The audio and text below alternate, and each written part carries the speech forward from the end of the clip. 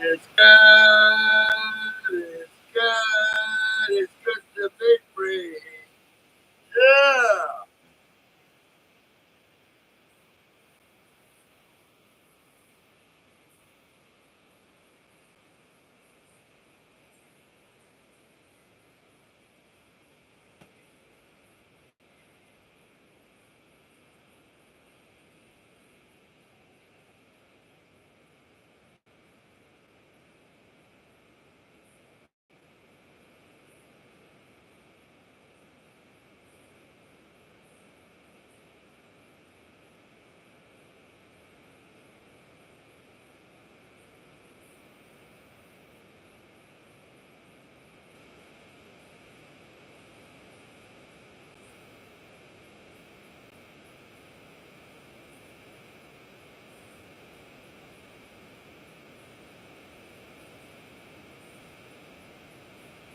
It's good. It's good.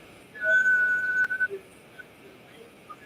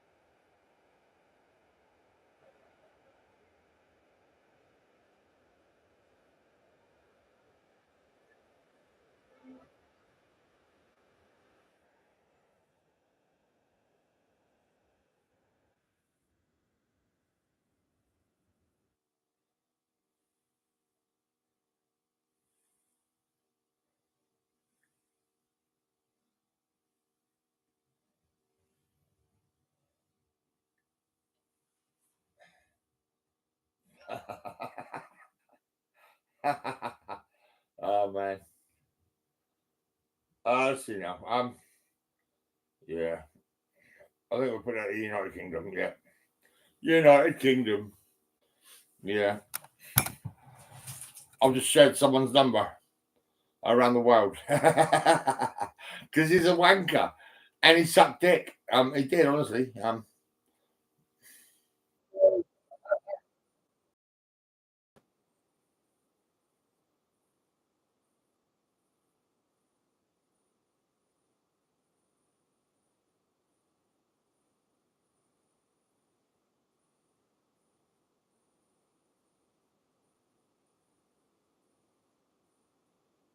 Love me too. Ooh, love me too.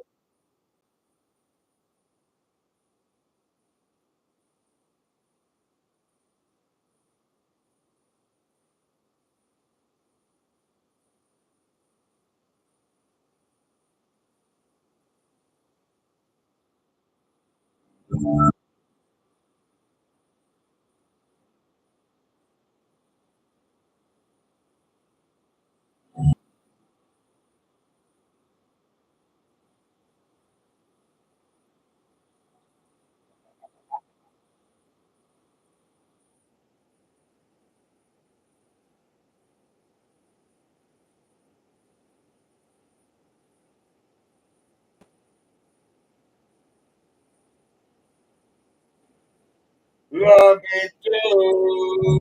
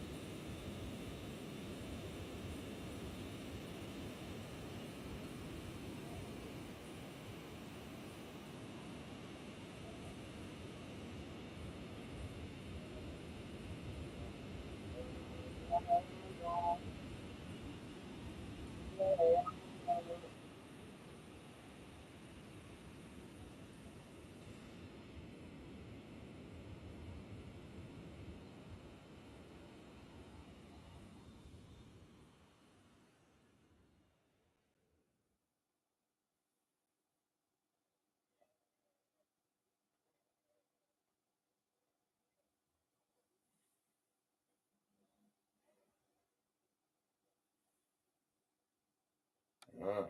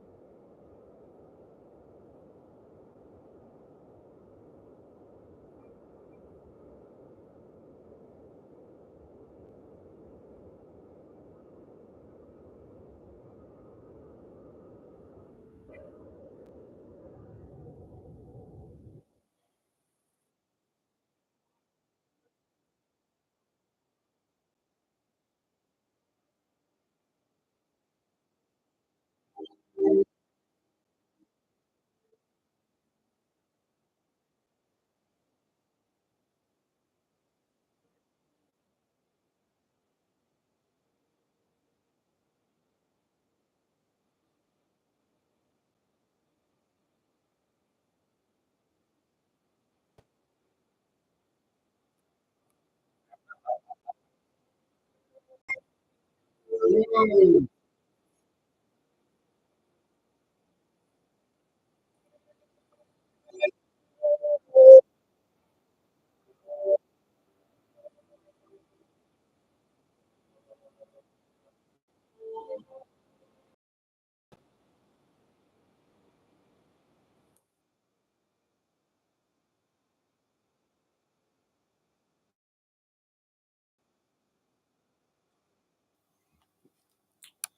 oh,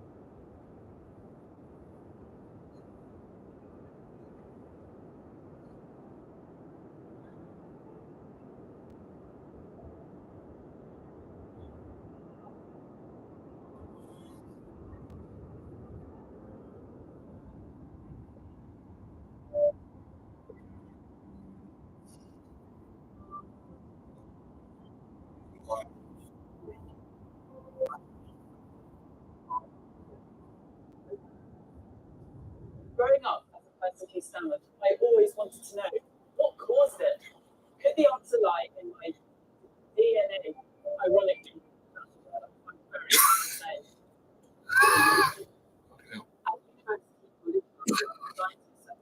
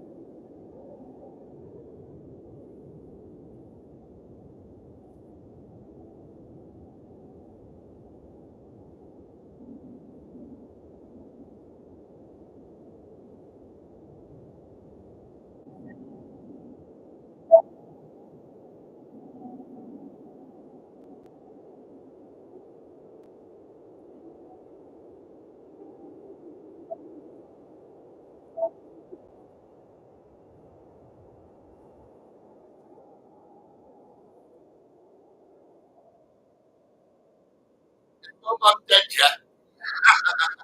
Let me know when she's dead, all right? I'm gonna bomb myself. You can celebrate.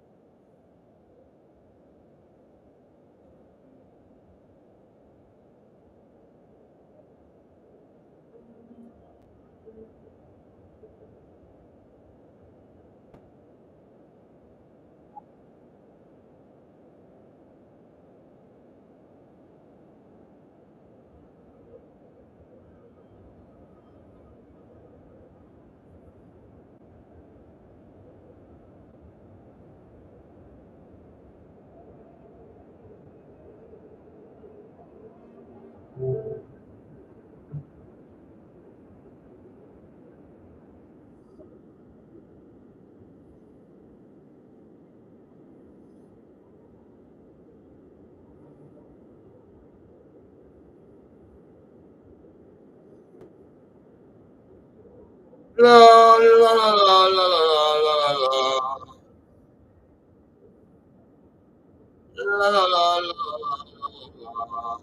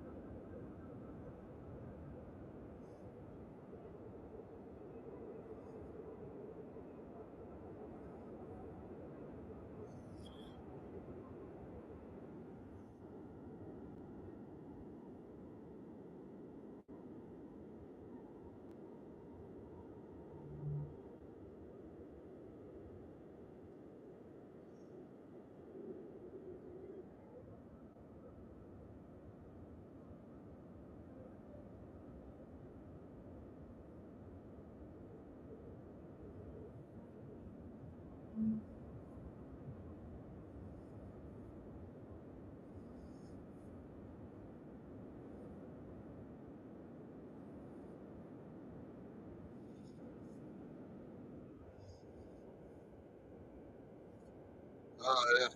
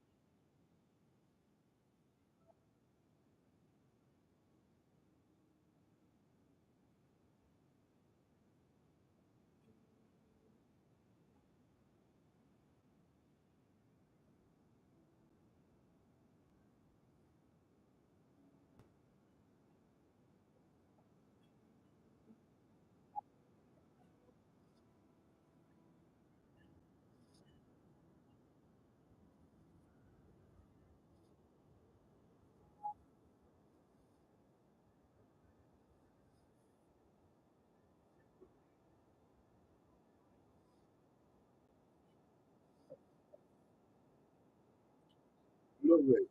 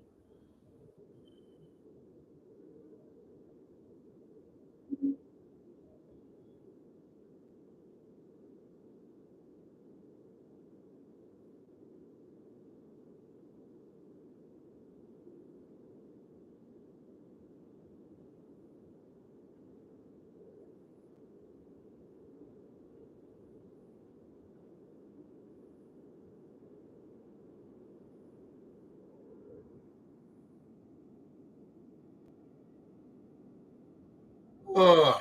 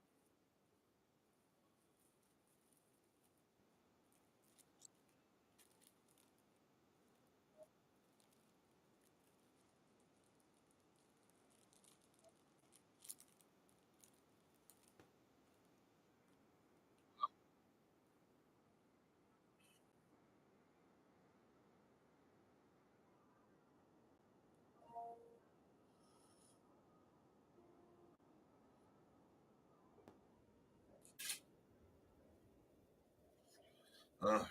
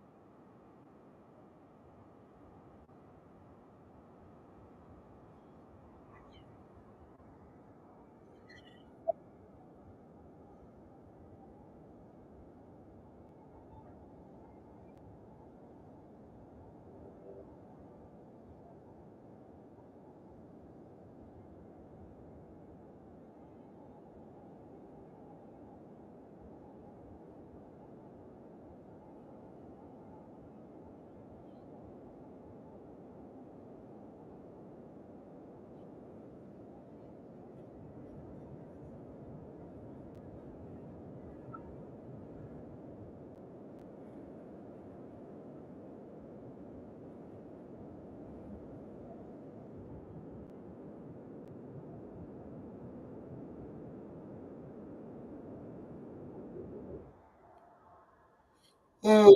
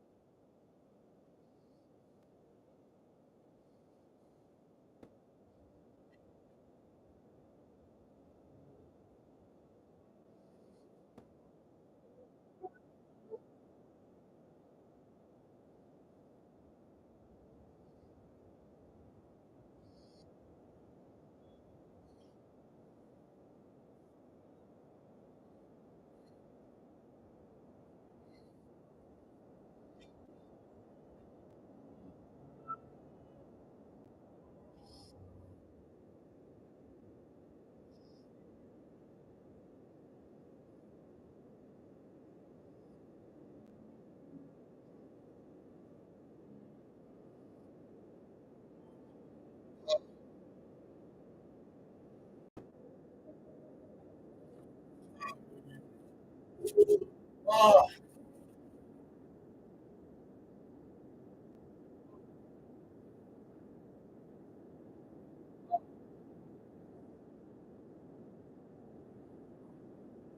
Oh,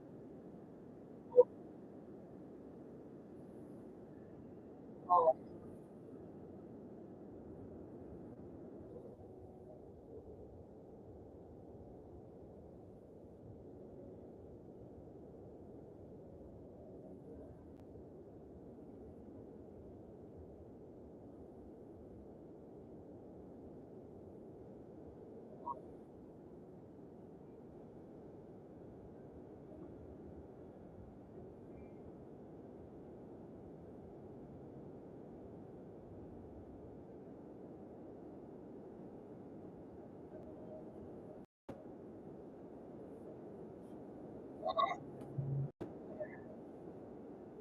la la la la la.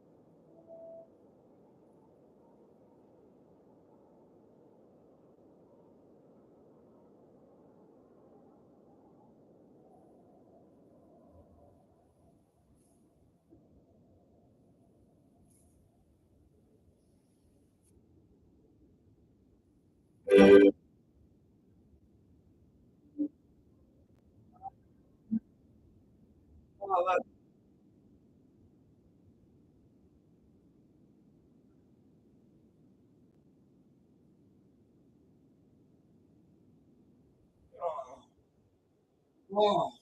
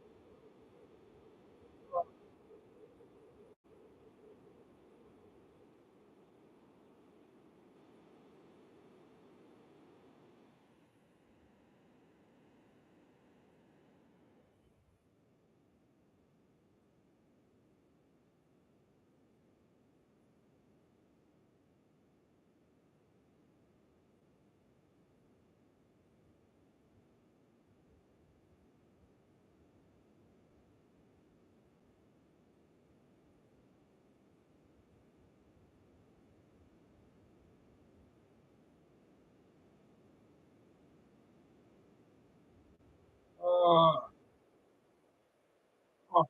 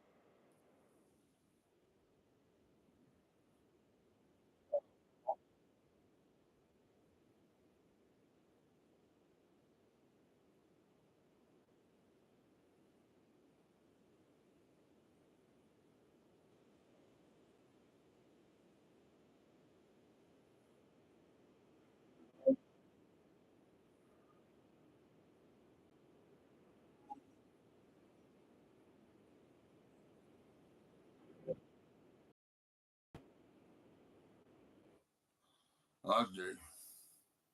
I used to do ridiculous things for a 16-year-old. You made me play Hamlet. Well, no one needs to see a 16-year-old play Hamlet. We can see it now. It's on Oh TV. my God, where did you get that from? Oh my, Wow. that's a terrifying photograph. It really did look like a school play. It's That really, amazing what they can find, the Yeah. researchers on this with the show. word drama in it. Well, that's But the you basic. know what? You just need one person to say, "I'll give it a go." Yeah, no, that is it true. was amazing. It's It huge. gave me a lot of confidence. Oh. Yeah. What about you, Cara? Yeah, I'm when I'm my special teacher for me was my drama teacher, and I'm still in contact with her, Barbara, and she helps me out occasionally and we talk a lot. So that's been a long relationship with the teacher. And Mr. Cooper, my science teacher, always had that perfect mix of strict with the fun. Yeah, And I wasn't very good at science, but he was fantastic. Oh. Well, thank you so much for sending in your wintry pictures. We have had 10. Tune in tomorrow and you might see yours in the screen. Oh, perfect. That's all we've got time for today. Thank you to our guests, Jackie Cara. I'll be back tomorrow with Vernon Kay, and we'll be joined by comedian Sue Perkins and Rick Astley will be giving us an exclusive performance from the radio to piano room. Have a great evening. Bye-bye. I thought you were going to say giving it up there.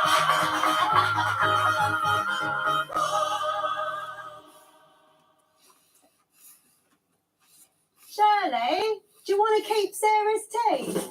Me and the dream team are back. Did you not just ring a bell for me? Come through the door, Joe. We've reached crisis point to help breathe joy and happiness back into people's lives. It's just absolutely stunning. You have gone beyond my dreams. You should have gone to Sort Your Life Out starts Tuesday the 20th of February on BBC One and iPlayer.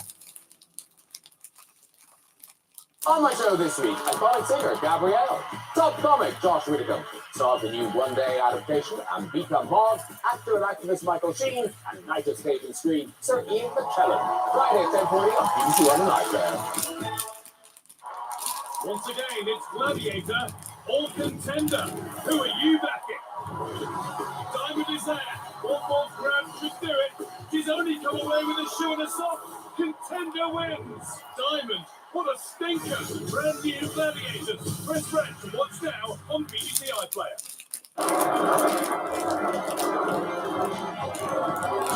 Can the candidates avoid another food fail? We're tasked to make a tasty profit when The Apprentice continues tonight at 9. Right now, though, always a good day for stirring up trouble.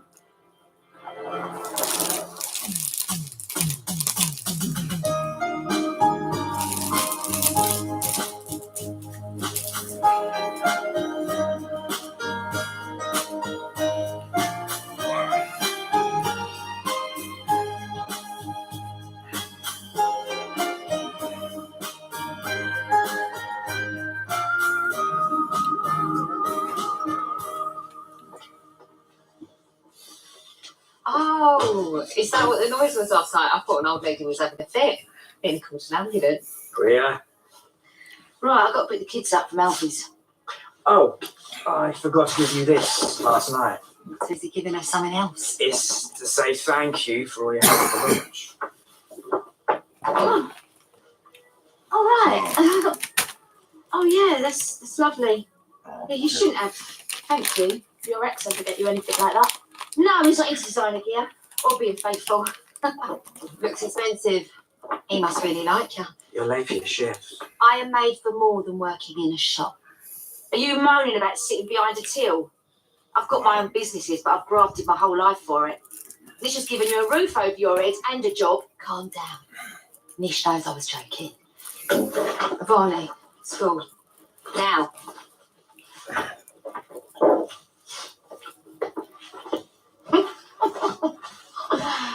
So look, if Priya needed talking to, I do it myself.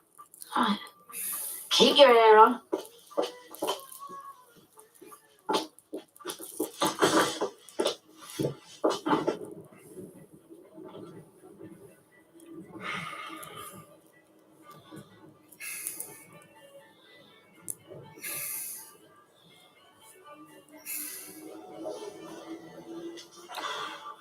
What? Well, you said you had a surprise for me. I didn't think it was that Sharon needed me to do an MOT. Oh, she no. But mainly because I ain't no gaff anymore. What? How comes? Well, put it this way, this place is my 50 grand bet off of Karen Taylor. Nah. Yours? You joking? Oh, we could do is to keep you busy. Dad? Thank you. That's all right. I'll tell you what, I never thought I'd miss being a grease monkey, but it feels like things are going back to where they should be. Yeah. You're still missing Kat. No way back for you two, no? Well, she's with Nish now, isn't she? Anyway, you better get this gaff sorted, eh? Cheers. I was going to come to the hotel and talk to you. You're looking like worrying, Mum. What are you going to do about Phil's money? Kathy says there's a way of clearing the debt, but I ain't doing it. What? Why not? They want me gone because I'm onto them. Phil and Sharon are behind Keanu going missing. Yeah, I reckon they were having a bit and he found out. No. No, there's no way that Phil and Sharon could have been together at Christmas without someone around here noticing. All right. Well, maybe Phil wanted him gone when he realised he weren't Albie's real dad. Oh, I don't know, Mum. You didn't see what Keanu was like. They had means and motive. That's why Sharon done a runner. Now, I heard them women whispering about her last night. Phil can stick his deal. Now, I'm going to ask Linda, Stacey, the whole lot of them what they're covering for Sharon, because I know they're hiding something.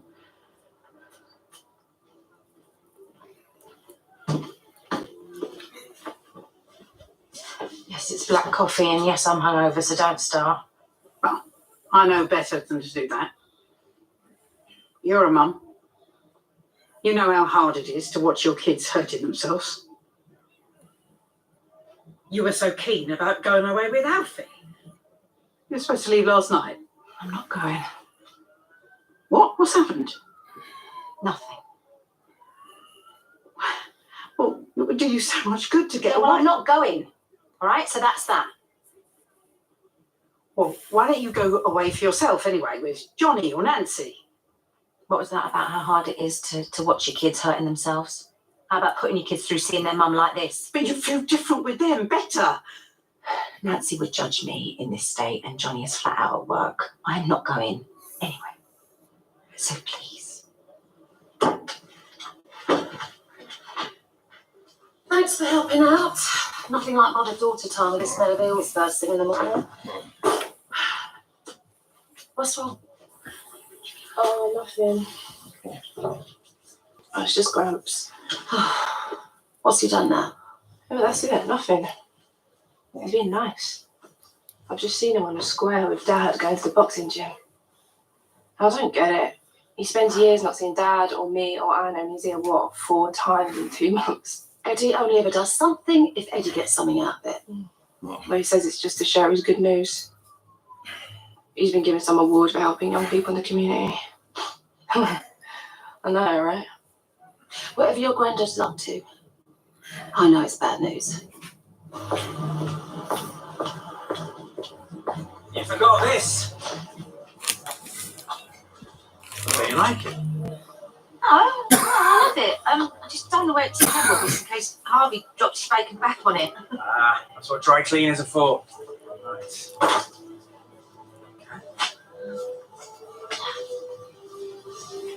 There you go. Yeah, thanks. I don't usually go to this sort of thing. It looks good on you. Very smart. I can't bear this. I've told her what he is capable of, and she's just there taking fancy gifts of him. Coat. She doesn't look like herself. I'm worried about her. She's made her bed. What do you think he's expecting me to wear underneath? Not much, I imagine. Well, she'll get a chill on her withers. Billy had a rash on his once. It was okay though. Just turned out he had a bad reaction to washing powder.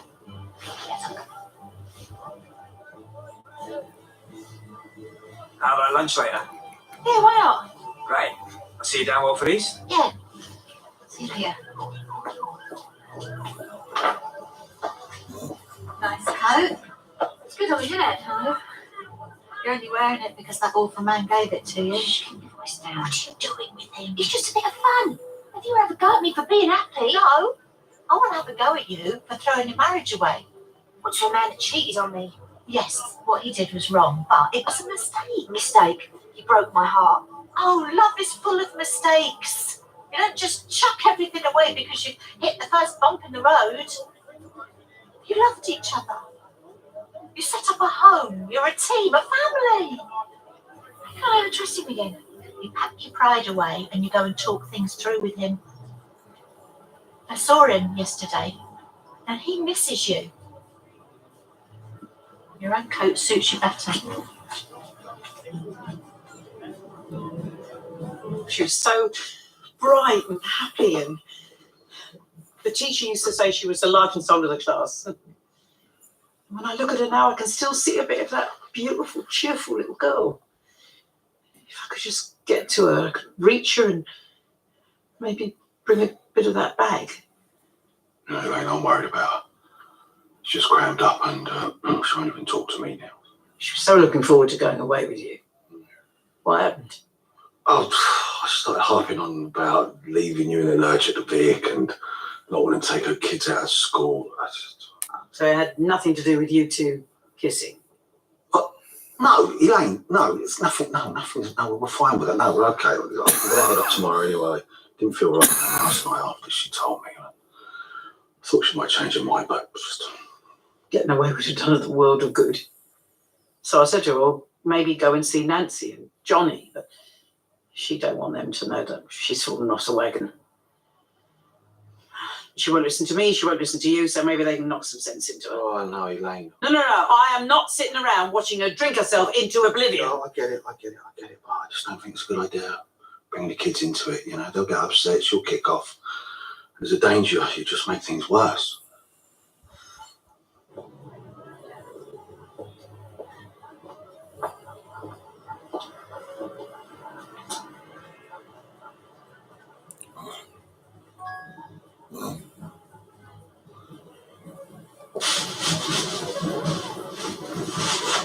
Right.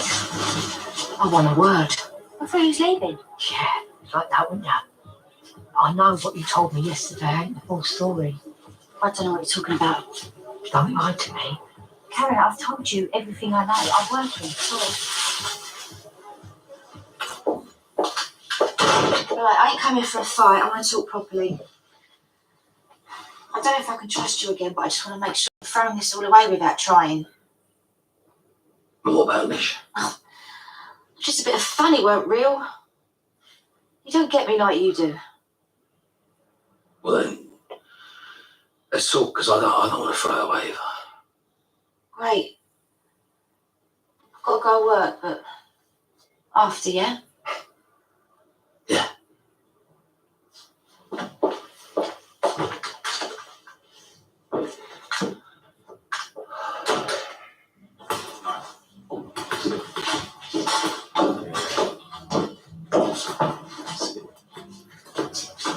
Ready? Hiya, congratulations are in order. A Community Service Award. The person nominated you must know you very well. They want to give me a gong, I ain't going to stop them. What is he doing? For years he showed no interest and now he can't leave you alone. Oh, look at him. He loves it here. Boxing's his life. Come on, boy. See, Granny's with a better left hook. Looks like he's doing his best to me. Not nearly enough, but he can do it. Him and that Denzel, violence is in their nature. In their nature? Didn't mean it like that. I've been in this game a long time and I know what I'm talking about. Why are you still defending him? He just phrased it badly. What he meant was, lads come from a difficult background. Well, like Denzel, whose nice dad is a postie, and a stepmom who's a successful influencer who works in a salon and a bar and who's got a whole extended family support him. Dad is just trying to help his kids. Do you think I'd have got to my level if he'd applauded everything I got wrong? I think he's put some kind of spell on you. I mean, yeah, you didn't know some of the things he says to Gina. Actually, he's been really nice to her the last few times he's been over. Exactly. And don't you think him suddenly becoming cosy grandpa's a bit sus? No, I don't. Come on, son. Look, that's it. Dad got a lot wrong. But it's different now. He told me I was farmed. He told me I wasn't Jamaican then. That was really hard for him. He's really trying. That's it. Not exactly the model parent, is he? You've got some front. Never mind that you've walked out on every single one of your own kids. And when you had in prison, she doesn't even know you're alive. Good boy.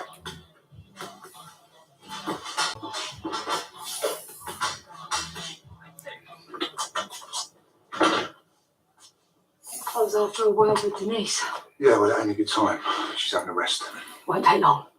Look, she hasn't been sleeping very well at the minute, so I'm not going to be disturbing her. I'm sorry. Got stuff on her mind, has she? Look, I've got to get back to work.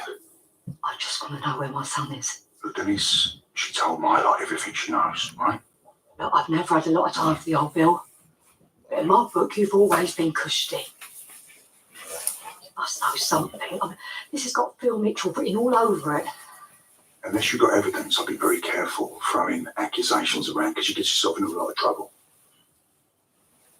Now, if you don't mind, Tell Denise I came to see her. I hope she gets a good sleep.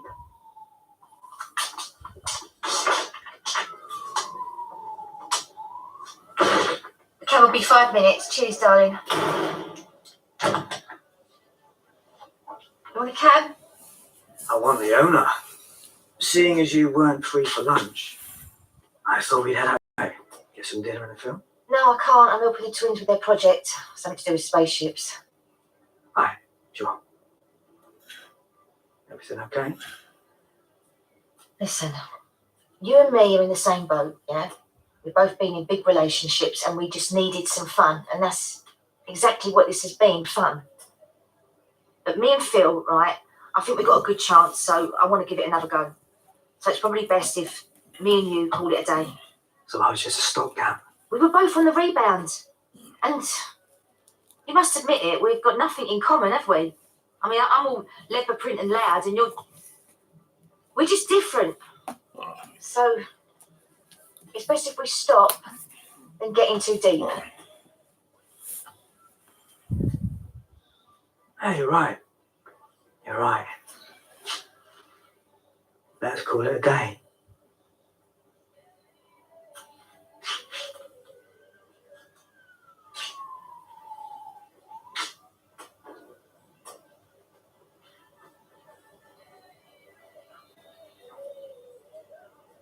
Thanks.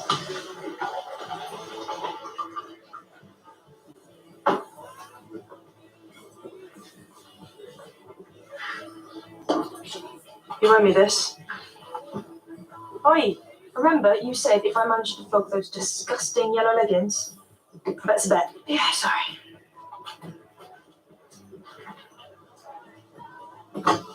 I need a word. I'm a bit busy right now. Well, it can't wait. Because I need to know where Keanu is. You were there that night, weren't you? You must know something. I don't. I swear. Please, I don't want to talk about it. Well, I do. Was it them? Were they in it together? Sharon and Phil? What? From where I'm standing, they both look guilty of sin. You're wrong. Then tell me what happened. Because I need answers. I need to know my son's okay.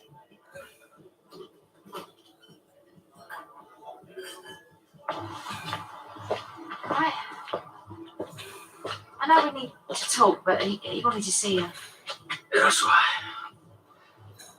How's school been? All right. You and Mum getting back together? Tommy? She's been well miserable. No, I ain't. He just misses having a kickabout with you. Yeah, me and all. Come, let's go. You and him make a good team. So do me and you.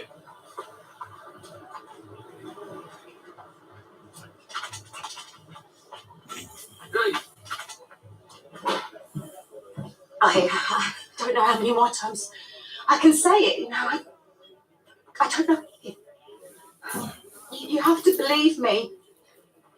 Because he was in a state, you know, a real state.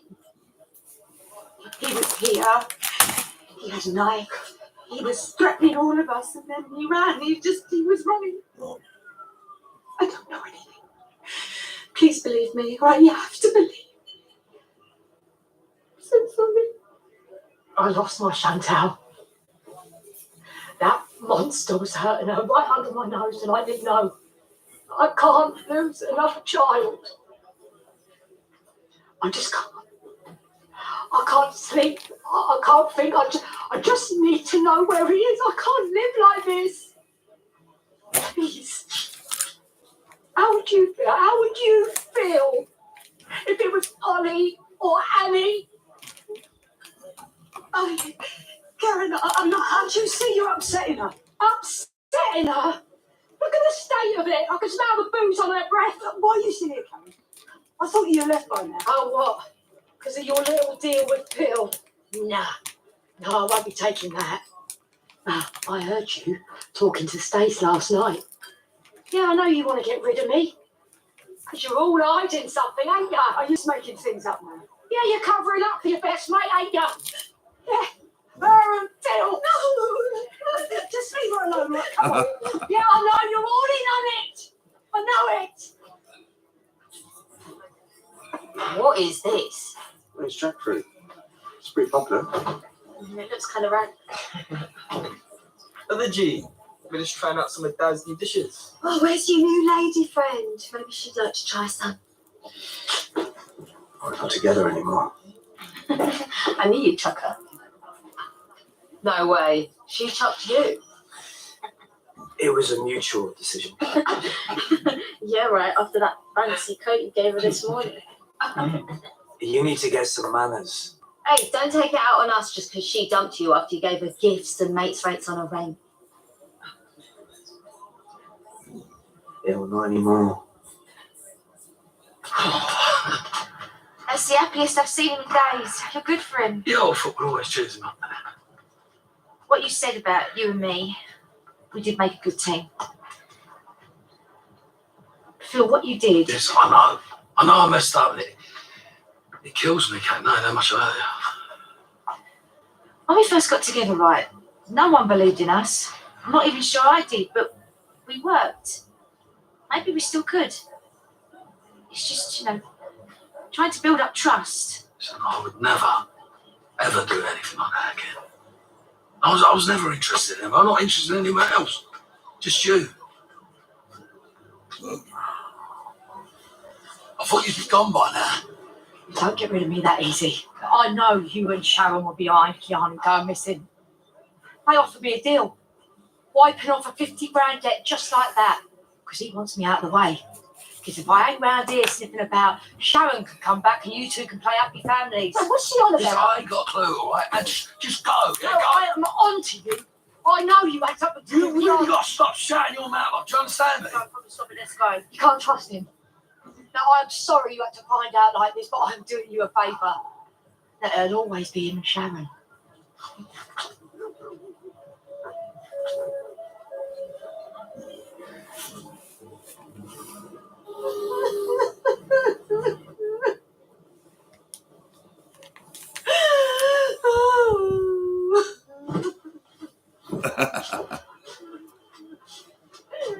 Boo-hoo.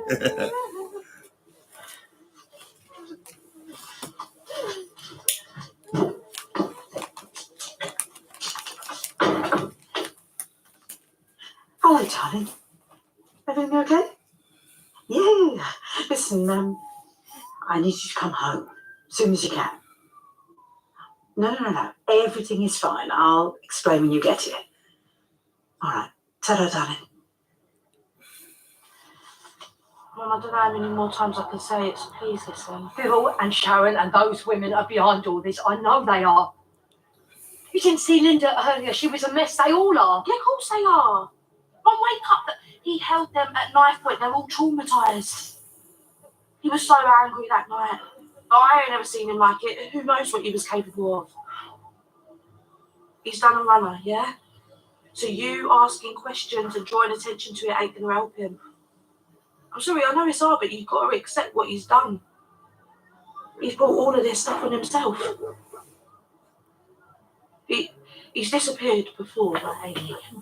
And we was all worried that he was hurt or worse, and then he turned up fine. And he will again.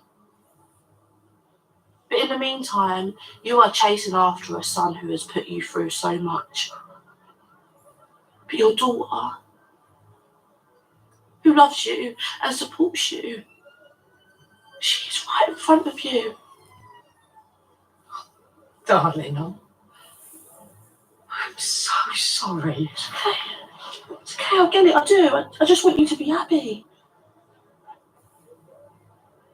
You got to forget all of this. You know, go to the hotel, get your stuff, and get back to Mitch and those kids. Because I know they'll be missing you. Take the deal, Mum. Please.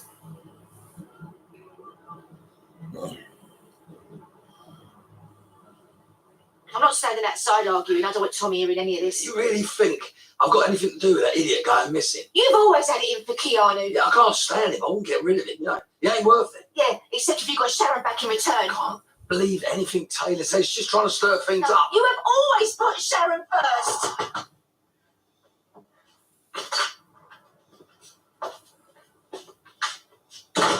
You got your own way, like you always do. But I am doing this for my daughter. Like everything you've done is for your new son. You got off easy. Yeah. Now get out. And the truth will come out. It always does. And whatever him and Sharon have been up to, your best is still well clear. And she may have convinced Keanu that she loved him, but she's never had her claws out of Phil. You don't deserve to be his sloppy seconds.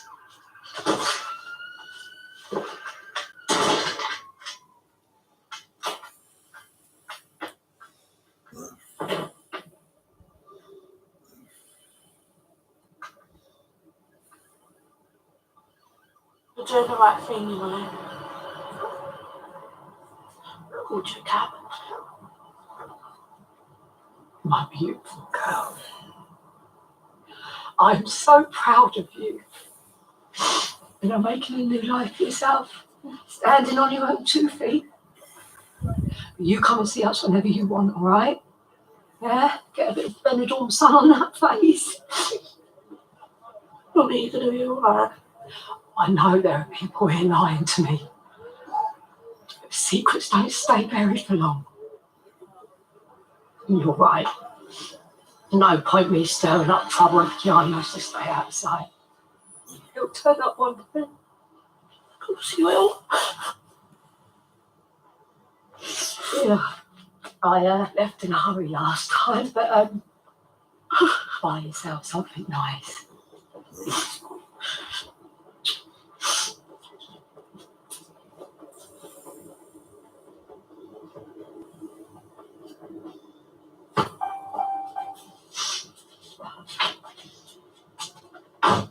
Get in the fucking taxi and fuck off. Go on. Holding me in it. Okay, well, you go and enjoy that new life. You deserve it. I love you, Mum. I love you, Bernie.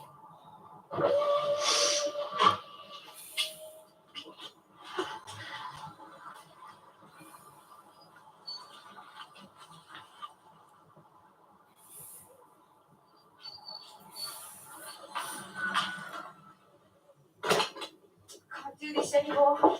Cat, wait. No, let's just talk about it tomorrow, yeah? Cat, listen, you're letting Karen get into your head, all right? You can't believe a word that comes out of that woman's mouth. There is nothing going on between me and Sharon, all right? I've been trying to get in touch with her about the business. She ain't even replying to me. She's doing my head in.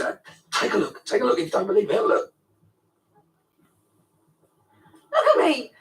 Standing here like some mug checking your phone, yeah? This is what you've done. This is what you've turned me into. Some paranoid little woman who's going to worry every time her husband gets a text. No, I can't do this. So, you can't let her get to you about Sharon, all right? It's not about Sharon or any other woman, right? I trusted you and it's gone, yeah? What we had is gone and I don't know how we're going to get it back. You and the boys should mean everything to me. I can't spend the rest of my life being second best. Please don't do this. Phil, it's done, yeah? We are over. Phil, just go and get another woman. Go on. Cat, you're losing out. That's it. I mean, what can I say? I mean, fuck me. Yeah, what the fuck? The candidates are in the kitchen If last week is Let's all laugh. Fucking hang on, we can't laugh. with the apprentice Yeah, we can. We can laugh. or gets to who's the fashionable fresh face in the den. The Dragons laugh. have a Why special not? I guest mean, partner next. Yeah. With Laugh. Chapman Day, great British menu over on BBC Two now.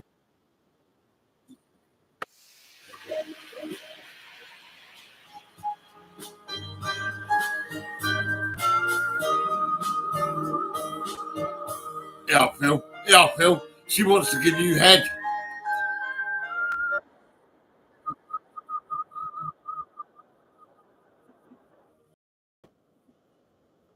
Husbands. Sadly, he passed away. Where all the celebs gone? Once upon a time, in a kingdom far, far away. I just get the feeling like we have no power. People will get hurt. They always get hurt. How bad does it have to get before we leave? Leave where? Stall that. The Driscolls, highest grade target. Oh, come on, we're fugitives, fleeing from our homes on foot, no possessions. I won't let my family risk this. Sure, alternative. No Way starts Monday, the 19th of February on BBC One and iPlayer. This remain office processes around. I need you to create a virtual escape room. I don't think that's right, friends. You've been using crumbles and fish cake. Are you kidding? Fish cake. Yeah, I'm going to get one in a minute. You lost me money. I'm going up chip shop. I'm going to buy myself some munch. You know what I mean? Fucking right.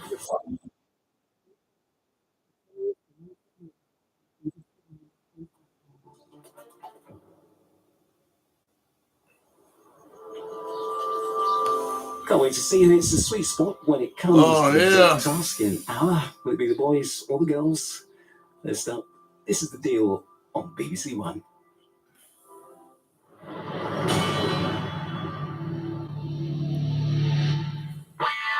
Dragon's Den is open for business. I don't often say this, but your pitch was awful. You've got to be quiet for this little bit, Peter, if that's all right. Ouch. A place where budding entrepreneurs are given a once-in-a-lifetime chance. You have this most bizarre way of answering questions. Stop it! To present their wares to 5 captains of commerce. You wanted to see how credible we are, so I'm about to show you. Well, show me. Some will succeed and go on to make millions. Others will fail and leave with nothing. Make him a counter offer. Tell him to shove it where the sun doesn't shine. The hunt is on to find the next big money-making idea. Goodness, are we going? Tonight, My name's Emma Greed. I am an entrepreneur and I'm from East London. the Dragons have a special guest. Emma, welcome. So happy to be here. It's a bit major, isn't it? I'm the CEO and founder of Good American with my business partner, Khloe Kardashian. On our first day of business, we sold $1 million worth of jeans, and that was an incredible start to what I knew would be an amazing journey. I'm also the founding partner of Skims alongside Kim Kardashian. That business is valued at $3.2 billion. Real gold? Oh, come on. It was a really proud moment for me to make the Forbes richest self-made women list, underline self-made.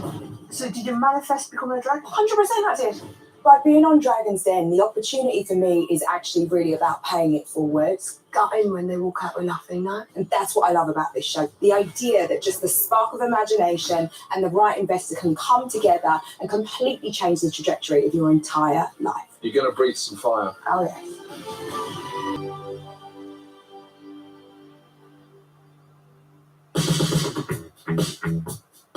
My name is Titi Bello. I'm 45 years old. I'm from Hertfordshire. And I love everything fashion, beauty, wellness. Hair product for Afro hair. I invested in a product specifically for Afro hair a few years ago. Did? Yeah. I've got a great one. Bread. She's killing it. I might get in this business then. Always have another one. We might have competition today then. We'll see about that. I have a dragon in mind. I learned that this season Emma Creed is going to be there. She is the ultimate BB. it would be insane if she came on board. But will the Dragons feel the same synergies with their new partner? Emma, it can get a little hot in here. How are you feeling? Let's have it.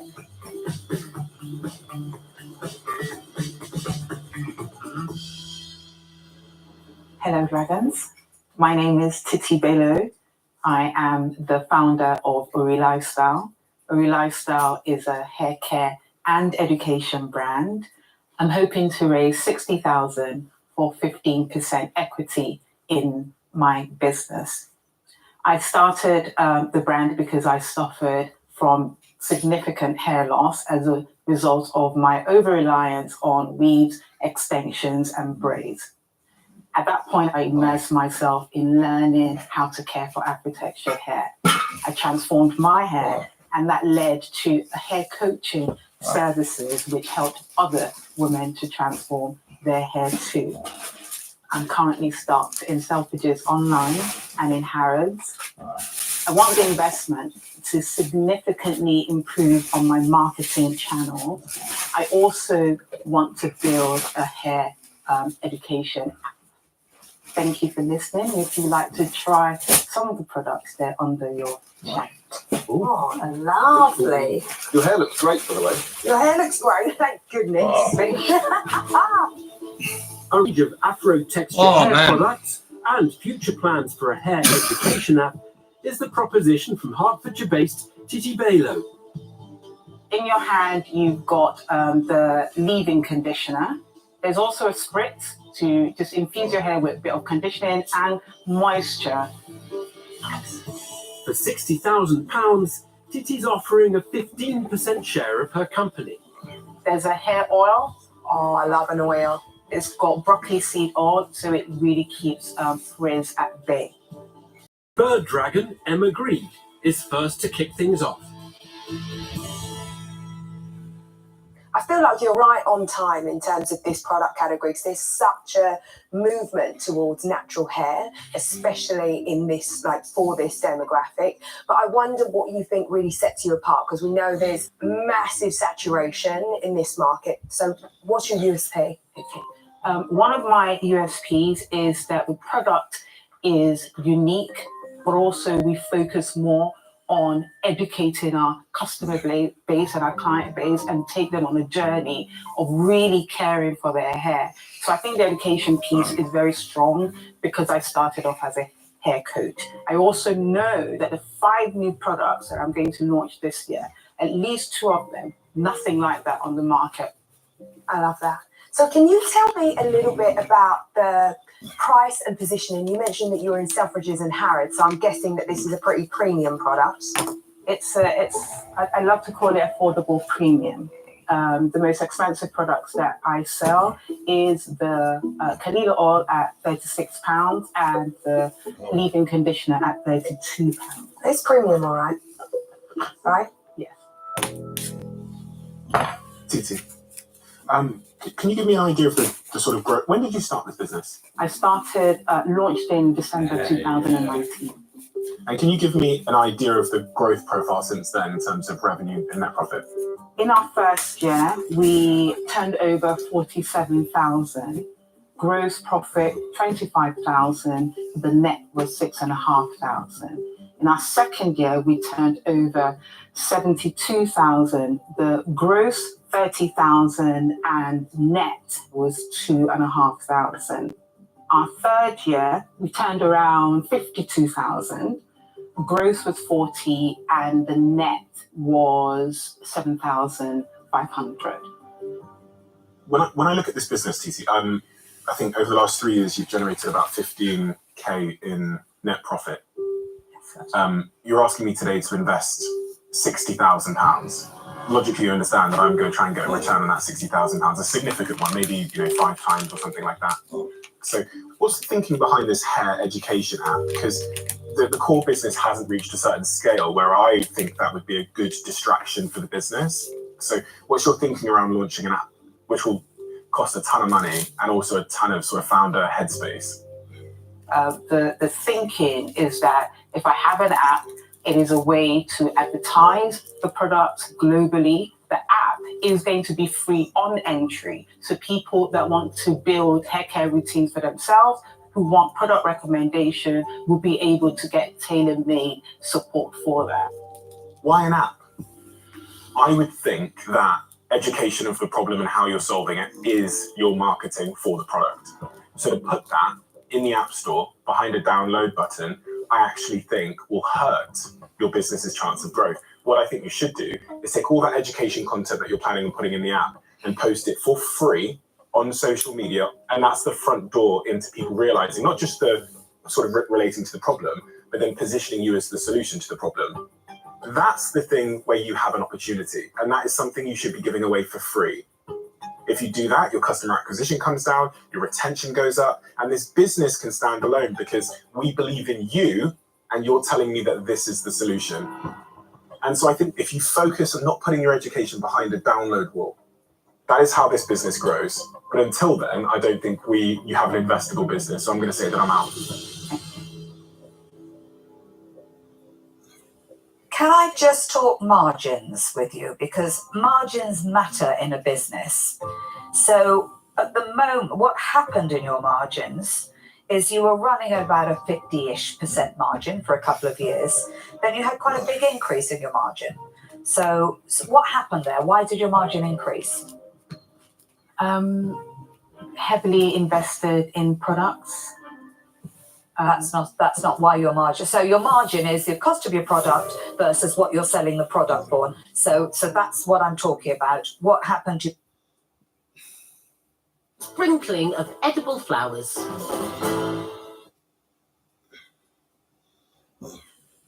The boys. I won't bring her home for visits. It's not the last time she'll see the place. Yeah, I know. Come on, let me see it. Come on, baby. So he's actually got a couple of little superficial ones on his face as well. Definitely quite a big. I was 8 months pregnant. Got back to farming about a week later with her strapped to my front and then on my back for the last 18 months. So yes, we still spend a lot of time like this, don't we, Prim? There's a lot riding on the shoulders of these two entrepreneurs. Succeeding in a male-dominated industry has its challenges. To start with, we had a bit of a rough ride. We were both women with children under our feet. People sort of wrote us off as, oh, they're just doing it for a hobby. In the time that we've been farming, lots of people have realised that we are serious and we're doing this properly and actually now are quite impressed by what we're doing. They've plenty of willing volunteers for their 300 chickens.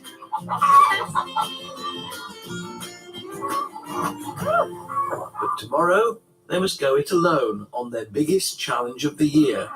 They need to move a herd of 80 cows a quarter of a mile to a freshly rewilded field. We're trying to grow grass really efficiently and also to trample it down and make sure that you get carbon going back into the soil. So hopefully you can raise beef in an almost totally carbon neutral way. We don't put anything else into them, just this, just grass that's grown from sun and water and soil turns into beef. It's an ambitious cattle wrangle on a scale they've never attempted before, where anything could happen. Calm down. There's also always a dominant female or a couple of dominant females, and if you can get them to go the right direction, then pretty much you're plain sailing. It's just if they decide they don't want to, then you're also not going to win. Keeping this errant herd on the right track tomorrow is about to push these two novice farmers to the limit. Later, an inventor takes glamping to a whole new level. Have that on, right? And you're really going for it. And as you're larvaing up, like this. And a local artist creates something truly mind-blowing. Slowly. Stop.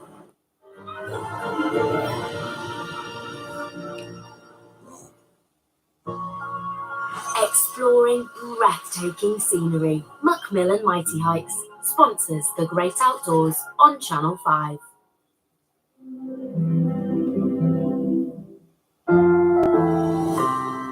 you know most multivitamins don't contain omega-3, an essential nutrient which your body can't produce from scratch? Try 7C's omega-3 and multivitamins for comprehensive support. The unique formulation includes the UK's #1 omega-3 to support your brain and heart, and a multivitamin tablet containing 22 essential vitamins and minerals, including those to support your energy and immune system. For comprehensive support, try 7C's omega-3 and multivitamins. This has been Medifax for 7C's.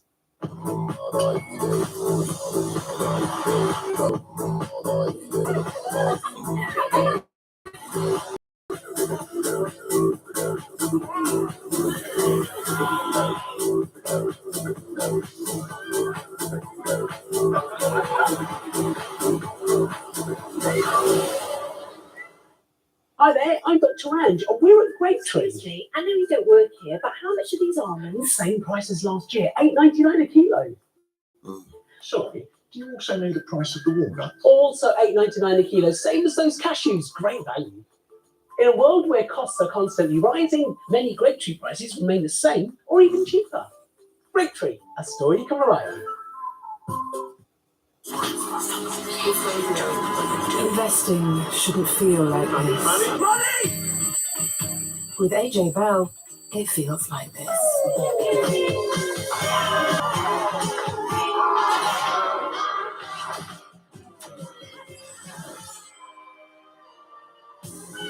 What's the sweet sound of investing with AJ Bell? I liked that Noom was science-based. I needed to be told how I was going to achieve it, what was going to happen to my body. I just felt in control. At Noom.com.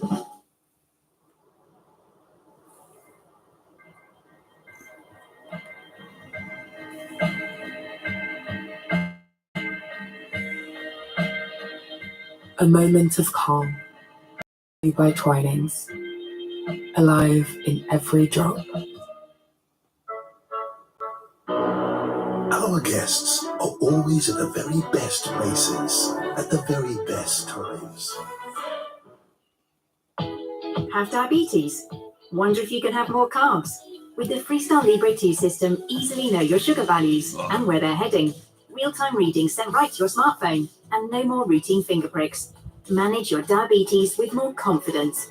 The Freestyle Libre 2 system.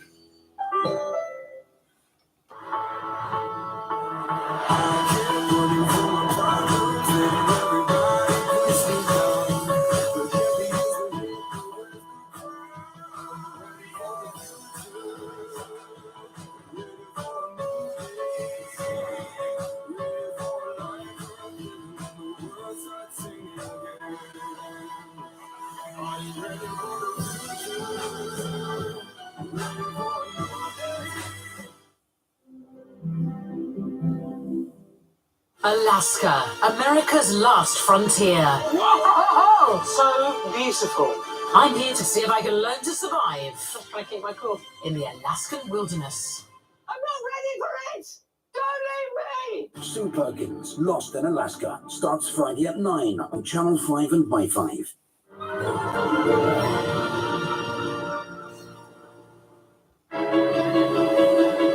With its wealth of traditional seaside and countryside escapes, it's no surprise that every year over 2.5 million visitors make the pilgrimage across the Solent to the Isle of Wight. But not every holidaymaker is looking for a luxury hotel or beachside B&B.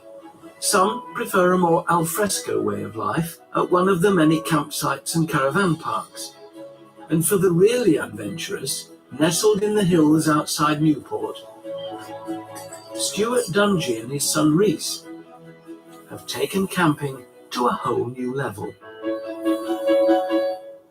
It's such a beautiful place to live, and where we are situated is absolutely stunning. You've got fantastic walks right on your doorstep. You're only 20 minutes away from any beach. In what was once just a few spaces for camper vans, this inventive family has sourced and converted all manner of unusual items for their unique accommodations, from shabby chic shepherd's huts to a sub used in a Bond movie, now a 6-bed let. But it's not just the bedrooms that are bonkers. they've put their creative spin on the facilities too. So this is Omo, a original Robin Reliant. In the back there is a washing machine, and in the front there is an industrial grain dryer.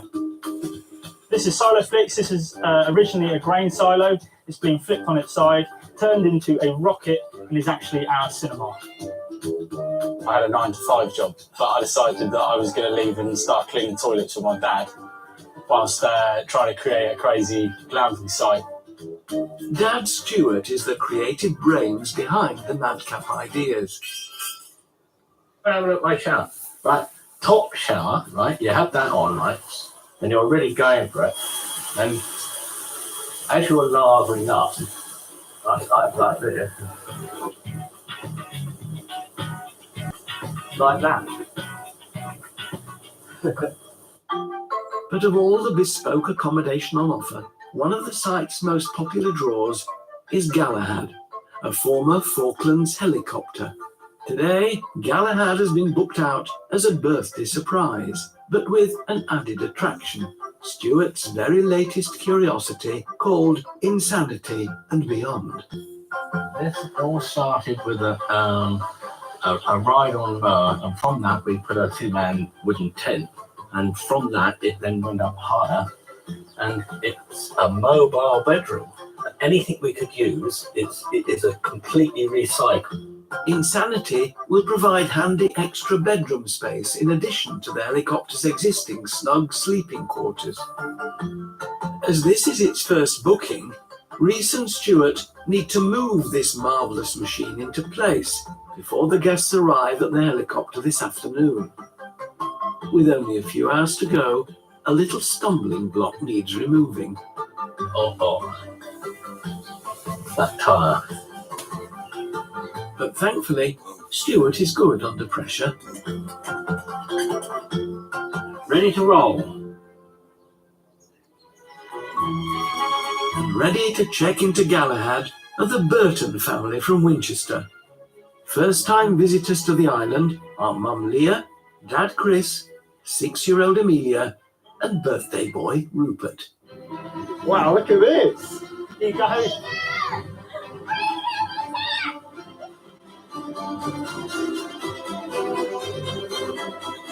It's really cool. But an even bigger surprise for the birthday boy is on its way. Let's go have a look. It's time for the Burtons to meet Insanity and Beyond.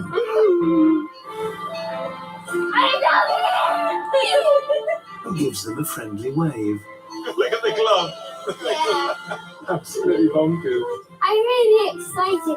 Today's been really good. He's absolutely loved it. He keeps saying it's best day of my life. It's been fantastic. It's really unique and quirky and fun. Another happy camper in a magical place where the weird and the wonderful keeps guests flocking back. We get a lot of returning customers, and it's very rewarding seeing everyone just having a great time. It doesn't feel like a job because at the end of the day, we've built it and designed it how we want to do it, and we run it how we want to run it. So every day is just a fantastic day. We are not a business. Once it becomes a business, I'm out. You know, and it's right. Can we be a business then? It's there.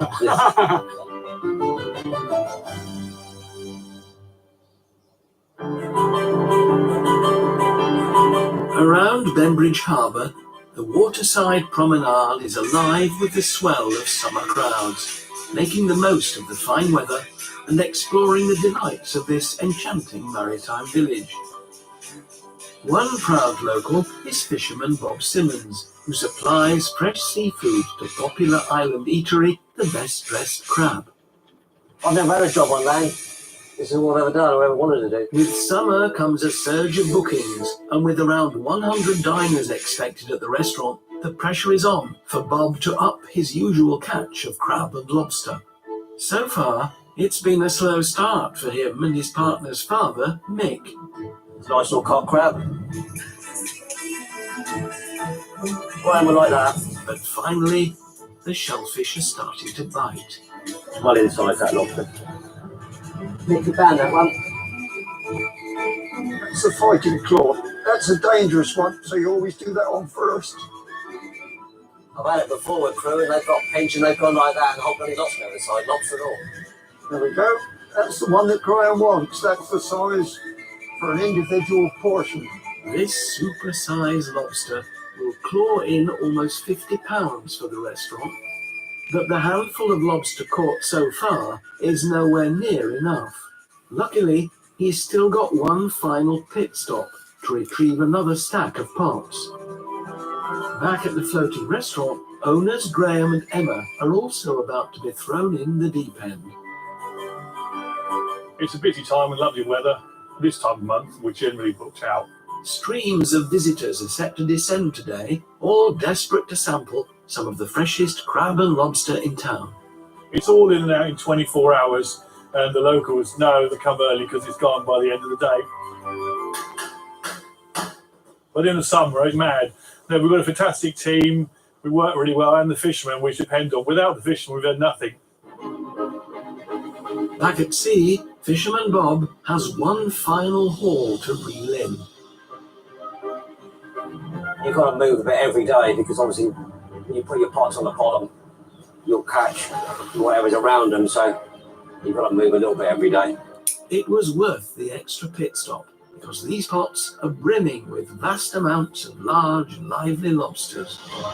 Beautiful, nice lobster. That's a hen lobster. Wider across the tail, that's it. Graham wants his size. They're nice plate-sized lobsters, aren't they?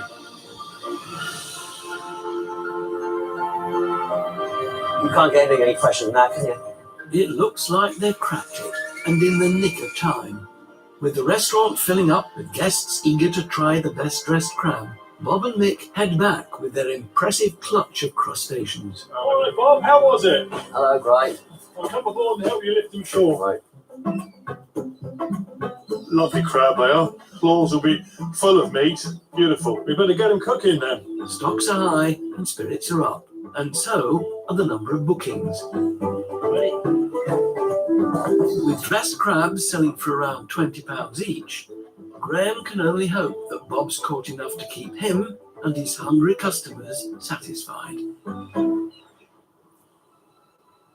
From Keats to Dickens, Manet to Turner, celebrated writers and artists have long been seduced by the Isle of Wight's ethereal light and breathtaking landscapes. It's a creative tradition that's still very much alive today, and for one local artist, blending art with nature runs deep in the family blood.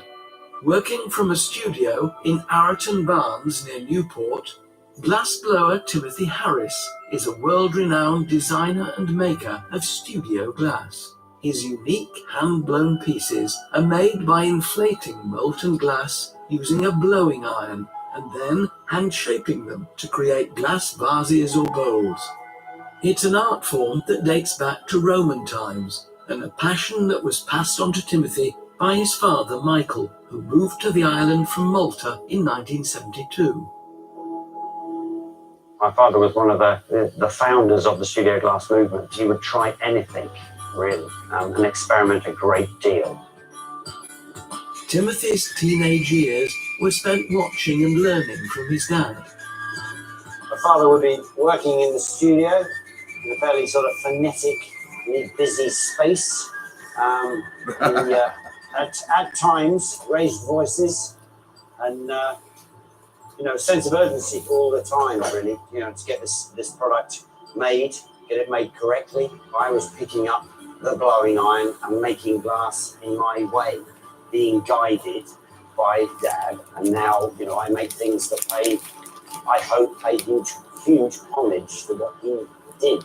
Timothy's father died almost 30 years ago, so to commemorate him and mark the 50th anniversary of his family's glassworks on the island, he's designing a new range, influenced by the same coastal beauty spot that first inspired his dad's original collection, the spectacular wooded undercliff at Ventnor. A particular piece is based on trees. These trees do look remarkably like the piece that I'm going to make.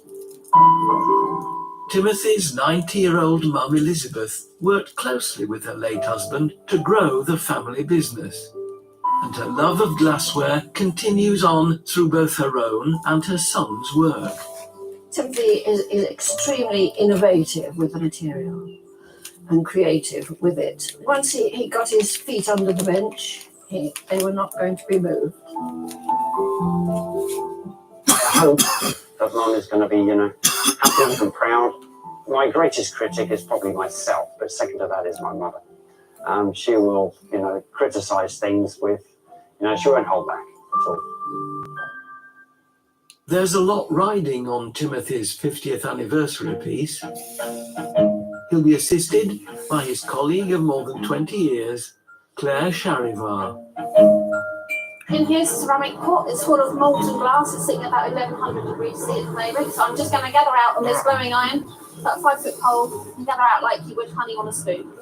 This calls for a steady hand as Timothy repeatedly reheats the glass and adds layer upon layer of paper-thin 20-carat gold leaf and molten trails of glass to create the trunk and boughs of the tree, all under the watchful eye of his proud mother.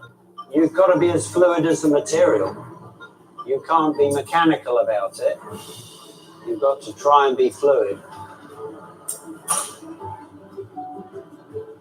Doing a piece like this is quite temperature critical. This was very hot and flopping about. I've been trying to paint a picture on a moving piece of paper. Once the trunk is formed, Timothy dusts it with leaves made from the tiniest chips of multicolored glass. Creates that nice canopy of foliage. Now, everything is down to timing and teamwork as Claire gently blows the glass.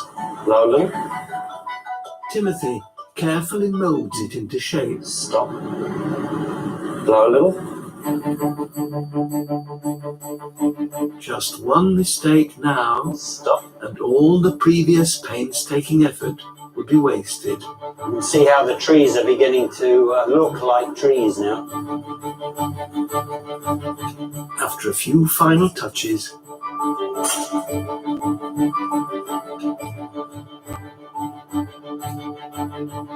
his delicate creation is carefully placed into a cooling oven and left overnight. They will become their true colour throughout the cooling process. So tomorrow it will look, I hope, like the piece I envisage. Timothy's hoping his anniversary glass artwork will live up to his father's legacy. But for now, it's a waiting game as the cooling chemistry slowly works its magic. Later, the High Sheriff takes a royal trip down memory lane. The window to the left, that's a really famous backdrop to a photograph of the Russian and the British royal family. And back at the farm, Francesca and Holly are caught on the hoof. Stop there! Just like children. Yeah. Keep it calm. Turn it on when you need to. Here's your chance to head to the Isle of Wight with a 3-night break for 2. You and your guest will stay at the Royal Hotel in Ventnor. Steeped in history and offering luxurious modern comfort, you'll be perfectly placed to get out and explore the Jewel of the South. There's a heated swimming pool on site and exotic south-facing gardens to relax in. Plus, you'll indulge in a champagne afternoon tea, daily breakfast, and a dinner in the award-winning Geranium restaurant on one night. £1,000 spending money completes this prize, so for your chance to win, text ISLE to 65555. Text costs £2 plus 1 message at standard network rate, or post your name and phone number to ISLE, PO Box 7557, Derby, DE10NP. Lines close at midday on the date shown on screen, and 3 working days later for postal entries. To refuse marketing texts, and SMS with STOP. Rules, winners, privacy policy and customer care at channel5.com/win. Good luck.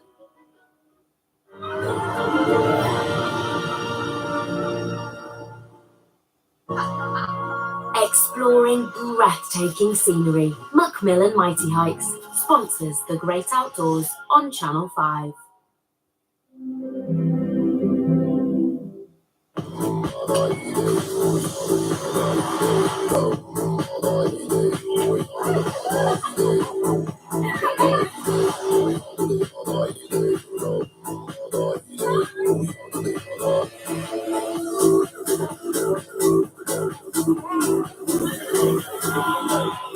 A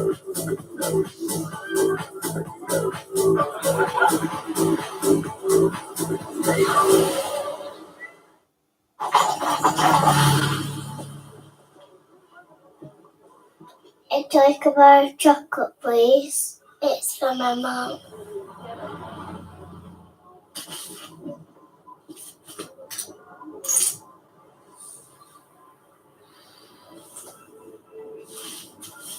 Your change. Happy birthday, Mum. There's always been a glass and a half in everyone. Boots Best for Less. With products you love at prices you'll love even more. With our best offers and low prices on beauty and self-care favourites, you can treat yourself for less. Plus, with our exclusive price advantage savings and our best-selling Boots brand range, we're with you for our best value. Save up to half price on hundreds of beauty favourites. Boots, with you for life.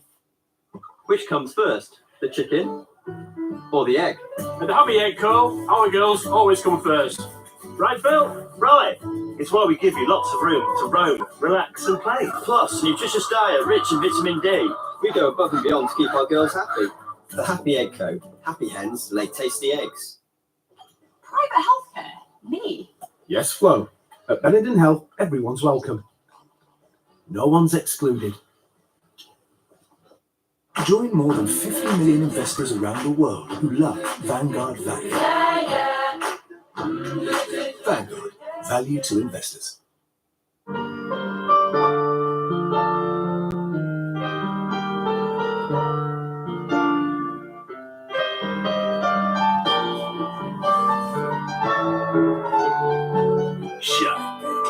Shine. Do something about erectile dysfunction at Lumen.com.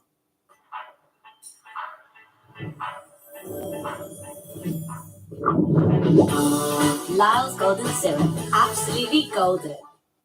This year, Riviera Travel celebrates 4 glorious decades of exploring the world with you. So here's to every cool dip in the Adriatic, a chilled Chablis in the sun. Here's to hanging out with the locals and saying yes, yeah, and we to every decadent delicacy. Here's to discovering the world your way, by ocean, land, river, or even the odd tuk-tuk or two. And here's to you joining the celebrations. Book today with Riviera Travel.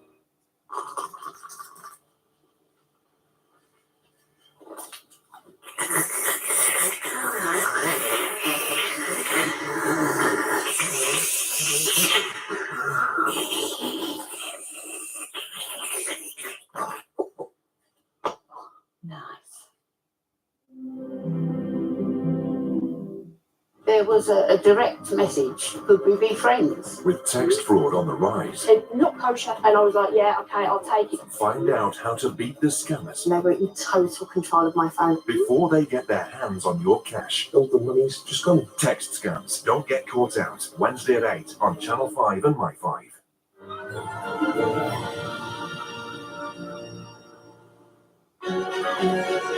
During the busy holiday months, the tranquility of the early mornings on this breathtaking island are precious moments to savour. As the waking sun infuses warmth into each new day, the coast and countryside slowly light up in brilliant blues and greens, rousing the natural world to life.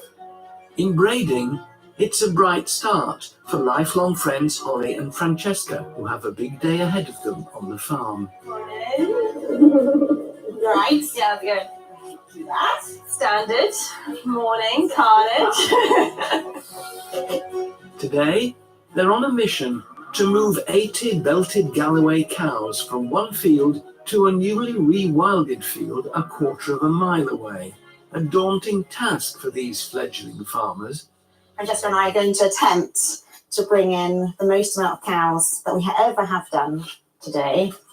Just feels a little bit nerve-wracking. On our own. But it'll be fine. Yeah. It's fine. It'll be fine. It's only 80 cows. Juggling a busy farm and several children is routine for these working mums whose first priority is to feed their combined gang of 5 children. Just wrangle them all up, get them in the car, get them off to school, and then we can crack on in our day.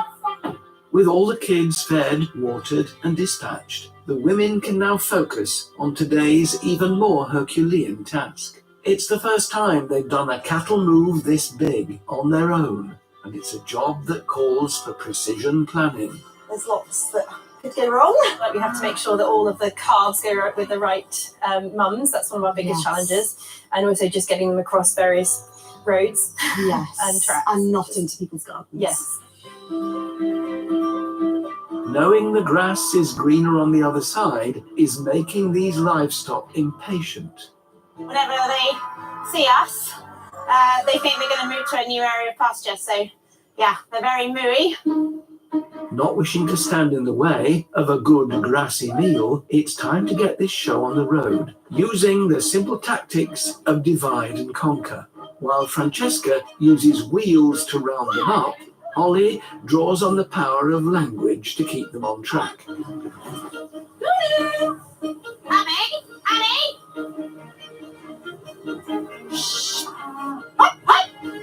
So far, so good. It's a good test of your endurance and speaking cow. But just when everything seems to be running smoothly, one of the herd makes a break for the border. Luckily, these two are well versed in dealing with challenging youngsters. Stop them there! Just like children. Yeah. Keep it calm. Turn it on when you need to. With alluring fields of tasty goodness on the horizon, the herd picks up the pace. Good girl. They can see it from here. Come on. Well done. You come on. Go on. Go on then. Go on. Well done. Good girls. And soon they're making themselves at home on rich, rewilded land that's been unfarmed for 2 years. With the cattle munching away merrily, it's been a good day at the office for Francesca and Holly, a living and breathing validation of why they've come back to the land to follow their island dreams. Yeah, this is what it's all about. Having the cows out here, we're growing food and biodiversity all at the same time. I can't think of anywhere else I'd rather be right now.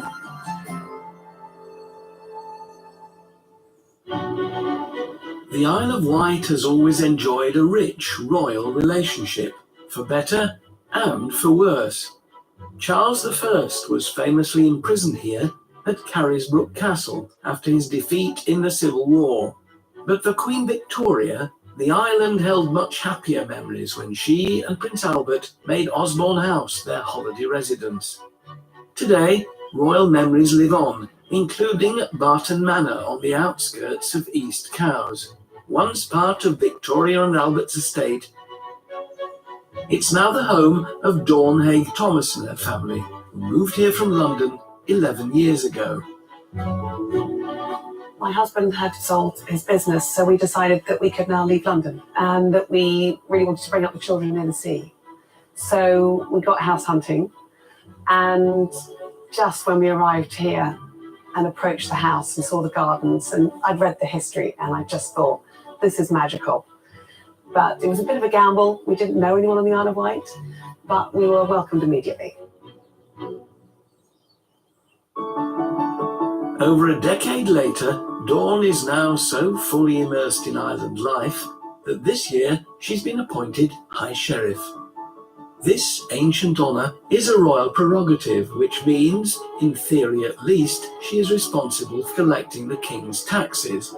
Great pleasure to welcome Dawn Haig Thomas, High Sheriff of the island, for this one of the final formal events of the show. Fortunately, these days, it's a largely ceremonial role, including much more enjoyable duties like prize giving at the Royal Isle of Wight County Show, as well as many rewarding community projects. I think the beauty of the High Sheriff role is that it's something that you're nominated for. It's not something that you apply for or put yourself forward for.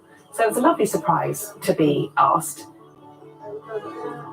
I studied history at university, so to hold such a historical post whilst also living in such a historical home is really rather special for me personally. The High Sheriff role lasts for just 1 year, but her personal commitment to maintain and improve Barton Manor is one where Dawn is in it for the long run.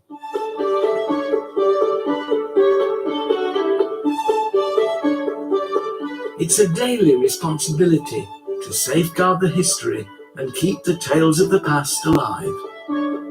We're in the dining room of the house, and I believe that certainly since Victorian times, this has always been the dining room. It's where we have our Christmases, it's where we have our New Year's Eve parties, and it's a lovely thought that it's been a room of celebration and special occasions throughout history. This is where Edward VII would have entertained when he had Barton as his primary Isle of Wight residence. Perhaps the most famous story associated with Barton Manor is a visit from Russian royalty in 1909. The window to the left on the ground floor here, which is now our kitchen window, that's a really famous backdrop to a photograph of the Russian and the British royal family. So you can see Tsar Nicholas II in the photo, his wife Alexandra and the 5 children. I think just being here, you really feel like you are walking in the footsteps of history. It's quite remarkable, really. But the beautiful grounds are not just the preserve of royalty.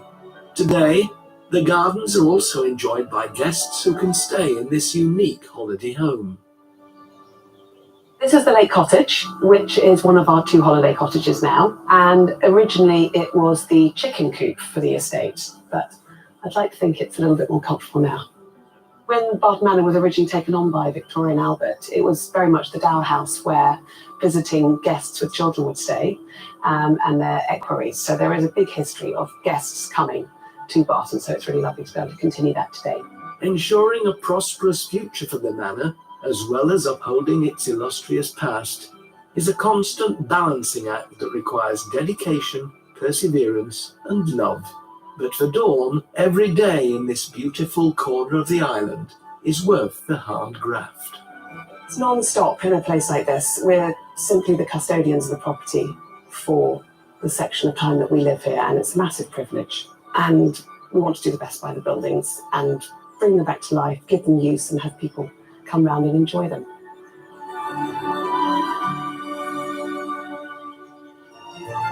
Later, it's make or break for the glassblower. And hopefully we'll be in one piece. And this is the exciting part, to see how it turned out. But will the glass be more than half full at Graham's restaurant? Now the 2 o'clock service has started. It's all busy. You and a guest could still journey to the Isle of Wight on an unforgettable 3-night break at the Royal Hotel in Ventnor, including a dinner in the Geranium restaurant and £1,000. This is not one to miss. To enter, text ISLE to 65555 or post your name and phone number to ISLE PO Box 7557 Derby DE1 0NP. To refuse marketing texts, end SMS with STOP. Rules, winners, privacy policy and customer care at channel5.com/win. Good luck.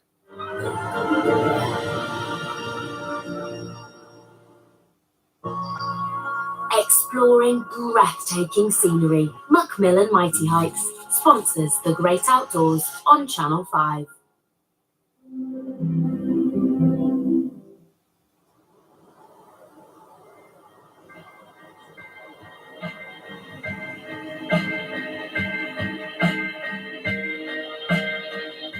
A moment of calm. Brought to you by Twinings. Alive in every drop.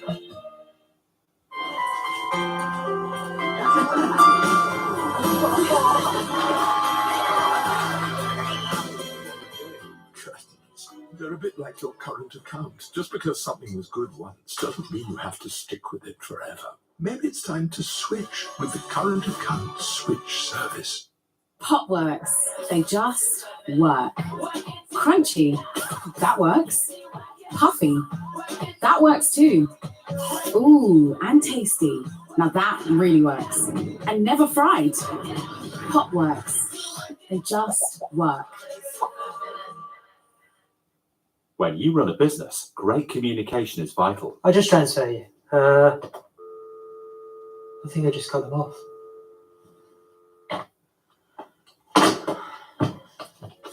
Welcome to Hi 3, the business phone that's refreshingly easy to use, packed full of features designed to make your business life simpler, and all backed up by our UK-based support team.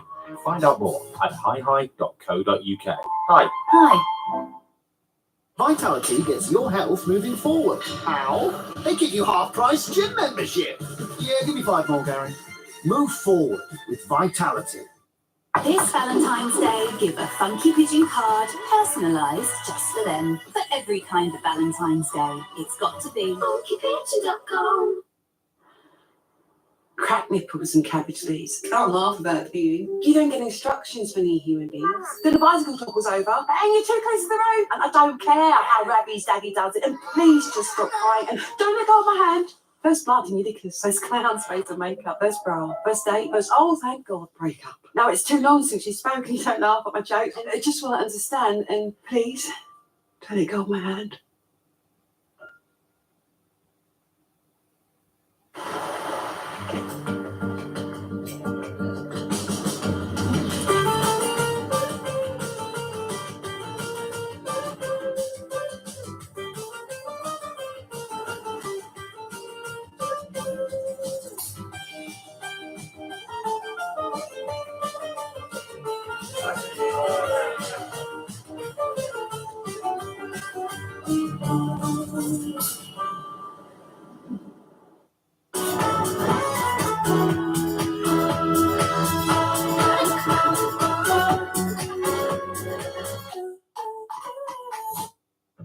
Lots of us are now doing fuller, less frequent loads to save energy. But the longer you leave it, the more stains dry in, and the more odours hang around.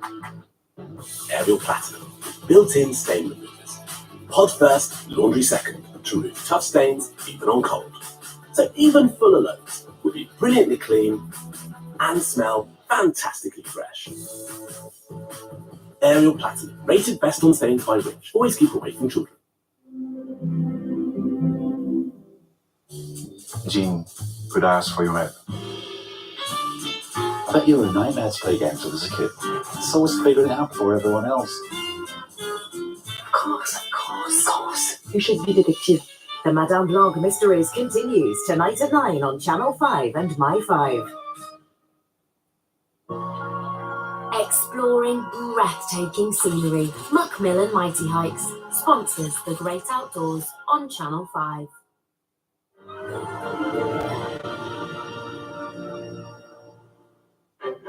From family picnics to champagne boat trips, village festivals to seaside carnivals, summer is the season of celebration on the Isle of Wight.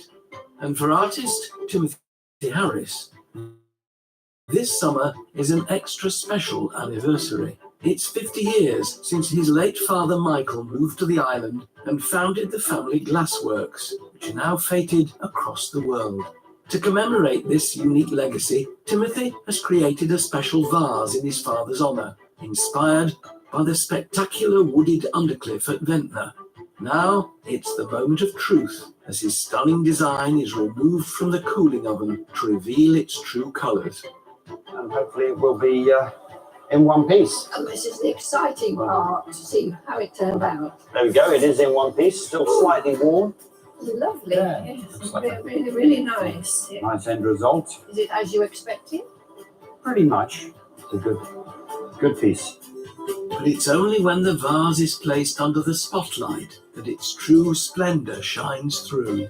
The beauty of glass is that if you get light to go in it, it just, allows the light to play with the glass and it comes alive. You've painted with the glass and you can look into it like a picture. And just as an artist signs a painting, Timothy signs and dates this magnificent work of art as both a commemoration and a celebration of the studio's 50th anniversary. It's a fitting tribute to the man who started it all, his dad, Michael.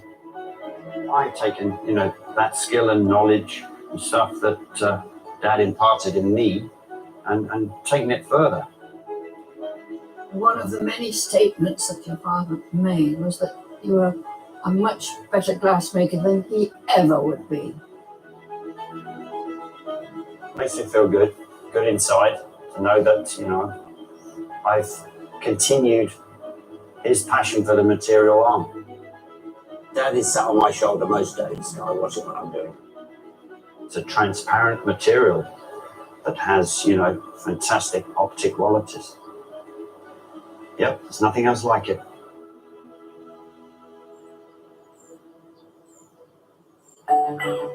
In Bembridge Harbour, loose halyards beat time in the breeze as the cries of hungry gulls ring out in the midday sunshine. Along the seafront, restaurant owner Graham and his fiancée Emma are preparing for an extra busy day of bookings. It's high season, and the tourists have come from far and wide to try their renowned crab and lobster dishes. But with 2 full sittings today, the pressure's now on in the kitchen to get the freshly caught catch onto customer tables and fast. We've got a big boiler, and then after they've been cooked, we wash individually, hand wash them, scrub them off, and put them on big stainless steel trolleys to dry off. And within minutes, sometimes, they're in the restaurant for people to eat them. It is a challenge because most of the time there's never enough. For the diners, the freshness of Graham's menu is a mouth-watering must-have, and straight away the orders start rolling in. What can I get for you? Crab sandwiches available, yes. For Graham and Emma, it's all hands on deck to keep everything shipshape as the tide of visitors swells. We're a small place, we have to wash it up quickly and get it back out there. Service is going really well at the moment. It's good. People seem happy and the sun is shining. It's a recipe for success that even attracts the unlikeliest of customers. Well, I'm actually a seafood virgin because I've been a vegetarian for years. Oh, that's lovely, sweet, juicy and succulent. Yeah, fresh. Graham's managed to keep the first sitting satisfied with enough fresh supplies, but now it's time for the second wave. Now the 2 o'clock service has started. It's all busy. Where we're in August, this is our busiest month. Fortunately, there's just enough lobster to go round at a pinch. Is it okay for you? Oh, so good. Glad you enjoyed it. I mean, you've seen the crab and lobster being landed, and they're out onto the table in a matter of hours. And we've got a lot of happy customers today. They've got big smiles on their faces. They see the seafood freshly prepared, and then they eat it in the restaurant. That's really rewarding. And there's another treat waiting at the end of the shift. A visit from Graham's 84-year-old dad, Archie, along with grandchildren Millie and Archie. He hung up his fishing nets many years ago, but still enjoys life on the ocean waves, especially with a beer in his hand. It's the end of a busy shift for Graham and Emma, and as sure as the tides come and go, tomorrow will bring another bumper net of rewards on this bountiful island they call home. We only get our life we put into it, don't you, I think, generally, and we've all worked hard. We're lucky to be here in Bembridge on the Isle of Wight. Next time, a broken pit wheel has brought the oldest working watermill to a grinding halt. I've got to make sure it repairs. I need to hand it over to the next generation with it working. We explore the hidden nooks and crannies of some of the island's most magical places. This is what we do for a living. This is it. And it changes all the time. And the paleontologist is hot on the heels of some of the oldest inhabitants. So here we have a full-size dinosaur foot. You can clearly see the 3 toes coming around, then the heel, still in the block. That's brand new Isle of Wight, Jewel of the South, next Thursday at 8.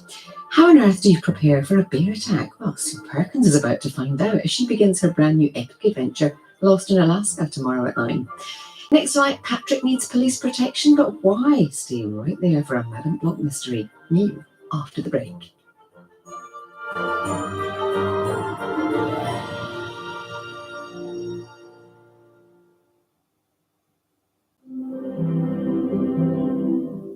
Now, before you go, Patrick has a few words. Where's Patrick? Tina, the void so hollow that you shall leave. Our wishes ride with you. And we're having a pint at the Dog and Trumpet. Yorkshire tea, where everything's done proper.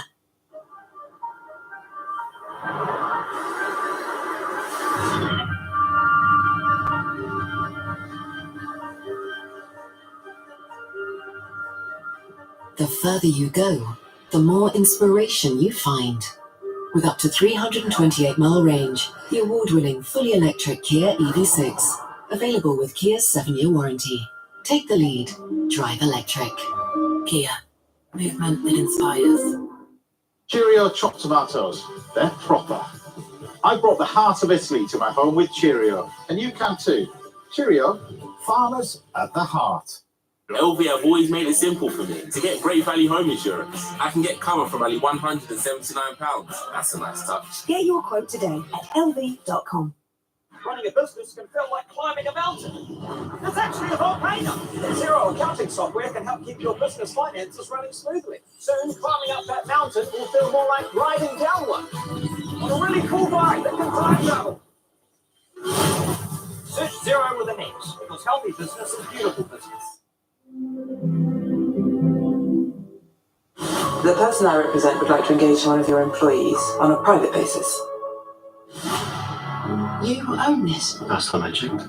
Why would you be interested in me? Can't trust you, can they? Why do you want it?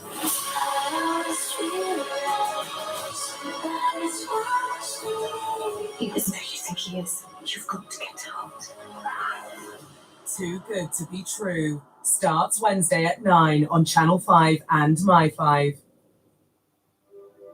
My5 revenge is a risky business as Sally Lindsay regrets answering a sinister cold call. Faye Ripley leads her detective team hunting down the suspects, and Faye joins Neil Morrissey in a metal detecting mystery in Finders Keepers, all on My5. Sally Lindsay stars now, and with Tony Robinson too. We're in for a treat. A secret confession leads to Jean and Dom's final case of the series in brand new The Madame Blanc Mysteries. And action. Dramatic moments designed to perfection. Simba Hybrid Mattresses, sponsored drama on Channel 5.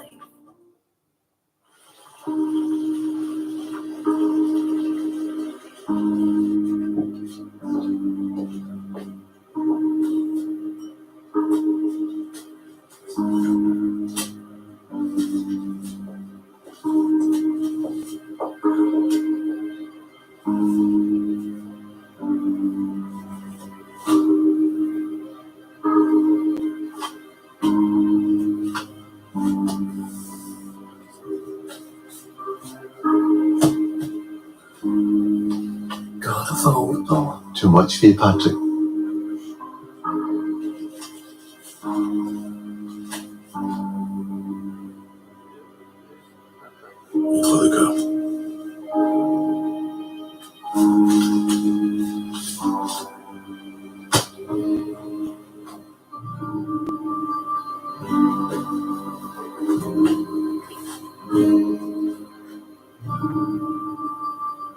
Dans cette enveloppe se trouve la clé des richesses qui permettrait d'acheter ce village. Qu'est-ce que ce sera? L'argent ou le risque? You've teased me with this before, Gab. Must admit, got my curiosity going. If you cross me. Vous n'allez pas gagner de toute façon.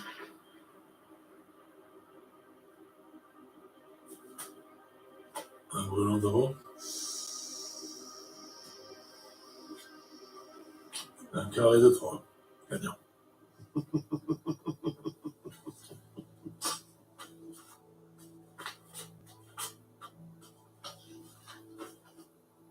What's this? What, a poem? Behind the window without a view. In the dark we survive. Safe forever in the Saint Victoire stone.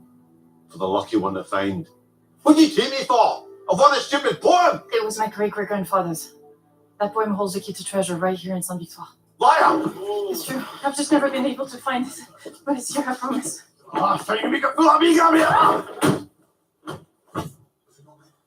Quick, get help! Find the winnings, I'll be back!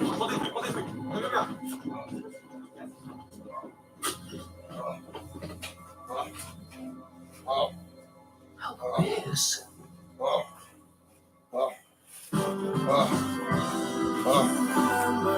First time that my eyes set on you. Fucking hell. I'm fucking wet, I'll tell you. Oh my god. Oh.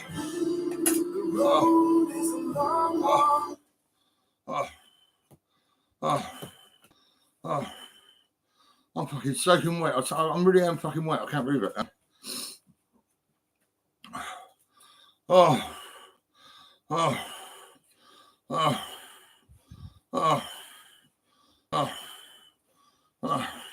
I sat outside and fucking had a smoke and fucking I've done an Instagram. And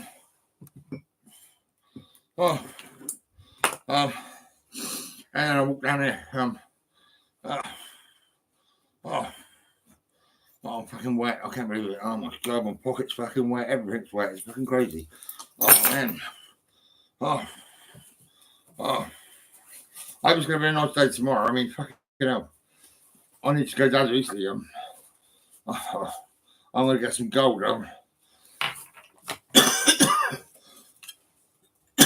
What now? Wow.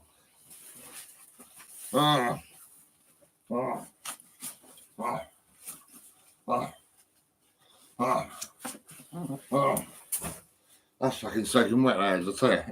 Look at my legs, they're fucking wet, they're soaking wet. What the fuck?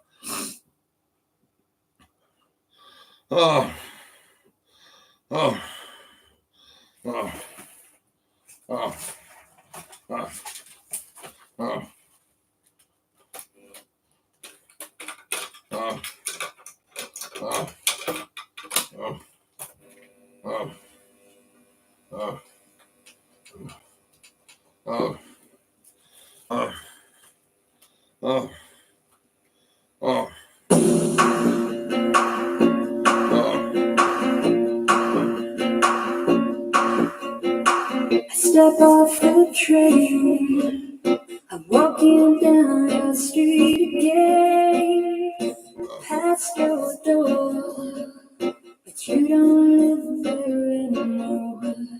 It's easy to believe. Now you disappear somewhere. Got a space.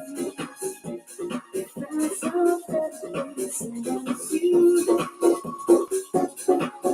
Like the desert's mystery, and that's you. Like the desert's mystery. Did you think that flowers were two steps ahead? Everyone walk behind while you run. Look up by your house. I can almost hear you shout down to me where I always used to be. I miss you.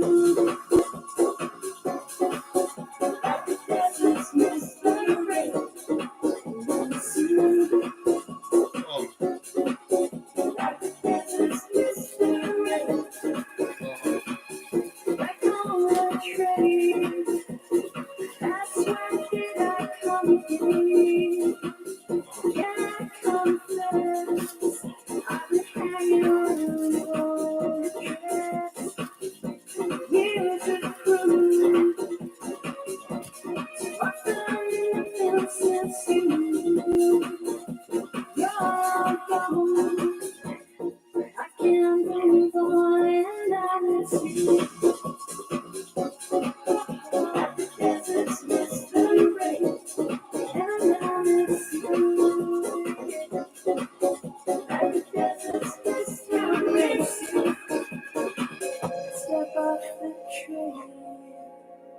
Walking down the street again, past your door, gets you everywhere.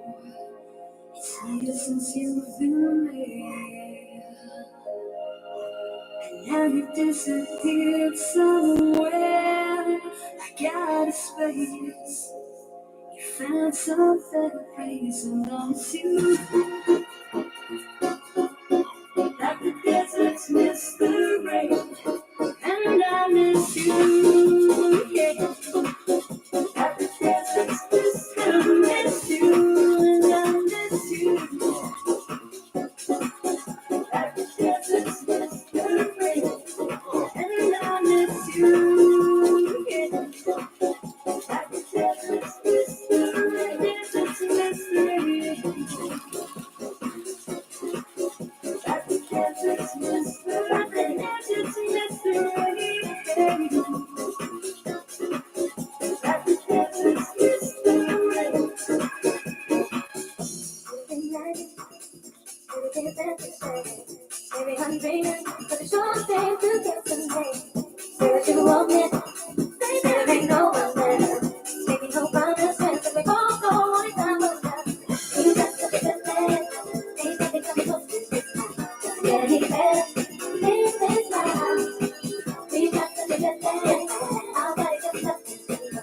Never hit each other, it feels so right. Got such a good man, good man. Got such a good man, good man.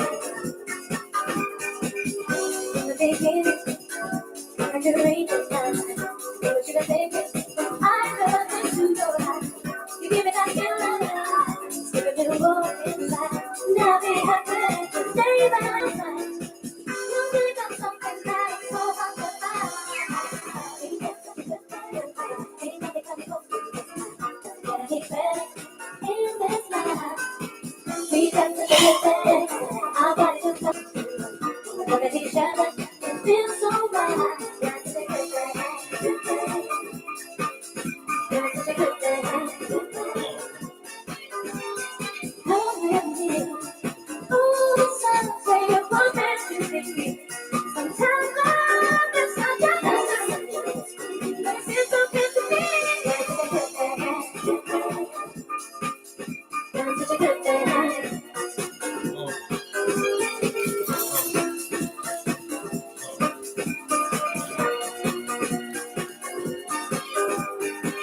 We got such a good man, ain't nothing coming close to this. Doesn't get any better in this life. Got such a good man, got such a good man. Our bodies just love to love at each other, it feels so right. Got such a good man, got such a good man. Ain't nothing coming close to this. Doesn't get any better in this life. Got such a good man, got such a good man. Our bodies just love to love at each other, it feels so right. You got such a good man, ain't nothing coming close to this. Doesn't get any better in this life. We got such a good man, our bodies just love to love at each other, it feels so right. Got such a good man, good man. Got such a good man, good man. In the beginning, I could read your mind. What you gonna think it? I look into your eyes. You give me that feeling, give a little more inside. Now we have to stay by your side. You think I'm something that is so hard to find. You get such a good man, ain't nothing coming close to this. Just get any better in this life.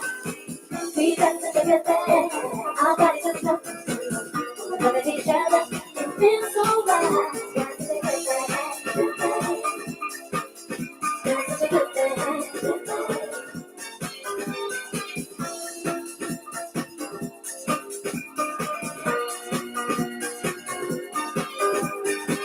We got such a good man, ain't nothing coming close to this.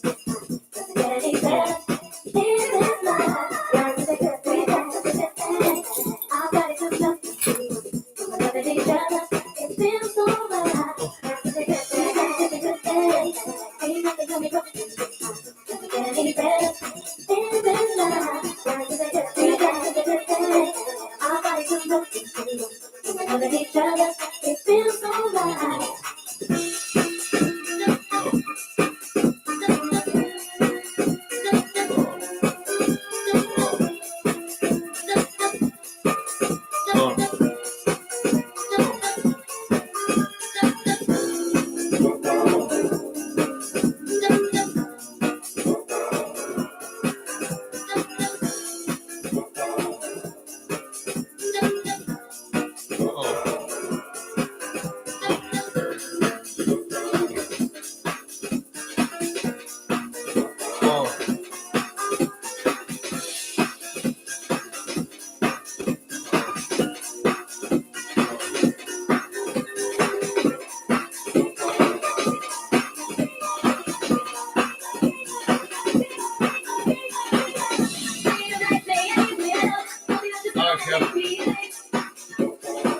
You're right, mate. Oh. Nah, that's all right. Yeah, I'll just put up shop. Say again, mate. Yeah, I got my money today. Actually, I was going to go to Italy today, but it was pissing down with rain, and I couldn't get a fucking taxi because most of the taxis they would have taken a few hours. So I thought, fuck it. I'll just go tomorrow. I'm going to get some gold out, and I'm going to put some gold in. I've got a diamond ring which I'm going to put in. This one, and I'm going to put in the one I'm going to get. There's two on one contract, so I'll take the keeper ring and I'll put the other one back in again. And I'll get out the elephant ring with the diamonds on it.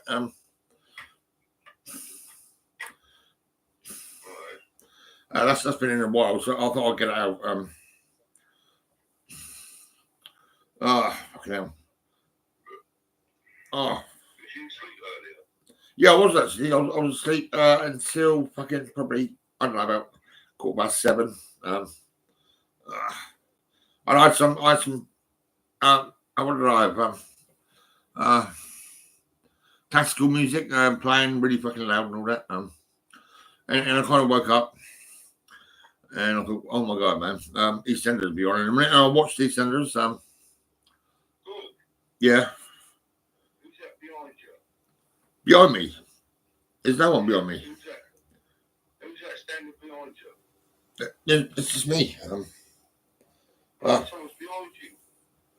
There's no one. What you be at? With what? Someone standing there behind you. What you be at? A strawberry hat. Seriously. There's no one, mate. My blinds are shut. No one can come in. No one can see in or out.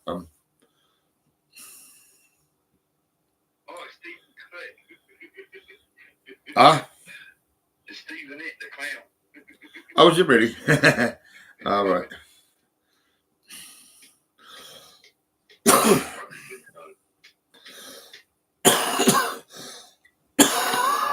I spent fucking nearly £18 something in the chip shop, and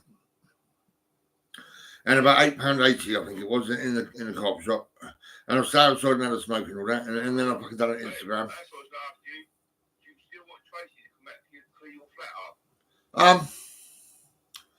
Well, I mean, I don't mind really. I mean, fucking, I've got loads of clothes everywhere. I've got to sort my clothes out. I've got to decide what I'm going to get rid of.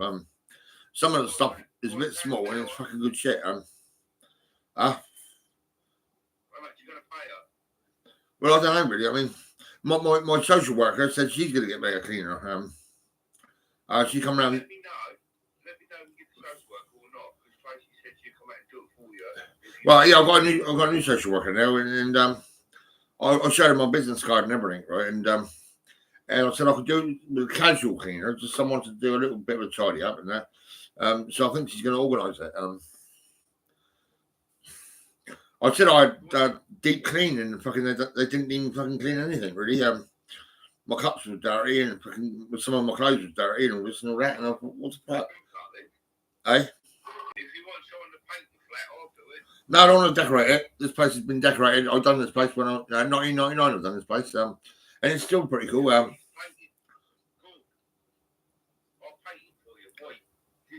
get some emulsion and I'll paint it for you. No, that's right, mate. Seriously, it's all right. I'll paint it. No, that's all right, mate. Seriously, it's all decorated. It's all nice. It's got fucking painting and portraits and all that bollocks up. I'm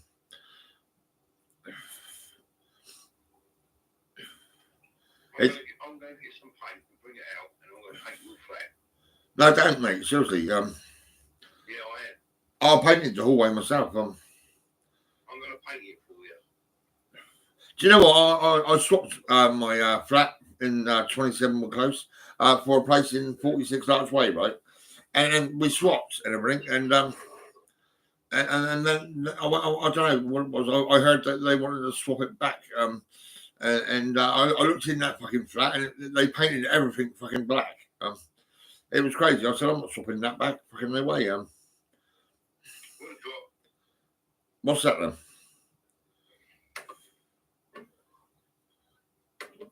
Oh, you're drinking Pano? Oh man, you should give up drinking, man. Nice. Yeah, but drinking's bad for you.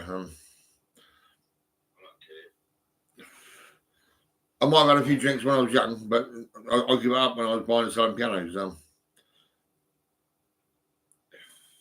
I win that lottery, I'm going to buy you a fucking piano. No, I can't play the piano. That's the only thing. Do you know, I was sat at our warehouse and I was trying to play the piano. I could never play. It was fucking mad. You know, that's it.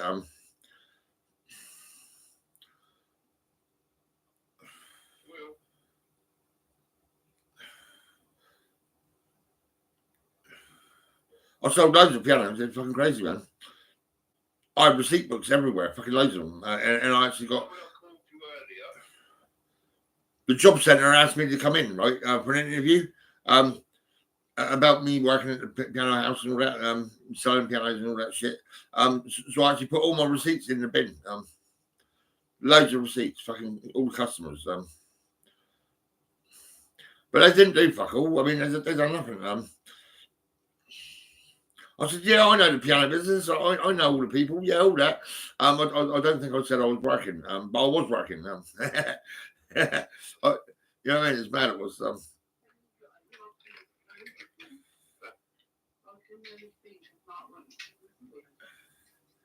Video called you earlier. Yeah, I did see him. I've got some pictures of him. He looks quite funny, really. He's got the same teeth as me. Yeah, look at my teeth, right? You know my teeth. His teeth are the same. And it's quite funny. So I played some laughter, and it made him laugh like fuck. And then I've done some screenshots, right? And I'll put it together on Instagram. With a wolf, you know, a wolf like a howling, all that and all that, right? And it was quite mad, really. Yeah, I've done that because we both had we had our fangs out, mate. We had fangs. This is it. I got one each side, and one each side. He had his front ones out, and it does look quite funny, really.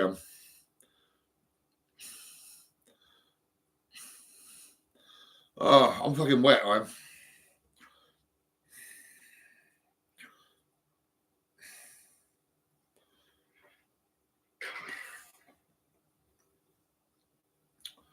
Oh. I'll be out soon anyway. Yeah, okay, mate, that's cool.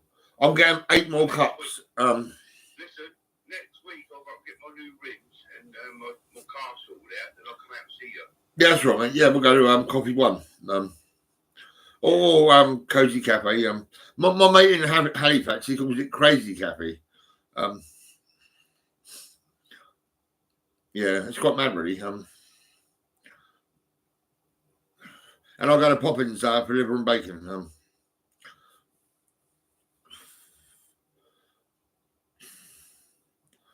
Oh.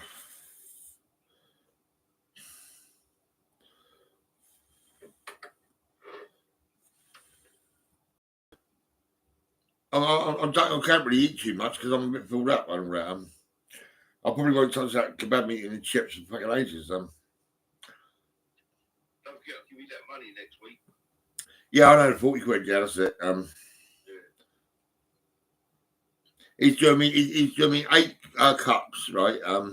And I sent him 35 quid this morning. Those pictures I sent you, yeah, Kilo, yeah, with the dog. Yeah. Make sure he does one with Kilo and the dog together. Yeah, well, he's got them already. I sent him 4 pictures, and he's going to get 40 quid.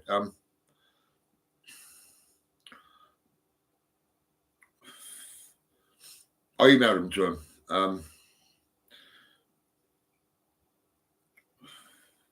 He wants me to try his website and all that. He said these people have not been using it for like 2 years or whatever. But I said I had a website and no one bought my fucking bags or t-shirts or nothing. Because my daughter she was posing my t-shirts and all that. I was like, and took pictures of me wearing the t-shirts. And there was also bags tuned into blue. And then there was a pastel, right? A lady playing the piano. And it's on a bag. It's on bags and t-shirts.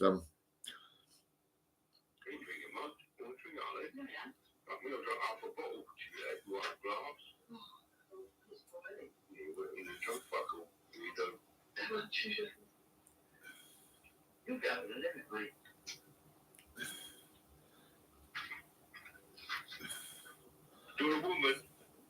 I'm all right. Hey, don't want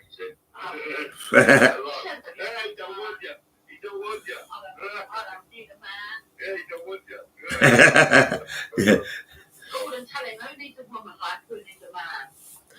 Man, this is crazy. I mean, I've been here for some time on my own. It's been great. Best to say single, isn't it, good? Yeah. I mean, some women are a bit too much for me, mate. You know what I mean?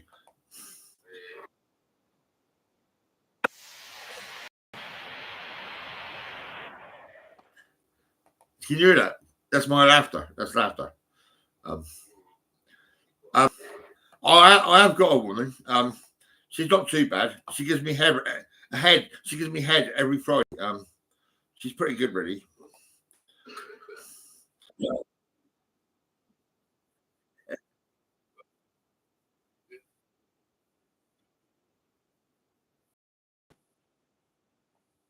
Yeah.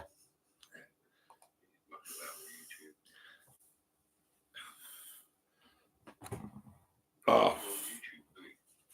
She'll get some more t-shirts done. I'll show you my t-shirts. I showed fucking a social worker called Michael Bruff, right? I showed him this, right? What's that say? What's that say? It says Nutter TV bad boy, right? And he said transvestite. I said, no, I'm not a fucking transvestite. I said it's TV, television, like, you know, fucking. And it says Real Stone Rover, and then it says Nutter TV bad boy, and it says, wow, he's so for real. For real, yeah. I was actually at some point, I was saying for real quite a lot, really. Well, TV is transvestite, isn't it? But I mean, I'm not a fucking transvestite. You know what I mean? Do I look like a transvestite? Really, honestly, fuck's sake. I mean,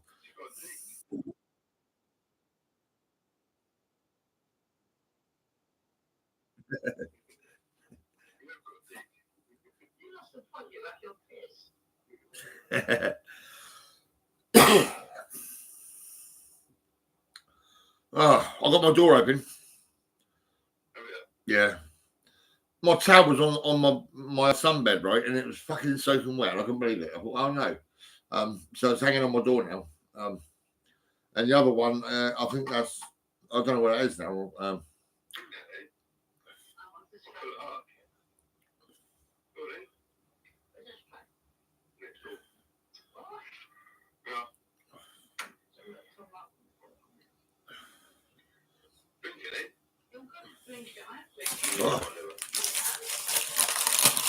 Tracy, do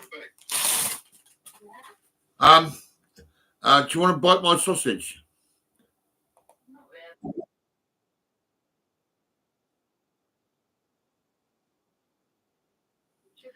It's a bit battered. It is a bit battered.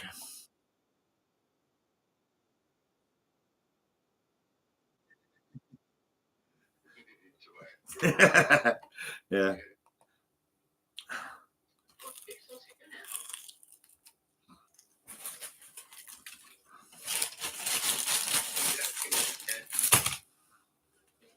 Mm.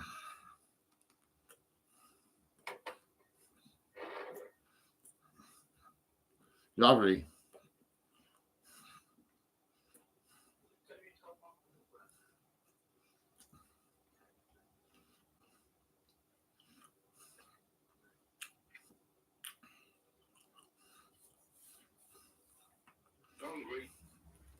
Well, not really. I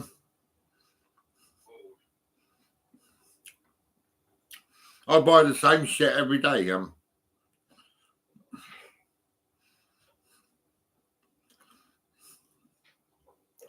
I've got to stop buying shopping. I've got loads of microwave meals. These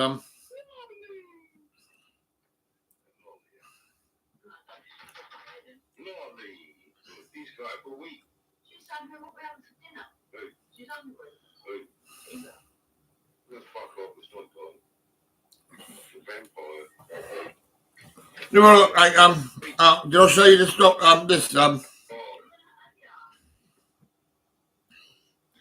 I forgot what it's called now. It's got a name and everything, but I can't remember. I just call it a dog. Who? Is it Goofy? Is it? I see him and I thought I'm going to buy you. Yeah, and I bought him. Yeah. Oh, it's Pluto. It's Pluto. It's Pluto, Kev. It's Pluto.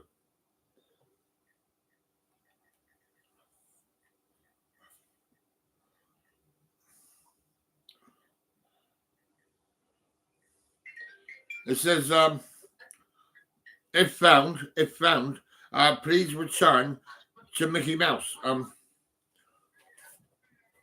Hey, Mickey.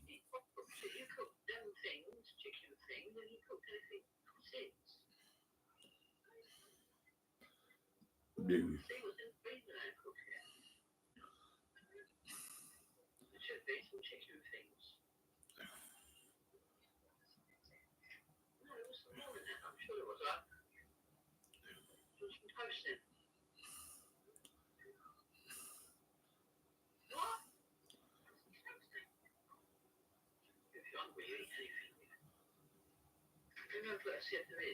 Oh.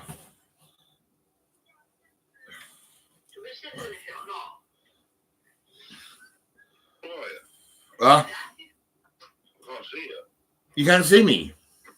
There you Oh. Yeah, I can see you.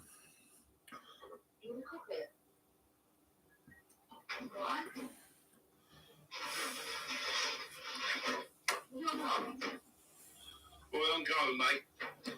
Yeah, okay, Kev. I'll be out next week, yeah? Yeah, all right, mate. That's cool. All right, see you later. See you later, Kev. See you later, Tracy. Bye-bye. Oh.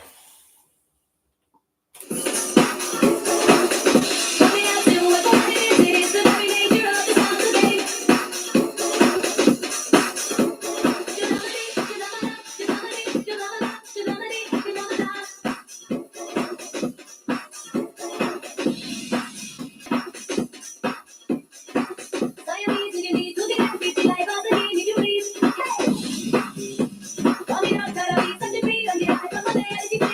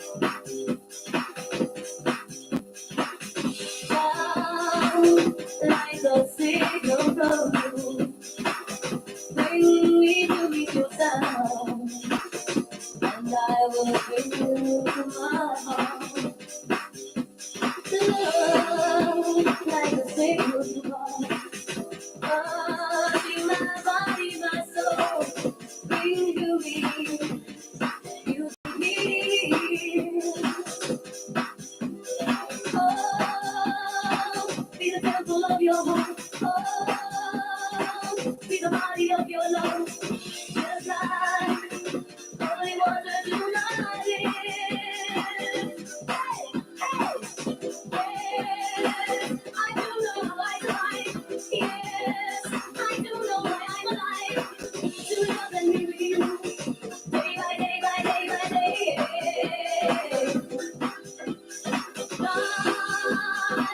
When again you said everywhere we see. See it all in the crystal clear. It's true when I'm alive. It's true when I'm alive. This day of independence, shall we? This day of independence, shall we?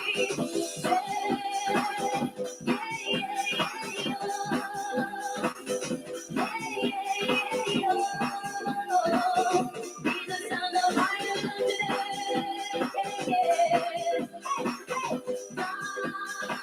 Like again is everywhere we see. See it all in the crystal clear. It's true when I'm alive. It's true when I'm alive. This day of independence, shall we? This day of independence, shall we? This day of independence, shall we? This day of independence, shall we? This day of independence, shall we? This day of independence, shall we? This day of independence, shall we? This day of independence, shall we? This day of independence, shall we? This day of independence, shall we? This day of independence, shall we? This day of independence, shall we? This day of independence, shall we? This day of independence, shall we? This day of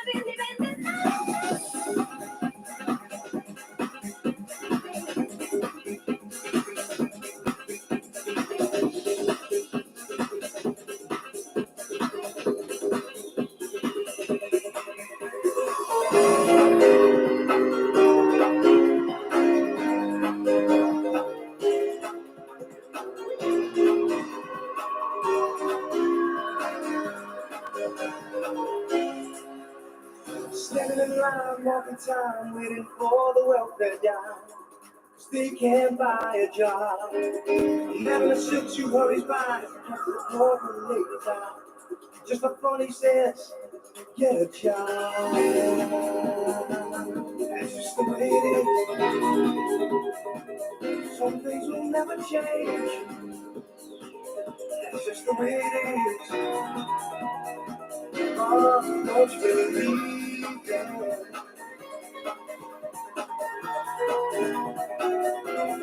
Don't you believe that?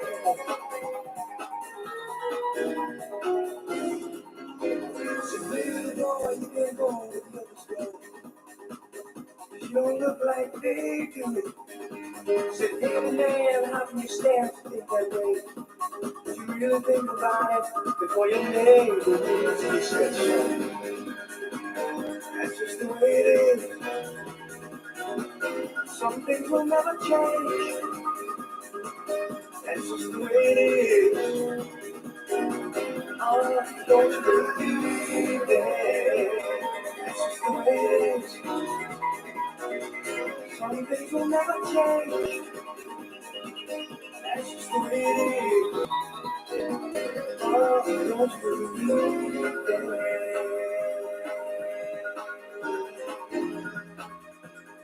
Don't you believe that? That's just the way it is.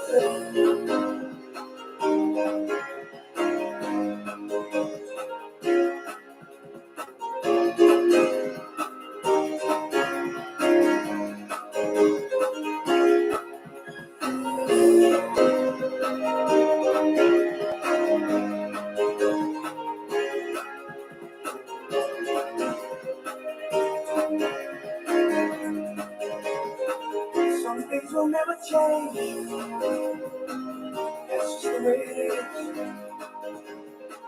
Some things will never change. That's just the way it is. Oh, don't you believe that? That's just the way it is. Some things will never change. That's just the way it is. That's just the way it is.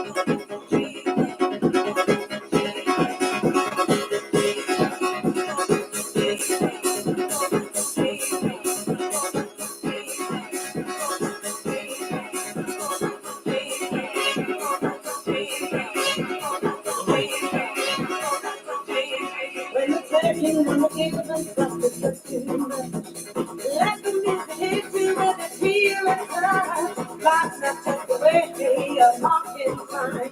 Everybody must express the feeling sometimes. Express the feeling sometimes.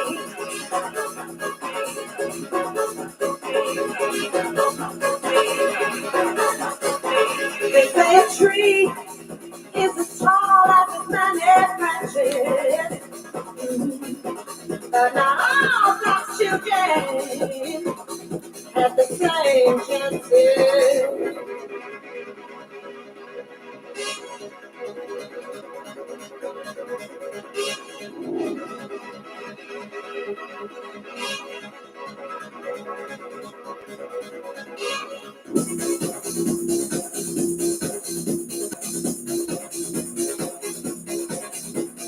There's a little thing you need to don't you know that you can have a better chance? Remember the future and never look back. Listen to the spirit while your body dances. Believe in your mind, that's okay. Get lost in the groove, don't get lost in the groove, don't get lost in it. Your power is love, your rock is fire. Hello, Mike. You all right, mate? Yeah, not too bad, mate. I just spoke to your brother, Kev, and Tracy. I can't see you now. Oh, there you are. Yeah. Oh. What have you been doing? I just been over to the chip shop and spent about 19 quid, and then I went to the chip shop and no, I went in the carp shop and I spent £8.80, and I had a smoke and then walked back. Yeah.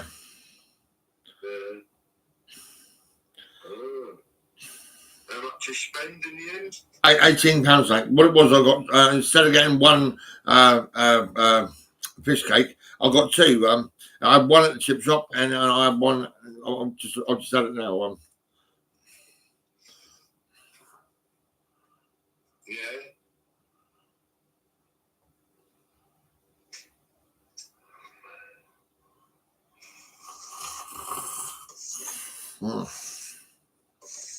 Oh man, I got curry sauce on my nose.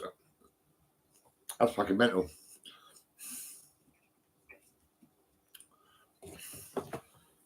Seriously, man. What's that? Curry sauce on my nose.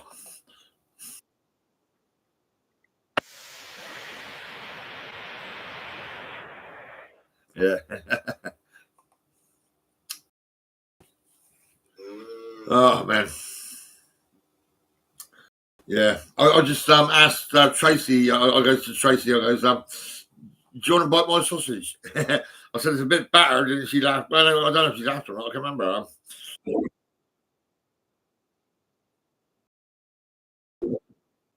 Yeah. And then I bit it. I mean, I did honestly. I bit it and I kept biting it, and it's gone. Seriously. What have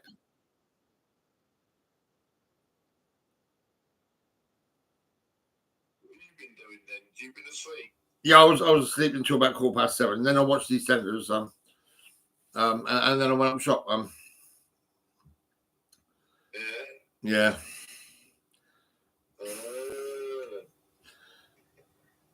Did you watch EastEnders then? Yeah.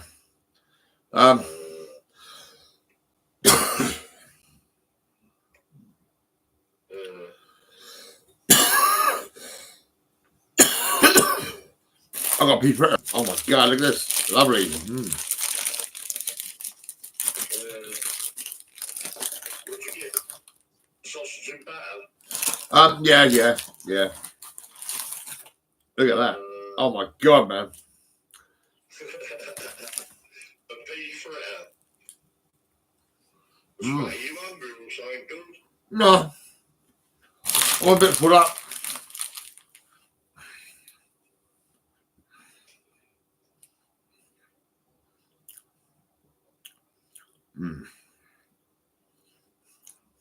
That's lovely, mate. Oh. It's nice, lovely. I have the same thing every day, all the time.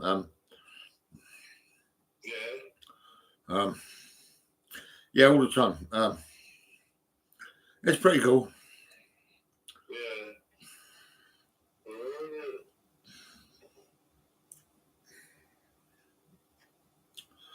Oh. Where's Danielle then? She's not at yours then? She's not at yours then? Apparently, she texted me also and Kane said shut the fuck up. I didn't even mention anything. Oh, she's saying that to you? Yeah. Telling you to shut the fuck up? The texts when he gets here. Yeah, she's got a mental problem. Well, she's too dominant. I mean, she's drinking. She's fucking nasty. I mean, yeah, you're 59 years old, and she's 39. Just let her go, man. Just say that I don't want to talk to you anymore. That's it. Yeah, just get someone else, man. Get her number off your phone. See, you know what I mean? Block her. Fucking do whatever.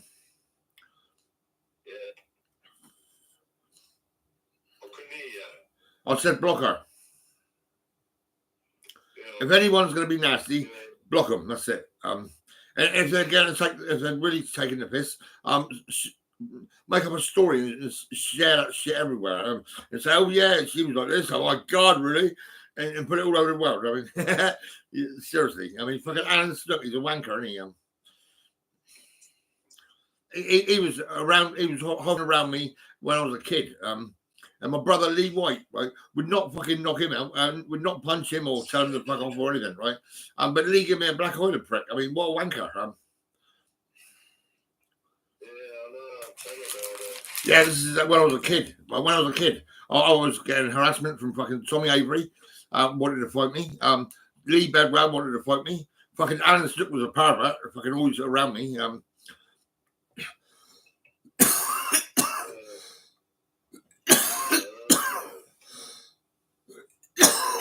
Melissa Jordan, right? I was on a youth training scheme, right? And all the people at my works, I was earning £25 a week and I was paying tax. And they all come to my party, right? At my mum's house. And in fucking Melissa Jordan, she lived down the road, right? She lived at 31 Menzies Close with her mum and dad and that. And she come to my party and had some sex with me in the bedroom. And she got pregnant. Yeah, I mean, she fucking, well, what can I say? I mean, you know, well, I got on well with her dad and everything, and her mum and all that. And her dad, I was working with him on Fawley Refinery for a little while, and then he was lifting pianos. So I decided to be the piano man, and I covered Somerset in London. Yeah, and me and my boss, we went to the Dutch embassy and everything. That was quite cool. And I had one customer, I had a camcorder, filming everything, and we had dinner with a few customers and all that, and it was great. You know, being a piano man was fucking shit top, really. But I mean, like I said, I was never with my partner. Melissa, well, you know, she was a carer, and fucking that was that. And I was the piano man, and I cared more about the staff in the piano business and that. Ray Morant, for example, he was a technician, a piano technician, and he's still on Google. If you go on Google and look for Ray Morant, you'll see piano technician, right? And you can fucking phone him up and you can say, do you know Gordon White? Yeah, we know Gordon White. Yeah, fucking right we do. Yeah, this is it. I'm the piano man, you know.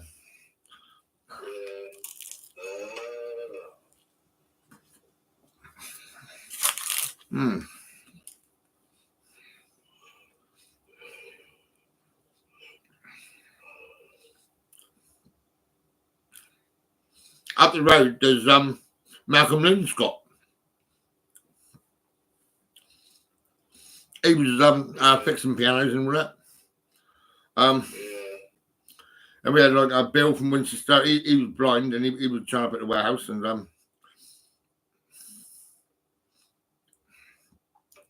there was a guy in Shirley Warren, a house and all that. And we put pianos in his shed and all that. In my shed, I had a 3/4 German overstrung concert piano. It was fucking crazy. I left it in there.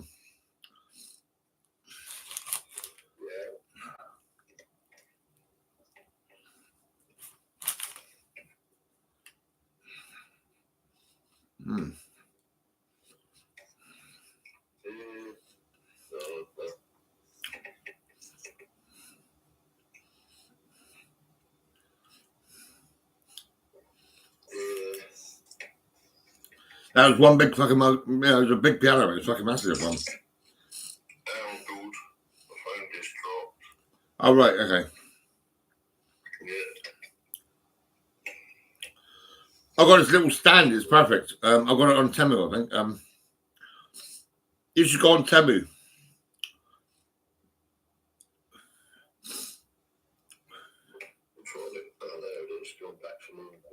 Oh, that's good. Yeah, that's right. Yeah, I love my job more than I did my partner.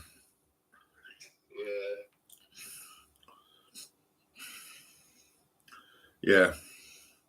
And then we separated, and I moved down the road, and fucking Alan Snook was around the corner. I couldn't believe it.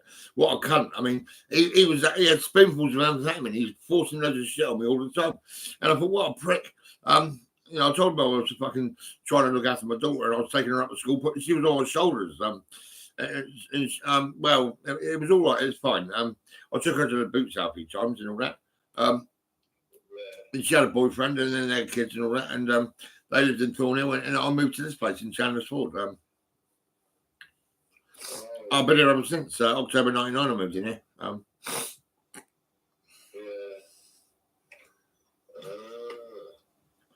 Yeah. Oh, I do love that pizza. No, it's not. It's a fucking the chip shop used to do pizzas. Actually, saying that.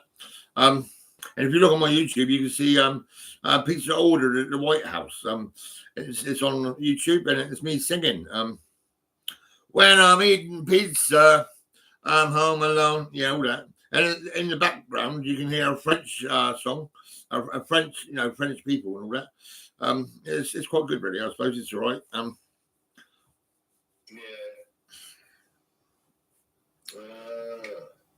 Yeah.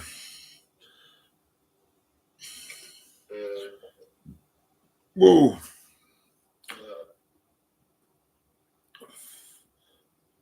You should start going through your history and all that, and talk about it, and just fucking put it out on all your websites and all that. Now, are you on Facebook? You are, yeah. So start talking about your history. All your life, everything. If you've got any old pictures, put them on there. Wherever you might be. If you're on Instagram or fucking, I'm on Truth. I'm on fucking X. I'm on. I was on Twitter, but they pissed me off a little bit, really. Yeah, because I was the Real Stone Raver at Comedy Section UK. And they didn't like that.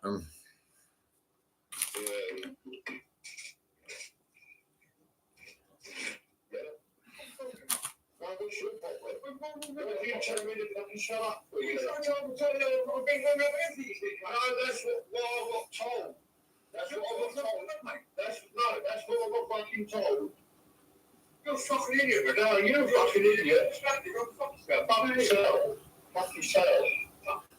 You're a fucking twat.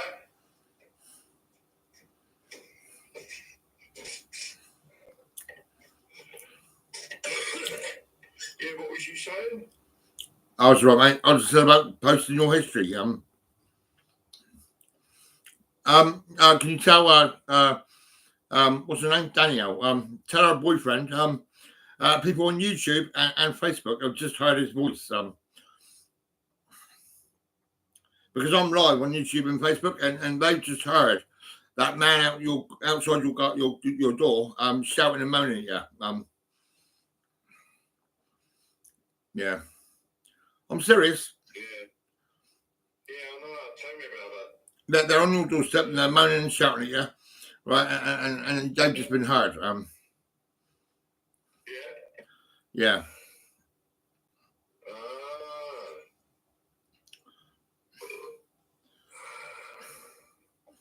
Yeah. Mm.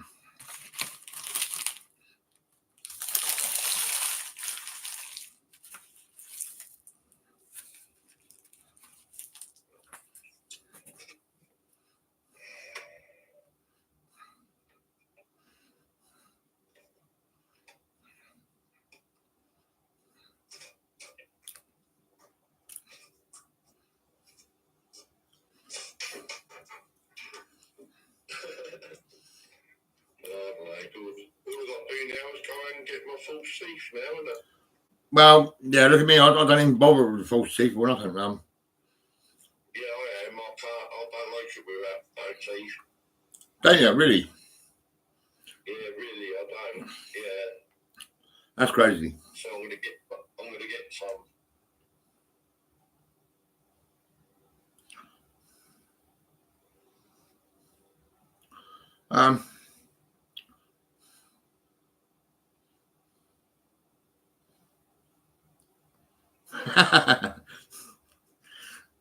I'm gonna get some curry sauce shipped to my home and everything.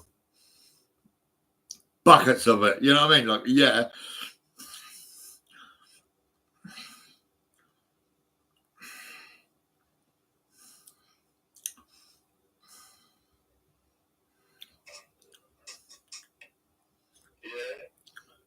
What are you reading?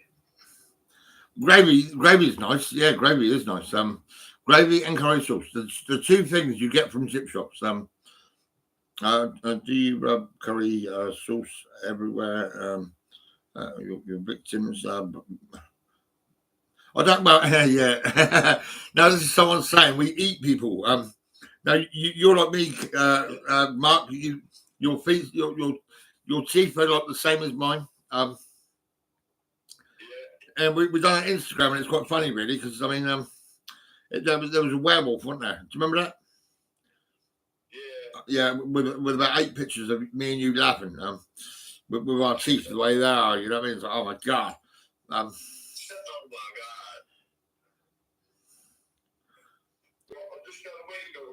Are you gonna go for a pee? All right, mate. Look at this. Oh my god. Curry sauce. Yeah, give it to me, baby.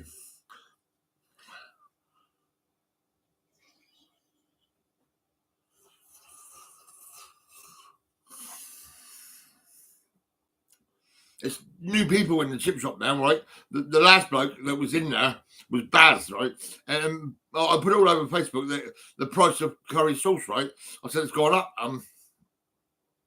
And he barred me. I thought, fuck that. I mean, what the hell? So I went on Facebook and I deleted all the good shit that I said about that chip shop. Yeah, I mean, loads of good shit. I mean, it was quite funny, really. I deleted loads of shit.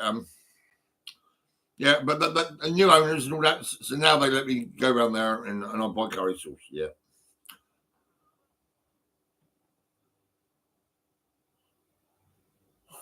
It's fucking stuck. Oh my god. After you do my finger. Yeah.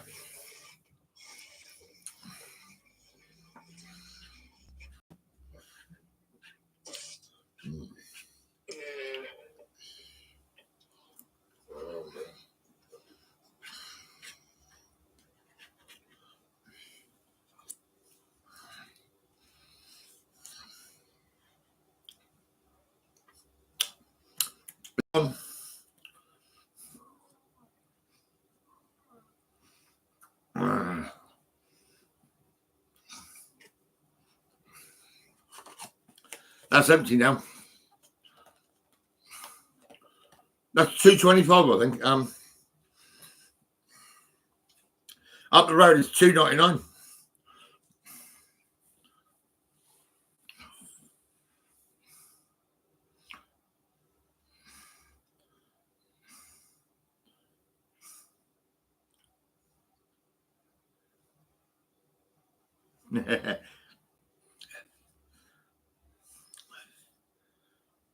My thumbs, actually, it is my thumb.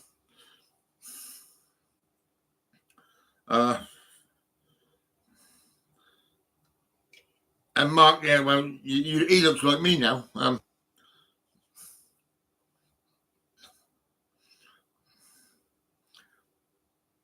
The Manky Spud. Making love to that. Food porn. Jimmy. Oh, fucking hell.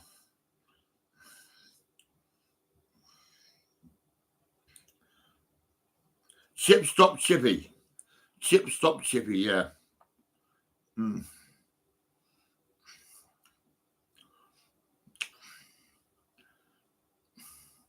It makes me laugh, really. I mean, it makes me laugh all the fucking time. I mean, seriously.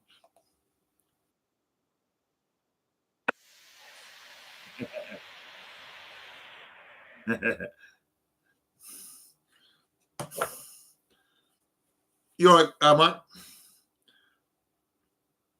Mike, you going to sleep? You're not going to sleep. All right. Oh, she texts. What? She texts you back, is she? Oh yeah. Yeah, he was gonna fucking try and hit me. Oh, was he really? What a fucking wanker! What a dickhead, isn't it? What's his name? What? What's his name? What's that guy's name? No, that's only what I got told about him. They said he's a wrong one. Yeah, he's a wrong one. He's a bad boy. Yeah. She's 39 drinking vodka, right? And she's got a boyfriend called, what's his name? What's that? What's that guy's name? What's name is it? I don't know his surname. What's his first name? Kane. Yeah. Kane. That's a bit fucking, that's nuts, isn't it? I mean. Yeah, I just told her I don't want to know. We're done. I said all the time he's staying with you. I said we're done. He's a wanker, isn't he? Kane is a wanker.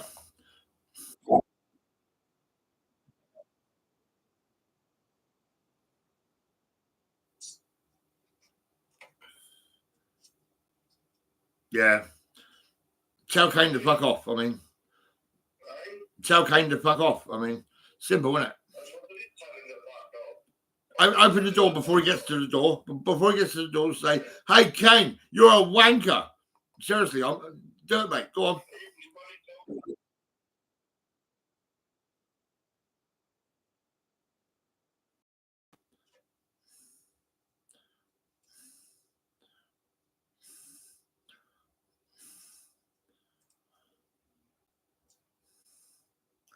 Chip Stop Chippy. People are asking me the name of this fucking chip shop.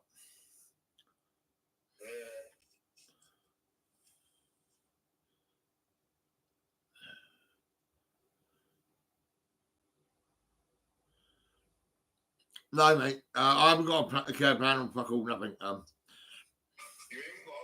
I haven't got a care plan. I've just got a fucking social worker. That's it. I mean, I don't need it really.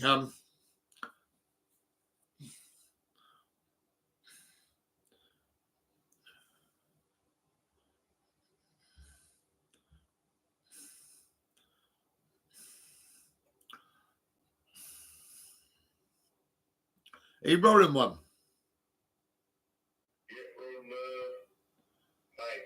Just a fag, yeah. You got no weed then?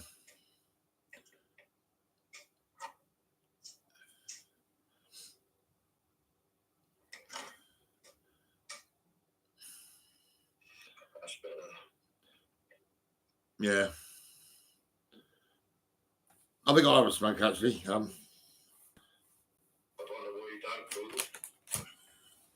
Yeah. I keep saying the NHS and police are shit. I mean, I can't help it. It's fucking, they're wankers. I mean, they're fucking crap. They think they know mental health. They don't know nothing about mental health, mate. They don't even know how to make people smile. I mean, they ain't got a fucking clue what they're doing. I mean, mental well-being, they ain't got a fucking clue what it is. They're fucked up. I made all the families happy in Somerset and London and all that. Yeah, and I'm dealing with cunts, you know, fucking NHS and police. I mean, what the fuck? Let's all laugh at the NHS and police. I mean, I'm going to laugh at them. I am. The NHS and police, they're fucking shit, mate. Really.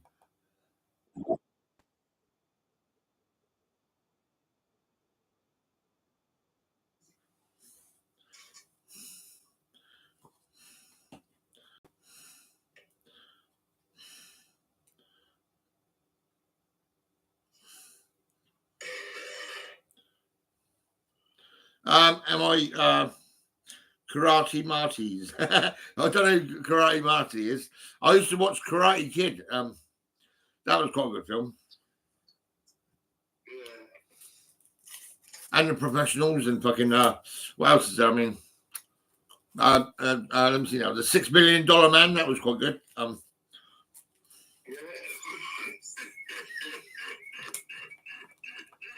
You're coughing, mate. Yeah, Joe 90 was good, wasn't it? Yeah, I used to watch that.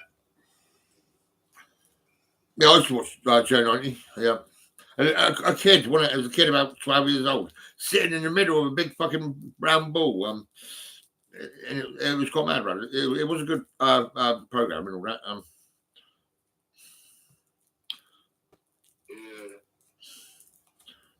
And Thunderbirds, Thunderbirds are go and all that. I mean, I used to watch Thunderbirds. I used to like, what's his name? Number 2. Who's that then? I'm trying to think of his name. I can't remember, to be honest with you. Yeah.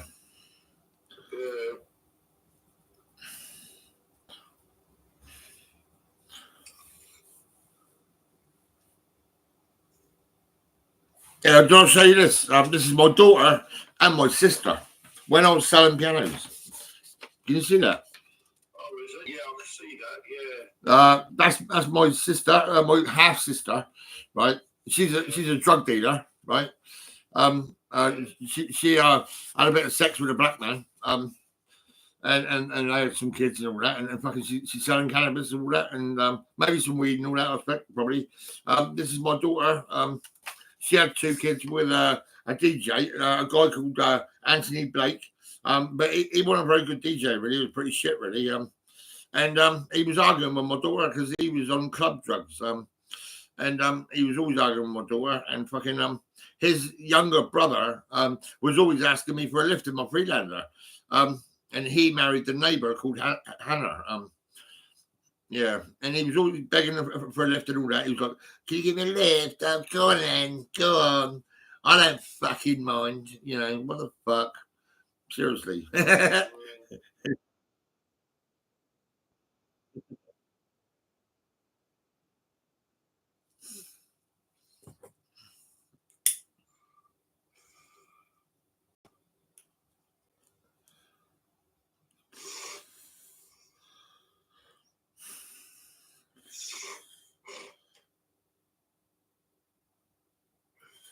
I'm from Hampshire, UK.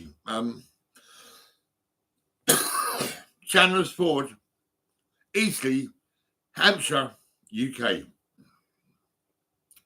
And I live in a 1-bedroom place, and it's quite small, but it's all right for me. I do like this place. It's great. It was sad when the NHS come around my house with the police and all that bollocks. I mean, yeah, the fucking wankers. They pissed me off, you know what I mean? Little cunts saying, "Fucking police, you're a wanker, mate." Seriously. I mean, what the fuck?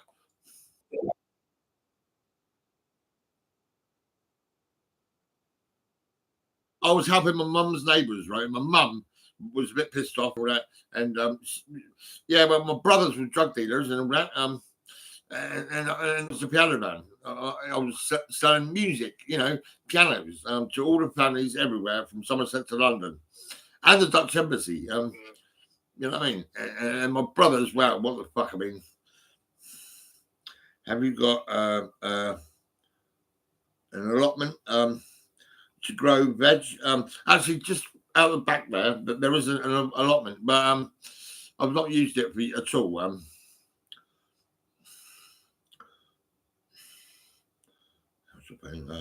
Are you related to Daniel Sullivan? No. You look like twins. Really? Did he just say that? What did I say? I did say, I said that this guy Kane, there's a guy called Kane with Danielle. They're drinking vodka and they've just come round to his house, Mark's house, right? And Kane was shouting at Mark. I mean, Kane, you're a fucking wanker, mate. Honestly, look at you. You're a wanker, mate. Seriously.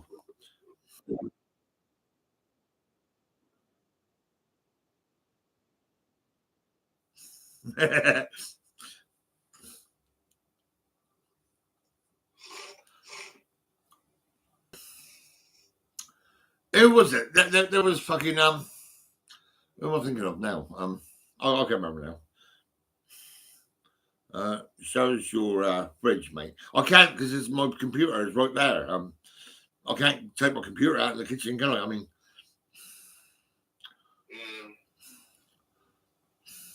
The reason they caught the needle because they ain't got no fucking facts. what facts? Rollies. Did you get was you given a vape in the section unit for £2.50? Yeah. Well, that was pretty fucked up, wasn't it? I mean, It's gone for nothing. oh, you got them for nothing? Yeah.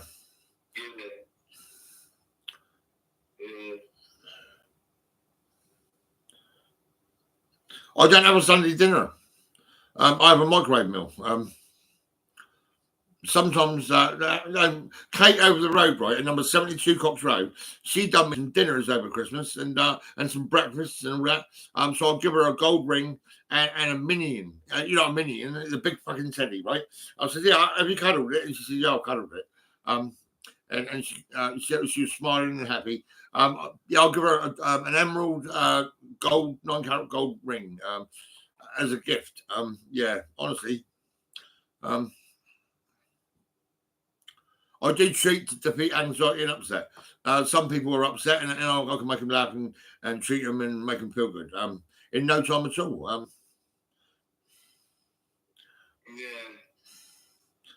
Bring your fridge to the living room. I can't do that. It's a big fucking fridge, man. It's fucking massive. I'm serious. Fuck's sake. I mean.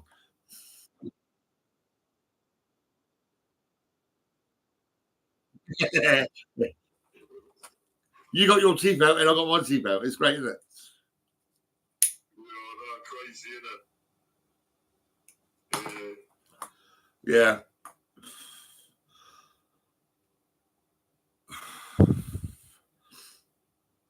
He walks all the way down here from Danielle's, yeah, and he didn't even do nothing. Oh man, this is crazy. I really can't. I can't do nothing. I can't show you my fridge. It's a big fridge, and there's loads of microwave meals in it.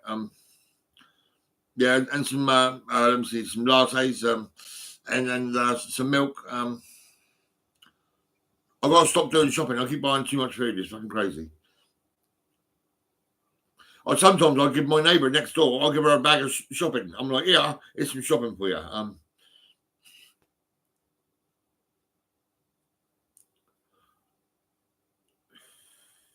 It's gone good. Eh? Your picture got frozen. Oh, that's right, mate. It's fine. Oh.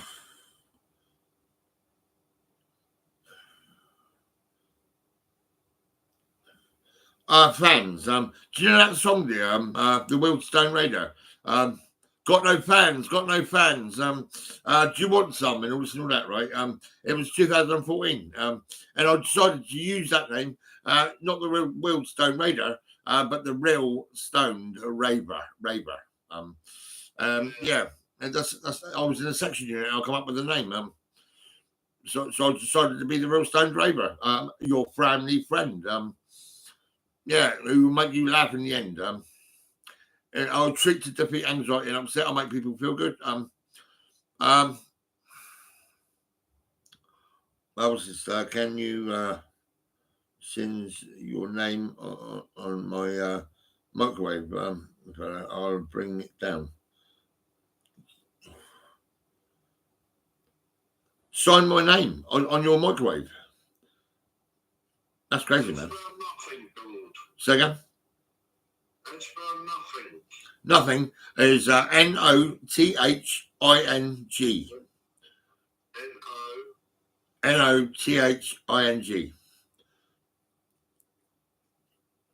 You can spell it different. You can spell it like this, right? It's Fuckall. That's fuck all. Seriously, yeah, fuck all. You know what I mean? Seriously, nothing. Do you know what I mean? Yeah, seriously.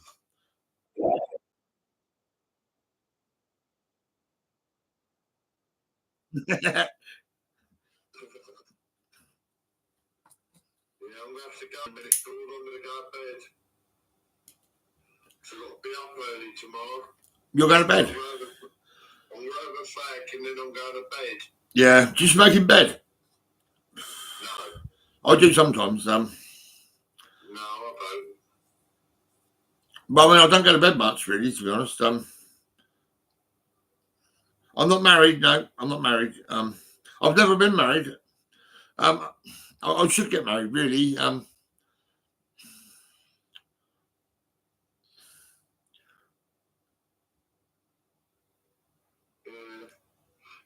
George, I'm going to go because I'm going to have a fag and then I'm going to bed.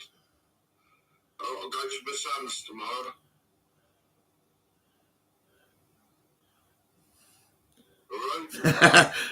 Where am I going to get a camel and a giraffe? I mean, that's fucking insane, isn't it? Don't you think? I mean, that's fucking bananas. I mean,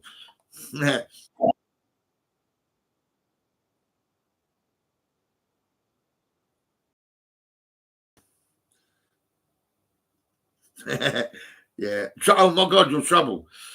Cool. I'm going to go and I'll talk to you tomorrow. She's trouble. Yeah, seriously, mate. Honestly, she's fucking trouble, mate. Yeah. Huh? Who's trouble? Well, she might bring her friend. If she brings her friend, it's going to be double trouble, isn't it? It's going to be like, fuck me, oh my God.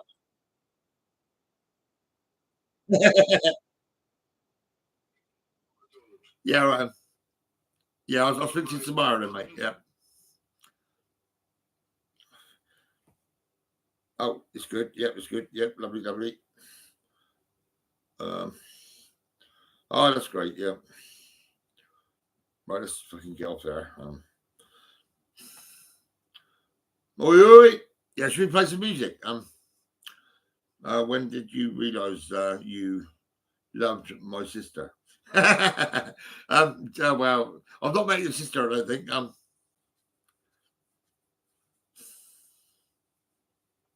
Do you know what's funny, really, is when ladies around the world say, I love you. Can I have a gift card? And I'm like, no.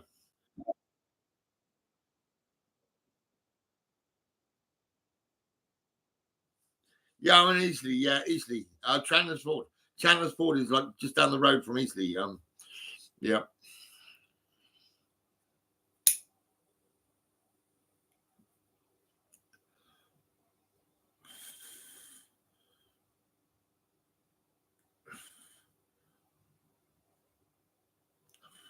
I actually use toilet tissue, a toilet roll, you know, roll, toilet roll, and all that.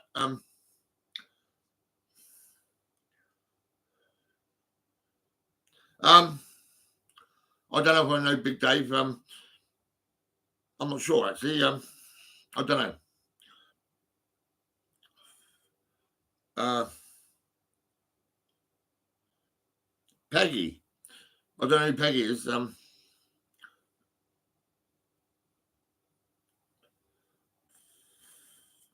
Peace and love, yeah, all that, yeah, all this and all that. Yeah.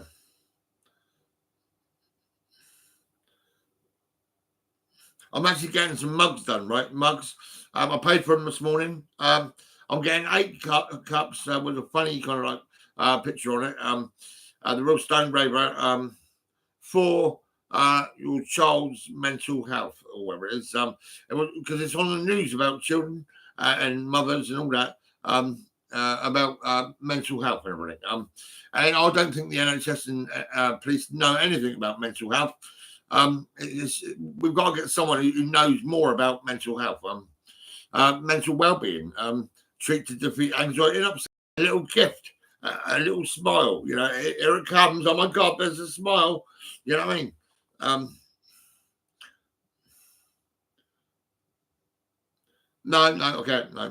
No. Why is the back of your chair brown? And the arms red. What it is, it's kind of like a brown color leather settee, but the actual brown color is just it's wearing away. Like here, that's a bit red. It's kind of a brown color. You know.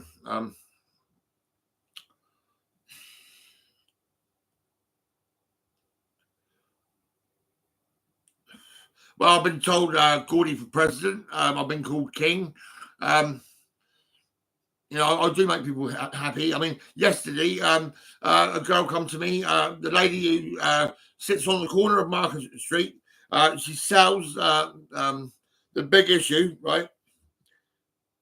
And I was at Poppins restaurant, and I was having my liver and bacon.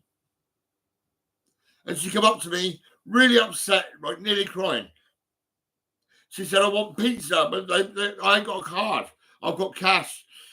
If I give you £6, can you get me a small pizza? And get it on my card, right? So I walked into the restaurant. I said, I'll be back in a minute. I took this girl up to Domino's Pizzas, and I said, right, give me the £6 then, right? She gave me her £6, right? And I paid $7.99 for a medium pizza, right? And she got a bigger pizza, right? And I said, now wait there for your pizza. And I went back to Poppins restaurant for my to eat my bacon and that, my liver and bacon. And then she comes to me, right, and she says, "Oh, thank you, Real Stone Raver."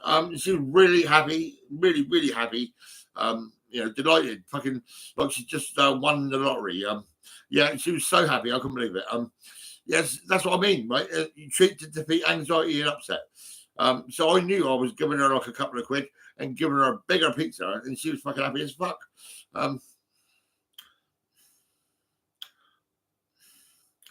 Yeah, the fucking my Instagram, right? I was live and everything. I turned my camera around and I aimed it at her, and when she said, "Thank you, Real Stone Raver," but it was fucking ended early, right? It pissed me off. I couldn't believe it. Because I wanted everybody to see how happy this girl was.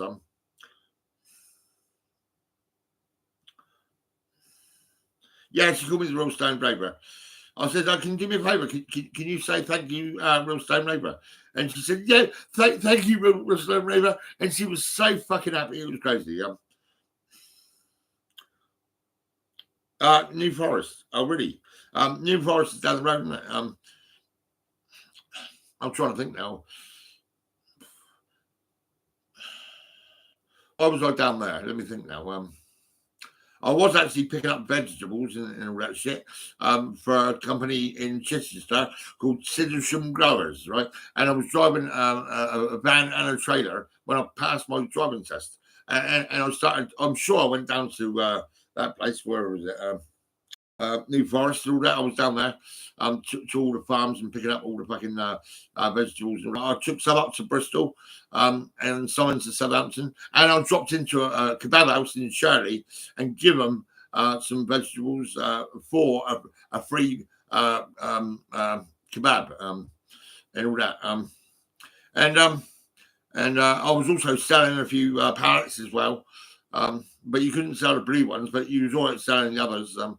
And then my boss said to me, do you want me to call the police, or do you want to leave your job? And I was like, I'll leave my job. I'll see you later, mate. And I fucked off. And then I become known as a piano man. The Hammer House of Pain. How many devices have you have the police removed from you in the last 5 years? Well, the police don't take nothing. They just walk into my house and take the piss. But now I'm discharged from mental health. So now the police they fucked off now. They left me alone. Yeah, but they won't. But I mean, fuck me, I couldn't believe it. Police outside my door. Police coming into my house. Fucking They had blue gloves on. A place, a fat cow, right? Called cunt. That's right. I called her a cunt. And she didn't like it. She was going to charge me. But she said, if you say it one more time, I'm going to charge you. So I said, all right, fuck it, let's go. Come on. And I was live on YouTube. Hoxhard. Oh yeah, what's this? You know Mike Hoxhard? No, I don't know. No. Officer cunt. Yeah. She's a fat cunt. I mean, Millwall. I was always in Somerset in London. Ruislip, fucking Middlesex, all that. I'd go into London. I was in the Dutch embassy.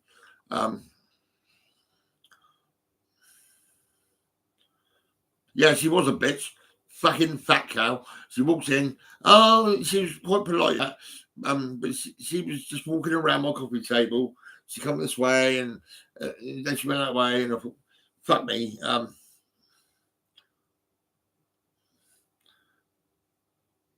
Magpie.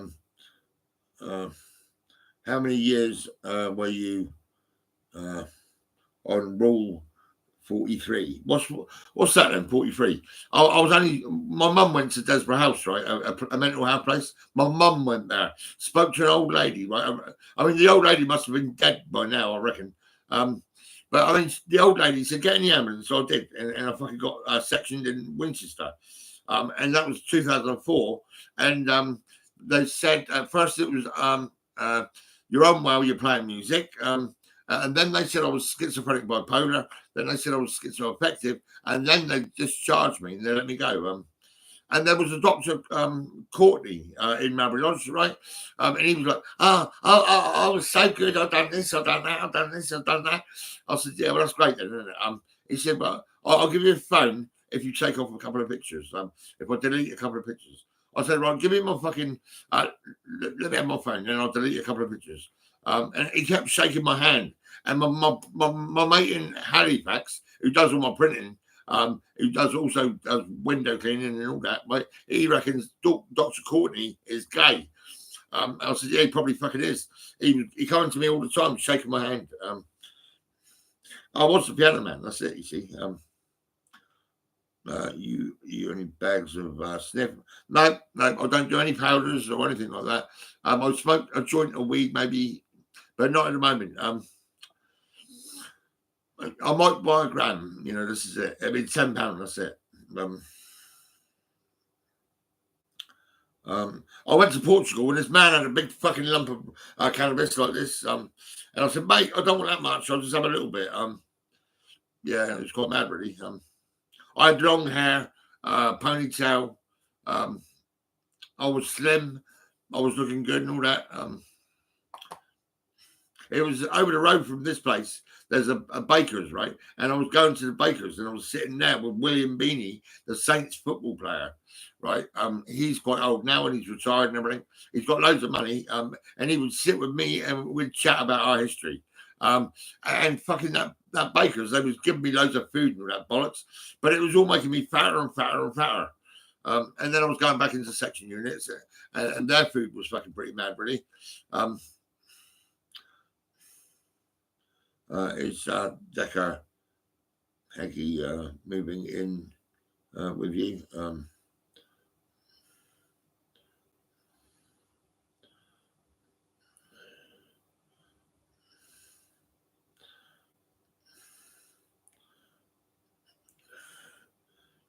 Well, I don't know. I don't know Decker Hegel or whatever the fuck that is. And hello to Clips YT, whoever that might be. Yeah, I might play some tunes in a minute. I mean, it's 10:30. I could probably play some banging tunes until about midnight.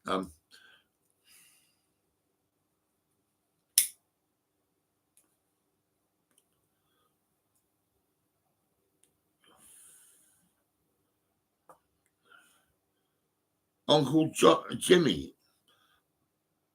No, I've never had Uncle Jim.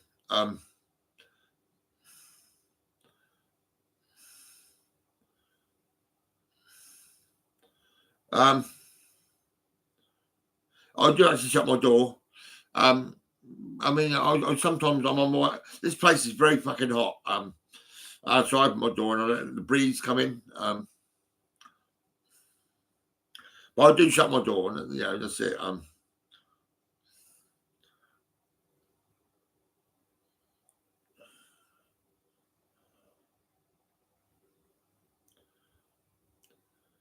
Nobody's here, mate. Really. It's just me. I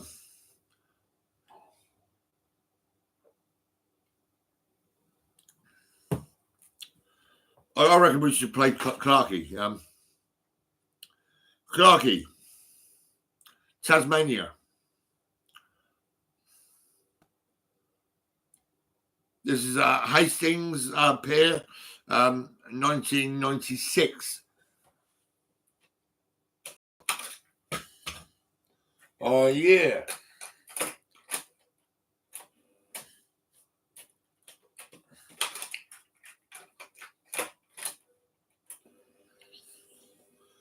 Oh yeah. Oh.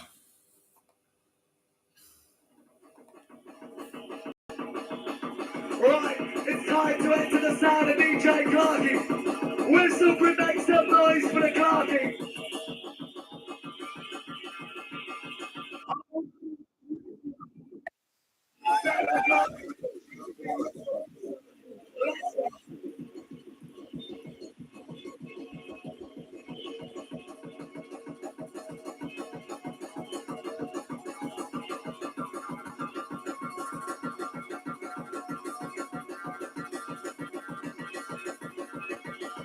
Entering the new sound dimension.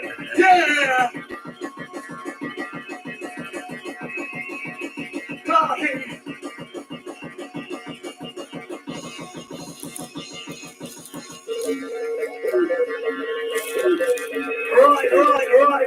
Right. Tasmania, after three, please. 1, 2, 3. Clarky.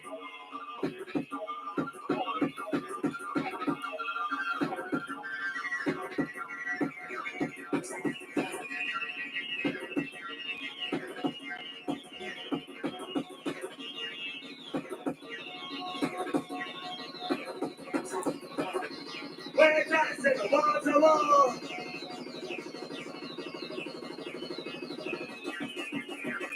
Wall to wall. Wall to wall.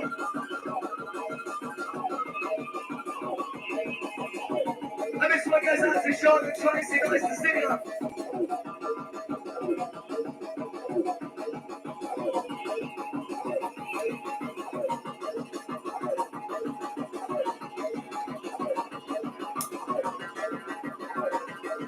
I was looking, again. Oh my God, it must be tripping. Clarky's tripping.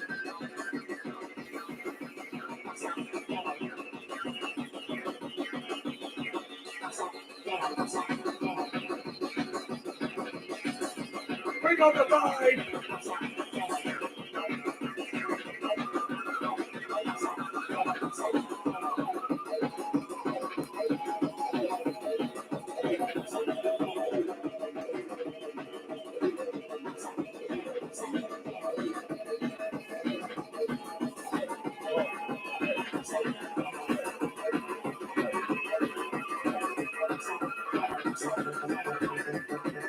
Yeah! We're entering the chill zone.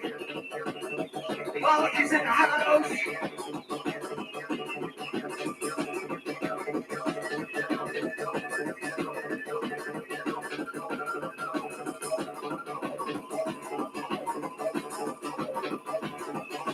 Yeah, once again, Tasmania kicks and Hastings winner. You're a wicked Hastings winner. Make some noise. Clarky.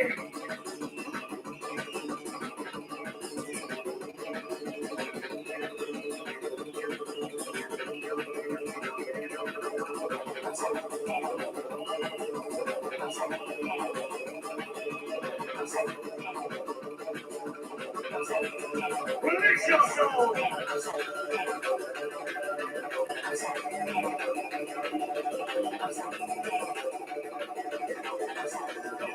Build it up now. Build it up now. Twist me down. With your magical musical sound. Party. It's time to party. Come on.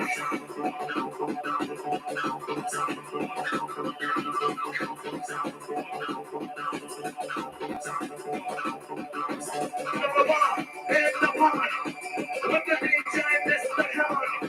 Well, keep your body rocking. A little tag your head apart, Mr. Khan.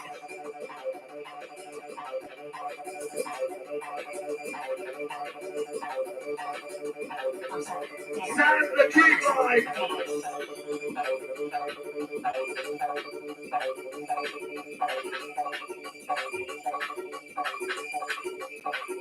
Oh yeah!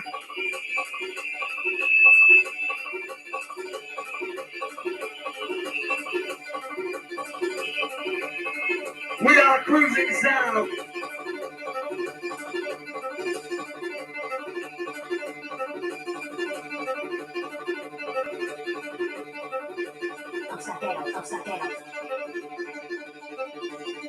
Right, get those hands in the air, Tasmania. Wave them around, come on.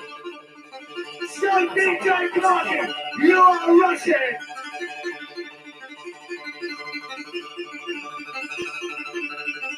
Maximum performance every time.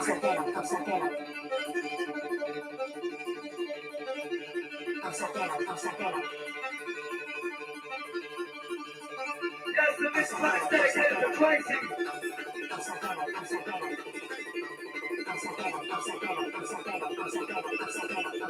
Nobody take my secrets, give it to me, give it to me. Give it to me, give it to me. Give it to me, give it to me.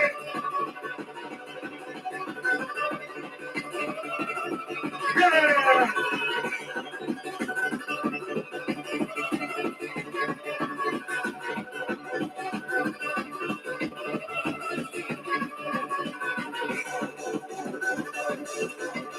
DJ Clark is showing the way.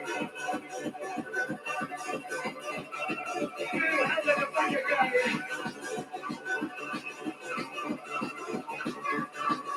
Great sound from our team just now. From the sound of Clarky. Let's go.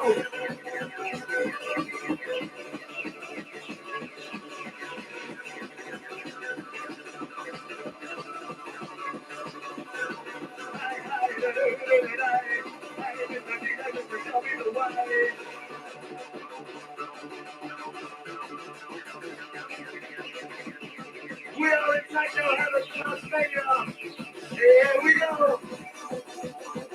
Lift off.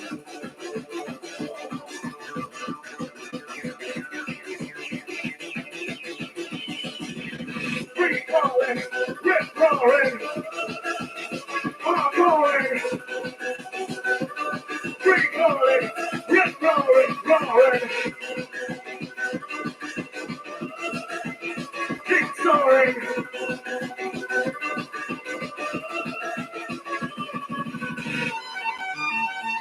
Whistle blow!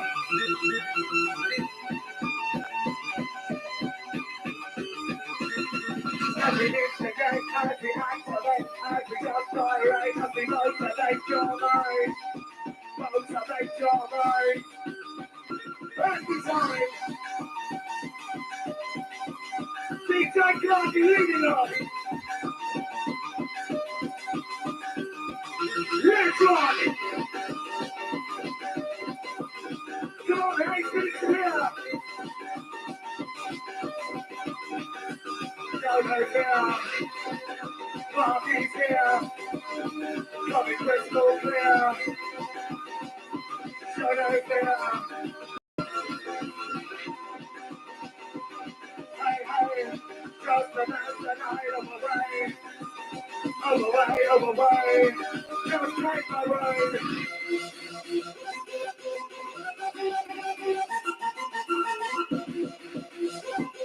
Are you ready? Let's go! Go with the sound and go out of control. All time to the video. Clocking, track go. Let's go!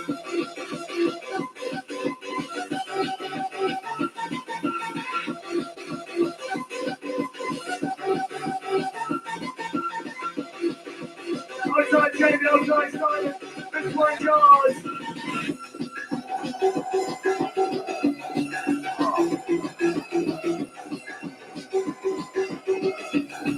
A new level of sound for you.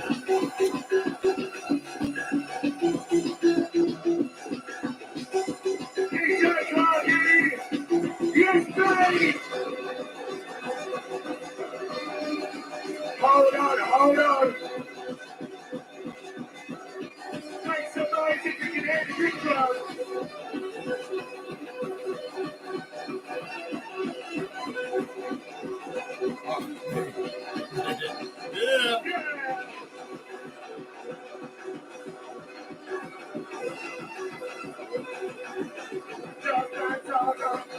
Just dance all night. Right. Hold on to your habits. This one's gonna be fierce. Clarky.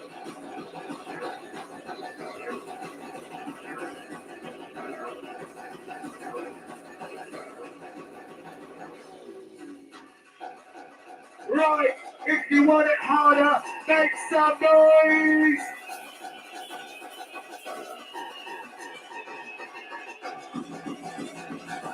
Mr. Clark!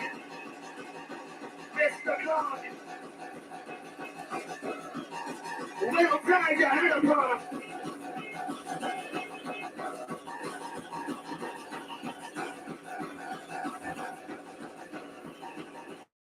Wiggle the boy!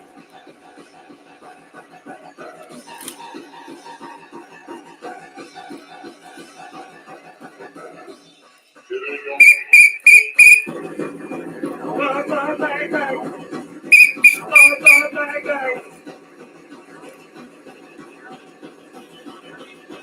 As I look at that, hit the body, drop the record in the corner, let the shot be drop the weather, let the people move the time. To the right and left, baseline. Clarky.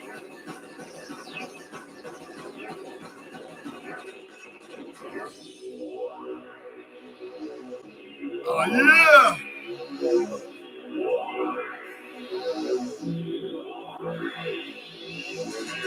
As we enter your life, every time.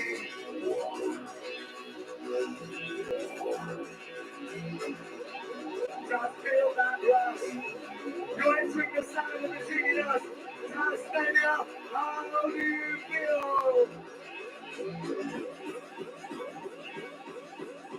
Right. Come on. Let's jump. Come on, race beats clear. Let's fuck it out now. Fierce. It's a suicide ride. It's a hardcore terrified. It's Clarky, that's right. Hold tight.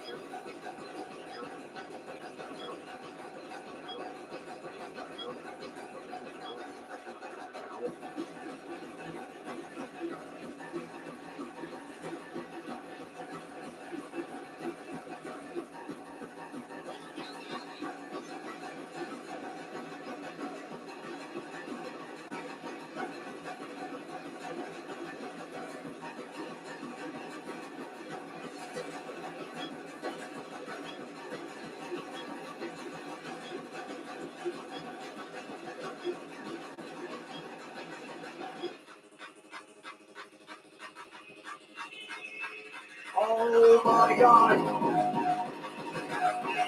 Stand to the 303. Into the DJ Closing. Are you ready?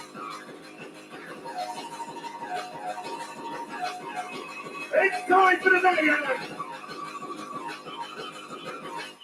Here comes the predator.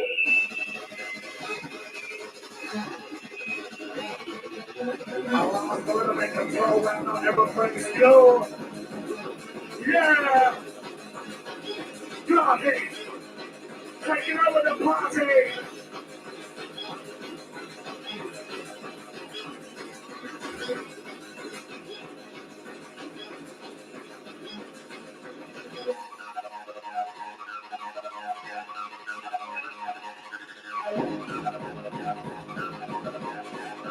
Right, every time they keep making tickets, so make some noise!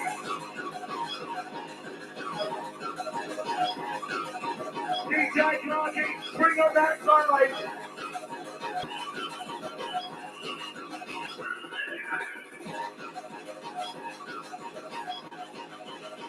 Come on, come on!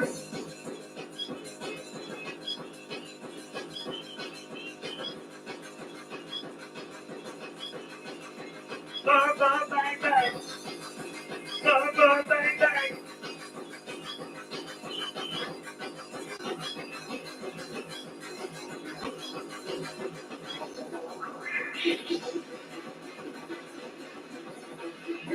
Beware of Overlord Hastings here! Here he comes! He's got you on the run!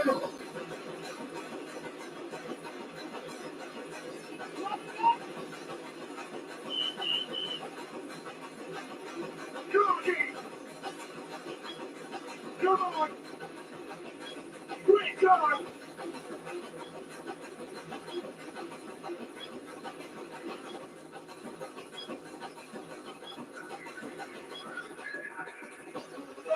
Come on, DJ Clarky, speed it up! Let's get fucking mental! Up to hardcore control! Yeah! Wakey, wakey! Rory's on Charlie!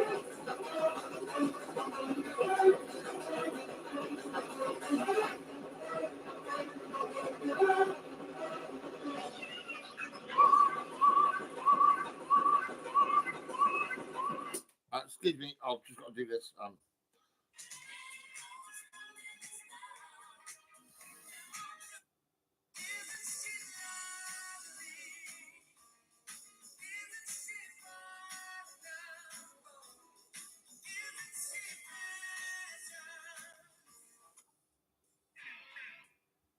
Yes, one.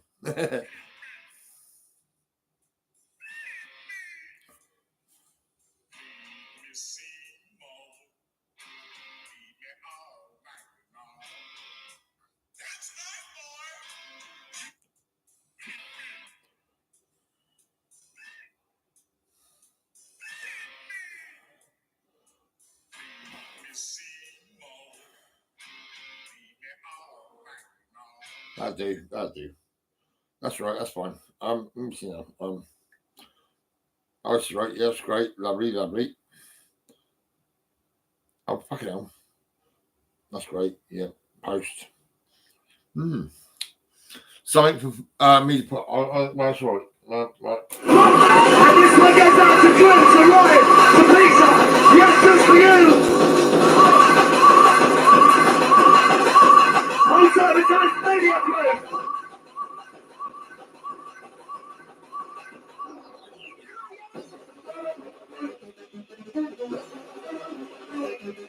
Like a old time right there, it's all Friday. It's your brain and we're excited.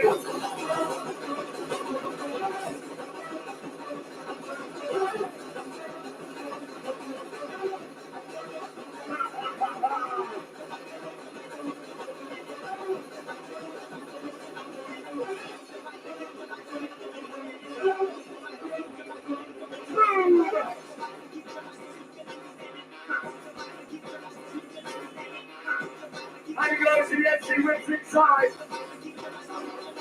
Woo! Woo!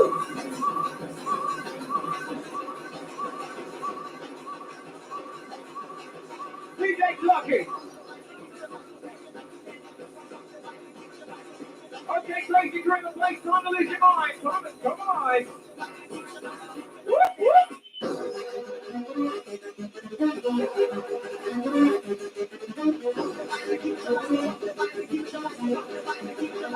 Let's go! Big Shot goes out to Claire. Back, Claire's all through the place. Time to go wild.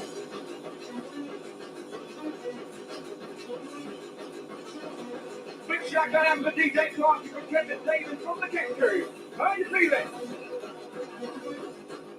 Shot going out to tomorrow. Happy birthday. 20 seconds. Come on.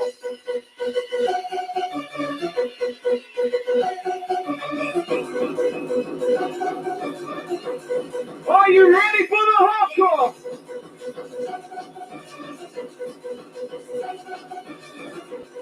Okay, buddy, we're in a place. You know what time it is. Time to get busy. All right.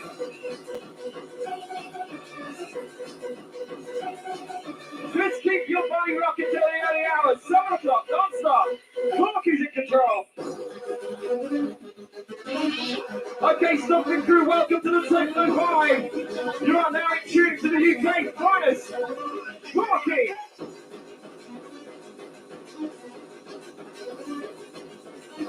Woo-hoo! We want to see you all go crazy.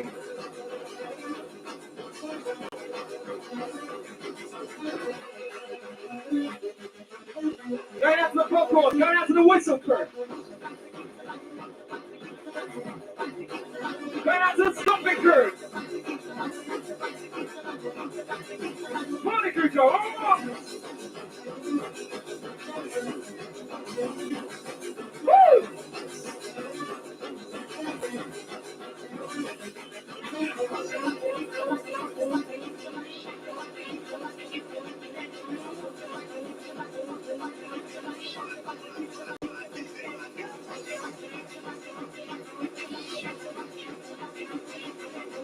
Party crew, the place you can dance how you want as long as you're feeling okay. Right, DJ, take it away.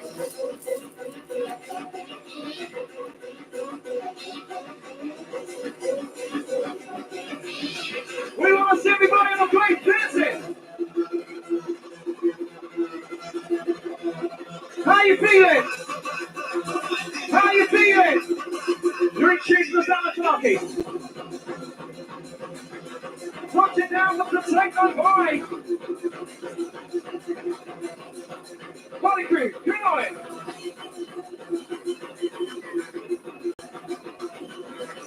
Okay, jump the crew in the place, increase the pace just a little bit. Jump a little higher.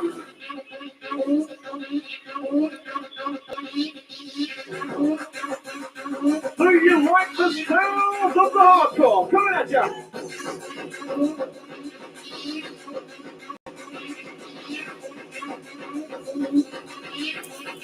What do you say? Take it away.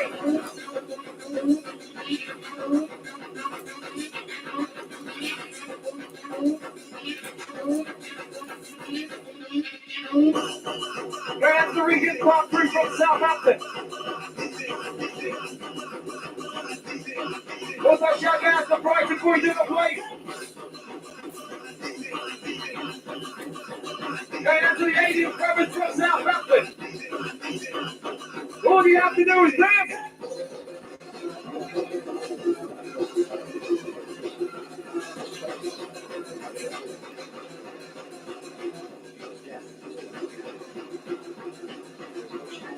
Party crew, just go with the flow. Just keep your body moving. Oh, yeah.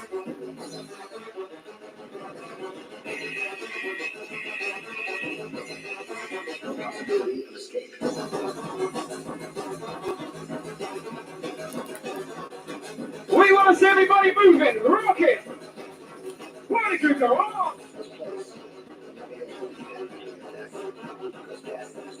Whistle through the place, you know what to do if you understand your DJ. Bring on the noise.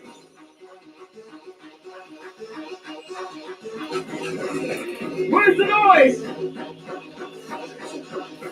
Woo-hoo!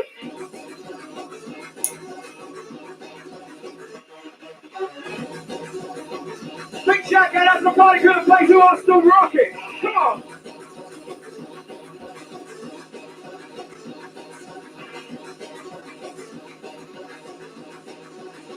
Move it, use it.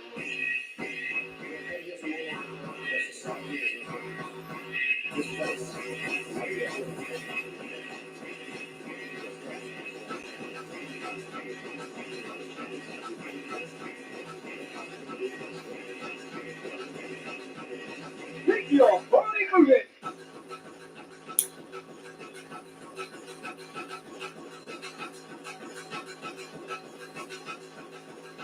Woo-hoo!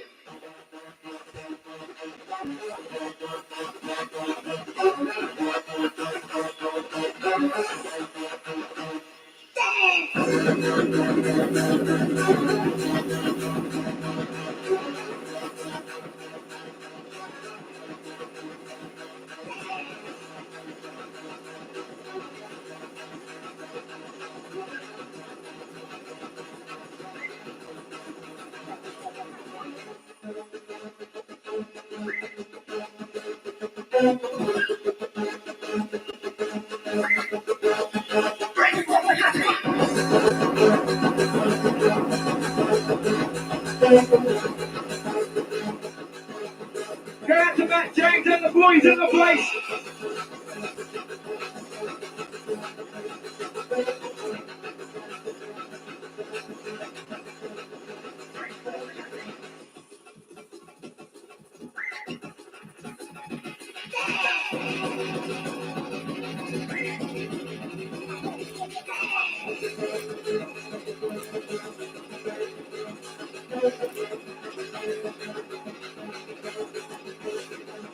Woo!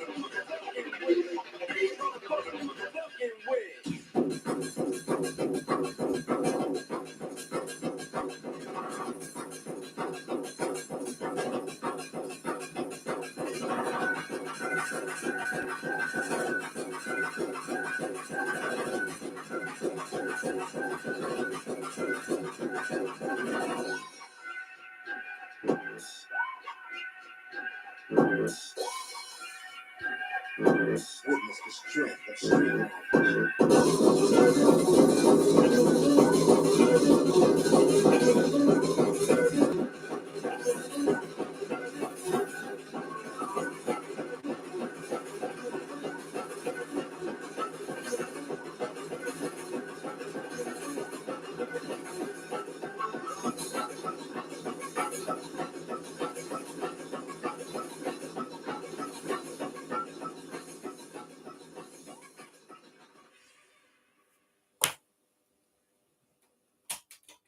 That's cool.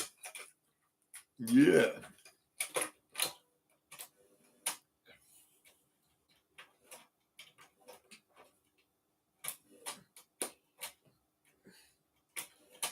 Oh, fuck off.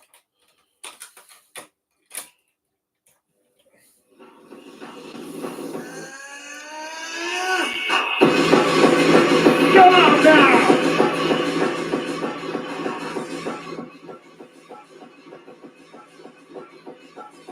Now we're at your party, get up the groove, bounce up in your heartbeat, get into the groove, jump up in your party, get up the groove. We're gonna rock it and a cup.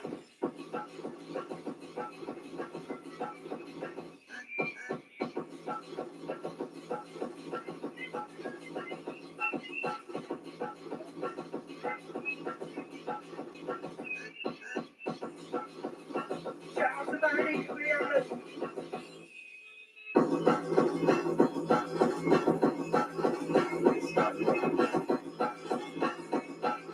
It's true to the sound of DJ Clarky.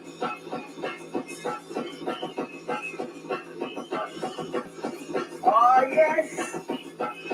Turn to the control! Come on now!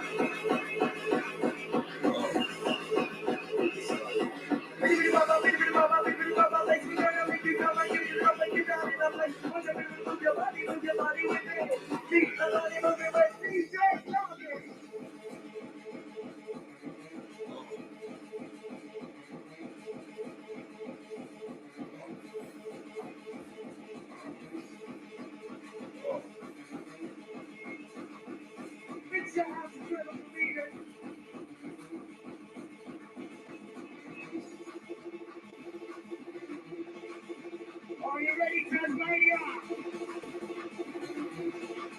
It's DJ Clarky now!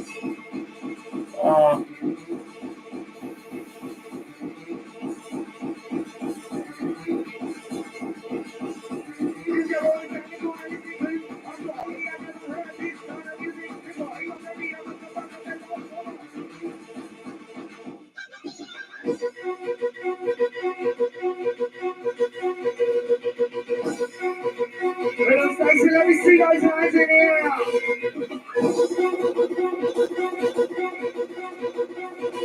Sorry, Tasmania. Go Tasmania!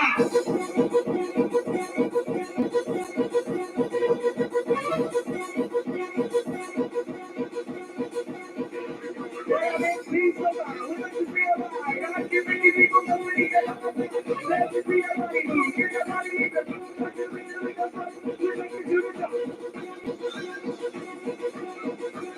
We're making to the top. It's just the sound of the club.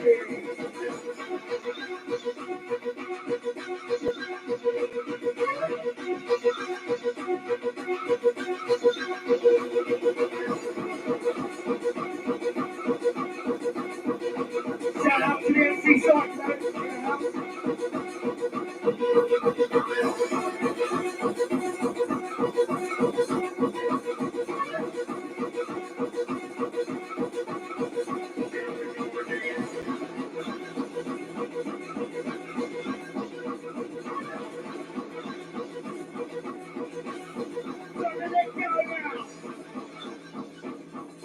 oh, yes, yes, yes, Tasmania!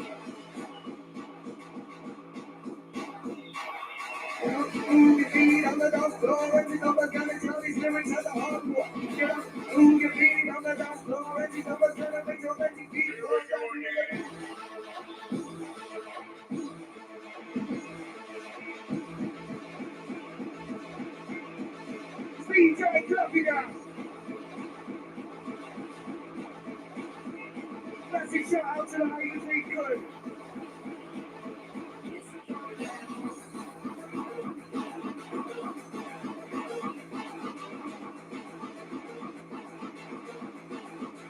Tasmania.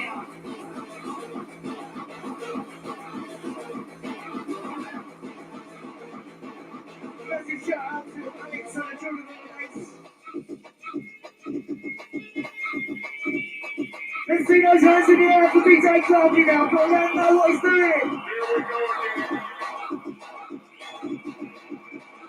Where's the whistles and horns?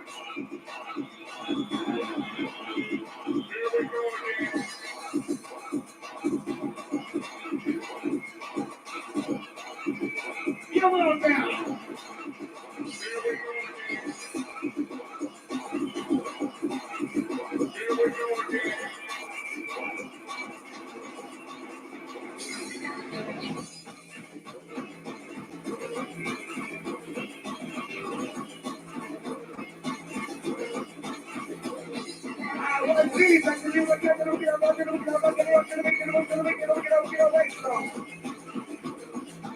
Let's get to the wicked of God.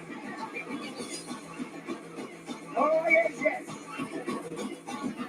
Big shout out to the one night Pete, the one night crew.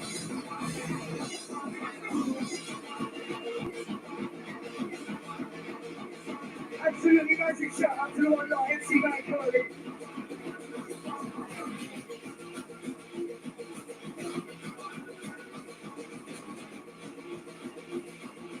Shout out to Lindsay and Hastings.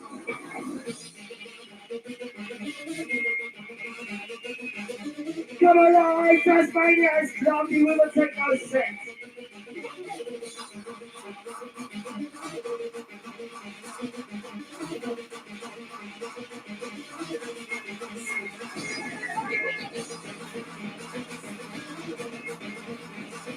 With a massive shout out to the Marshmallow crew.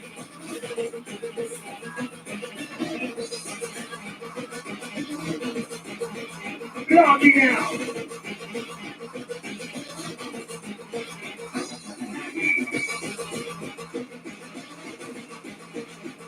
Jump around.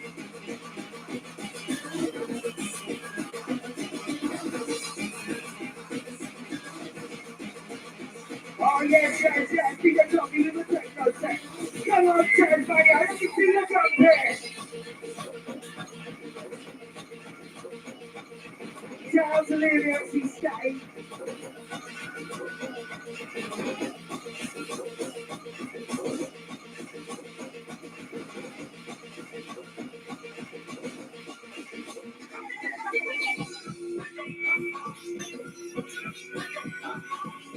Big shout out to the hardcore fellas, Kevin and Paul. Tasmania, I can't hear you. Where's those whistles and horns?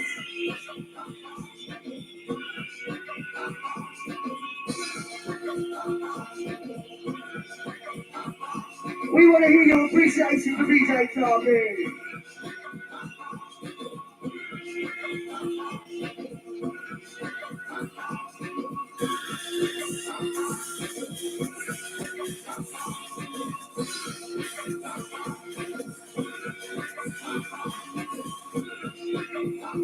Tasmania!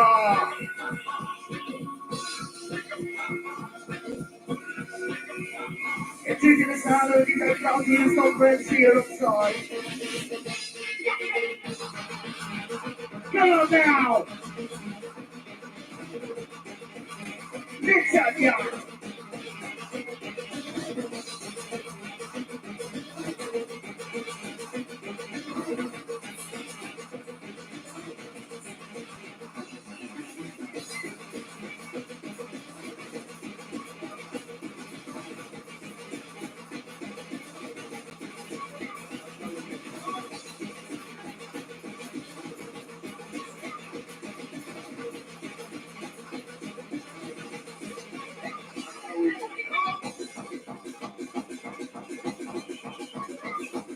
We're gonna start, whoever you may be.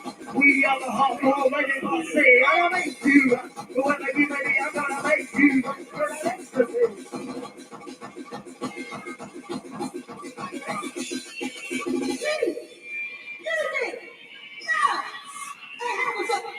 Where's the noise for Clarky? Come on now!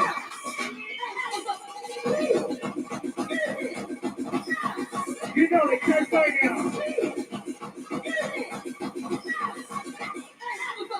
Everything's alive, we're like to see alright. I can make you people want to make you on the side. They have to see the body move, get the body in the we're gonna make them stop. We're taking you to the top. We're gonna take you to the top. That's how we do it.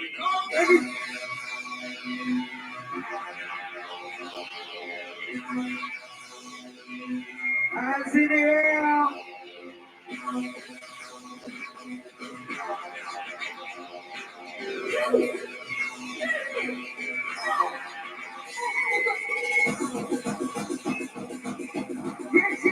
Yes, come on now.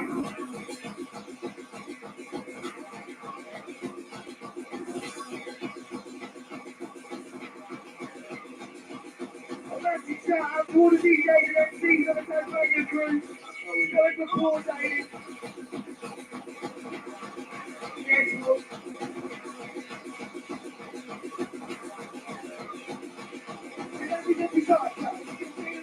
He's gonna make you people jump on the top. Step up, jump on, what you gonna say? Remember, every song I'm gonna rock up on the game. Check one!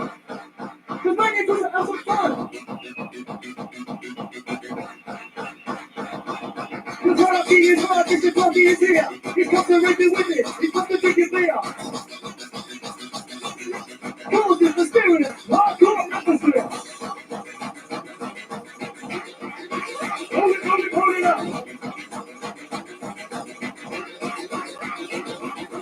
Right, go, party, we come to have the fun! We gotta take the party right up on the run! And we shift it like you gun!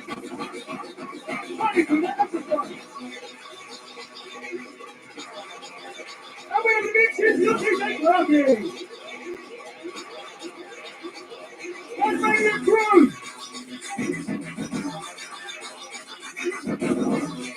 And your next Tasmania will be on the 26th of April. Down there on the Hastings Pier as well.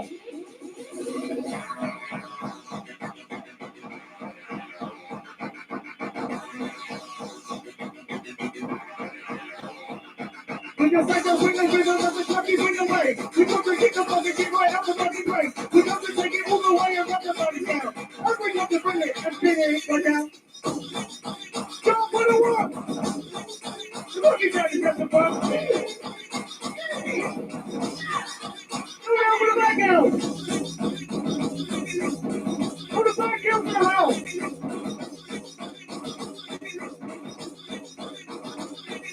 We go into the back out! The ones that misbehave! The ones that tell you today that's freaking like it's coming! Hold it, down the upper way! And how you feel in Tasmania? Those pretty good lucky! Reach it up and do the stuff!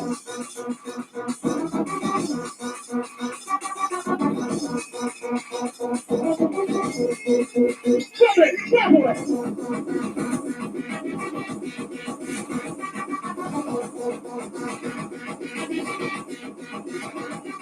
And we don't live with the one side, we do something to bring. We gotta get the shit right out of the name.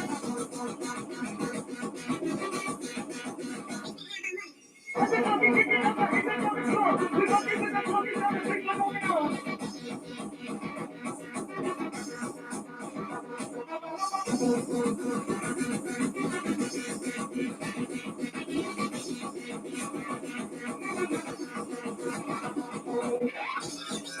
take us in the shot!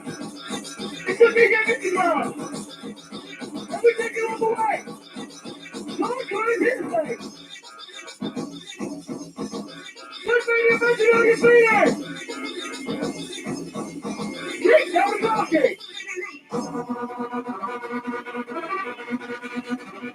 I just got down to the hands, put on the whistle crew, where are ya? Oh, I said, where are ya? Oh, put the floor! Get the floor!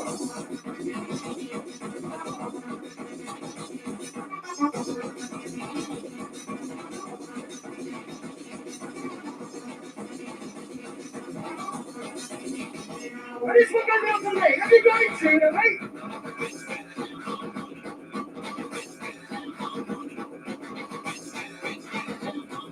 I'm going to keep the fire. He's at number one. He's at the lucky fire. He's at the lucky fire.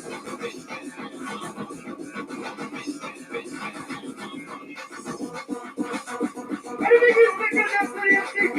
The DJ has the old short rap crew. Get out. Talking on the whistle. We come down on the line. We don't have the money crew to make it double line.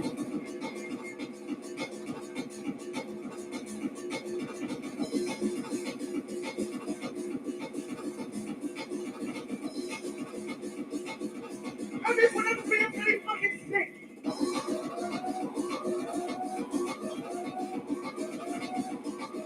I think it's taking enough to want to do a back early. Let's try it.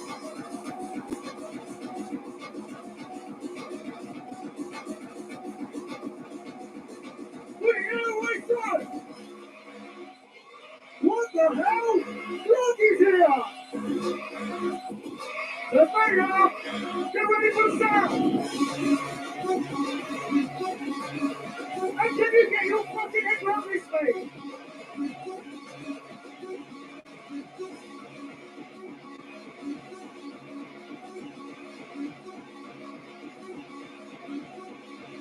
The Rocky is hard, this is Rocky's winner. He's not going to do winning, let's do the player. He's got to do it now, he's got to do the battle. Look at him, he's not going to get all it again. He didn't have that.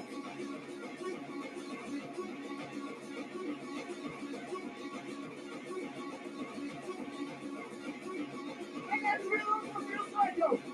I'm going to talk to you, but...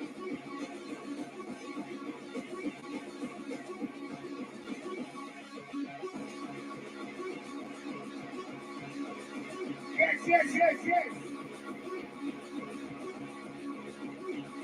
What do you think you can go? He's up and down the ground. You make it move your body all around. Jump up, keep it up, you need it right. Move your body in up and out of the way. What a massive shout out to the one line, Nick, the one line, Emily, the one line, John.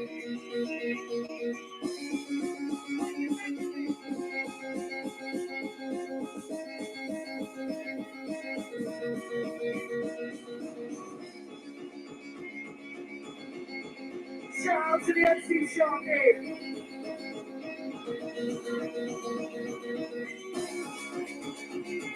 MC Sharky, can you go to the stage, please? MC Sharky to the stage. Come on.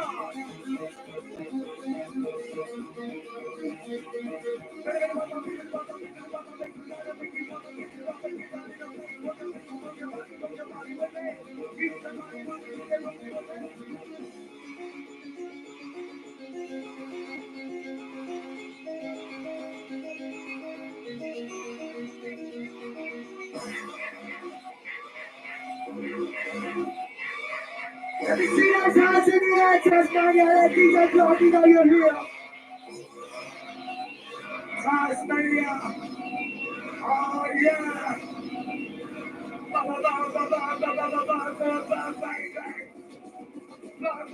Bang. Come on. How are we doing?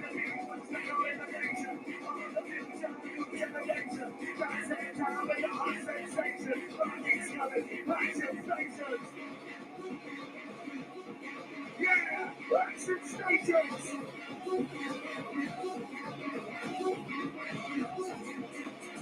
Here we go.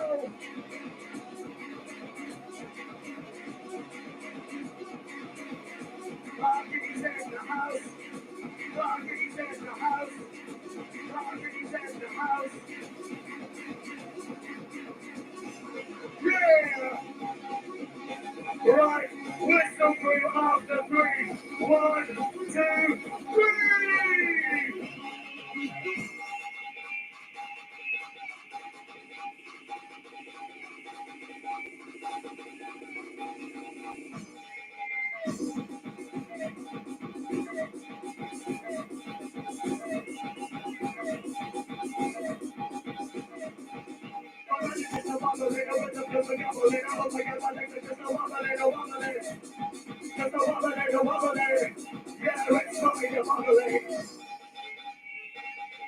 Hold on to your hairpins, this one's gonna be fierce. It's the sound of clocking.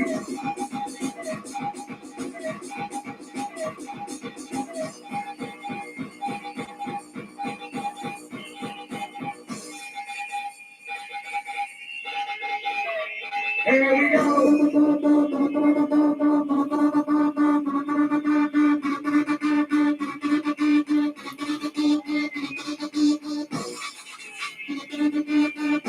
Oh, hey, here we go.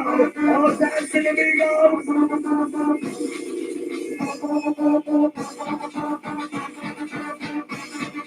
Let's go techno. Clocking style. Yeah, it's wild. It's wild.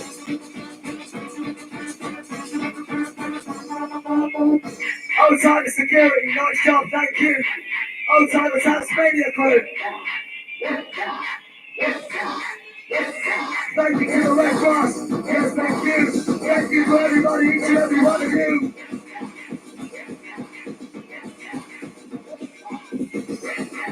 Wakey. Come on.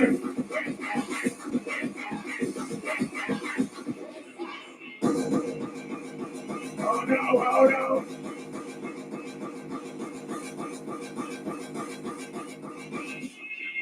Well, I gotta walk around, see that everyone around us, everybody puts it to the musical, keep me honest. To the musical, keep me honest.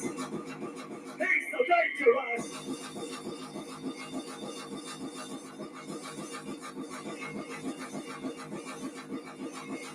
It is talking.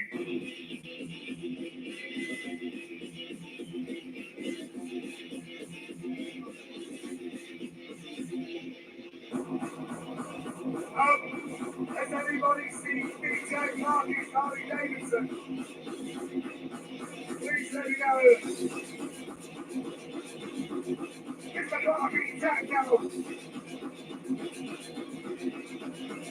Let's go. Come on. Put yourself with your body on. Put yourself with your body on.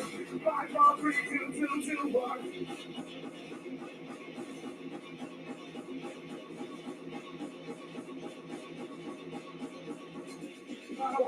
Here's the part. With the DJ, here's the clock. Where we go, body, so make your little carry your head up on. It's the clock. What's going on? I'm lost in rock. I'm sorry, all gather jammers. Yes. What a mess. Yeah.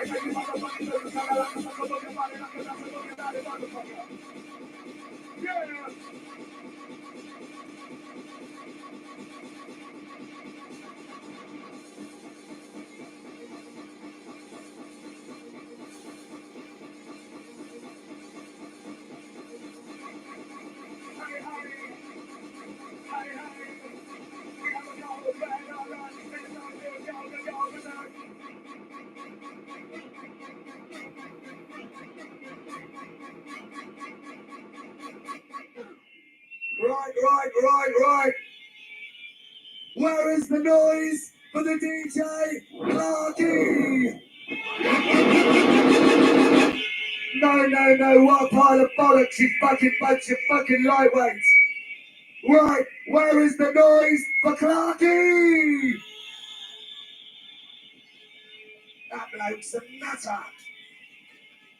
Right, Tasmania will return on Friday the 26th of April on all nights at 10 till 7 with Mr. Hyde, Dougal, Sy, Randall, Slipback, Bites, Brisk, Truitt and Hicksy. Right, your Tasmania crew come here every time and blow the fucking house down. So I want everybody after 3 to make some noise for the promoters and everybody who was involved with tonight. 1, 2, 3!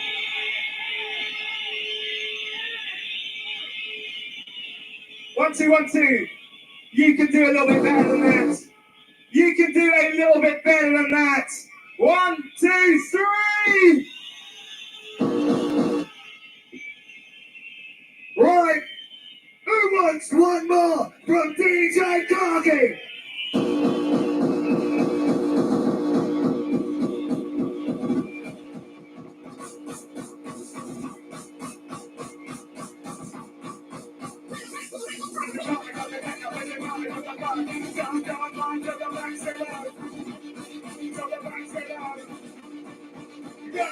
Come on.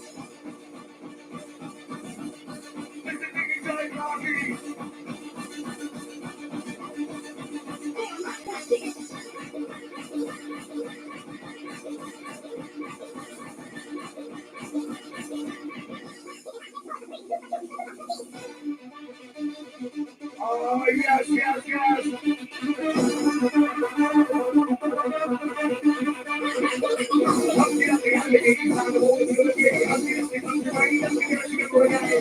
We're going to drop it inside.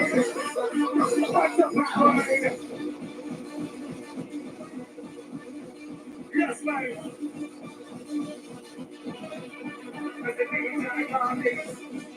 DJ Clarky.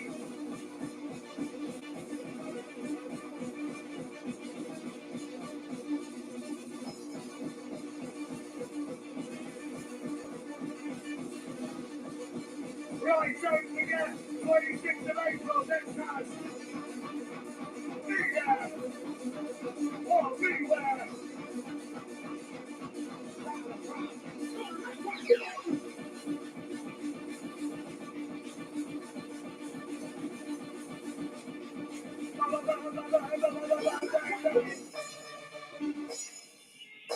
Oh, no.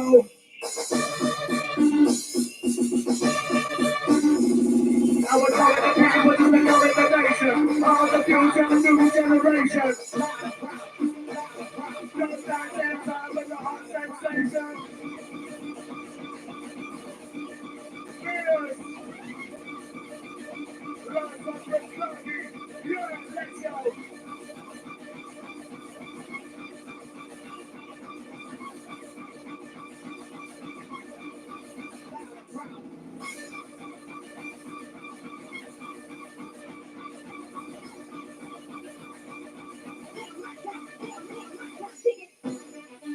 Good night and God bless. I hope you were the best. This is Tasmania saying thank you. Yes, you were dancing through. Oh, yes. Come on,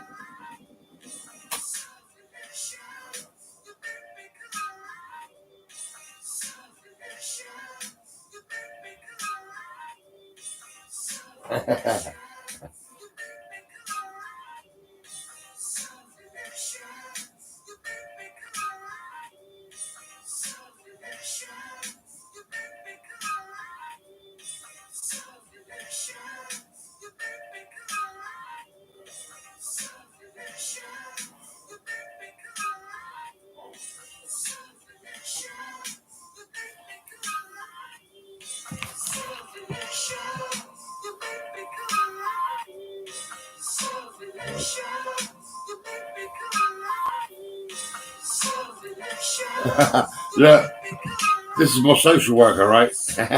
This is.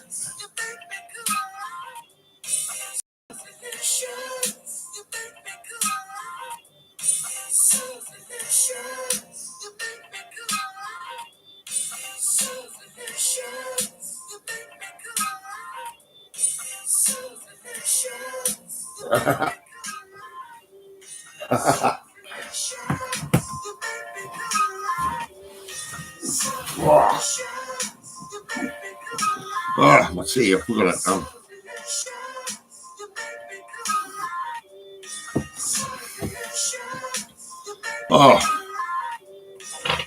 Oh, fine. Oh, my God.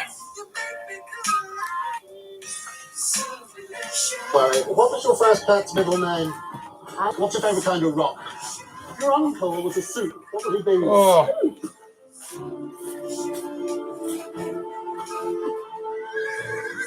Okay, Buttercup.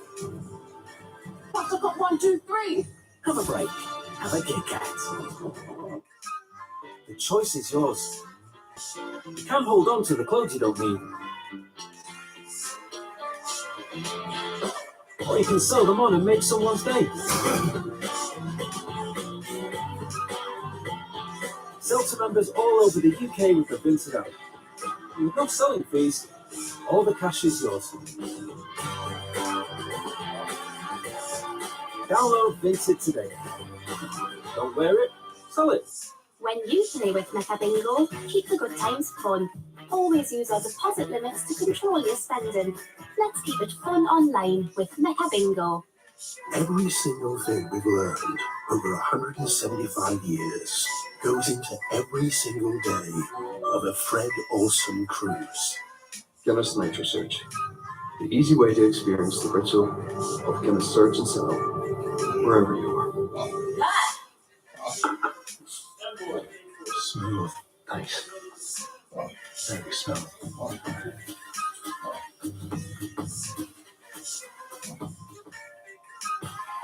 As any explorer knows, you should always stay open to adventure.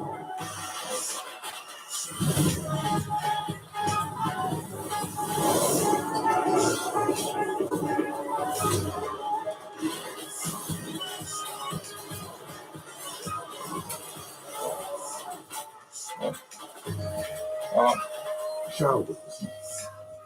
Adventures and flavor since 1889. This Valentine's Day, give a funky pigeon card, personalised just for them. For every kind of Valentine's Day, it's got to be funkypigeon.com. Ladies and gentlemen of the jury, you have a chance to give a man his life back. So the question you must ask yourselves is, can anyone spell garlic? Objection, Your Honor. Overruled. What do you see, counsel? Chicken, Your Honor. Smoky, spicy coating. I think we can conclude it's Spanish-style chicken with patatas bravas. Steal the show with 250 recipes every month from $2.99 a meal. Gusto.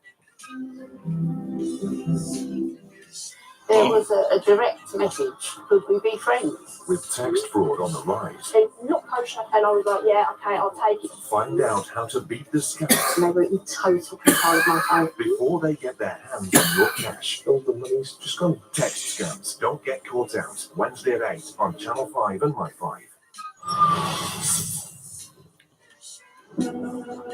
Welcome back to Caught on Camera.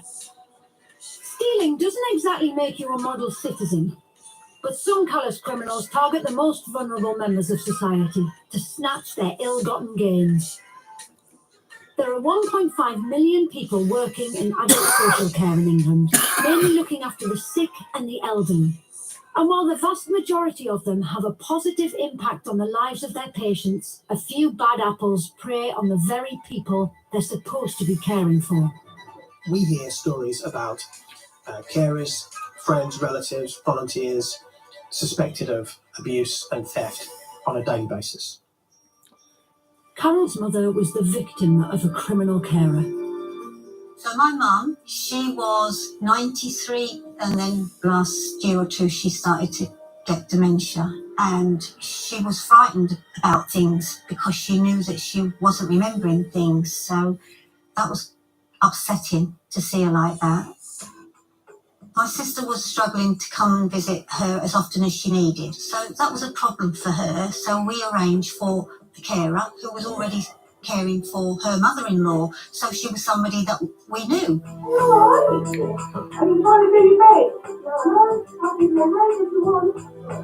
So we were happy to have this lady come and act as carer.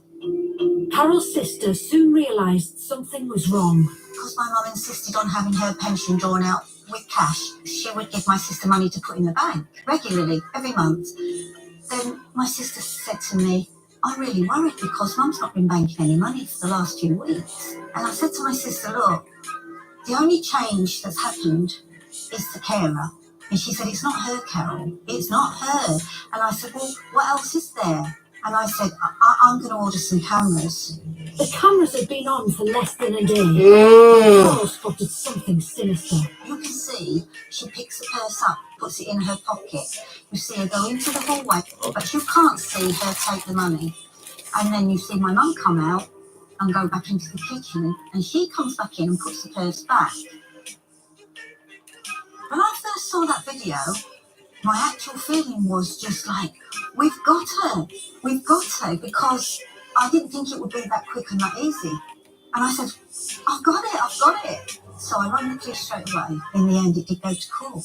The carer pleaded guilty to theft and was ordered to do 150 hours community service and pay £120 in compensation. I think she got off very lightly, and I think a short prison sentence would maybe have really scared somebody. And I think when they do something like that in that position, that may be what they need. But what was even worse was the effect the theft had on Carol's mother.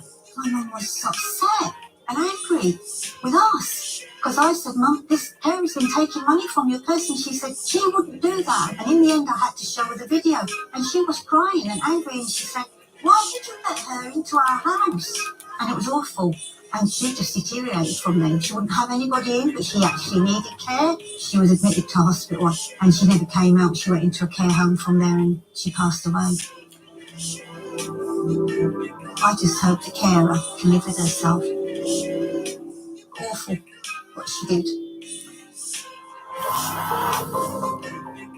This carer in Cornwall was caught on camera swiping her 83-year-old patient's purse from the mantelpiece and taking cash from it. She was given a 12-week suspended prison sentence, 80 hours of community service, and ordered to pay £250 in compensation. People will prey on vulnerable people because it's easy and they can get away with it. It just shows how low you can be that you're targeting a vulnerable person. One of the risks that we face is that we undervalue social care to such a degree that we tend to pay carers poorly. People engage in this type of crime for a range of reasons. Some of that might include perceived financial need. It might be that they don't think they're being paid enough for the work that they're doing, even though it's really important work, and as such they may have some entitlement beliefs about what they should be getting. We are, of course, seeing more people steal from older people at this moment in time because of the financial crisis. There are carers who are more and more tempted because of their own personal situation. It's that horrific. And so therefore we try to look at how we value older people in later life and how we can build that protective network. We want an offence of abuse of an older person, theft against an older person, to carry a more severe sentence, for the CPS to revise their guidance and make sentences harsher when there is that vulnerability. This woman in Nottingham broke into her former patient's flat in the middle of the night, using a key kept in a safe outside, for which only a few people knew the code. After checking that the 91-year-old occupant was asleep, unaware she was being caught on camera, she rifled through his coat pockets. The devastation of the family in terms of feeling betrayed by someone who you entrusted with the care of somebody that you love is huge, so the trauma of that is huge. This woman in Warrington didn't see the hidden cameras capturing her robbing groceries, filling a plastic bag before wrapping her coat around it to try and hide her crime. the husband of the victim, who was bedbound due to multiple sclerosis, reported the carer to police. She pleaded guilty to 3 counts of theft and was given a 20-week suspended prison sentence, 250 hours of community service, and fined 750 quid. The abuse of older people is a really emotional subject because at the end of the day, this is your mother, your grandmother, your auntie, a loved one, and even the mere fact that that person who you've loved for all of your life is being abused or that there's some breach of trust against them is heartbreaking. But it happens every day.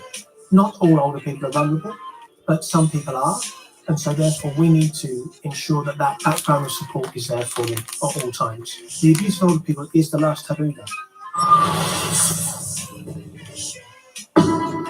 The elderly, sick and vulnerable aren't just targeted in their own homes. Thieves are always on the lookout for an easy mark. This callous pair targeted a 79-year-old shopper, standing next to her mobility scooter as she looked at clothes in the store. They're looking for, is the person distracted? Is the person vulnerable? The woman in the maroon jacket who tends to browse items on the shelves while keeping a lookout as her accomplice rifles through the victim's handbag, stealing £50 in cash and a number of bank cards. This shameless scoundrel in a supermarket just outside Middlesbrough pretends to be perusing the frozen goods before reaching into a pensioner's handbag and pilfering her purse. The elderly victim only realised it had gone when she tried to pay, but kindly staff gave her the goods for free.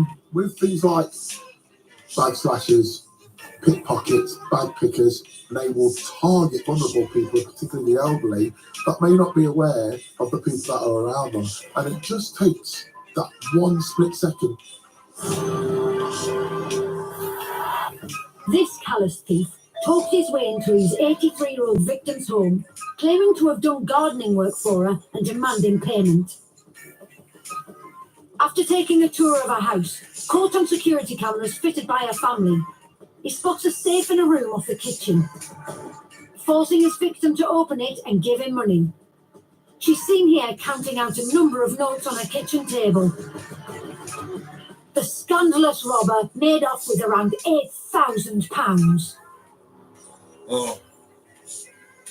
A burglar targeting old age pensioners is terrible, but you do get it because number one, they feel they'll get away with it. Number two, they don't think a description would be very good.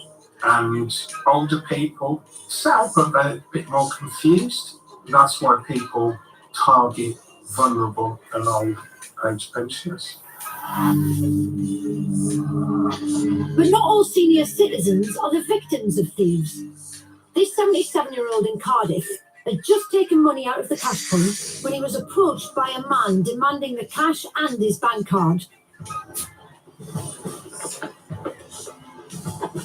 And the plucky pensioner wasn't going down without a fight, putting his dukes up and throwing a few jabs at his would-be assailant,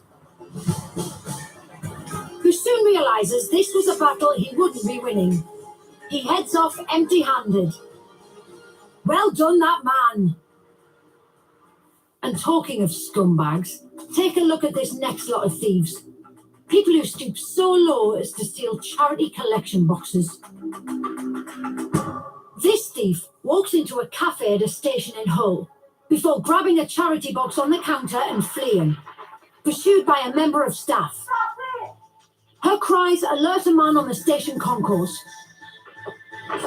His trip causes the thief to drop the charity box before legging it. But the thief was later identified from the CCTV and pleaded guilty to theft and criminal damage. He was sentenced to 16 weeks in prison. Somebody who would steal a charity box, there's two ways to look at it. Are they just being greedy, or are they that hard up they need money for food? It's difficult to answer. I think it's very shameful that you would have to resort to that, but some people do that. They find it an easy target. In the area where I worked, there was a real high number of charity box thefts it was people that were drug dependent. All they're thinking about is their next fix, and they will look for the weakest link, the weakest point where they can go, where they believe that they can get the money to supply their next fix. This dessert and ice cream shop in Bolton was the victim of a charity box theft last summer. I'm Harriet and I work at Superlicious. It was a Sunday, so Sundays are usually quite quiet, and it was quite a slow day at the time. I remember a man and a woman walking in, and the man was holding a big box.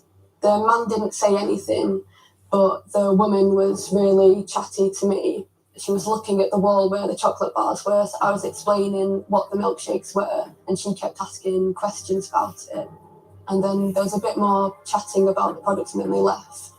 Harriet didn't realise what they'd done until the shop owner arrived an hour or so later. I just noticed something is missing, the charity box. Well, we checked the CCTV and then we saw it happen. You could see me, I wasn't looking at the time. The lady was just trying to engage the Hattie, and the main guy, obviously, he was trying to snatch the charity box. And then I find out he had a plier, because the charity box is covered with the chain, and he cut with the cutter. After he actually managed to detach the charity box, he put it straight under his jumper and then he walked. I did feel really bad because obviously I was on watch by myself in the shop. I felt a bit scared as well. What if I did notice it was being taken and I confronted them? I'm not sure what I would have done. Fazia and Khalik have no sympathy for the thieves. If I meet them again and I find out what was the main reason why you stole this charity box, and if you got any problem or if you need any money, you should ask me. I was happy to help you for a couple of pounds. That's not a big issue. It makes me feel very sad knowing that people like this are around and they're just getting away with these kind of things without being punished for it. And it also makes you feel a bit unsafe as well, knowing that people like this are outside, just on the streets. It could be anybody. Coming up, meet the clueless thieves. Oh, a lot of criminals aren't bright. And bungling burglars. He's the one that is more likely to be caught. Who probably couldn't nick anything if their lives depended on it. If you are a burglar and you have committed 3 burglaries and been arrested for 3 burglaries, go and get a job.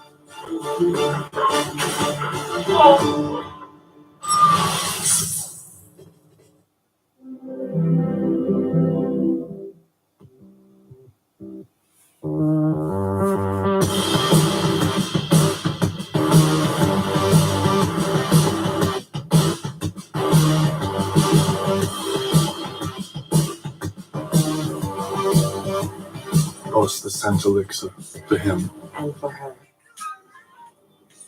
Get that Ojo feeling with 50 free spins with no wagering requirements. Feel the fun, hey Ojo. People may be consuming more fruits or fruit juices, and these dietary acids cause the enamel to wear away. Pronamel Intensive Enamel Repair helps to repair the tooth by absorbing more of the vital minerals that are required and helps to strengthen the teeth. I recommend Pronamel Intensive Enamel Repair. I think it's great.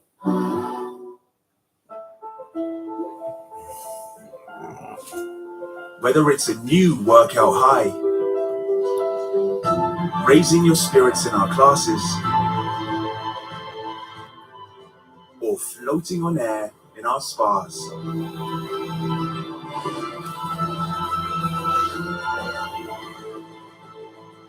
Elevate your everyday with David Lloyd Clubs.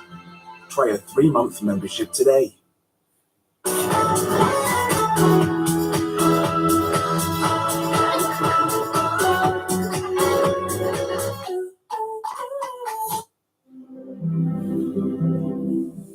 The person I represent would like to engage one of your employees on a private basis.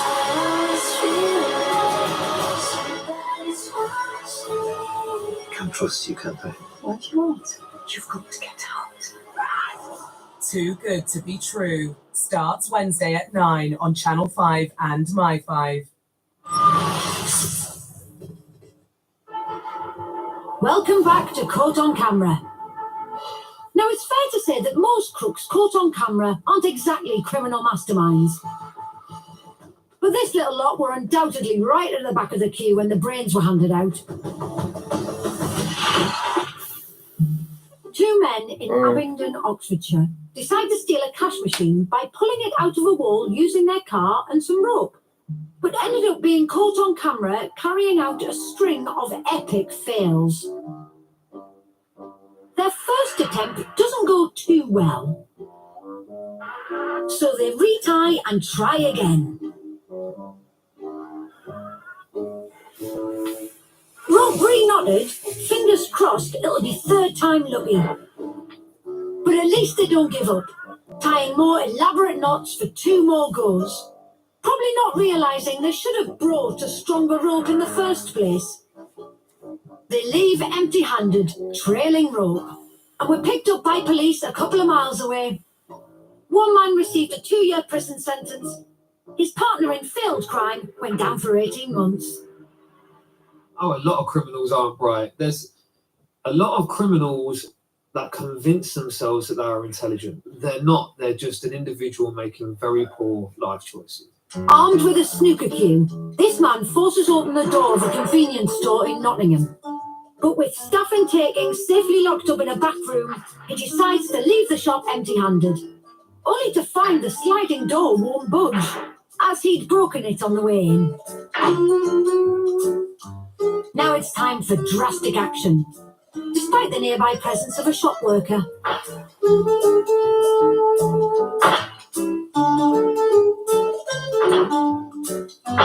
And even though he does get out of the shop, he didn't get away. A member of the public pinned him down until the police arrived. After pleading guilty to charges of attempted robbery and possession of Class A drugs, the rubbish robber was later sent down for 2 years, to somewhere he'll find a lot harder to break out of. Staff at this phone shop in Dewsbury, West Yorkshire, probably thought they were about to make a sale.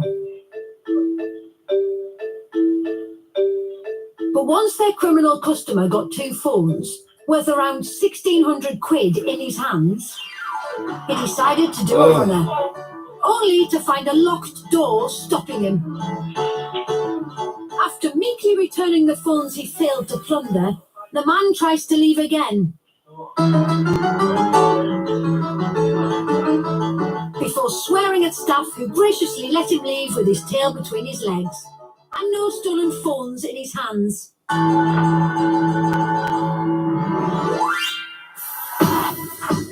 This man comes into a beauty salon in East London on a Thursday evening, but he isn't after a mani-pedi. After a few seconds inside, he goes behind the counter and starts trying to open the till, causing 2 staff members to go outside to look for help. Having managed to get the till off the counter, he hurls it to the floor, grabs the cash, and tries to flee, only to run into a police officer who takes him down, and together with colleagues, cuffs and nicks him. The career criminal that's forensically aware will know how to gain entry to your house. He will make sure that if there's any possibility that DNA or fingerprints have been led, that's cleaned up before he has left. A stupid individual is the person that's watched too many films and decides to climb through a small window, not knowing that it's going to transfer the DNA everywhere. But there's a variety of reasons of why these people fail at what they do. And my advice to be, if you are a burglar and you're burglaries and been arrested for 3 burglaries, go and get a job. This burglar in the top left-hand corner of the screen breaks into a garden centre in Cambridgeshire by smashing a window with a sledgehammer. Having forced open the till only to find it empty, he then opens a tip jar containing the princely sum of £2.50, and with no more money to steal, he helps himself to a slice of cake and a fizzy drink before heading out the same way he came in. A smart burglar is quick, precise, he's confident in his hands, he's not going to leave anything. The dopey burglar is likely to leave mistakes. So he's the one that is more likely to be caught. This thicko thief had cut himself while breaking the window, leaving traces of blood on the floor and on the sledgehammer. which he left at the scene of the crime. He later pleaded guilty to 2 counts of burglary and was sentenced to 32 months in prison. Whether it's stealing from the vulnerable, whether it's picking someone's pocket, whether it's stealing a vehicle, whether it's going in someone's house, hoping that they don't come back. Criminals have to be lucky every time. The police only have to be looking once. In Nottingham, this would-be burglar probably thought he was being clever by crawling past the window of this house to avoid being seen by its occupant. What he didn't know is that he was caught on a network of security cameras installed by the homeowner, who was watching him crawl by. Even though the bumbling burglar made it into the house, he was confronted by the person he was planning to steal from and quickly made his excuses and left. Police identified the man from the CCTV footage. He was later convicted of burglary relating to stolen bank cards and jailed for 4.5 years. Sometimes criminals are so stupid you don't even need the police to deter them. They can be stopped by something as simple as the weather. This pair had just stolen large amounts of cash from a travel agent in Greater Manchester, stuffing the notes into their clothes. But a bit of rummaging, coupled with a strong gust of wind, caused the cash to be splashed over the road. And despite the bungling thieves' attempts to pick it up, they, or at least the wind, definitely blew their chances of holding on to the loot. See you next time for more Caught on Camera. Double Statham action for Sunday night here on Channel 5 with Fast and Furious Hobbs and Shaw at 8 and at 10:25 an old-fashioned British heist movie based on a true story. Jason Statham is joined by Saffron Burrows in The Bank Job. Next tonight, Nightmare Tenants, Slum Landlords.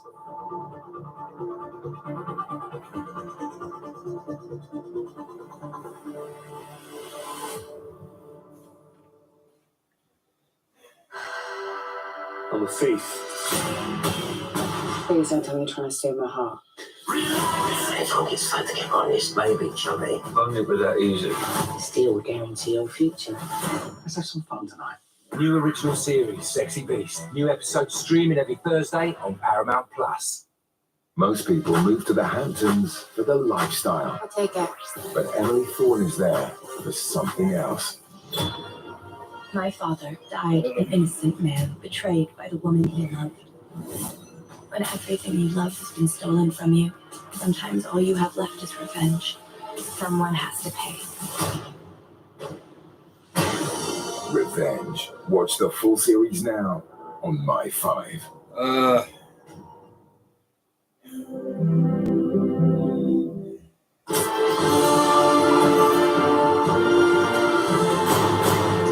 Password? What? You've forgotten? Not to worry. What was your first pet's middle name? Alan? What's your favourite kind of rock? If your uncle was a soup, what would he be? Soup?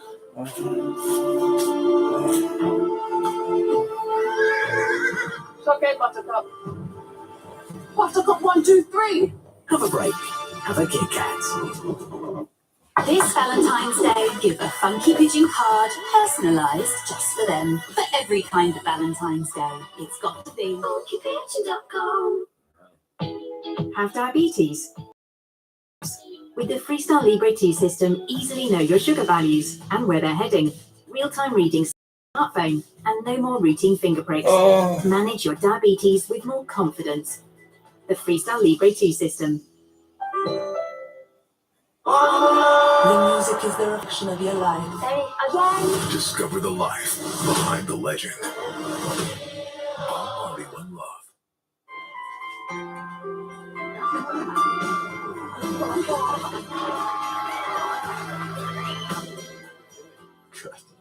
They're a bit like your current account. Just because something was good once doesn't mean you have to stick with it forever. Maybe it's time to switch with the current account switch service.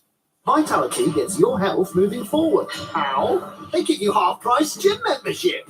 Yeah, give me 5 more, Gary. Move forward with Vitality. Belief. It's a powerful thing. It shows us what can truly be possible.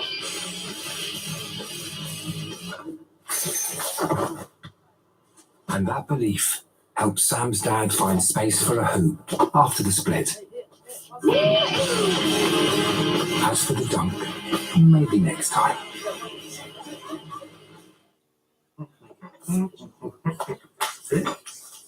Oh no, Sergey, you didn't. Rattle the rag! Oh, it's a leak. I'll call the plumber. Don't worry, guys. I just took the pipe right out. No pipe, no leak. That makes it easy. Sergey? Sergey! Don't wombat it. Meerkat it. Simple. The plumber's coming tomorrow. Oh, thank you.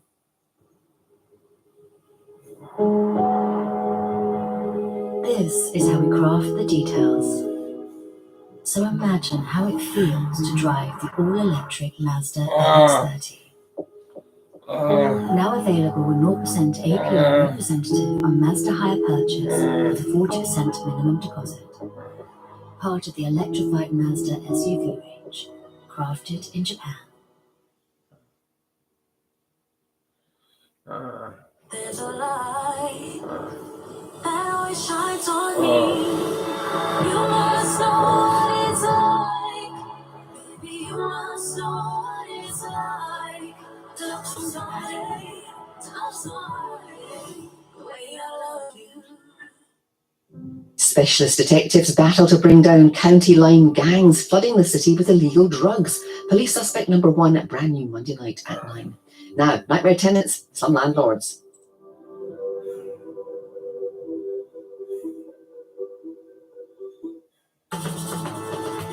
Play Ojo Live Casino sponsors late nights on Channel 5.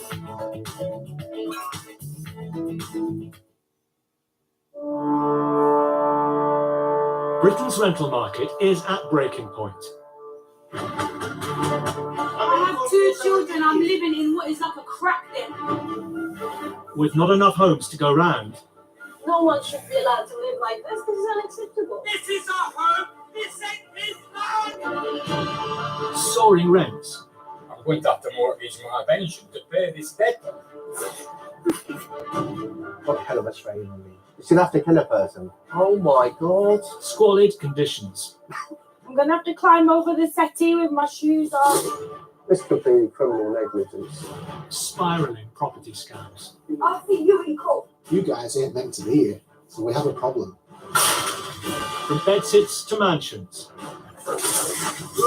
Enforcement agent. From squats to drug farms. They have been growing cannabis. This is Nightmare Tenants. Slum landlords.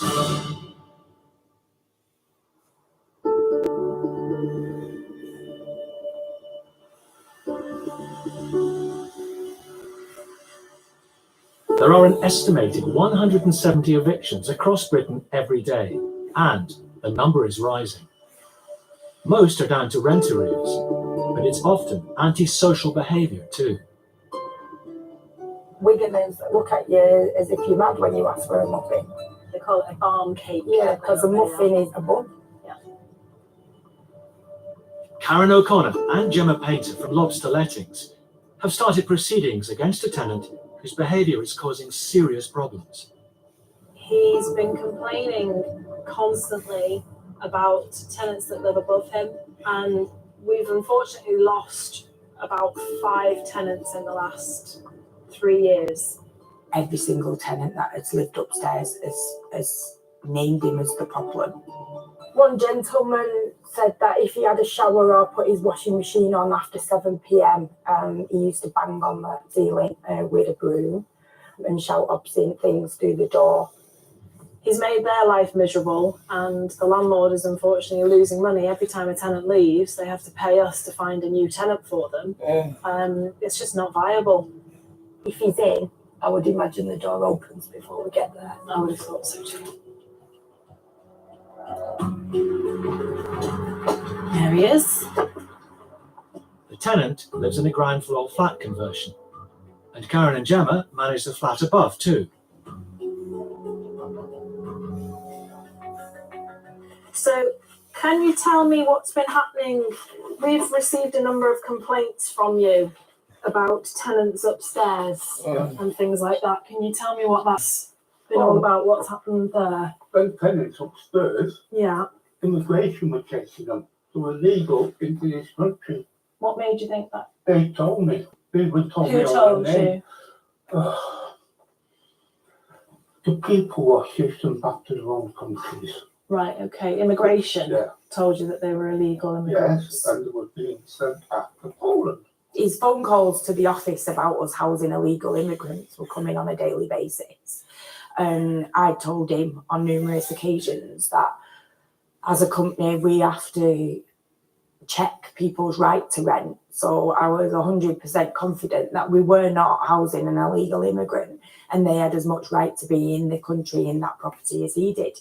They weren't illegal immigrants. They were originally born in Romania. Well, them upstairs. Yeah. The last tenant to move out said that his mother was racially abused on the stairs of the property. He was being racist and abusive towards them.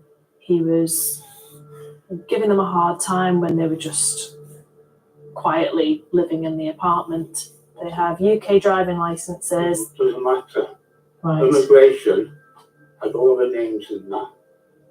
And they were Polish, not what you said. Right. Okay.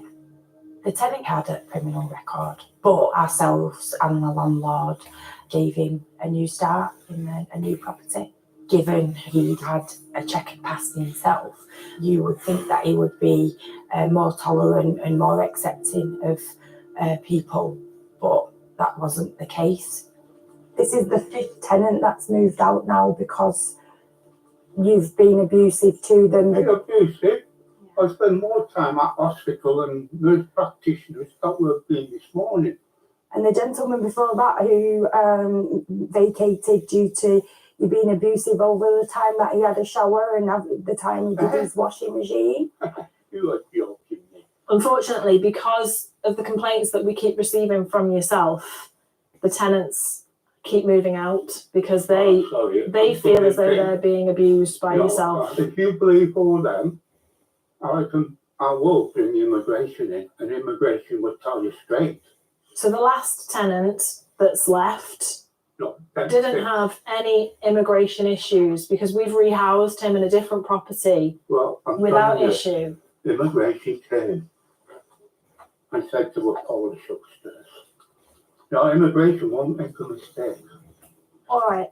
Well, unfortunately, because of the number of complaints that we've received and the number of tenants that have moved out as a result of the abuse that they said that they're receiving, yeah.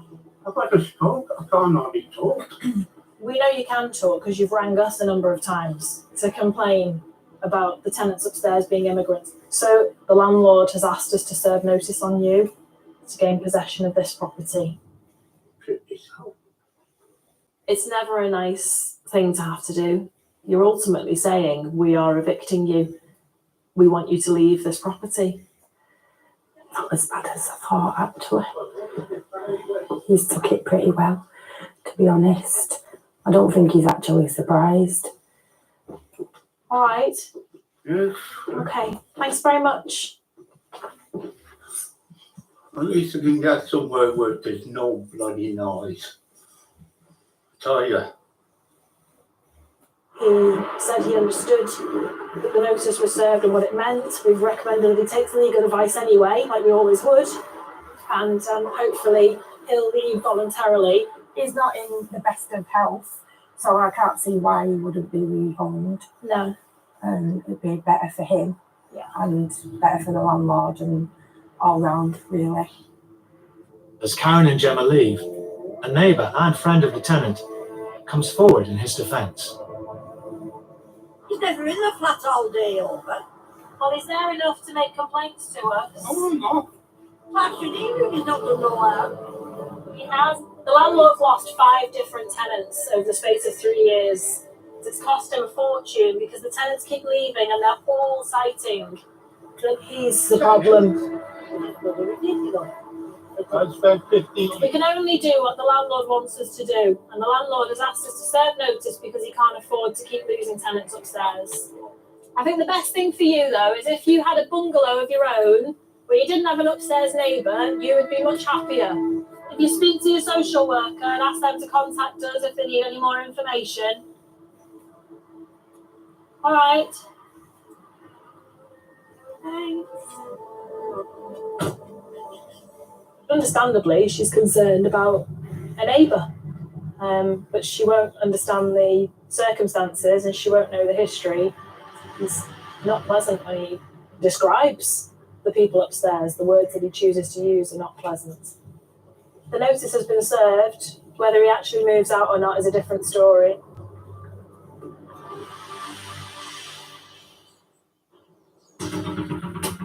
Hello, next place. Next, Funny out here, isn't it? in Darwin, My house, I can leave. Shenanigans going on in there now. Yeah, it's a mess. and in Wigan. It's quite vile. I don't even want to know what's in this toilet. It's in such a state. But I have no self-respect.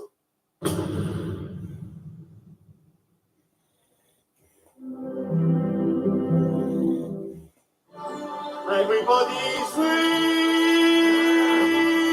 to feel good, feel good. Everybody's free. Everybody's free. At Arla Cravendale, all our cows are free to graze.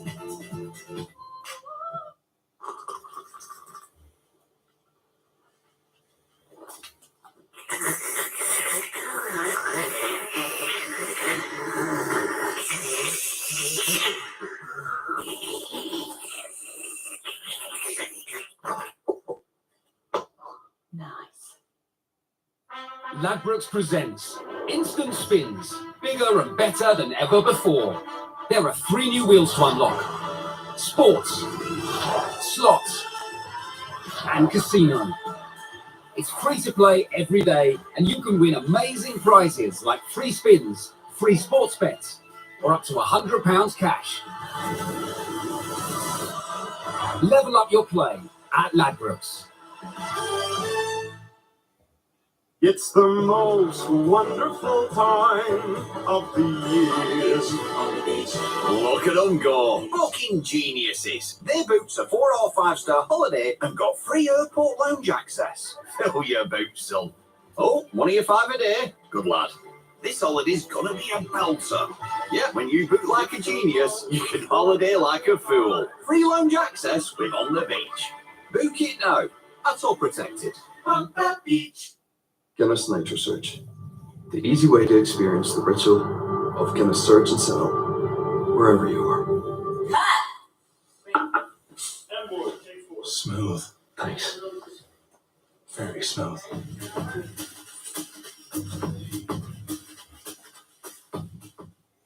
People may be consuming more fruits or fruit juices, and these dietary acids cause the enamel to wear away. Pronamel Intensive Enamel Repair helps to repair the tooth by absorbing more of the vital minerals that are required and helps to strengthen the teeth. I recommend Pronamel Intensive Enamel Repair. I think it's great.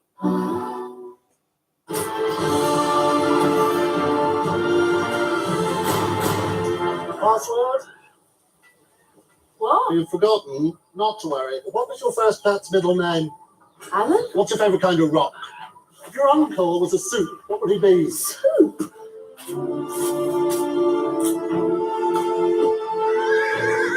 It's okay, Buttercup. Buttercup 1, 2, 3. Have a break. Have a Kit Kat. Well, you got to work with when your eyes are closed in the forest. What you got in your pocket?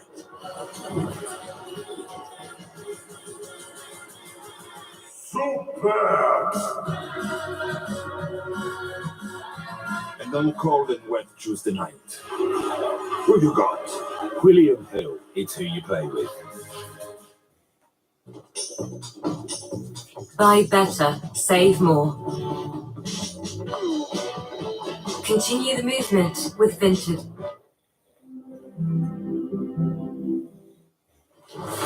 With a mission to save the world, you just can't do it without me. I'm not working with this guy. The entire world is at stake here.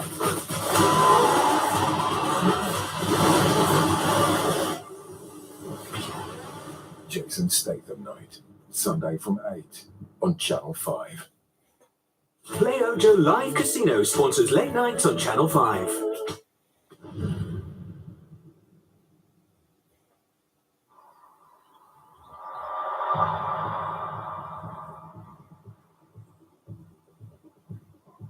For the first time since the 2008 financial crisis, Britain's buy-to-let boom is faltering. With rising taxes and hassles with tenants, owning a rental property is no longer the surefire way to make money it once was.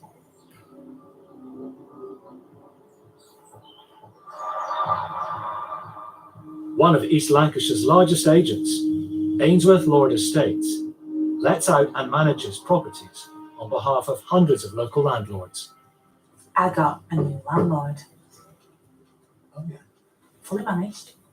Co-owner Deborah Ainsworth Lord has been approached by a landlord of a 3-bedroom house who is at her wit's end with her tenant, a tenant that Paul has had run-ins with before. Now, this girl had rented from us before, and she were a bag of trouble then. And I'm going back 6-7 years. But you always remember the names of the bad ones. She paid her rent. Yeah, She's a but garbage cow and she's all that. 3 months paid. Now she's starting saying the house is a wreck. She's refused to let the gas engineer in. The tenant is complaining repairs are needed at the property. But the landlord says she won't let contractors in to do the work. We agreed to take it on, but we wanted to do an inspection to see what exactly we were taking on. So Paul has made an appointment with the tenant to check out the property's condition. His assessor Connor and landlord Louise meet him at the address. It became apparent that I think she was wanting to be evicted because she's looking for a council property. Right, come here. We'll just give her a knock, see if she's in.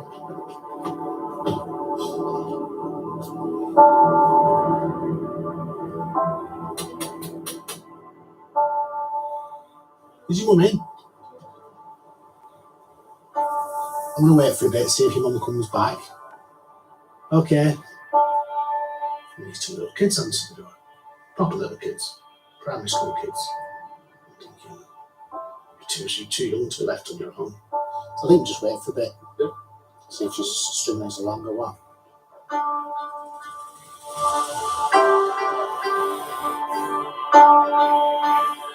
The irony of it all is we're here to do an inspection and we end up being babysitters. This is what she does all the time. She brings people around and then just doesn't admit. Messes everybody And she up. knows the system. She probably knows you can't get in with kids there. An hour passes, and there is no sign of the tenant. Concerned the young children have been left home alone, Paul calls the police. I've got a family of my own. I certainly wouldn't be leaving my small and young children on their own, especially for that length of time until that time of night. We'll hang fire till someone gets here then. Not a problem. I'll get out to you. Thanks very much. Well, I think we did the right thing. Well, she agreed with you. Whilst we're waiting for the police, you know, this guy comes walking along the street, rather inebriated. Can you come back tomorrow, please? Well, that's what we're all about, to get here tonight. You must be out back. She's in a bad way. The man claims to be the tenant's partner. He's coming close to me, sort of whispering to me. And I'm thinking, he sounds like he just tipped out of a brewery. She said she was picking kids up, and then she'd be home at 6:45. Yeah, it's not going to happen today, though. Another 40 minutes go by, and the police arrive. Hello? Hello? Space? Ray? Any kids up there? There's no kids down here. They're definitely here. Because because he said... He's not come out, have they? Connor's been watching the house. Connor, did they come out? I got some more go out. I've been right there for the last hour and 45. Back door's locked from the inside.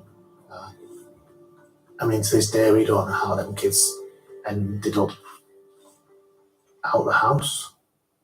We can only assume somebody took them out the back door. Don't know who. Remains a mystery to this day. Funny how we live, isn't it?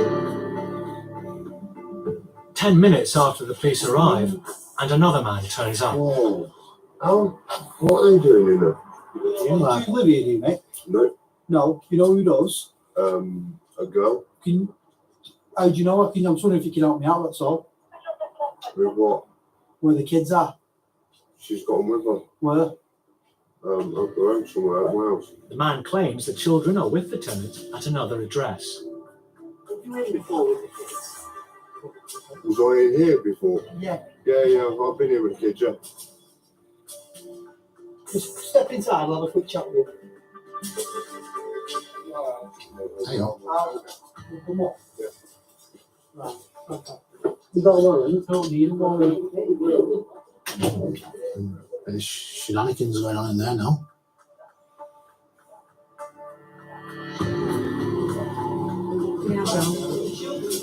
Finally, the tenant turns up. Excuse me, it's my house, I can leave. They've clearly been having a drinking session somewhere because they almost don't drink. I just want to make sure my kids are alright. Like, know, yeah. it's my house, but it's right. Right, all 5 years, come here. But when have they been on the road? Right, 6 from there. Come on. There's the old one, these are the young ones. Right, these are the two. Right, go in there. Go in there. Go in there. Go in there. Thank you very much. And all I could think was, poor little kids. They're saying to coppers that she were in Bath. She weren't in Bath. With conflicting stories, untangling the truth is proving to be tricky.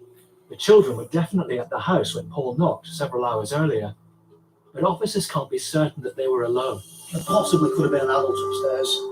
However, we're never going to get to the bottom of that. But the kids are safe and well, which is the main thing. Yeah. Obviously, you need to do whatever you need to do. Well, I don't think we're going to do that, obviously, tonight. Some days you've got to be a social worker, could be a psychologist, mind reader. There's no end to the different job titles we've got. Okay. Well, yeah, we aren't sure what to do, really. No, it's fine. It's now too late to inspect the property, so Paul and landlord Louise will need to return another time. What's clear is that dealing with her tenant is going to be anything but straightforward.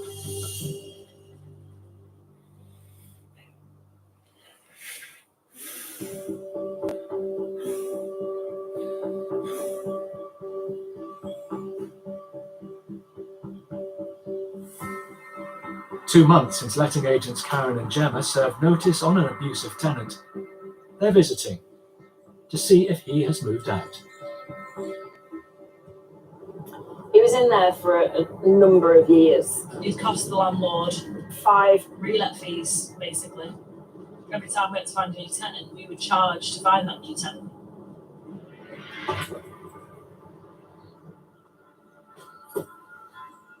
The tenant's flat was newly refurbished when he moved in just under 5 years ago. Oh my goodness. Yeah, it's a mess. It stinks. Cat wee. Yeah. Litter tray, but not necessarily in a tray. Because he'd had a cat, you could smell. It was like a cat litter smell, which wasn't very pleasant. And it wasn't clean. The tenant left slightly earlier than he should have left without paying his last month's rent, which is not uncommon because they tend to use the money to fund their new properties. People don't realise that the cost now to tip and get rid of rubbish, with councils being like they are, it costs a fortune. So they just leave everything that they don't want for someone else to shift. I don't even want to know what's in this toilet, but there is a huge blockage.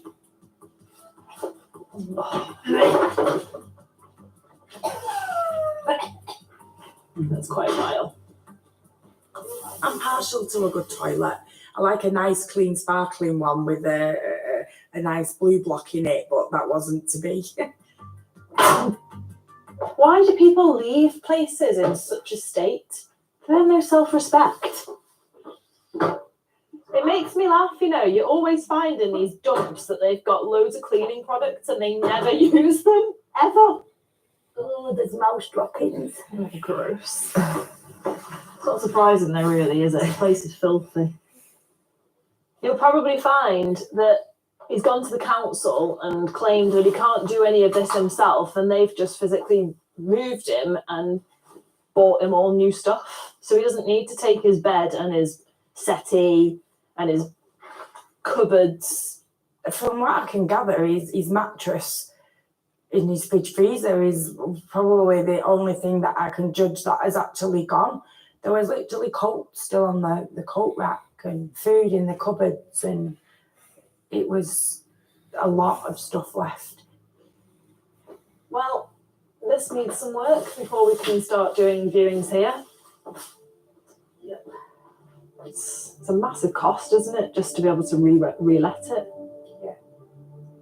For the landlord, as well as the cost of reletting the flat above several times, he's also had to write off £742 in rent arrears, plus the cost of any redecorating.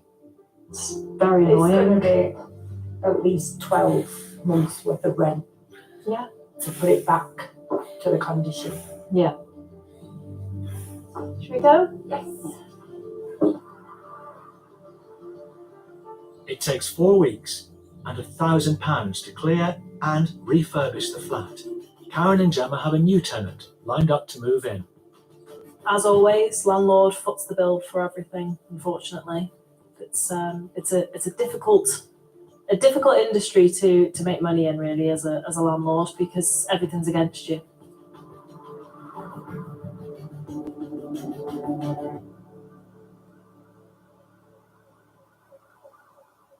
Hello? Oh my god. Wow. Next, Linda, how can someone live like this? in Luton. This is what he's hoarded over 14 years of living here. There's nothing wrong with Gate, really, is there? In Darwin.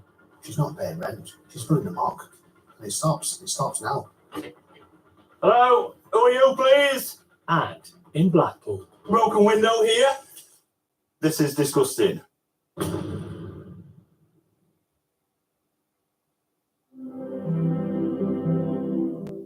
This Valentine's Day, give a funky pigeon card, personalised just for them. For every kind of Valentine's Day, it's got to be funkypigeon.com. Ladies and gentlemen of the jury, you have a chance to give a man his life back. So the question you must ask yourselves is, can anyone smell garlic? Objection, Your Honor. Overruled. What do you see, counsel? Chicken, Your Honor, with a smoky, spicy coating. I think we can conclude it's Spanish-style chicken with patatas bravas. Steal the show with 250 recipes every month from $2.99 a meal. Gusto. In business, they say it's all about the people you know. Is that really true? Like Alan there, needs someone to take him global. Harrier is just that guy. So close. And Cannonball here is just the person for her US expansion. You'd never say Priya and Yuki-san would do business together, but they will. So maybe it's not about the people you know, it's about the people you don't know.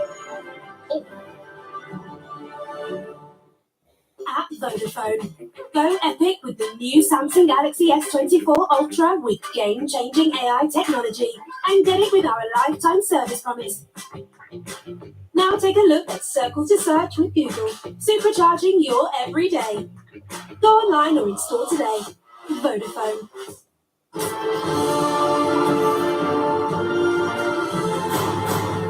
Password? What? You've forgotten. Not to worry. What was your first pet's middle name? Alan? What's your favourite kind of rock? If your uncle was a soup, what would he be? Soup?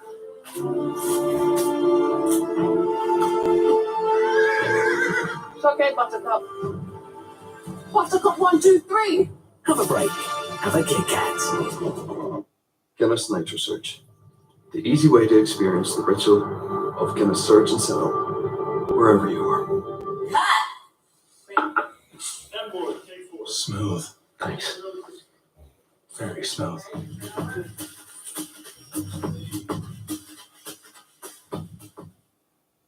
Ladbrokes presents Instant Spins, bigger and better than ever before. There are 3 new wheels to unlock. Sports, slots, and casino. It's free to play every day, and you can win amazing prizes like free spins, free sports bets, or up to £100 cash. Level up your play at Ladbrokes. Pork medallions tonight, and Dad's trying something new. Sticky pork noodles.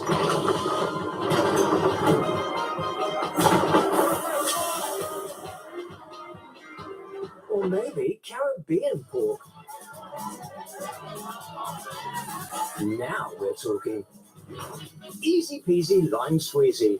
Who's the daddy? Feed your family for less with British pork.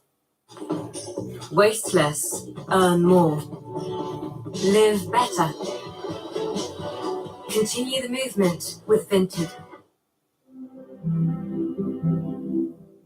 There was a direct message. Could we be friends? With text fraud on the rise, And not kosher. And I was like, yeah, okay, I'll take it. find out how to beat the scammers And they were in total control of my phone. before they get their hands on your cash. All the money's just gone. Text scams. Don't get caught out. Wednesday at 8 on Channel 5 and My5.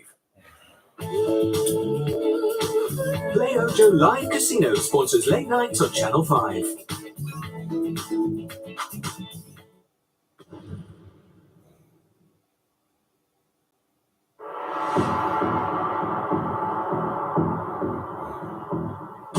For many small landlords, their rental income is a lifeline. If a tenant stops paying, their finances and life can be thrown into turmoil.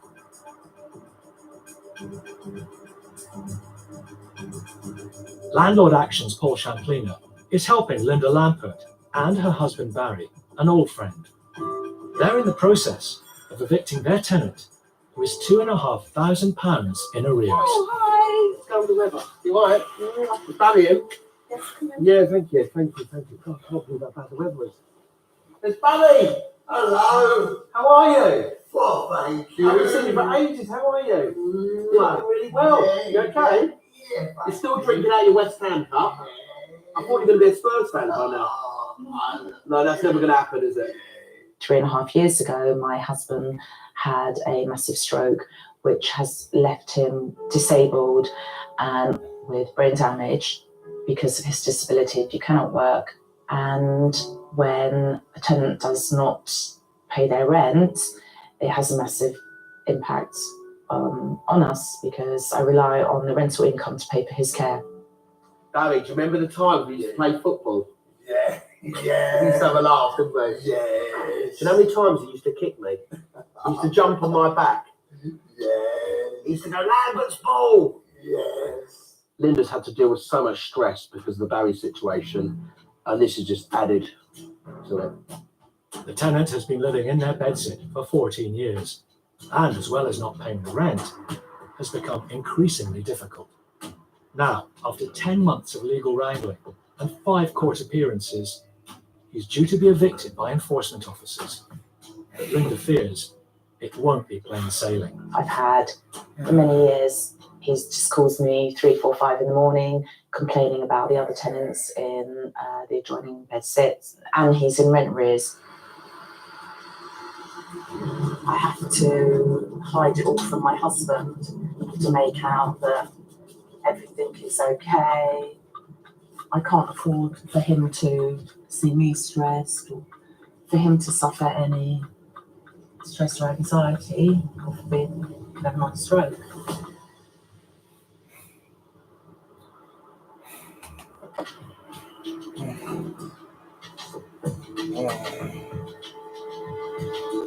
How are you feeling? Bit Are anxious. you nervous? Yeah. It's been a long time, isn't it? Long time coming. So yeah, I'm a bit nervous, a bit shaky. Listen, don't worry, I'm here. In the sense that I'm hoping this is it. I've been doing this a long time. I used to be a bailiff in a former life. Now, when there's months and months of court cases, I think, oh God, bloody hell, it's going to kick off. So you have to prepare yourself for that, and that's why it can be a little bit scary at times. Hello.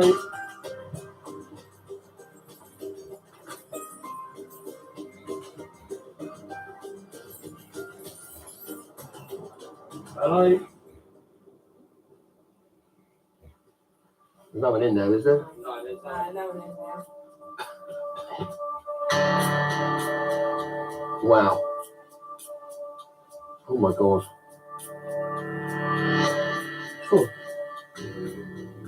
I do not take pleasure in evicting a tenant, but how can I help a man like this? What can I do? Linda, how can someone live like this? He sleeps here and he walks through here like this little bit here. Well, he's actually cleared quite a lot of stuff. It was Really? ransomed. Yeah, the last time I was here, it literally touched the ceiling. I don't know how he slept in the room, and I don't know how he cooked. I asked him on numerous occasions to clear his room, and he kept promising. And then he went into rent arrears. I've had enough. This is what he's hoarded over 14 years of living here. We've come across over the years quite a few hoarders. They can end up endangering themselves, but also it's a nightmare for a landlord because if something happens to that tenant in your property, the landlord's liable. It looks like the tenant has already left, but Paul needs to ensure he can't get back in, so the locks need to be changed. Where's my son? Right, so we now have possession.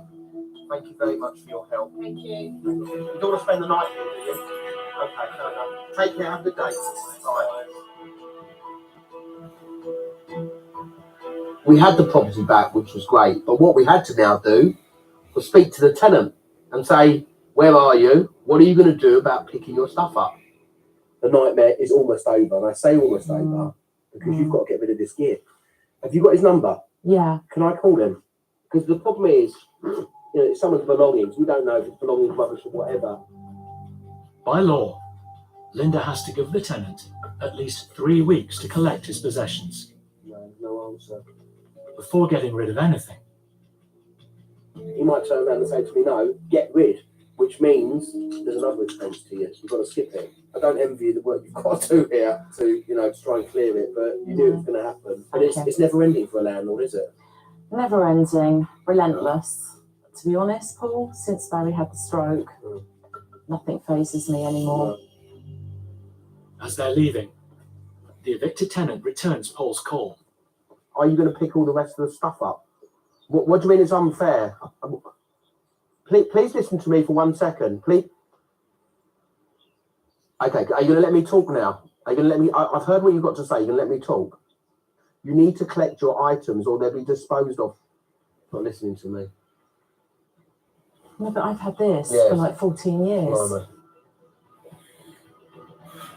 Yes, no, I understand the section rate we've had. I was just put the phone down on me. Yeah, that's what he does. Yeah, fine. He said that he's been rehoused. He's somewhere else in Luton, Good. right? Which is good that he's got that. Good. But he's going to need that stuff, so it doesn't end here. Yeah. I don't understand why. Even though I have possession of my property, I still cannot rent it out because I have his possessions in the property. Linda has already lost nearly £3,000 in unpaid rent. She won't be able to rent the bedsit out again until it's cleared and refurbished, costing yet more money.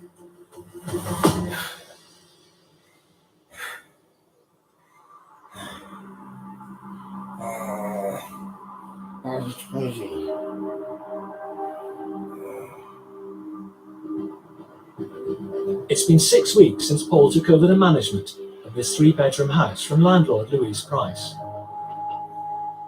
Her tenant, a mother of 2 small children, has been withholding rent, claiming the essential repairs haven't been carried out.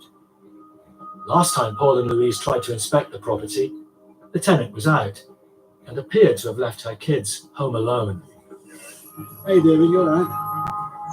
This time they're joined by lawyer David Watson and Paul's builder, who will help check whether the tenant's claims of disrepair are genuine. You've already met then? She's not paying rent, she's running amok. Tail's wagging the dog, and it stops now. He's managed to get in by the looks of it. There's nothing wrong with the gate really, is there? One of the tenant's claims was that the back gate needed to be repaired. Nothing wrong with it. Just wants a bit of shaving off, doesn't it? 2 other complaints were about carpentry work. There's door leads hanging. That was one of the jobs. That was on. Then there was a floorboard near the front door. Yeah. Do you know? Oh, it's here. Not reasons to withhold rent. These are all minor issues. You know, okay, bit of a broken floorboard. These things happen. It's not a big deal. It's not exactly a hazard. I tried my best just to fix everything that she requested, so including the back gate. She said there was no bins. I was happy to order new bins. She just never let up on me at all. I can only assume, she's never said anything, but I can only assume that it's due to the fact that she wanted a bigger council house. I think the local authority will be unsympathetic. The reasons that she's presented are not defects, and in either event, that doesn't give her an entitlement not to pay rent. It's not a valid excuse with me, it won't be a valid excuse with the courts, and it won't be a valid excuse with the local authority. Based on the lawyer's guidance, Paul and Louise can now serve an eviction notice. Right, thank you very much. Thank you. Good seeing you again. Yeah, and you and Louise can sleep better tonight, knowing that the job's moving forward. Thanks a lot for that, David. See you. Oh, quite happy with that. I don't really want to be writing the money off. I would prefer to catch up on the rent arrears, but I think reality says that I probably wouldn't get it. I think if we get another decent tenant in and we get the rent, then just onwards and upwards. It's the risk you take with rental properties. 4 months later, the tenant is more than £2,000 in arrears, and Louise has applied to the courts to start eviction proceedings.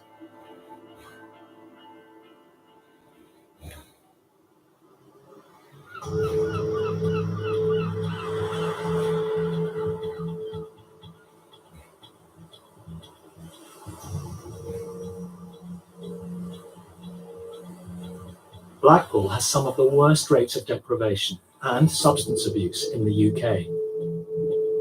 Letting agent John Bartram manages 450 properties in the area. Many of his tenants are living close to the edge. In the sense then, we're a middleman because we've got to try and find the decent people out there who we think will pay their rent, who we think will be a decent tenant. Not always easy, especially when you're looking after flats in a rundown area. One of John's tenants is causing problems for her neighbours. We inherited this tenant, and I think she'd had a drugs problem, theft, and police always there, and door kicked in on a couple of times. I think possibly she was mixing with the wrong crowds, and it's a typical Blackpool issue where people get involved in drugs and they don't realise what it's causing to the general environment around them. 2 months ago, John served the tenant with an eviction notice. And then 5 days ago, he applied to the courts for a possession order. Today, he's going back to inspect the property. Oh, the door's open. Hello? First impressions, they have gone.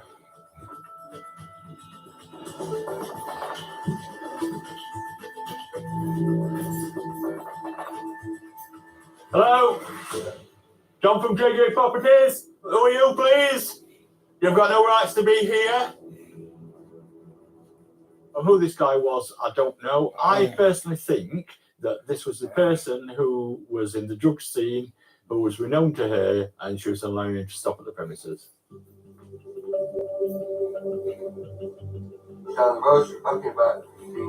We were back in about 15, 20 minutes. Let me just have a look. All broken window here. I can see a broken window here as well. All rubbish being chucked out of the window onto the roof. This is disgusting. Contact us, please, regarding criminal damage to the windows here. Hey, mate, I will tell you something. I don't know what's going on with the landlord, but at the end of the day, I know for a fact for a year or two, she ain't had no hot water or nothing. Look at the state of the place. The state of the place is like this because last time contractors came into the building, there was people injecting in front of them. Yeah, but you can't, that's people that are just walking into the house. You can't blame for that. the maintenance team had been, there was somebody shooting up in the flat while they was on site, and again they refused to go back while people living in there and them having to work in that environment. We've now applied to the courts, of course, for a possession order. We're just waiting for the date back. I've come in here, looking at it, thinking the property was empty, and someone like, sorry, what was your name? Asleep on the settee. John. Your name's John, is it? Yeah. And so is mine. My other name's Bartram. What's yours? John. Just John, is it? Okay, John. What's your address that you live at, John? It's just round the corner. It's just round the corner. So why are you sleeping here at the moment? I just dozed off. You just dozed off. Okay. Well, thank you for. Okay, thank you.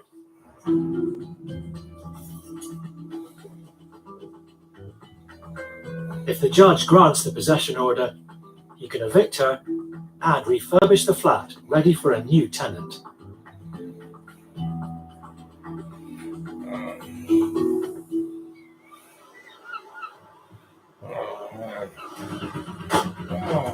Next, Can't believe so much stuff can fit in one room. in Luton, It's cost me circa £10,000. I think somebody's been using the sink as a toilet. and in Blackpool, Needles all over the floor. Heroin usage down there. On behalf of the landlord, I feel absolutely awful.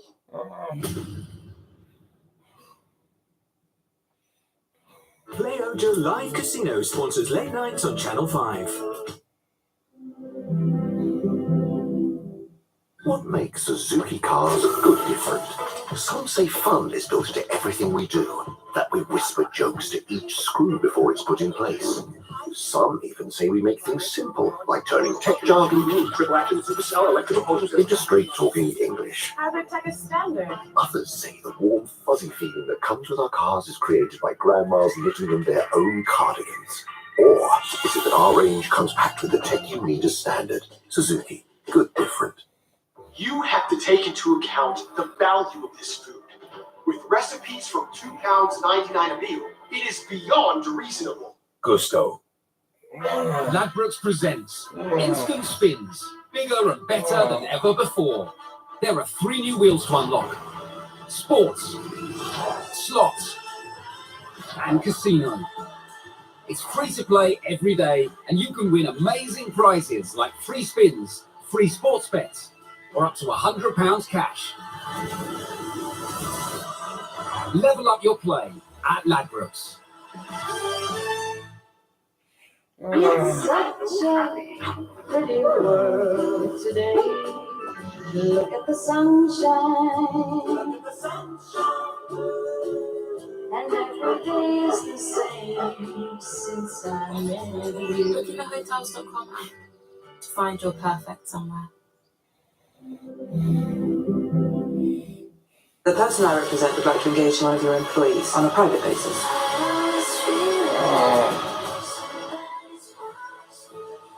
Can't trust you, can't I? What do you want? You've got to get out. Too Good to Be True starts Wednesday at 9 on Channel 5 and My 5. Playojo Live Casino sponsors late nights on Channel 5.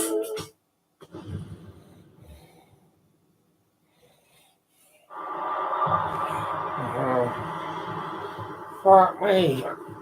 I'm cold. Fuck out. it's been 2 months since letting agent John Bartram served notice on a tenant with a drugs problem who's trashed her flat. By now, she should have left. That was yesterday.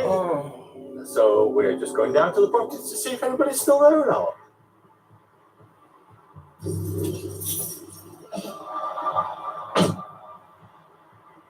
You don't know what you're going to find, so nothing surprises me. Front door open, of course.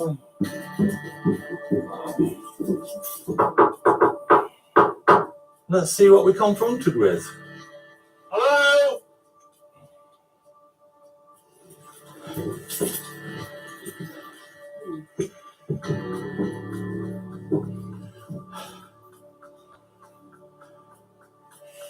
Well, I don't want to go too far in here.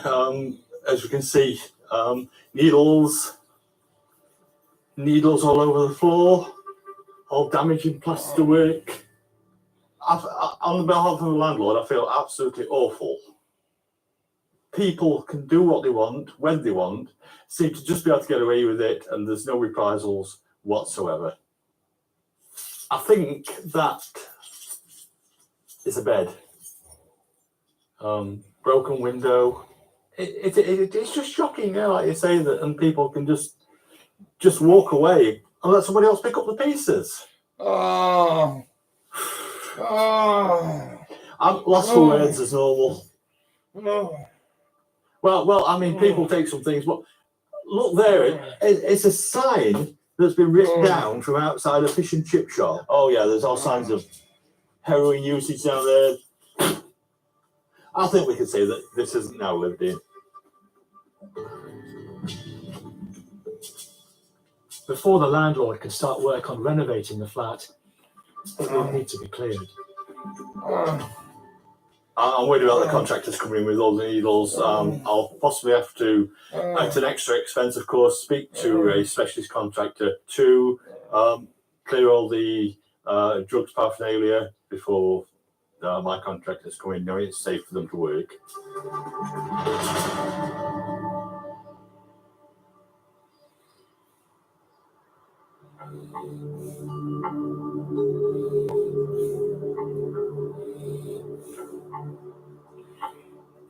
Larry and Linda have evicted their hoarder tenant. Although he's gone, they still need to clear out all his things, and that involves 2 trucks and 3 removal men. So today's the day finally that we get to clear the room. I think I've been more than fair. He said he's not well, he's housebound. So I offered to take his stuff round to him. He hasn't responded. So he had up until midnight last night, and that's it. It's like just DVD. Oh yeah, that is full of DVDs. Maybe I can sell some of the DVDs, take them to a boot sale on Sunday. These look new. I might keep these. Linda is entitled to sell and use the money to pay towards the cost of clearing the stuff. Overall, with loss of rental income, legal fees, and for the cost to the removal guys to clear his room, it's cost me circa £10,000. Not all landlords are rolling in it at all. Makes me a living, but not a fantastic living. It's a living. You know, sometimes it can be quite a big burden. A lot of people don't realise that. After 4 hours solid work, I can't believe how so much stuff can fit in one room. the bedsit that's been filled from floor to ceiling with possessions for 14 years Oh, is clear. nice to see the walls. Crazy, isn't it? I'm so excited. What's interesting is that as a hoarder, he collected stuff for 14 years, and then after 14 years, he didn't even want any of it. Oh, what a relief.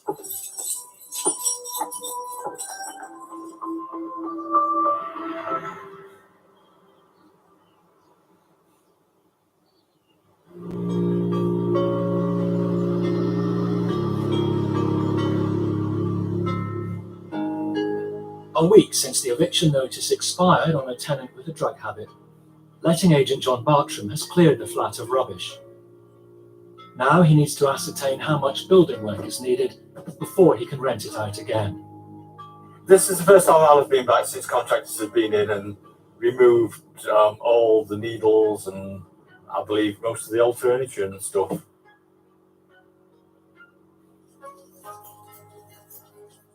Doesn't smell the best. Well, at least we can see the floor now. I say broken window. I see they haven't removed the rubbish that has been chucked out the window onto the roof. I think somebody's been using the sink as a toilet. Broken kitchen unit. Broken oven door. Everything's trashed. It's got to go back to basics. Yeah, you've got pity on the landlord. Damage here to Georgian wire glass. All the blinds damaged in the bedroom here. I would say, there was a good £4,000 worth of damage. That's a year's rent for a landlord in a premises like this. A year's rent. You've got to replace the kitchen. It's got to replace the vinyl. It's got to replace all the carpets. It's got to replace all the decor, and that's without even thinking about going into the bathroom and the cost in there. It's got to be a complete refurbishment to this flat. There's no chance John and the landlord can get the tenant to pay the cost of refurbishing the flat. We've heard nothing from the tenant at all, so we have not got a clue where this person's gone.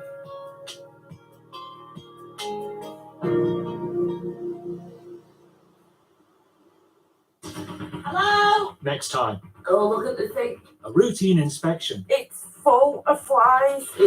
gets tensions rising. I need to speak to you about the condition of the property and what you're going to do to sort it out.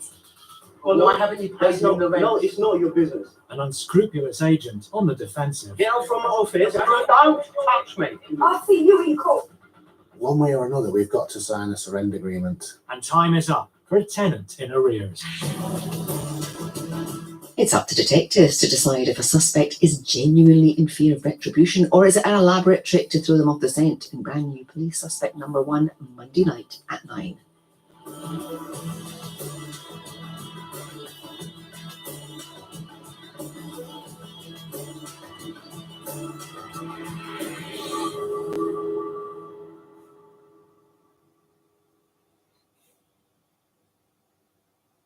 Alaska, America's last frontier. Whoa, so beautiful. I'm here to see if I can learn to survive I'm trying to keep my cool. in the Alaskan wilderness. I'm not ready for it. Don't leave me. Sue Perkins, Lost in Alaska, starts Friday at 9 on Channel 5 and My 5.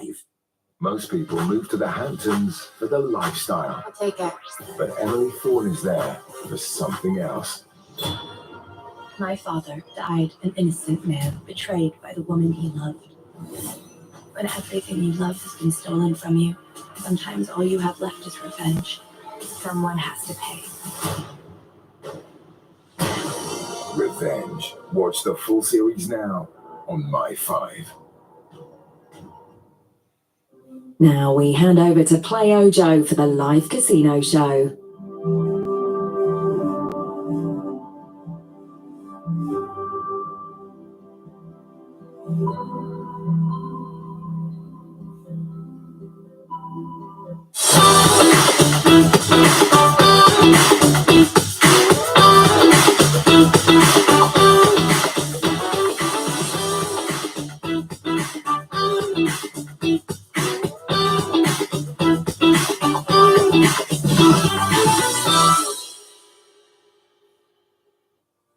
Hello and welcome to the Play Ojo live casino show. My name is Amy and I'll be your host for 2 hours of exciting live roulette. Stay tuned to see how you can register, deposit and join the fun. For now, let's go over to our Play Ojo live roulette table for our first spin of the evening. And bets are closed. Is this your lucky spin? Let's find out. The winning number is 24 black, even and high.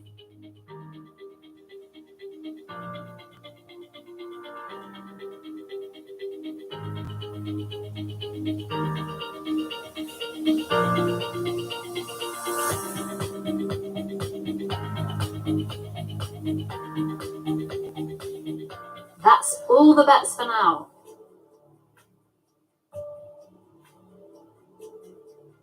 Coming into landing, but where will it land? The winning number is 35 black, odd and high. Want to try your luck at the home of Feel Good Fun? Just go to playojo.com or download the Play Ojo app, hit join now and give us the basics. Set your username and password, check the legal box, and it's off to feel the fun. You'll be a fully fledged Ojoer in no time. Easy peasy. Eyes on the wheel, people.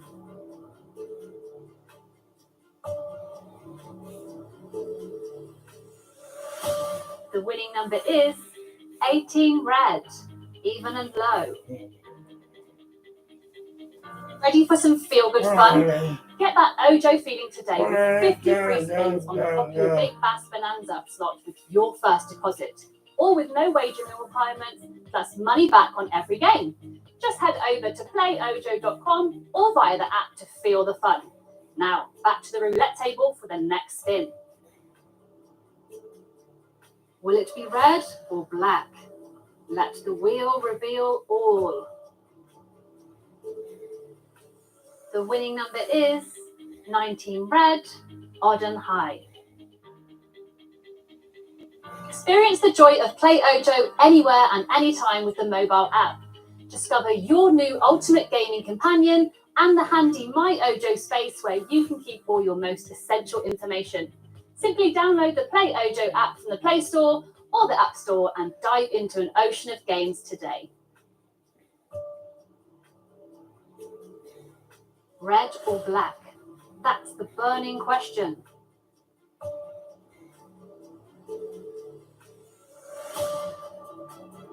The winning number is 30 red, even and high. Ready for some feel-good fun?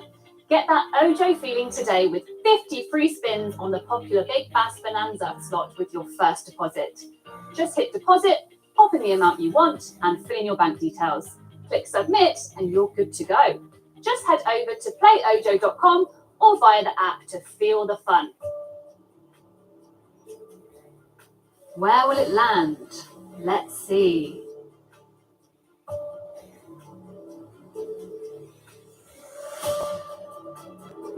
The winning number is 8 black, even and low. Ojo Plus at the double. With Ojo Plus Cash Match, we'll match your earnings from the previous month. So if you collect £10 in Ojo Plus one month, we'll chuck a bonus £10 your way at the start of the next month. That's even more free money for all you Ojoers.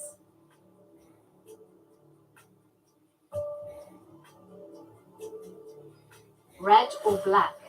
That's the burning question.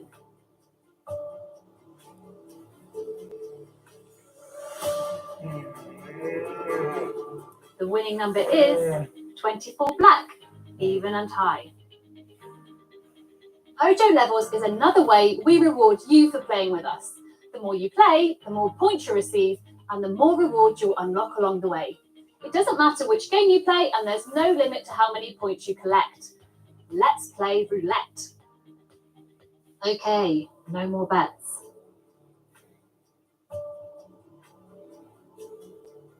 Any hunches as to where it's going to land?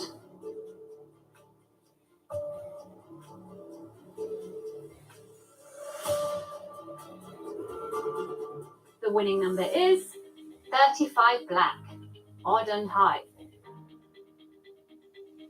Fun play is safe play. That's why Play Ojo offers our players a great range of tools designed to help you gamble safely, like deposit limits, cooling off periods, and reality checks.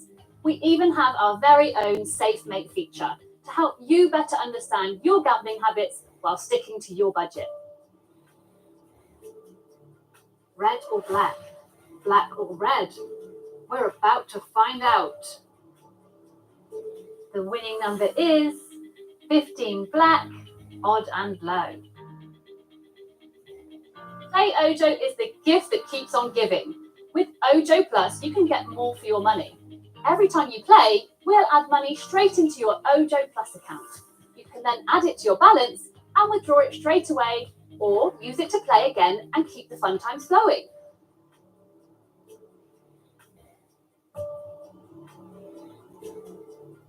Which way will it go? High or low? Odd or even? The winning number is 26 black, even and high. Ready to get that Ojo feeling? Come and give our game a whirl. Getting started is a piece of cake. Log in now at playojo.com or download the app, fill out the short registration form, and you're good to start playing and getting involved in our promotions. Register tonight and you could be playing roulette with us live on Channel 5. Is this your lucky spin? Let's find out. The winning number is 32 red, even and high. Ready for some feel-good fun? Get that Ojo feeling now and discover all our favourite games with 50 free spins offered with your first deposit. All with no wagering requirements, plus money back on every game.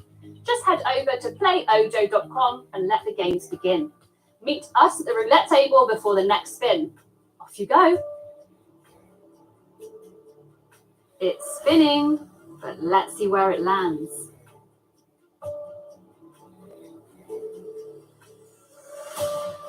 The winning number is 19 red, odd and high. They say the simple pleasures in life are the best, and judging by Pragmatic Play's mega wheel game show, we'd have to agree. This fun-filled game includes a super-sized money wheel featuring 54 multicolour segments representing fantastic payouts. You could even land a mega multiplier up to 500 times your bet. Eyes on the wheel, people.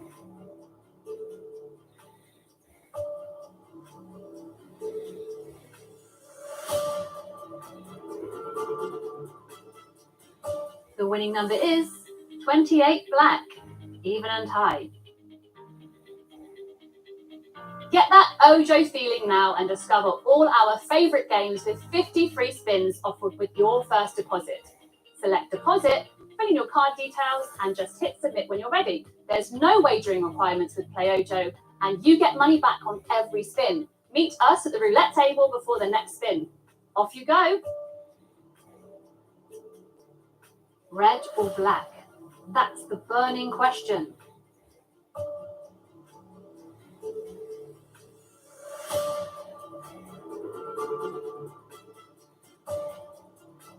The winning number is 36 red, even and high. In the legendary multi-award winning Gates of Olympus slot from Pragmatic Play, take a trip to ancient Greece and encounter the mighty Zeus. Experience tumbling symbols, multipliers, and a free spin round that can lead to wins of up to 5,000 times your bet. Will you be brave enough to open the gates?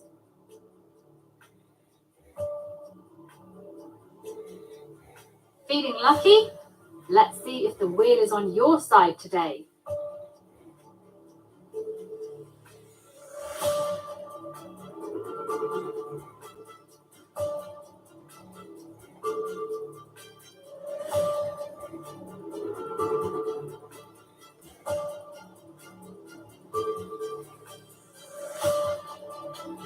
The winning number is 25 red, odd and high. Now you can choose the way you play with Play Ojo's Hot or Cold. It's your unique chance to choose between hot games, the ones that have been paying out more than they're taking, and cold games, those that haven't had such luck, just like you could at an actual casino. Just head over to Play Ojo and click on the Hot or Cold tab to find out more. It's all happening, but where will it land? The winning number is 19 red, odd and high. Heard of our Play Ojo kickers? If not, let me give you the lowdown. We hand out new kickers every single day, and inside them are bags of chances for you to land free spins, cash, and other cool prizes. Head to your kicker section to see what's waiting for you today. Right, now let's check out that roulette wheel. Any hunches as to where it's going to land?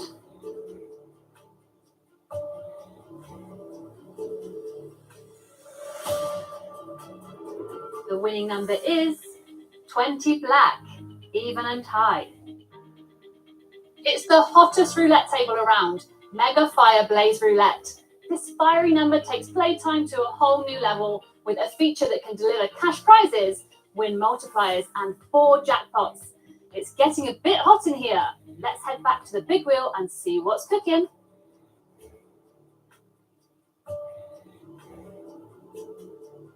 Will it be red or black? Let the wheel reveal all. The winning number is 14 red, even and low. Love Roulette. Wait until you get a load of Mega Roulette by Pragmatic Play. Featuring all standard bets of classic single zero roulette, this spectacular game show includes mega multipliers up to 500 times your bet. Between 1 and 5 of these mega multipliers are randomly applied to straight up bets on every spin to increase your chances of landing a mega win. Coming into landing, but where will it land? The winning number is 15 black, odd and low. If you're a Monopoly fan, you'll love Monopoly Live. Bet on the wheel, which features chance segments for instant cash wins and multipliers. Prepare for an immersive adventure with Mr. Monopoly in a captivating augmented reality 3D bonus game. And bets are closed.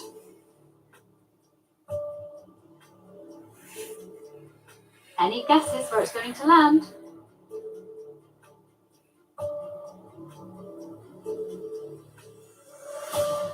The winning number is 31 black, odd and high. With the Play Ojo live casino show, there's a cracking good time to be had all night long. Registering is simple and done in a flash by visiting playojo.com or downloading our app. Tell us a few things about yourself and hey presto, you're ready to join us to feel the fun at the roulette table. It's a no-brainer. We're about to find out.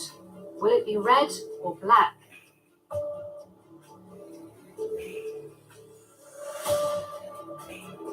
The winning number is 15 black, odd and low. At Play Ojo, we want you to enjoy a smooth ride. So, however you like to pay, we've got you covered. Deposit using Visa, MasterCard, PayPal, Trustly or Apple Pay, and you'll be playing in no time. And with no minimum withdrawals, you can bank whatever you win and treat yourself. Eyes on the wheel, people. The winning number is 11 black, odd and low. There's never been any wagering requirements at Play Ojo, and that's how it's going to stay. We don't ask you to wager any bonus winnings before you can withdraw them. Anything you win with your free spins is yours to keep as cash. Good, isn't it? Now, let's play roulette. And bets are closed. Time to reveal this spinner's winner. The winning number is 5 red, odd and low. Are you looking for a game with a difference? Look no further than our range of crash games, which put you in charge of your play. Simply place your bets at the start and watch the winnings go up. You can cash out whenever you like, but make sure you pocket the cash before the crash.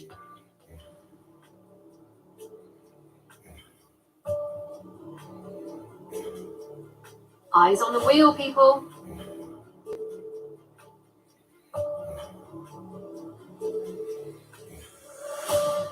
The winning number is 23 red, odd and high. Ojo Plus at the double. With Ojo Plus Cash Match, we'll match your earnings from the previous month. So if you collect £10 in Ojo Plus 1 month, we'll chuck a bonus £10 your way at the start of the next month. That's even more free money for all you Ojoers.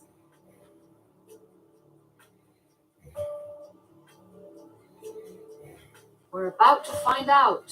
Will it be red or black? The winning number is 6 black, even and low. Want to play with us but don't know how to bet? At Play Ojo, placing bets is as easy as ABC. Click on the chip icon in the center of the screen and set your bet amount. Then place your chip right on the table. Red, black, your lucky number, and plenty of other bets. You're the boss.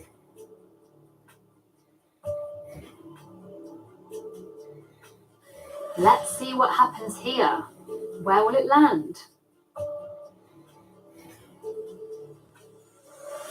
number is 34 red, even and high. Fancy adding some friendly competition to your slot play? Then check out our real spin-offs where you compete against other players on the leaderboard as you play slots to earn points. And we know what points mean, prizes. Head to the real spin-offs tab and see what's on today. Now, back to the wheel.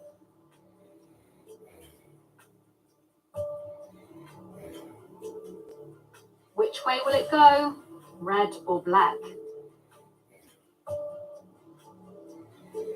The winning number is 31 black, odd and high. Want to try your luck at the home of Feel Good Fun? Just go to playojo.com or download the PlayOjo app, hit join now and give us the basics. Set your username and password, check the legal box, and it's off to feel the fun.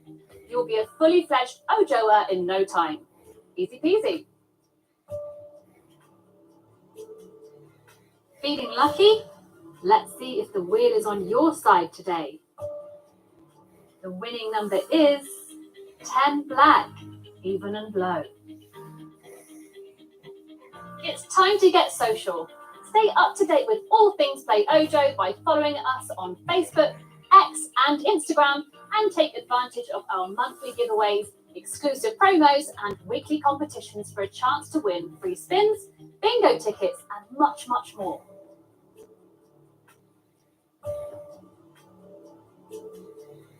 Coming into landing, but where will it land? The winning number is 30 red, even and high. Keen to discover that Ojo feeling? It's your lucky day. Enjoy 50 free spins on the house with your first deposit and try your luck at our smash hit Big Bass Bonanza slot. And as always with Play Ojo, there are no wagering requirements on any of our bonuses, and you get money back on every spin, win or lose. Will the wheel deliver? Let's find out. The winning number is 29 black, odd and high. Brace yourself for a great experience with Pragmatic Play's Snakes and Ladders Live. Roll the dice, climb ladders, and try to avoid those slippery snakes in this exciting online multiplayer game show. Join players from around the world on an adventure-filled journey. Can you reach the top and emerge victorious? Red or black? Black or red? We're about to find out. The winning number is 19 red, odd and high. At Play Ojo, our top priority is keeping the world of gambling safe for our players. To ensure responsible gambling, you can set deposit limits, take a time out before your next bet, and much more. We are here to help. Plus, our exclusive SafeMate feature lets you track your gambling habits while staying within your budget. It's about to land, but nobody knows where. The winning number is 19 red, odd and high. Each number except for 0 falls into 3 categories: red or black, even or odd, high or low.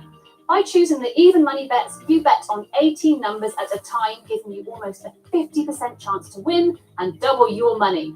For example, if you bet £50 on the red and it comes in, you win £100. Any hunches as to where it's going to land?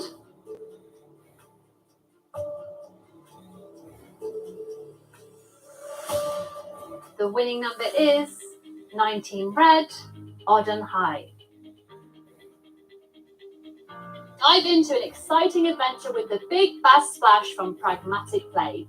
Join us by the shoreline and fish for winning symbols, epic features, and wins up to 5,000 times your bet in this captivating slot. Cast your net and see what you can catch.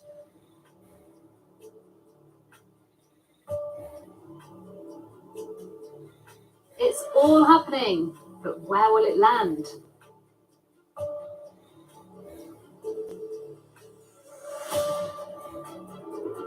The winning number is 36 red, even and high. What makes our casino one of a kind? Well, we like to be straight with our players, so you'll see no hidden terms or sneaky small print. When we say no minimum withdrawal limits, we mean it.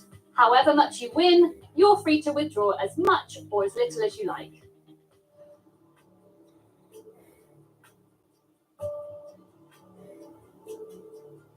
Coming into landing, but where will it land?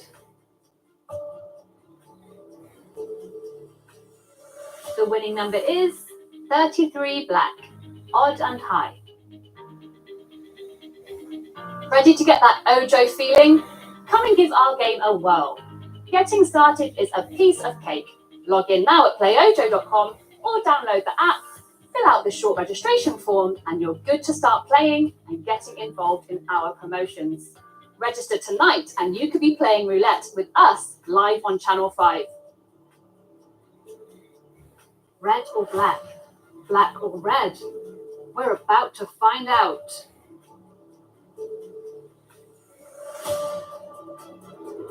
The winning number is 17 black, odd and low.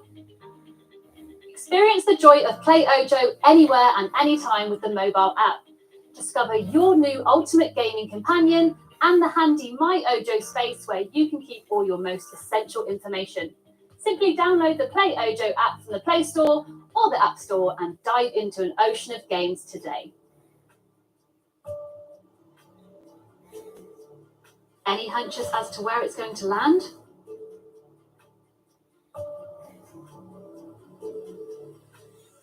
The winning number is 11 black, odd and low. Ready to feel the fun? Enjoy 50 free spins on the popular Big Bass Bonanza slot with your first deposit. Click on the deposit button, fill in your card details, and then hit submit. And as always, with Play Ojo, there's no wagering requirements on any of our bonuses.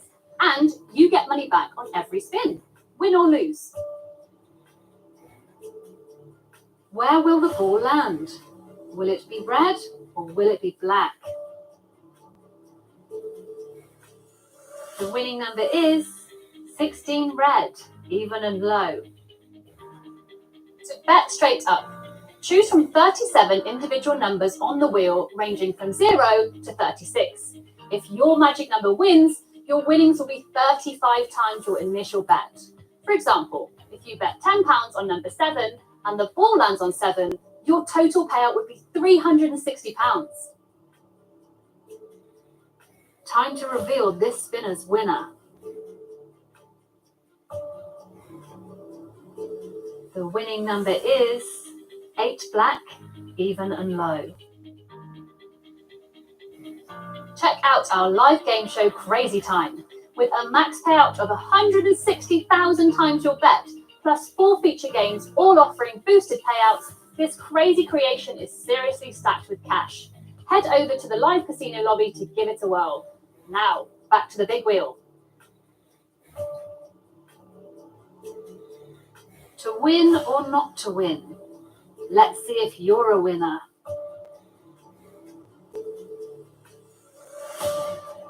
The winning number is 9 red, odd and low.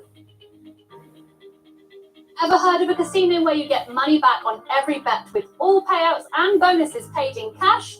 Well, you have now. Join us at Play Ojo today for the next spin of that gorgeous wheel. Good luck to one and all. Right, hold your bets, people.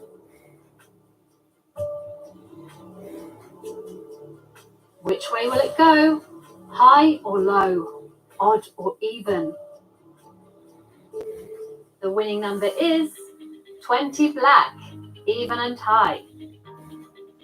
Got a burning question for our support team?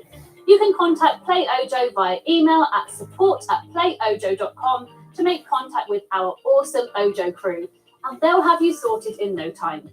Ready for roulette? Let's go. And bets are closed. Coming into land, but let's see where.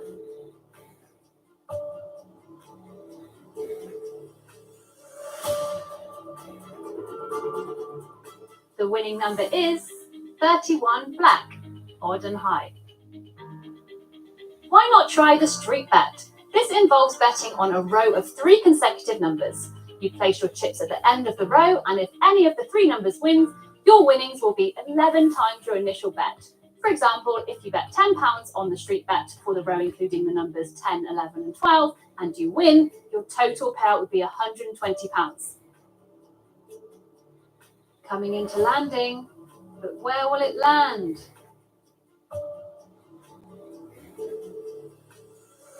The winning number is 32 red, even and high. With the Play Ojo live casino show, there's a cracking good time to be had all night long. Registering is simple and done in a flash by visiting playojo.com or downloading our app. Tell us a few things about yourself and hey presto, you're ready to join us to feel the fun at the roulette table. It's a no-brainer. Where will it land? Let's see.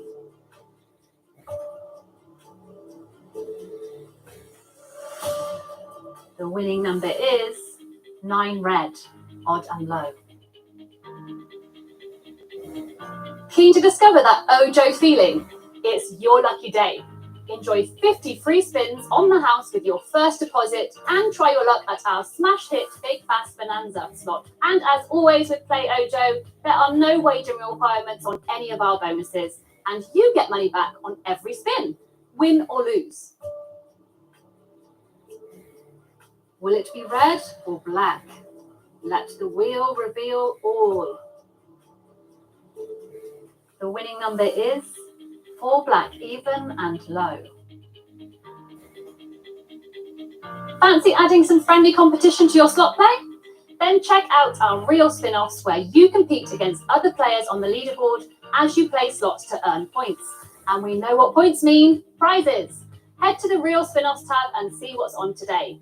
Now, back to the wheel.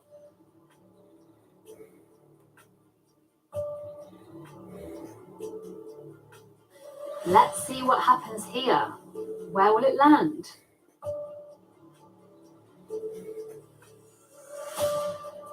The winning number is 4 black, even and low. Fancy playing along with us live on Channel 5? Log on at playojo.com or download the Play Ojo app and click on the magic green Live Casino button. You'll find Play Ojo's live roulette right at the top of the page. Hit play now and away you go. And bets are closed. It's spinning, but let's see where it lands.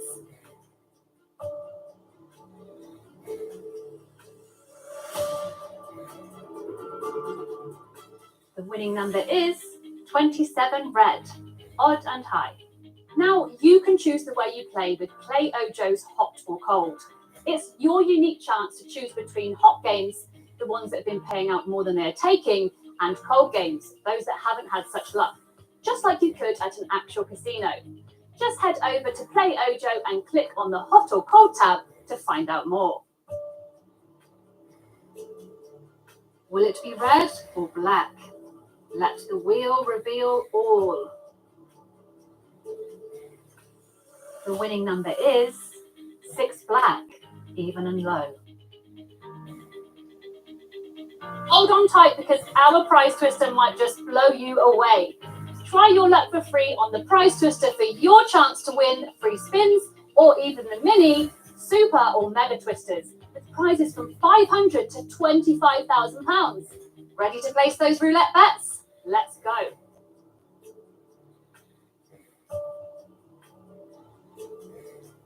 Could you be the winner of this spin? Let's find out. The winning number is 0. For all you Ojo fans out there, here's another great reason to put a big smile on your face. The Ojo Wheel, another great way to reap more rewards and play even more games. As soon as you reach a special playing level, enjoy a free spin on us. Now, let's get back to spinning that roulette wheel.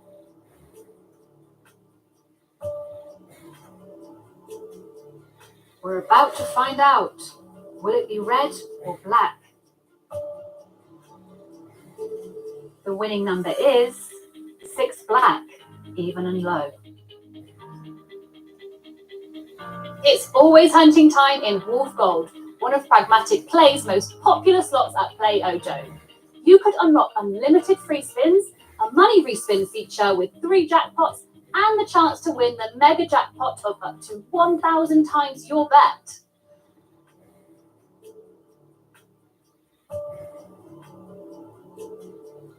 Is the wheel on your side today?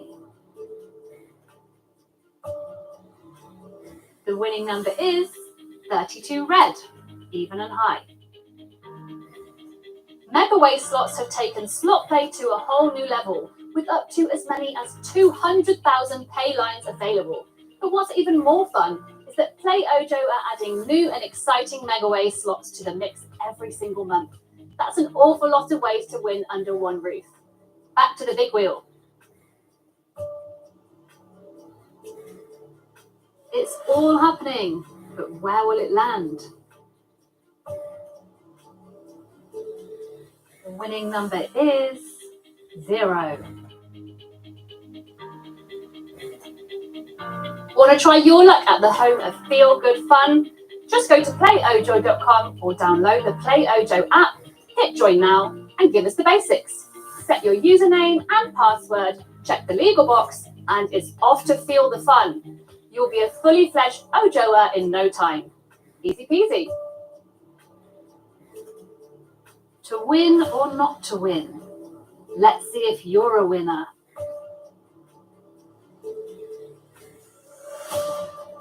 The winning number is 36 red, even and high.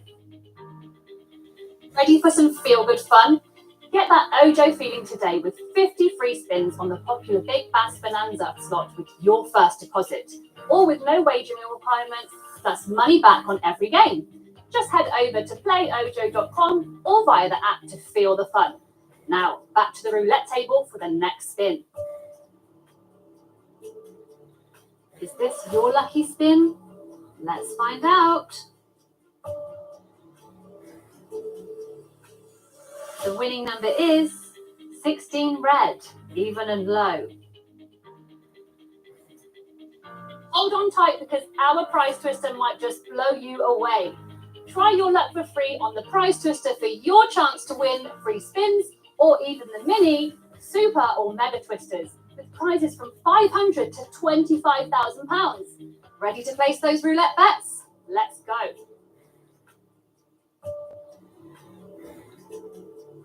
Where will the ball land? Will it be red or will it be black? The winning number is 36 red, even and high. Ready to feel the fun? Enjoy 50 free spins on the popular Big Bass Bonanza slot with your first deposit. Click on the deposit button, fill in your card details, and then hit submit.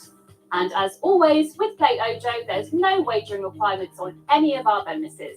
And you get money back on every spin, win or lose. To win or not to win? Let's see if you're a winner. The winning number is 21 red, odd and high. Check out Play Ojo on Facebook, X and Instagram to always stay up to date.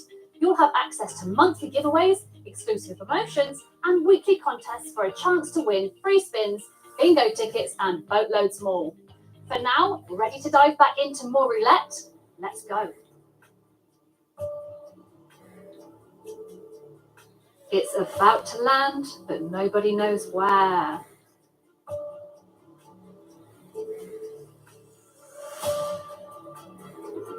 The winning number is 4 black, even and low.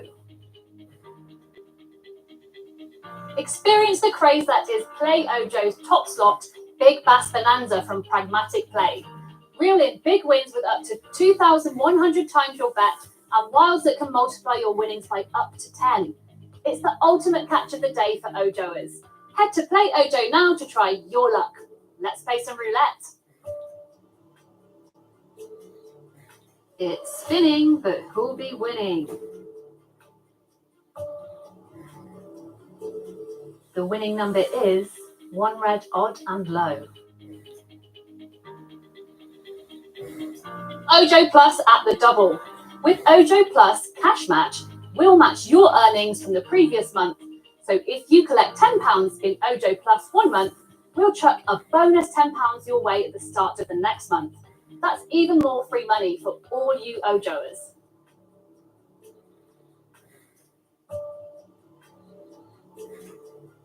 Eyes on the wheel, people.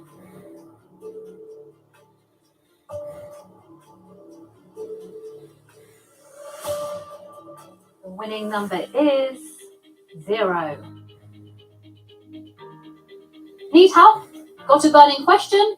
Contact our Play Ojo support team. Just drop us an email at support@playojo.com or log in and click live chat to connect directly with the Ojo team.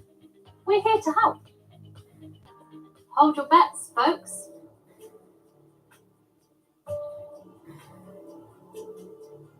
It's all happening, but where will it land?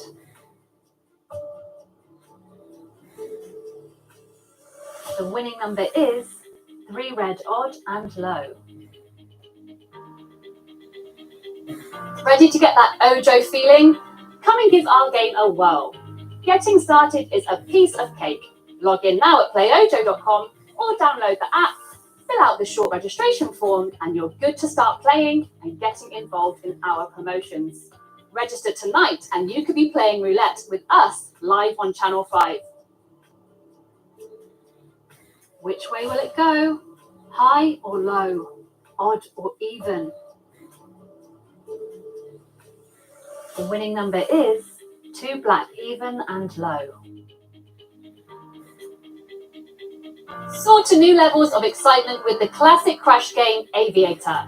As the plane makes its ascent, you decide when it's time to cash out, but don't leave it too late or it will fly away. Chat to your fellow pilots while you play and remember to fly and gamble responsibly.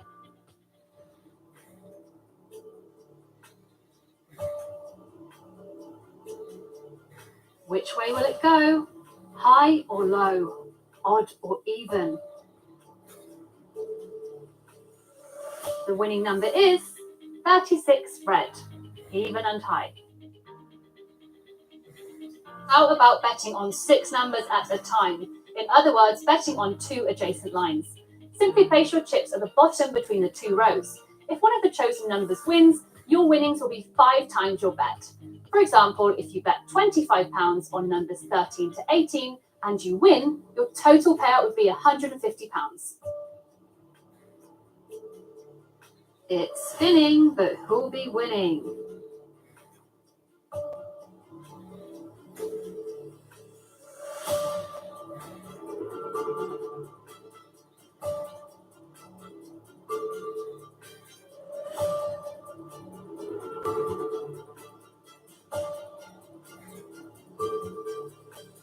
The winning number is 26 black, even and high.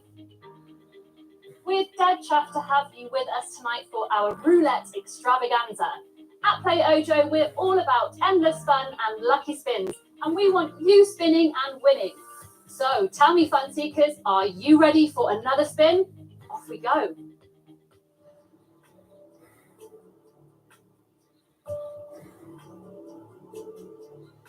Feeling lucky? Let's see if the wheel is on your side today.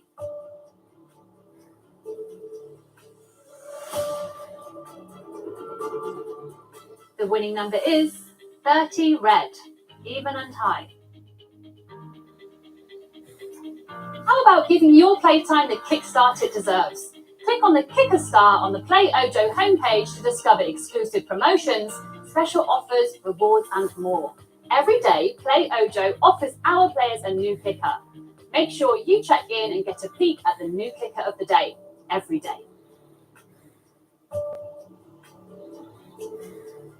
Will the wheel deliver? Let's find out.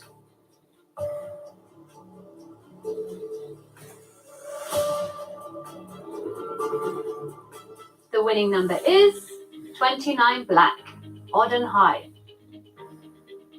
Pragmatic Play knows how to keep us sweet at Play Ojo.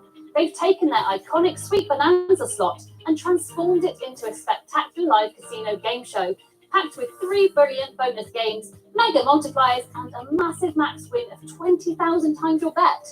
Pretty sweet deal if you ask me. Is the wheel on your side today?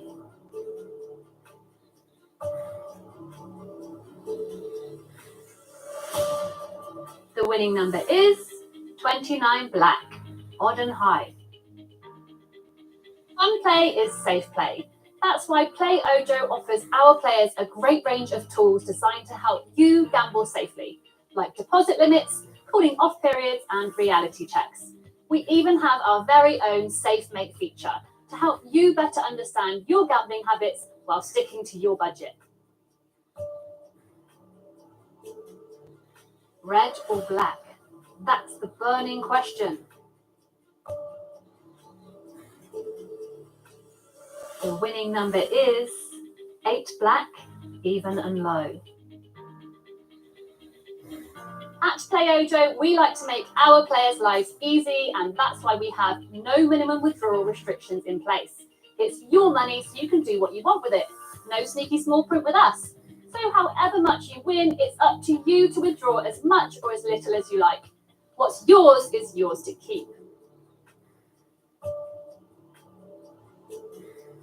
Will it be red or black? Let the wheel reveal all.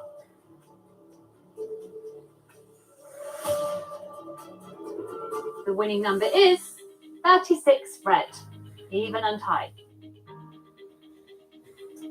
With the Play Ojo live casino show, there's a cracking good time to be had all night long. Registering is simple and done in a flash by visiting playojo.com or downloading our app. Tell us a few things about yourself and hey presto, you're ready to join us to feel the fun at the roulette table. It's a no-brainer. Which way will it go? High or low? Odd or even? The winning number is 2 black, even and low. Roulette lovers, step right up. Visit playojo.com or download the Play Ojo app and click on the green live casino button. With me so far, you'll find Play Ojo's live roulette at the top of the page. Hit play now and you'll be playing along with us live on Channel 5 in no time. Let the games begin. Which way will it go? Red or black?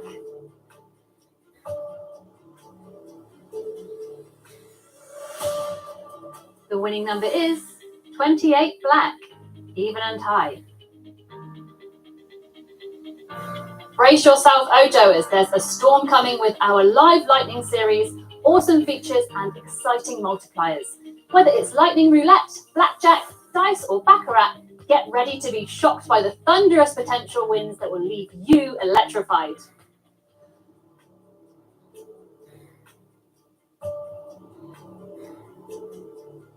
Could you be the winner of this spin? Let's find out.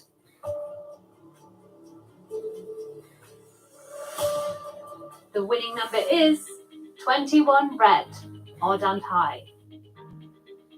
Are you ready to power up your play? Power Up Roulette by Pragmatic Play is a modern twist on a popular casino classic. This stylish and exciting live casino game show offers players up to 5 power-up bonus rounds for additional chances to win. That's all the bets for now.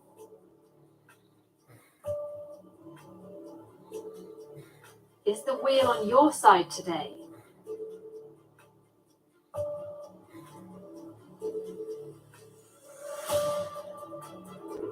The winning number is 14 red, even and low. Having a great time tonight? Just as I thought. Play Ojo never disappoints. And just to remind you why we're the home of Feel Good Fun, all your bonus wins and free spins are yours to do as you please, with no wagering requirements whatsoever. In simple terms, there's absolutely no obligation to bet them before withdrawing your wins. It's about to land, but nobody knows where.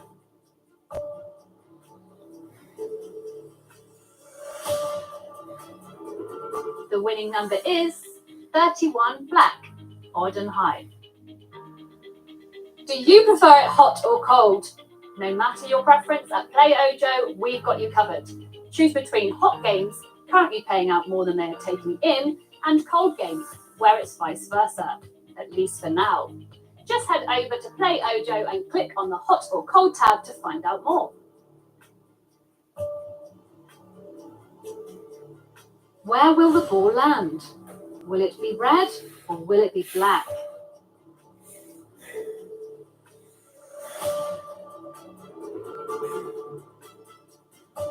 The winning number is 30 red, even and high. It's the hottest roulette table around, Mega Fire Blaze Roulette. This fiery number takes playtime to a whole new level with a feature that can deliver cash prizes, win multipliers, and 4 jackpots. It's getting a bit hot in here. Let's head back to the big wheel and see what's cooking.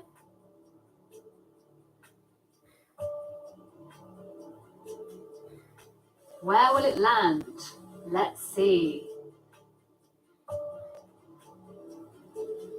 The winning number is 4 black, even and low. Do you prefer it hot or cold? No matter your preference, at Play Ojo, we've got you covered. Choose between hot games, currently paying out more than they are taking in, and cold games, where it's vice versa, at least for now. Just head over to Play Ojo and click on the hot or cold tab to find out more.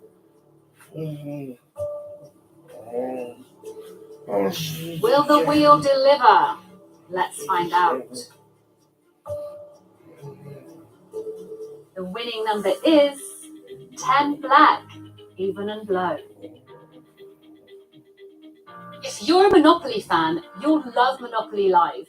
Bet on the wheel, which features chance segments for instant cash wins and multipliers. Prepare for an immersive adventure with Mr. Monopoly in a captivating augmented reality 3D bonus game.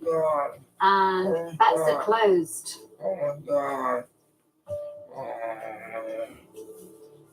Where will the ball land? Will it be red or will it be black? The winning number is 33 black, odd and high. Want to try your luck at the home of Feel Good Fun? Just go to playojo.com or download the Play Ojo app, hit join now and give us the basics. Set your username and password, check the legal box, and it's off to feel the fun. You'll be a fully fledged Ojoer in no time. Easy peasy. Time to reveal this spinner's winner.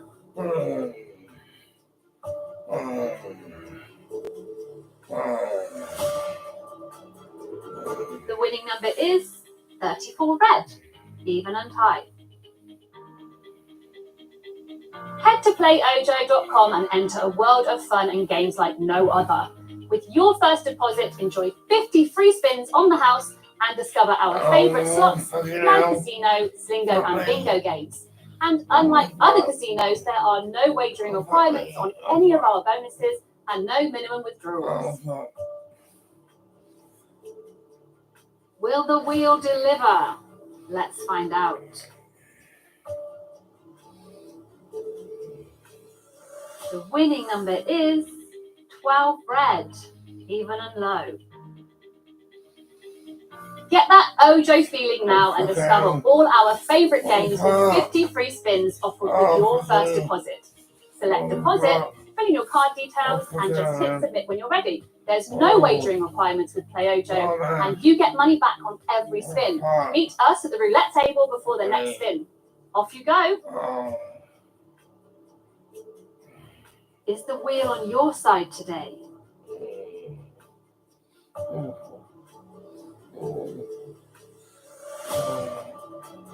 The winning number is 2 black, even and low. Join us on a journey through ancient Egypt with the legendary Cleopatra slot by IGT at Play Ojo. This classic game features a doubling wild symbol and a Cleopatra bonus for up to 180 free spins with a triple payout multiplier. Ready to play some roulette? Let's spin that wheel. Red or black? That's the burning question.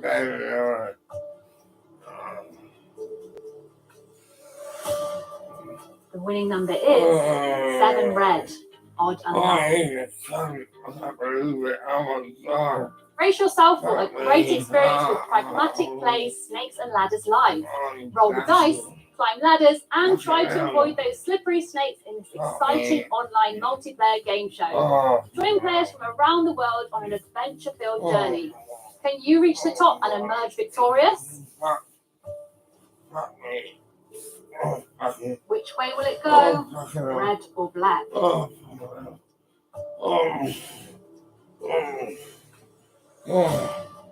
The winning number is 24 black, even and high.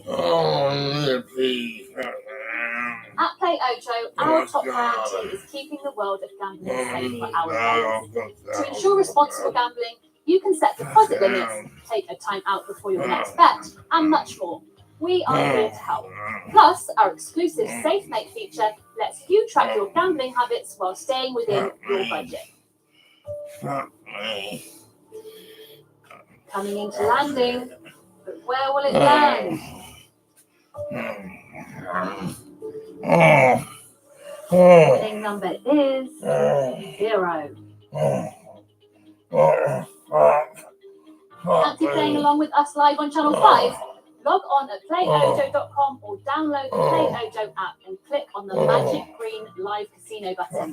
You'll find Play Ojo's live roulette right at the top of the page. Click play now and away you go. No more bets for now.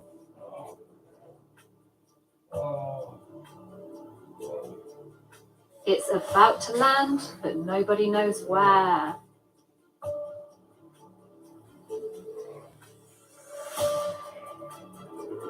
The winning number is 34 red, even and high. There's never been any wagering requirements at Play Ojo, and that's how it's going to stay. We don't ask you to wager any bonus winnings before you can withdraw them. Anything you win with your free spins is yours to keep as cash. Good, isn't it? Now, let's play roulette. And bets are closed. Coming into land, but let's see where.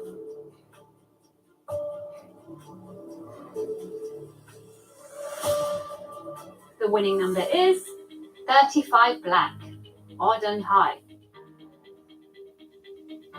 Brace yourself, Ojoers. There's a storm coming with our live lightning series, awesome features and exciting multipliers.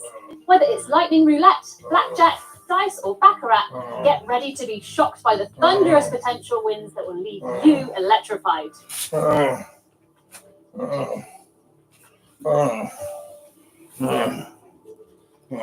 Will the wheel deliver? Let's find out.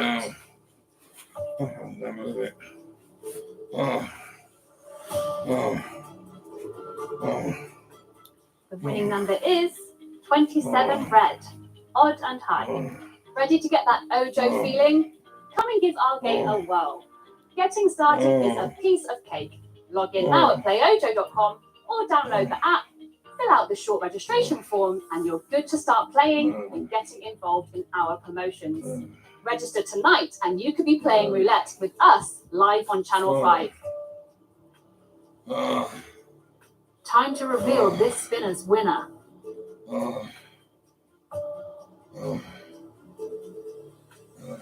The winning number is 11 black, odd and low. Ready for some feel-good fun? Get that Ojo feeling today with 50 free spins on the popular Big Bass Bonanza slot with your first deposit. Or with no wagering requirements, plus money back on every game. Just head over to playojo.com or via the app to feel the fun. Now, back to the roulette table for the next spin. Which way will it go? Red or black?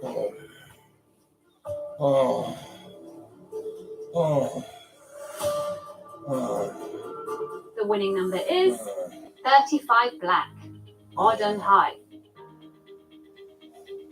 Take the feel-good fun with you wherever you go with our nifty Play Ojo mobile app. It comes complete with a personalised My Ojo feature where you can see all of your essential info in one tidy section. Just visit the Play Store or App Store on your phone and download the Play Ojo app today.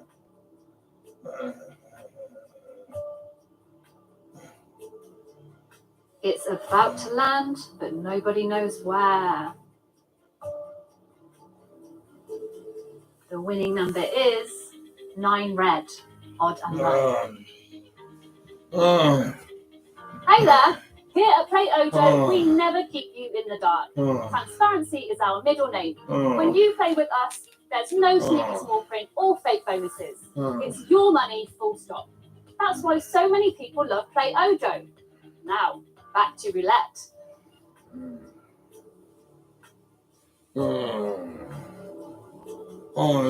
Any hunches as to where it's going to land?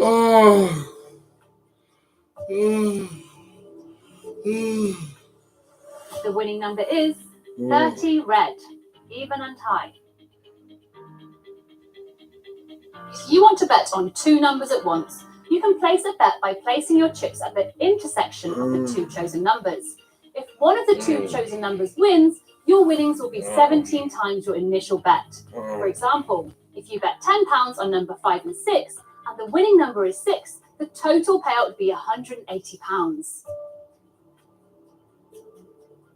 Will the wheel deliver? Let's find out. The winning number is 16 red, even and low. Got a burning question for our support team? You can contact Play Ojo via email at support@playojo.com to make contact with our awesome Ojo crew, and they'll have you sorted in no time. Ready for roulette? Let's go. And bets are closed.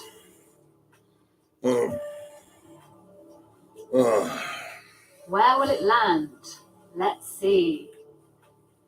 Oh no. Fucking hell. The winning number is 6 black, even and low. At Play Ojo, we want you to enjoy a smooth ride. Well, more comments than anything all week. Really? Mm-hmm. Although hard to believe you're actually not an idiot, Danny King. Shut up. I don't know why you two keep being a couple of secret. Oh, no. We're not a couple. Oi, oh boy. Silicon strap. The silicon is absolutely stunning. And I love from the back, you can see all of the workers there as well. If you're using PayPal Pay in 3, 118.32 is the first of 3 payments. It should be £750 down to 300. What's really special? What makes it special? So this is a Neolithic polishing stone, a polissoir. And is that what we're looking at here, this smooth bit? Absolutely, yes. Yeah. How does that happen? Somebody's been polishing something on there. Yes. So polished stone axes are really characteristic of the early Neolithic. Yeah, yeah. And they make hundreds of thousands of them, and then polish them to a high luster and surface. Yeah. That's incredible. So it's never been seen before. It's never been noted before. It's never been noted before, and there's only one other find in England that's similar near Avebury. Really? Yeah. So you know that was happening here, that people were polishing these stone axes, and Neolithic people were probably sitting just where we are. Absolutely. Doing this. Yeah. Brilliant.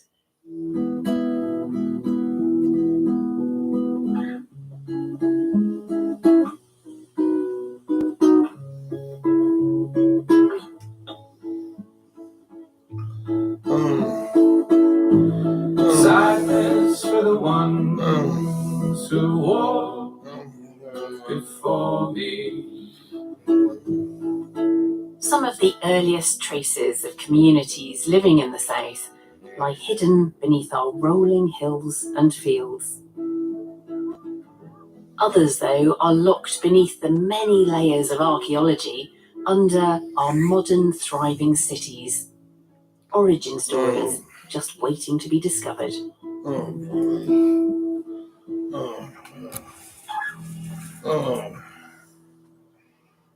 There are dozens of beautiful historic cathedrals across the UK. Most cities have one, some have two or even more. And the earliest of them go back 1,000 years into the Middle Ages. But we suspect that many of them are built on the site of even earlier churches or other buildings.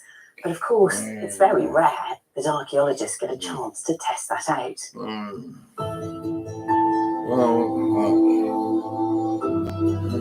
But they are getting that opportunity at our next dig, in the grounds of Exeter Cathedral in South Devon.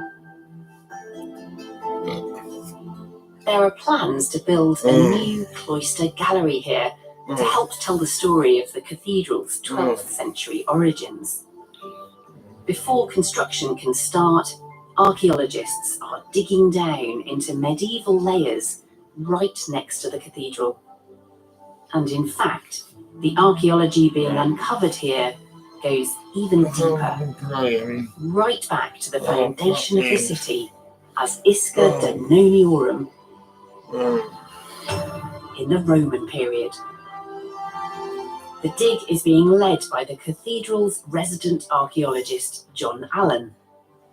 We're standing on a very important archaeological site. The centre of Exeter has buried Roman remains, the earliest of which go back to the 1st century, to the foundation of Exeter as a legionary fortress of the 1st century AD, and parts of the fortress are under our feet.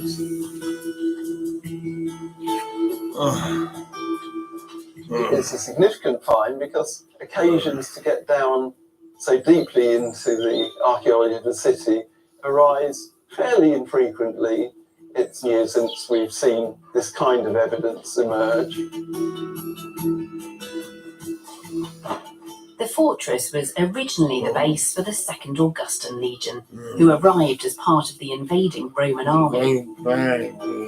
Project manager Simon Hughes has uncovered the very point when Roman Exeter began. What we're looking at here is the geology, which is river terrace gravels. This is prehistoric soil. We know that because overlying it is this thick band of reddish clay. Now this is important because this was the land surface at the time when, in about 55 AD, that the Roman legionary army arrived.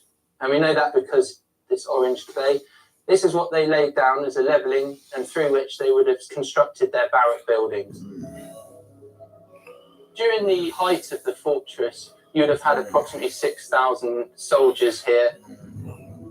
Now this horizon here between the two deposits is a lovely point in time because this was the layer on which the soldiers would have walked about when they first arrived in Exeter and set up their fortress.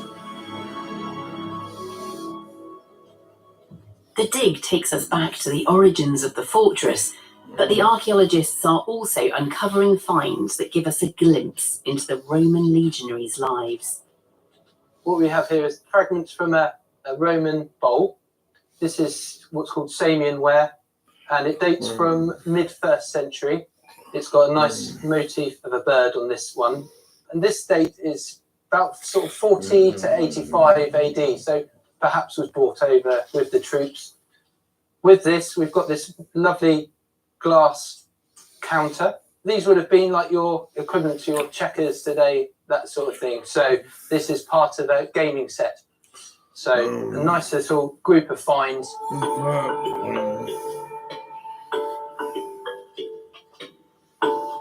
We know that the 2nd Augustan Legion was based here for around 20 years before they moved to South Wales. And the fortress at Exeter evolved into a civilian town. Remarkably, Simon has found an intact corner of a Roman civilian townhouse. You can see Roman blockwork here. And what's interesting is elsewhere, Roman masonry have been completely robbed out and reused for medieval buildings. But this bit they've left in, which is an absolutely fantastic piece of architecture. This section here, we're looking at a Roman townhouse floor surface. We've got the preparation layer, which is this quite bright red clay, and sat on top of it, this lovely smooth surface here. So we can really picture what the floor would have been like within these buildings that the Roman inhabitants of Exeter would have walked on.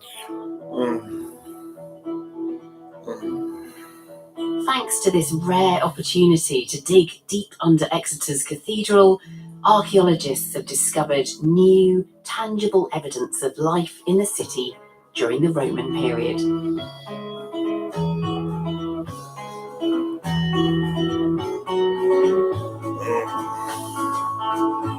That's really fucking Just a makeshift show in town.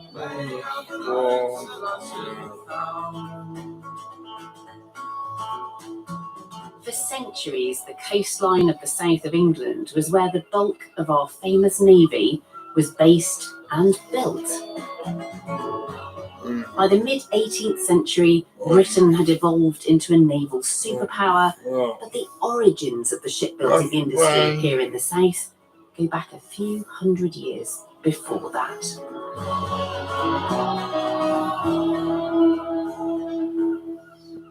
There are plenty of shipyards in the UK where the tradition of shipbuilding goes back for centuries, but redevelopment over the years has obscured earlier phases of their history. Our next site was abandoned, so archaeologists have been able to peel back time and reveal an intact medieval shipyard. The abandoned shipyard is in Small Hythe in Kent. Somewhat strangely, it's more than 10 miles from the sea. Archaeologists are trying to trace the first physical evidence of the historic shipyard here. That's really lovely. Oh, that is lovely. Really, really nice. Small Hythe's shipbuilding story goes back to the 15th century.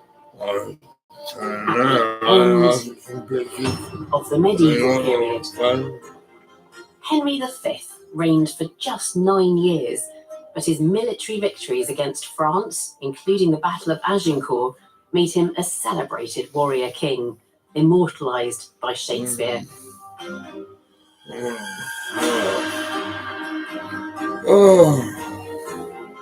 There are written accounts telling us that some of Henry V's ships were built here at Small Hythe, but there's been very little physical trace of that industry until now.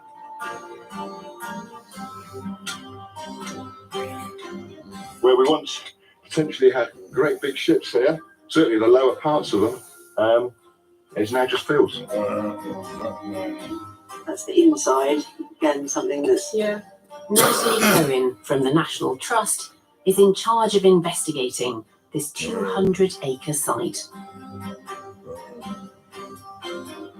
So this is our site plan. So we wanted to know more detail about how you would construct a ship in a landscape that is so different to what we see now. So where is the foreshore? Where is the deep enough water to launch your vessels into? So it's all those kind of details that we wanted to pick up as part of this project.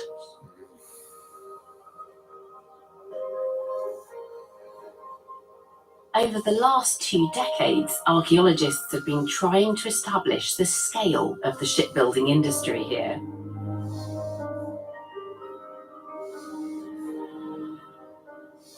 They know that Small Hythe wasn't always as cut off from the coast as it looks today. In 1332, the Nell Dam was built across the River Rother, which still flows through East Sussex and Kent. The dam was built primarily as a flood defence, but it changed the course of the river, creating a link between Small Hythe and Winchelsea Beach on the coast, 10 miles away. Small Hythe suddenly became the perfect place to build seagoing vessels, enlarged mud docks dug into the earth on the banks of the river. So I'm trying to peel back to where I think the real edge is. Maritime archaeologist Elliot Wragg is trying to track down those elusive mud docks. In the medieval period, right now, I'd be standing on the riverbank, running probably almost along the line of those people in red, all the way along there, and running over across to the east as well. This would have been a tidal environment, so if it was low tide, I might be dry. If it was high tide, I'd be wet. And we're now walking up onto the riverbank, and now we are into the shipbuilding dock proper here, behind the riverbank. The excavation has revealed how the mud docks at Small Hythe were dug adjacent to the riverbank, below water level. Ships were built inside the dock, and when they were ready, the bank was removed, the dock flooded, and the ships could sail out into the river and all the way to the sea. This is dug as a hole. It's not built, it's dug. And we've got a dark horizon here, lots of charcoal, and this seems to be a horizon before the dock was dug. And you can see here in the section running up here a series of upcast deposits, and this is the stuff they're digging out the dock. They're chucking it up on the side just up here. So we've had a couple of good bits of pottery just out of here between this, which is before the dock was dug, and this, which is the spoil coming out of the dock excavation. So if we can date this by pottery, then that will tell us when they start digging the dock. The pottery is crucial evidence for the archaeologists trying to understand the medieval origins of shipbuilding here at Small Hythe. But the size of the dock is also striking. It's quite extraordinary, really, because it's not ship-shaped at all. The dock is 24 metres long and 22 metres wide, so what it looks like is that this dock has been dug for the construction of one ship. History tells us that royal warships were built at Small Hythe, and it seems the archaeologists have now located the shipyard. And they're also finding plenty of iron nails and rows or rivets, which would have been used to hold the ship's timbers together. What is it? That's a rove. They found thousands of them all over the site.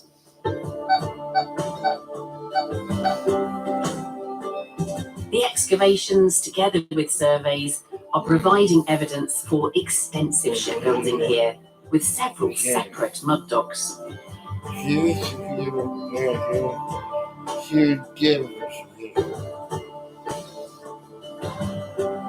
Even though there's a gale blowing outside the tent, I can't wait to get a closer look at what Elliot and Natalie have found and what it tells us about the abandoned shipyard that once built vessels for one of England's most famous warrior kings. What we have here is a selection of rows, these diamond-shaped washers. Medieval shipbuilding is clinker built, it's shell built, so it's overlapping planks. You drive a big nail through it like this. This is a particularly huge example. So this is from a big ship. You drive that through the two planks, you put one of them on the other side, and you bend the nail back over, and that forces your planks together. It's effectively a medieval rivet. And so here we've got a whole range of rows. They're initially built in strips here, and you break them off and just use them in strips. Have a strip of them. I just love all this evidence of shipbuilding. That's fantastic. And it was busy. Really busy. Really busy. I think you've got to imagine something like a sort of mad shanty town, and 200 or 300 people. Basically living in shacks, kind of Wild West. And what about this coin? The top of the dock, running behind it, parallel to the shore, was a gravel road. The earliest documentation of it is 1474. And then the road itself seems to have fallen out of use and collapsed across the top of the dock. And this coin, which is, I think, dates to the 1580s, was in amongst that road collapse. So that gives us sort of a nice sort of end point for the shipbuilding. So it's Elizabeth I halfpenny, I think it is. So, yeah. I can see a cross on that side. There's a little crescent on it, which apparently helps to date the penny within Elizabeth's period, which is nice as well because we have a 1594 map of the area, which shows the east-west road. So it's quite a nice marrying up of documentary references, cartographic references, and a little bit of archaeology as well. Yeah, very just have a satisfying. bit of absolute dating. Very Yeah. nice. Yeah. How many other mud docks have been archaeologically excavated in this way? None. So this to my is knowledge. So this is a unique I think site. so, yeah. Yeah. Whereas if other places we know they're building medieval ships, London, Portsmouth, Southampton, whatever, they keep building ships there. Ships get shipyard bigger, will develop. the docks get bigger, Yeah. all the early evidence just gets wiped out. It's another one of these stories where the demise of something ends up being an opportunity for the archaeologist. Yeah, absolutely. Yeah. I mean, this is the biggest collection of roads by far. anywhere. Certainly. Yeah. Oh, there you go. The first archaeological evidence of a mud dock.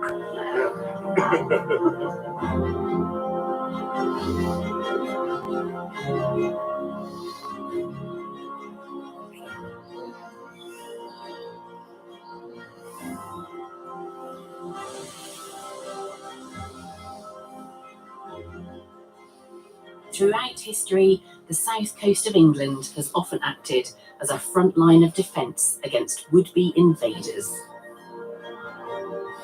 Our next dig takes us to Dover in Kent.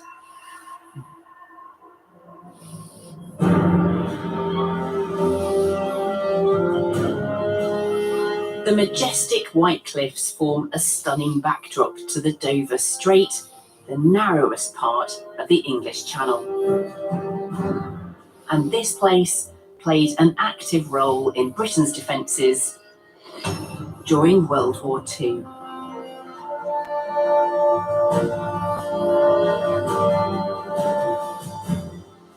On a beautiful day like this, the coast of France is so clear, and there's a constant stream of ferries taking people on holiday. Of course, in the Second World War, it was a completely different story. That was German-occupied territory, and the entire coastline was bristling with firepower. German forces invaded France in May 1940, and the British mainland was then within their sights. The answer to that threat was to build new gun emplacements all along the White Cliffs of Dover, but they've been invisible in the landscape until now, when archaeologists are getting the chance to excavate and reveal them. In 2017, the National Trust acquired a huge stretch of land along the top of the cliffs, including some unique wartime defences.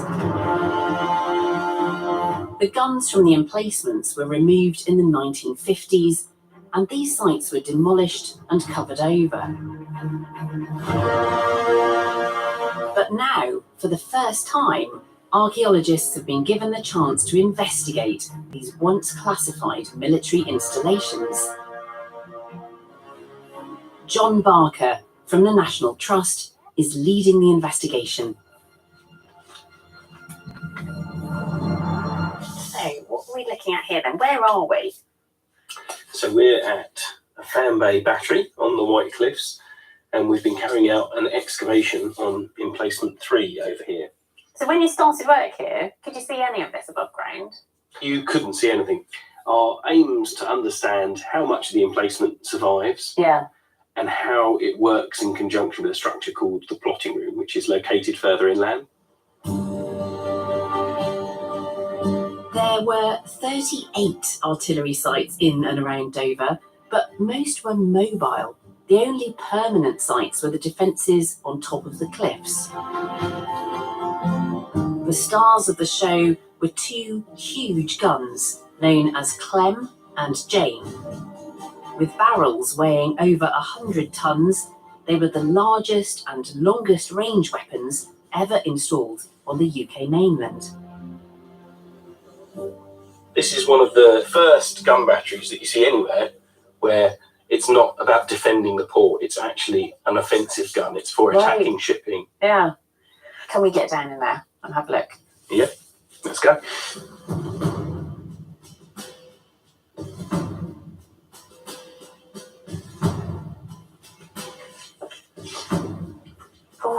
I can see paint on the wall here. There are numbers, which must be degrees. That's right, compass bearings. This is all very flaky and delicate, isn't it? So it's been a bit of a race against time, actually, to Yeah. record it properly Yeah. before we lose some of it. Gosh, it's been preserved all those years, but now because it's been uncovered, it's vulnerable, isn't it? Precisely how the guns were operated from an underground bunker was top secret and the records are patchy, but the archaeologists are hoping to find clues to fill in the gaps. Can I open this door? Go for it. Although the emplacements were said to have been completely demolished, it turns out there's plenty to see below ground, even including these tunnels and the magazine where the ammunition for the guns was stored. Oh, how deep does this go? So this is a 40-metre long tunnel with a spark-proof floor that Right. leads to the magazines. Oh, the temperature really drops, doesn't it, as you walk in here? It's a constant 12 degrees down here. Feels colder than that. 40 metres long, and presumably that is just to keep it away from the gun. To protect from blast, that's right. Yeah. So this is the shell store, where the shells have actually been kept safe, dry and protected. Well, you say dry, but it looks very damp in here. I mean, the ceiling is covered with drifts. It is now. Before the site was demolished and covered over, there would have been numerous ventilation shafts going up to the surface. And that's these here, is it? That's right. Now home to a spider. There's lots of spiders down here. The emplacement, its tunnels and magazines have lain here untouched for almost 80 years.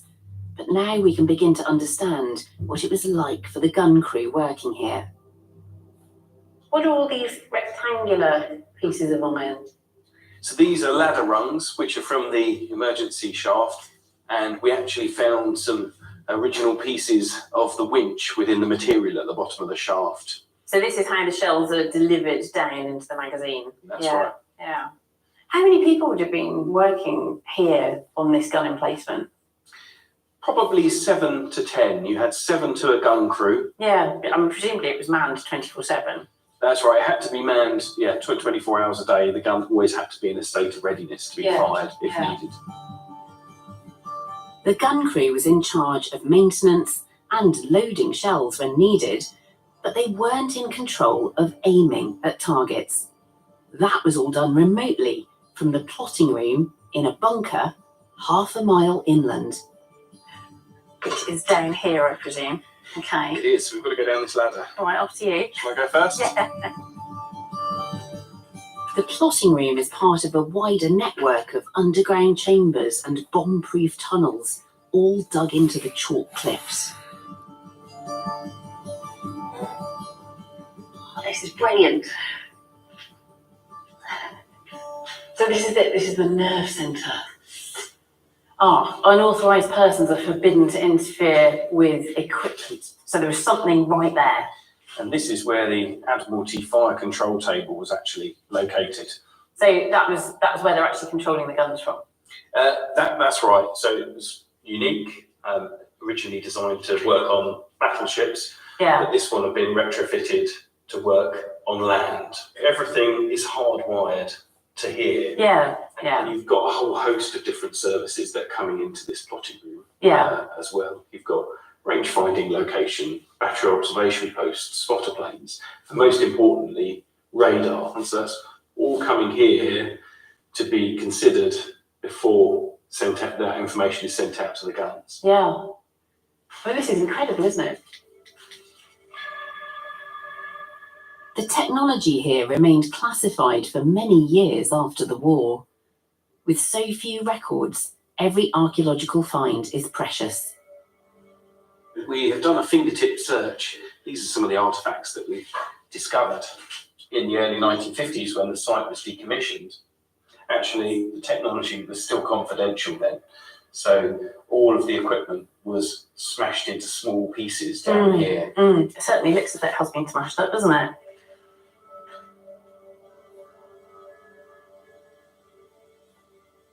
I've spotted somewhere else I'd like to explore.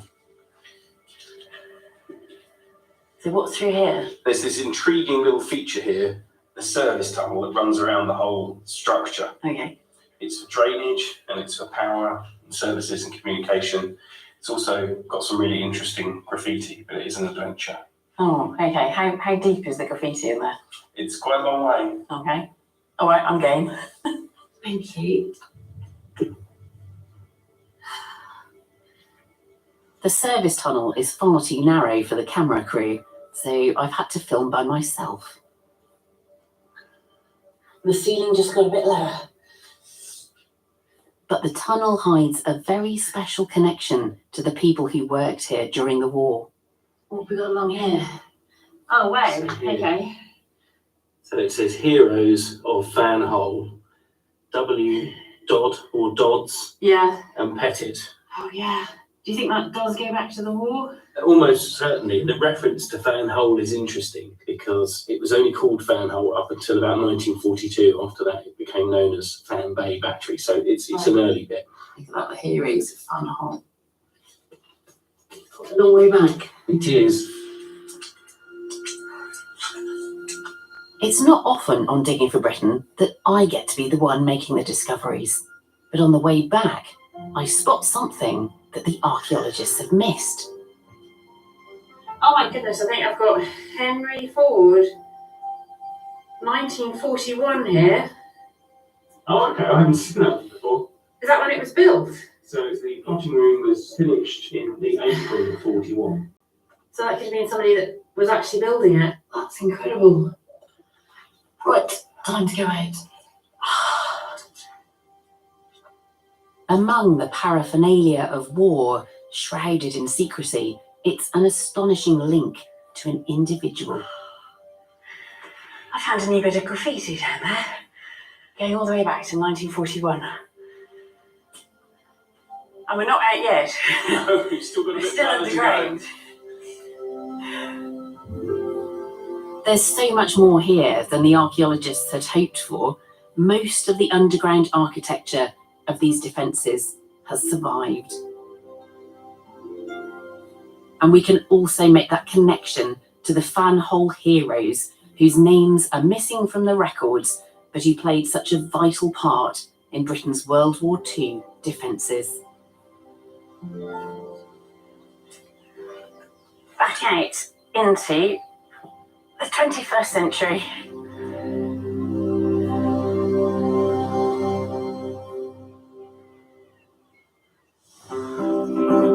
Next time on Digging for Britain, an ancient Welsh home The oldest house in Cardiff. throws up a treasure trove of finds. Find of a lifetime for me, that is. Right on my doorstep. Yeah. A forgotten fortress gives up its secrets. Big chunky stone building, super clear to see, very satisfying. And a surprising date of an uncovered mosaic 5th to 6th century. No. redefines Britain's past. This isn't right for a Roman villa. Kill the electricity, can't you?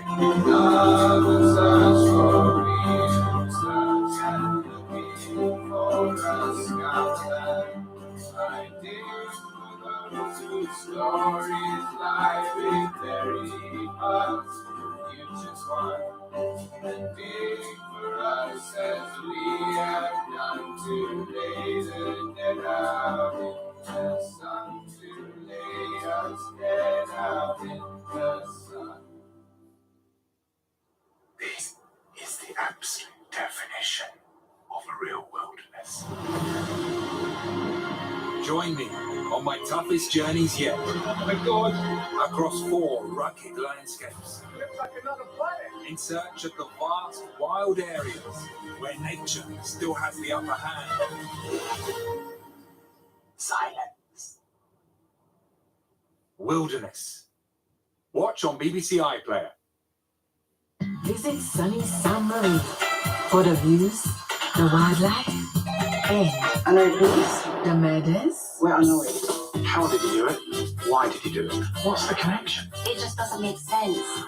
There's all sorts going on. Infidelity, betrayal, Blackmail. Target has arrived. All vehicles, go, go, go. This island keeps me on my toes. The new series of Death in Paradise. Sunday at 9 on BBC One and iPlayer.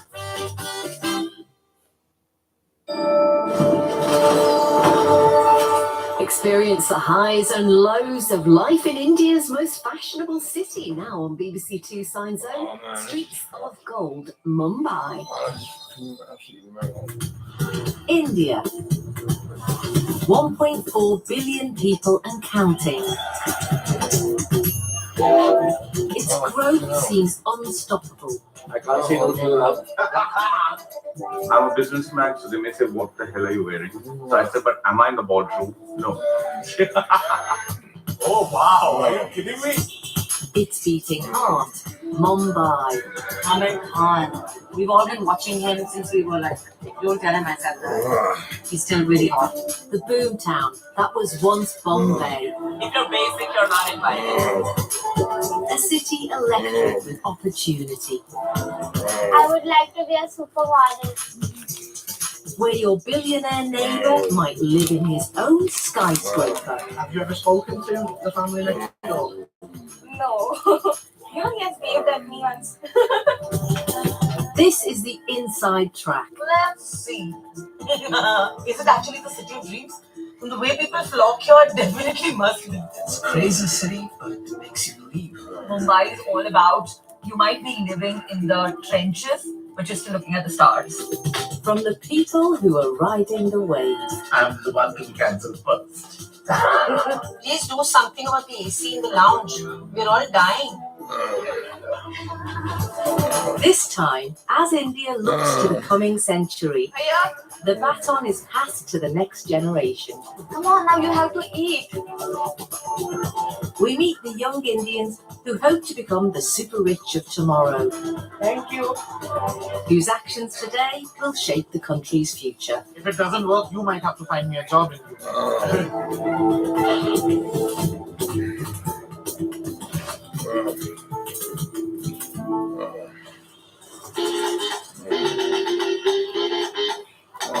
Super Hits 93.5 FM. I'm Melissa. I'm going to say OMGCHIK, which means, oh my god, the heat is killing me. March in Mumbai. The Indian summer is just around the corner, and the city is in its final flurry of activity before the stifling heat takes over. It's the last chance for young go-getters to make serious cash.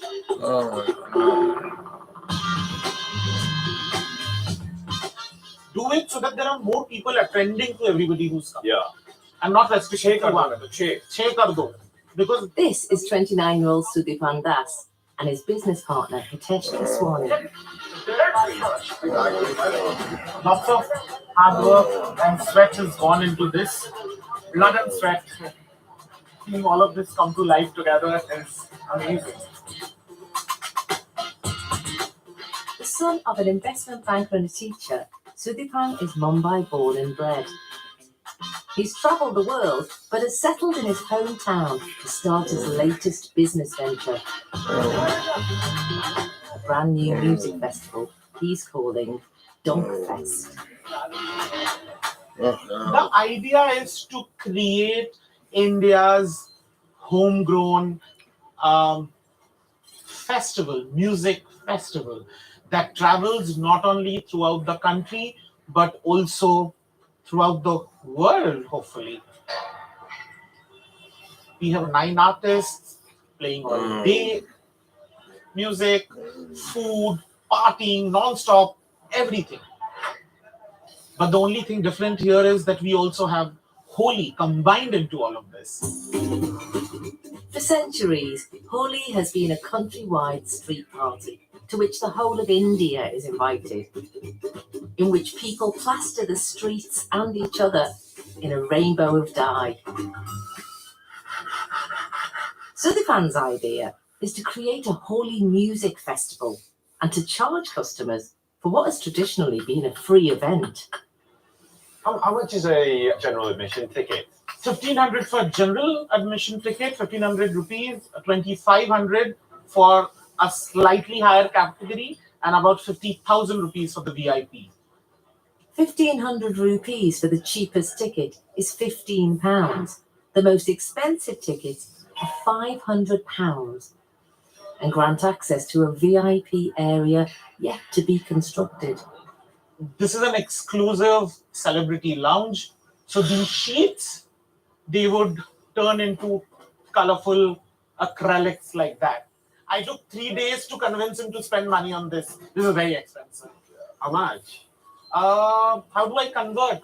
Tell me in rupees. In rupees, we're spending about 15 lakhs, 1.5. 50,000 Only on pounds. this set. Yeah. Where's that money coming from? We're investing all of it. It's all you. Yes, me and my partner Hitesh. Tomorrow, it's hoped that 6,500 ticket holders will descend here, all expecting to find what has been billed as Mumbai's hottest Holi party. How long until this place has to be ready? By morning 6. Tomorrow by morning 6. So you've got less than 24 hours? Yeah. Yes. So what else is still left to do? There are box offices. That's our main entry where people come in.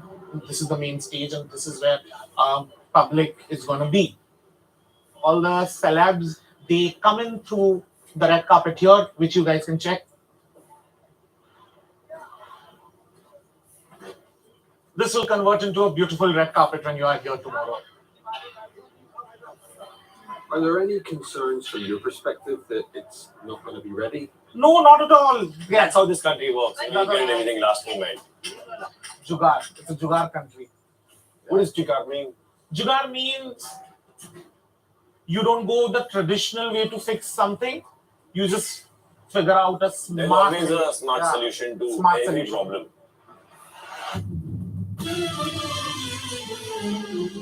Jugaad is a Hindi word that sums up how in India there's a way around any problem. Got creases in your clothes, but the iron is broke? Jugaad. Trying to beat a personal best at the gym, but you run out of weights? Jugaad. A drain is blocked on the street and you need to sweep away a flood? Jugaad. In India, cannot is not a word in their vocabulary. For Mumbai's young entrepreneurs, a dose of Jugaad can turn a pipe dream into a reality. Are you guys the kind of people who rely on Jugaad? Oh, he is definitely.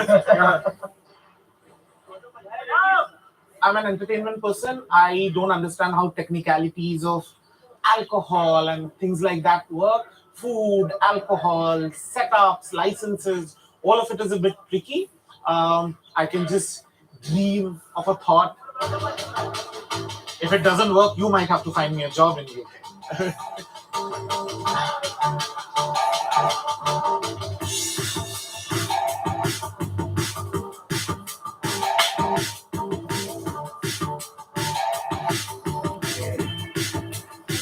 Yes, I do see two types of people.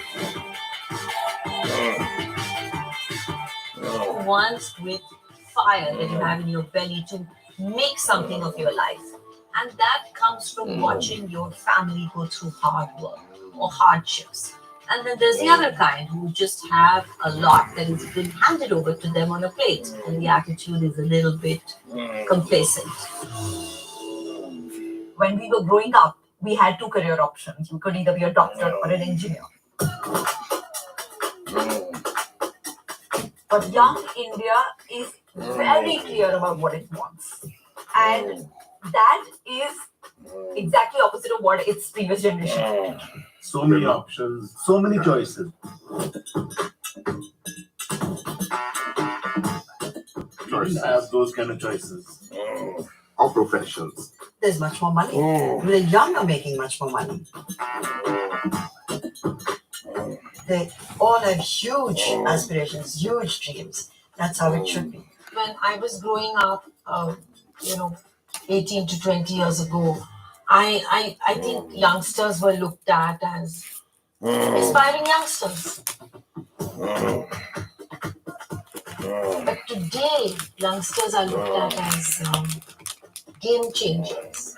They're looked at as the future of this nation. youth has become into an aspiring raw material advantage of India.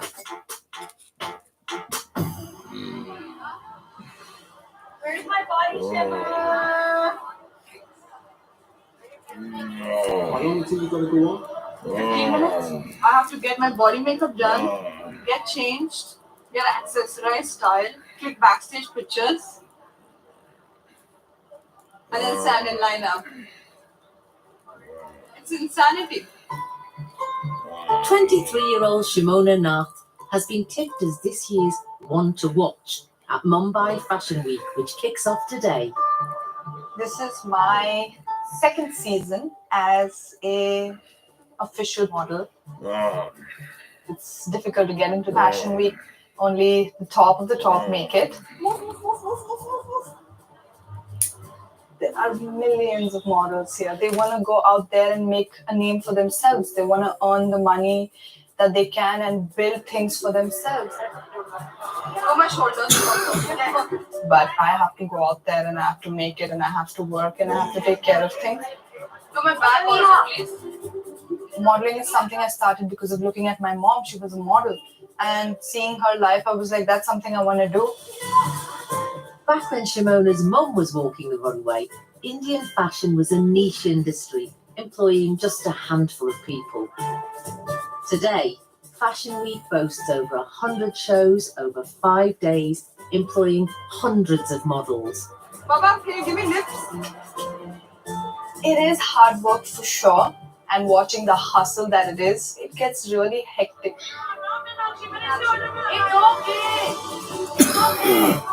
Okay, now I've learned to be a big girl and handle myself for sure. Don't go outside. It's a bleeding lip. Okay, I don't look like I'm actually bleeding. Hey, operating second. Shimona has recently landed the gig as the new face of India's oldest makeup brand, Lakme. Her campaign will be shown on gigantic screens before the start of every runway show this week. Oh, the ad is playing. As the face of Lakme, she was paid 30 times more than the average model earns across the whole of Fashion Week. Just come to us. That's how my money goes in the way I look. When I look like $1 million, it's alright. 33 shades of red in its face. When we call it separately.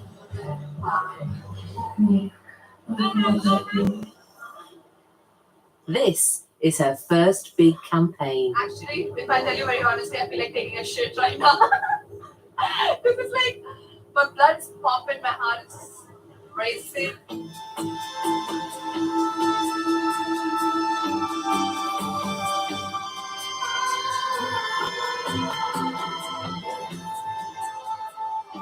Oh my God.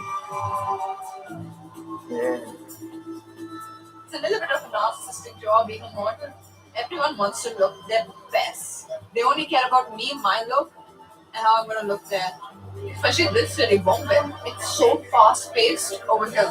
It's chaotic.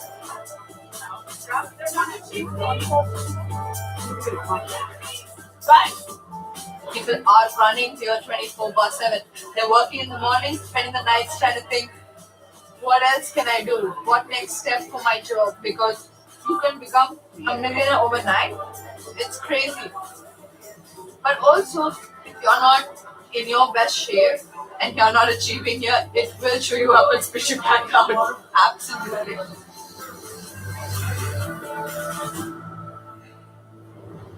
Fashion Week takes place in Bandra, a hub for Mumbai's young professionals.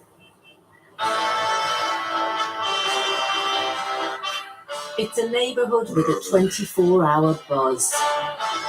Every week sees the opening of a new bar, boutique or coffee shop. The coffee shop has become a very, very big trend in Bandra.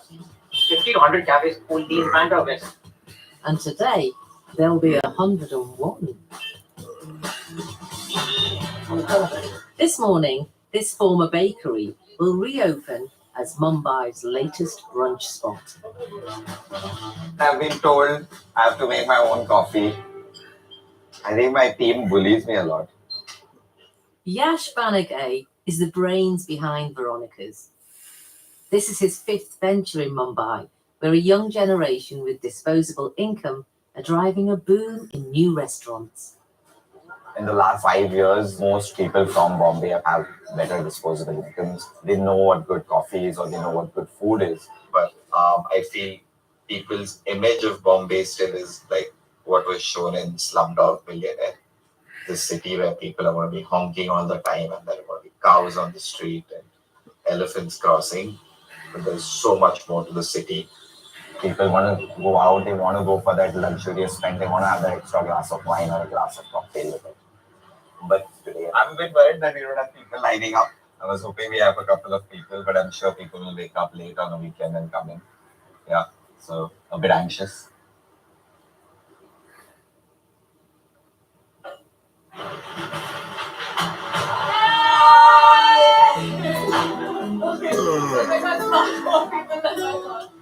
hi guys, welcome. Today is our first day and you guys are inaugurating the cafe. So we are called Veronica's. So please do the honors.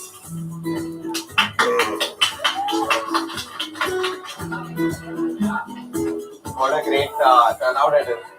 It's a bit overwhelming. We were running out of spaces to put. No problem, sorry. The second time in my life I'm getting poached eggs. So good. In a city where a chapati and a cup of chai cost 10p, It's so good. the people of Bandra are happy to splash out 80 times that amount on a cup of coffee and an artisan bagel. I need an avocado, cream cheese, no dairy on a buckwheat toast. The last time I ran breakfast service was 10 years ago and like 10 years later it's different.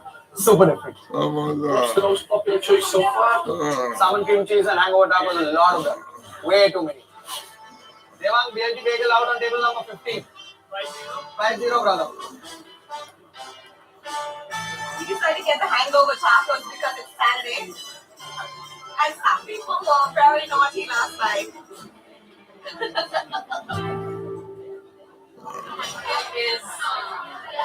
It is so cute. Honestly, there's so much chicken.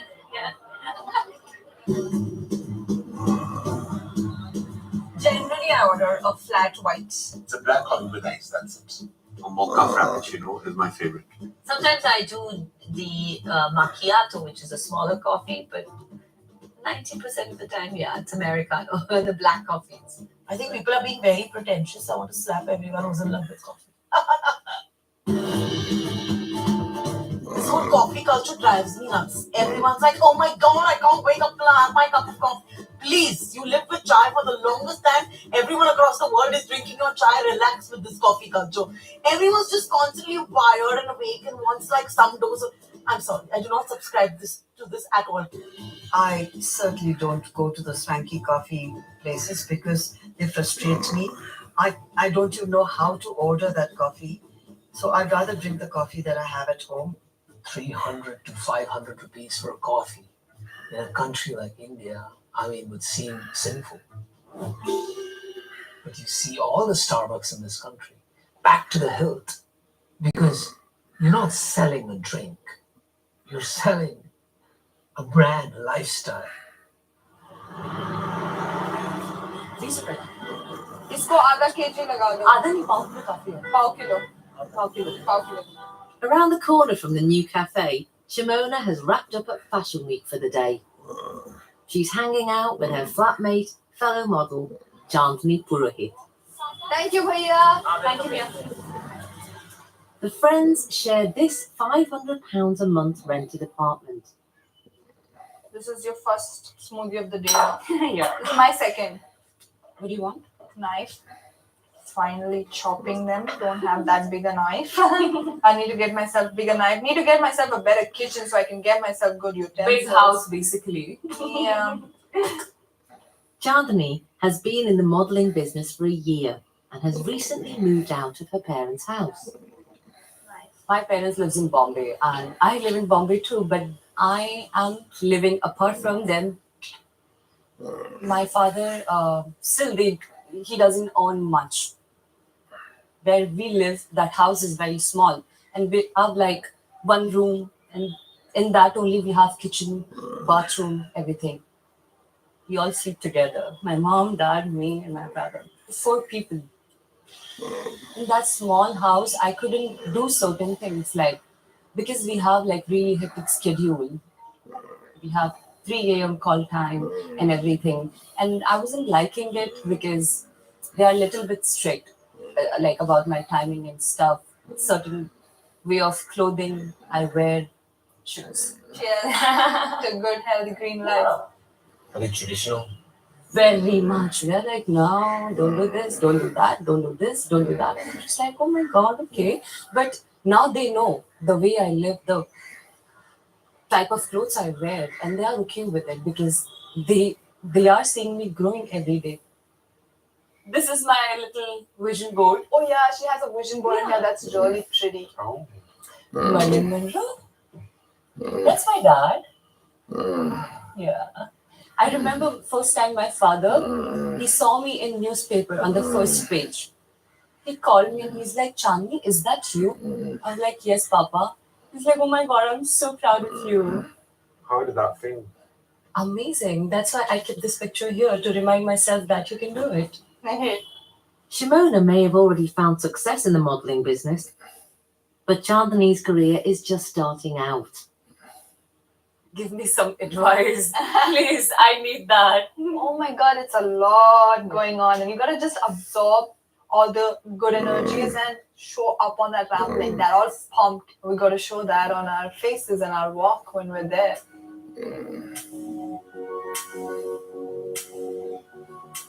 I'm very excited because I get good money through modeling.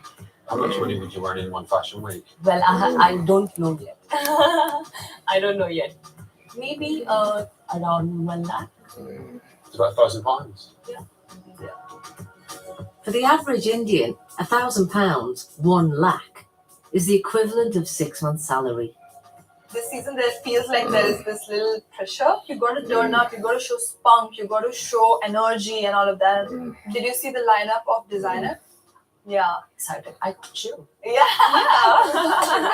We got each other.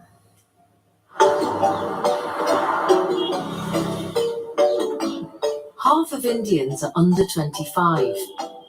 There are over 200 million teenagers here, more than any other country in the world. Pretty much everyone in Mumbai is on social media,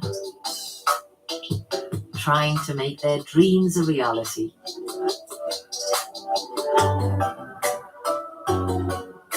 This is 15-year-old Malisha Kawa.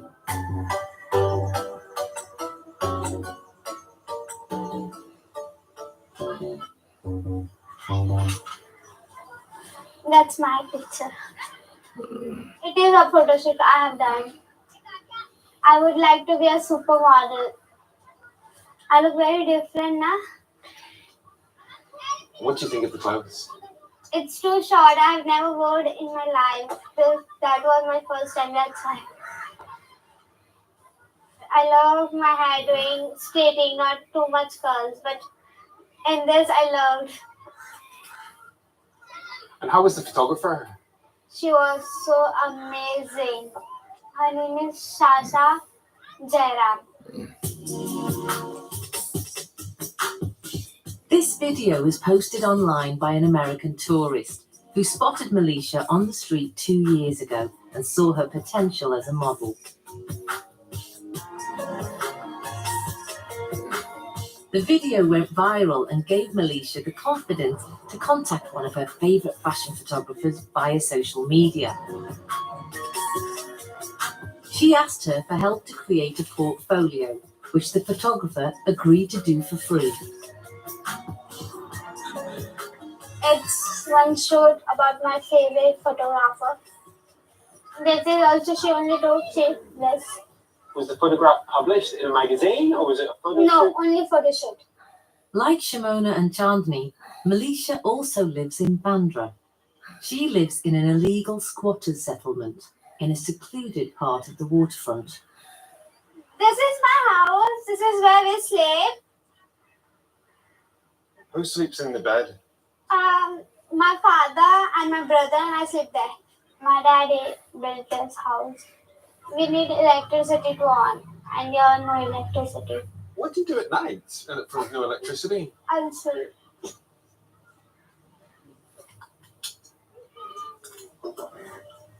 See this. And that's a power bank. Yes, Papa. Although Melicia's family have lived here for over 20 years, they're under constant threat from slum clearances. They come here and all full gang come and they bring bulldozers and weapons and they break the house. They usually break the house in rainy season, monsoon season, because it will be very difficult to build again a house. That's why. As Melicia grows her portfolio, her likes and followers are stacking up. How many followers do you have? 2,17,000. How does it feel to have over 200,000 followers? Very happy. How many followers do you want? 1 million? Yes.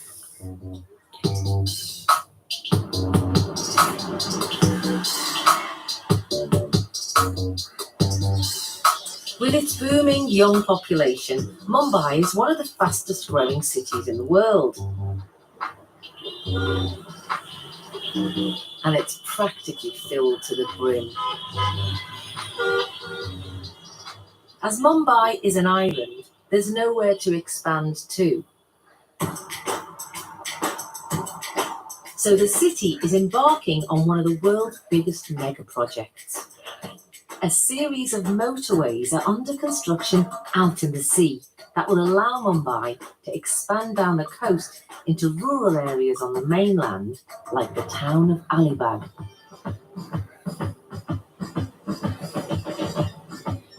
This sleepy seaside resort is currently a 3-hour drive from Mumbai. The new road will cut the journey to under an hour. This has sparked a property gold rush in the area.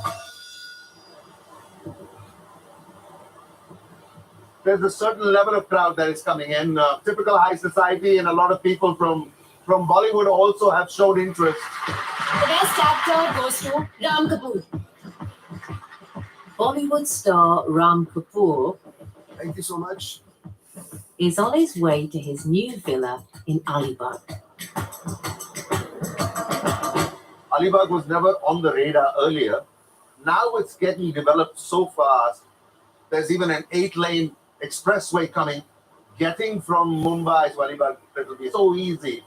That's the reason why I started looking, and I got lucky with this particular property that you're going to see. Here we go. Home sweet home. Welcome. Hi, guys. That's my lovely staff. I pay a fee for them and they're fantastic. I love them. They come part of the house. Ram has just bought this off-the-peg 10,000 square foot show home, the first in a new development where homes start at £2 million. This place is not cheap. Comes at a considerable cost. That right there is an 18-foot gorilla made of metal. Very cool. That was built as part of one of the outdoor features when the house was built. So when I came and saw it, it was already there, and I loved it, so I didn't want it removed. This room has an entire lily pond. Wanted to kind of surround the house by water because we love the sound of water in the night especially. Come, this is the bedroom where all the magic happens. The best thing about the room is the view. That's the view I wake up to in the morning. With most of the plots still to be sold, Ram's view doesn't yet extend beyond the perimeter fence. It's a good investment. Whether we live in it in the future, whether I give it out on rent, whether I sell it 5 years later and make a profit on it, it doesn't matter, because whatever you do, in Alibag right now, you can't make a bad investment. With house prices in Alibag skyrocketing, Ram plans to expand his property portfolio.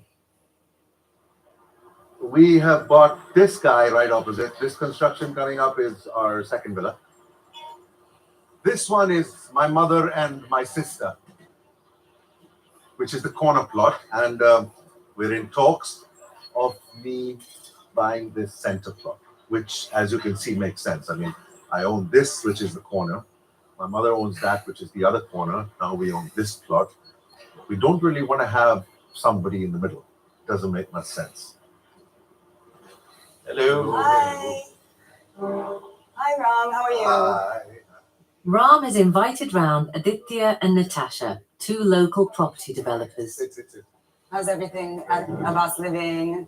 Very good. No complaints. We put some new lamps. With property prices in Alibag going up by the week, Ram's plan is to shake hands on a deal on his fourth property today.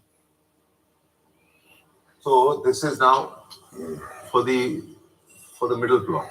I would rather not discuss exact figures in front of them. Yes. Listen, the figure that you're at, yes, you include the interior for that figure, and I will shake hands with you right now. I can't say no to you, Ram. Done. Chalo. Good. BBC is lucky for me. That is good. Thank you. Chalo, Thank you. Now give them some good coffee. 4 plots with 1 client. 4 plots. That's just and this is still February. So we have plans for Ram and his family. So it's not going to stop here.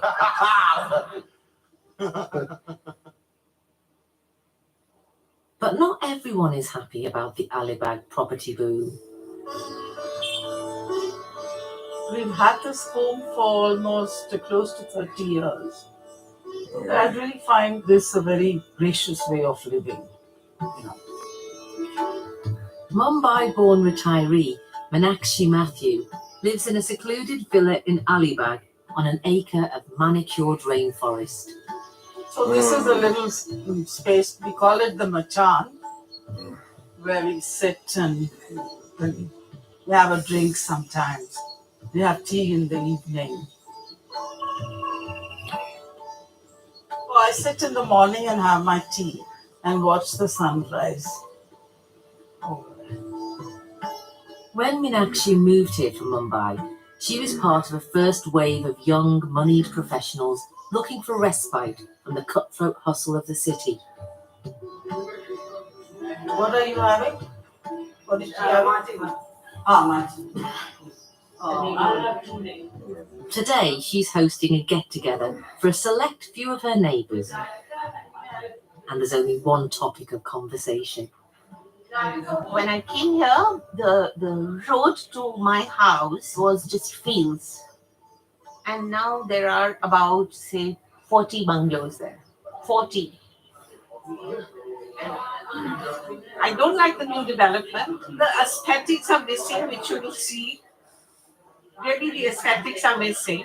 And the parking is a nightmare.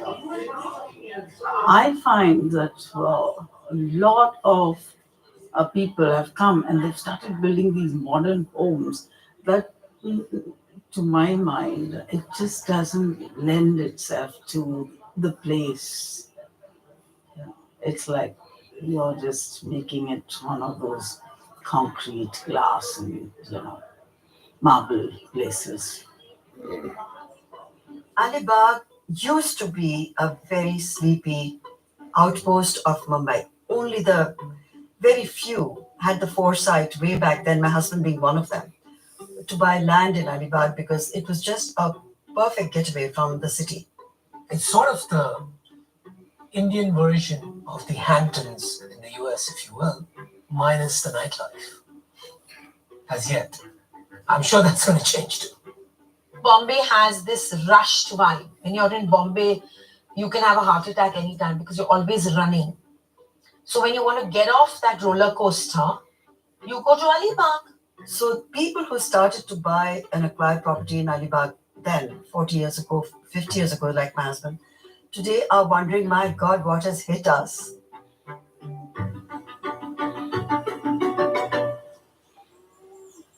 Hello, my name is Ria. She is my grandmother. She is my mama. A stone's throw from Ram Kapoor's new house lives 16-year-old Ria Rani. Ria was born and raised in Alibag. This is my own place. Yeah, my mother worked hard here and make this empire. So yeah, this village is special for me. Alibag is special for me, and my mother is way too special for me. Come on, sit down. Breakfast time. Ria's mother works as a housekeeper for one of Alibag's wealthy residents. For generations, the women of Ria's family have had next to no formal education. Come on, now you have to eat. Sit down. The upcoming road is already bringing unprecedented changes to Alibag. Alibag is developing. There are so many big colleges for students, so we have so many chances to make our career. And with those changes come new aspirations. I would like to become a teacher because my school teachers are always like very motivating and supporting. So I also want to play this role too, to motivate people who want to become big and complete their dreams.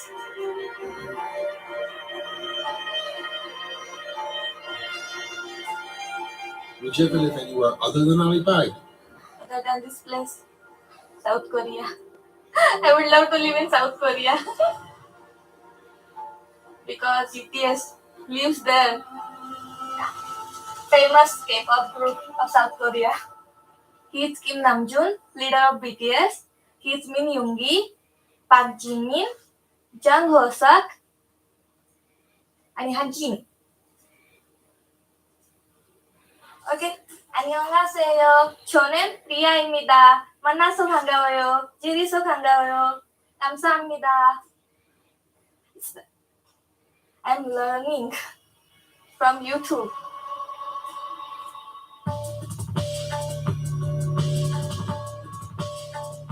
All the poorer people who live in Alibag will be able to come to Bombay to work.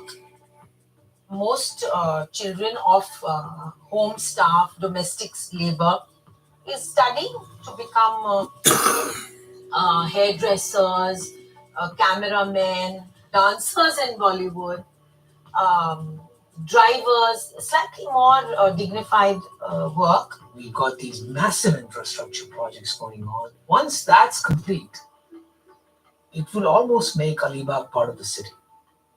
If we want to be a nation to be reckoned with, there has to be some degree of equality, and there has to be that big change in India. But yes, it's absolutely happening in front of our eyes.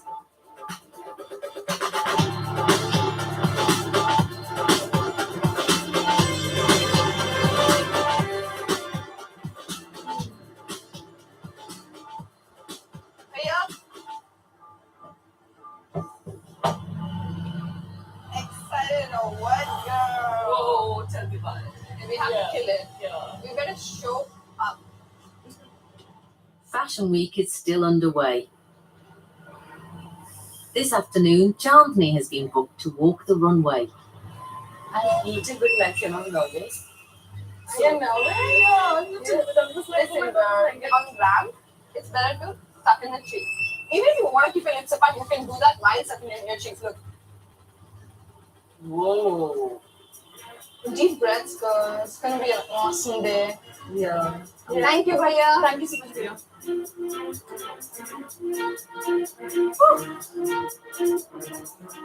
So you want to mix the color back? Do that. It's fine. Just send the reds from the inside. Muscles. You don't have makeup, hair, and everything. It's two guys. We have to start at 1. It's very hectic and too much drama happening around us. Let's see how the research goes. In the country's elite industries like fashion, the working language is English. Chandni grew up speaking only Hindi.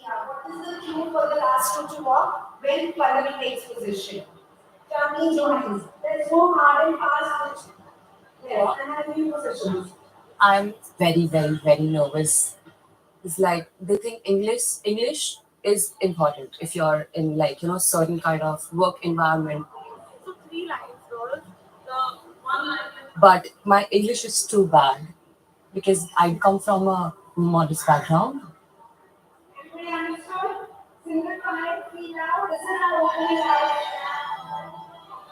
My schooling was like very okayish, and in this industry, they treat you in a different way if you can't speak English. Oh shit, no. It's gone wrong. Can't we go this way? This way. Outside. Outside.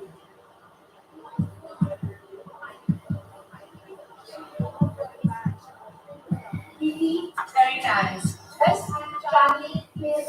Ready? You want us? Come on. Roll it like this. I mean, guys, form a cluster, not a brace. How important is this job to you? Oof, to be honest, it's very, very important. I have my family, they are like totally dependent on me. I think I'm the only one in my whole family who earns like this much of money through this job.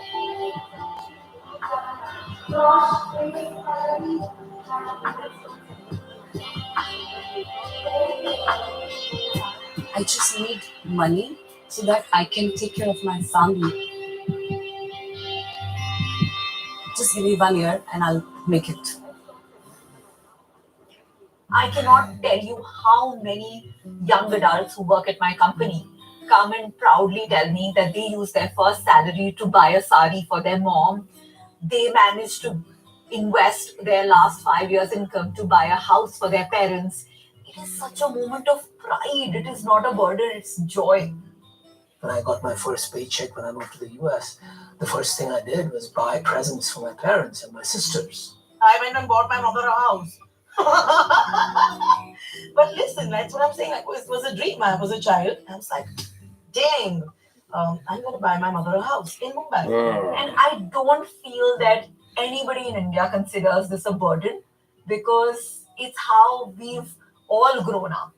Maybe they just loved us so unconditionally, or maybe they made us feel so guilty that we can never get rid of it. I don't know what the answer is, but we feel duty bound.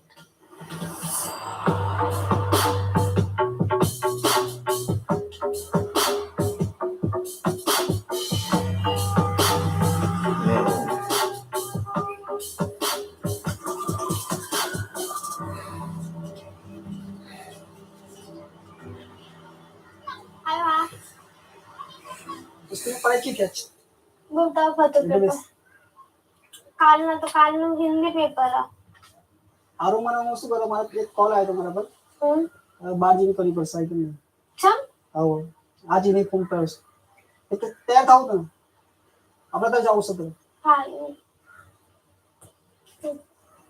ऐसते चप्पल बिजा पहनना ना ना पहले बिजा हवाली बिजा चप्पल मला देखायला दादा चलो वाइट बुक पहले अरे बूट नहीं पहनूं बाहर जाएगा चप्पल को मेला देखेगा जा अरे काला पहले पण ते चल वो ढीला मानती मारियो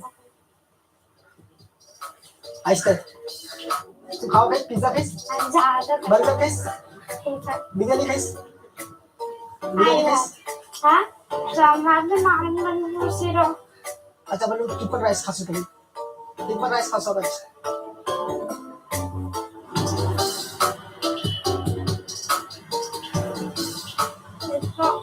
हम पब्लिक क्या करें लाओ संगीत की जाओ हमने काम करा हुआ तुम्हें 70 जाओ 80 रुपया सिंगापुर काम करके हमें कंटे जाऊंगा या तो नहीं हिंटे जो मतलब चिता हो बहुत अच्छा लगा मुझे बहुत अच्छा लगा और सामने लोग ना हो इतु तो आओ अपन जो इंसान अपन जो तो अपन जो आजो पापा साहब वाओ बस जो इसने तो सीन बाप रे Last month, Malaysia was photographed for one of India's biggest skincare brands.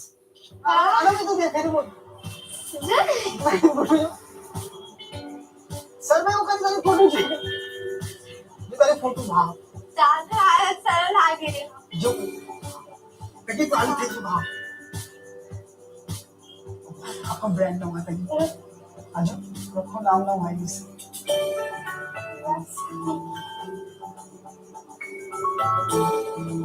Photo का I love it. I did not accept this. मतलब मैं हिंदी में बोला कभी मैंने सोचा नहीं था कि मैंने बेटी का फोटो कैसे एक मिनट भाई मेरे फोटो भेजना है खाली ये बच्ची के साथ में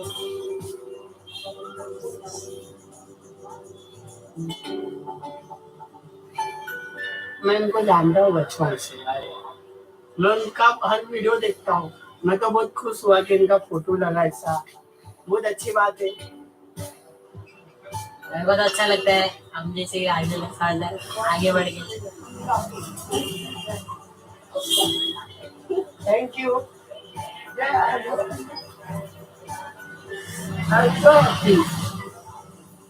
From that money, I want a big house for my father and my brother. Because when I was small, Dad used to take care of us.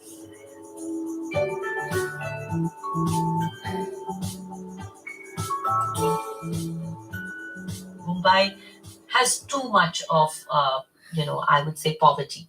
It is sad to see that. It hurts because as a citizen of this country, we have so much of disparity between our people. There's so many rich people and there's so many poor people, and that kind of disparity makes it harder to have an obnoxious display of wealth, is what I would say. So I feel that I'm grateful that Mumbai is not a very, very loud, blingy city. There's no question in my mind that my grandkids are going to grow up in an India which is, of course, qualitatively different from the India I grew up in, because that India was deprived, the citizens were deprived of many of the things we take for granted today.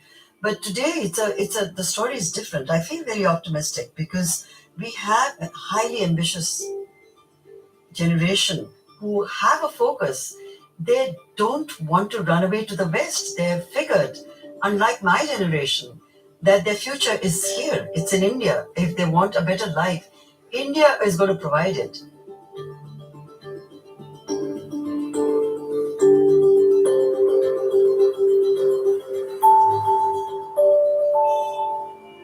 Tomorrow is the Hindu festival of Holi. Across Mumbai, bonfires are lit in anticipation of the festivities.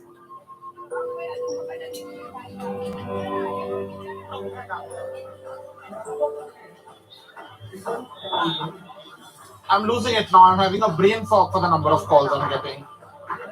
Sudipan is hoping that all 6,500 tickets will sell out overnight and that guests will start arriving in just 8 hours' time.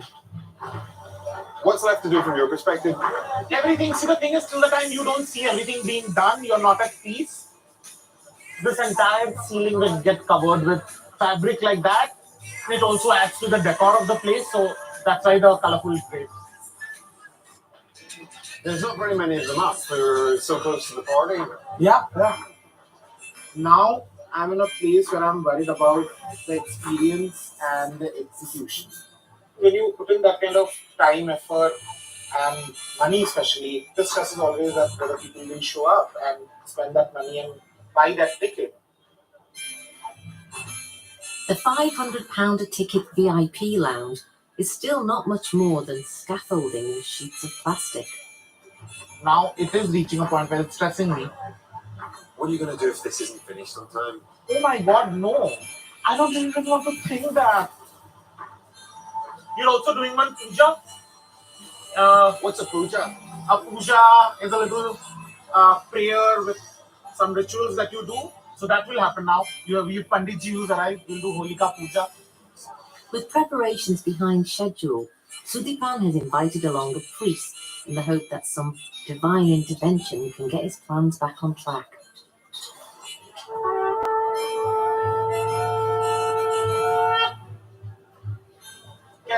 हैं ऐसे बैठते हैं ना और इस पे नहीं बैठूंगा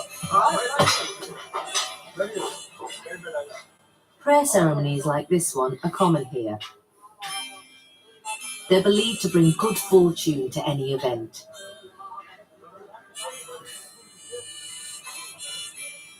We don't need to necessarily just follow the traditional route. We can keep it alive, but give it a more modern take it to a place that people love it more, enjoy it more, and it's an extended experience. It's 2023.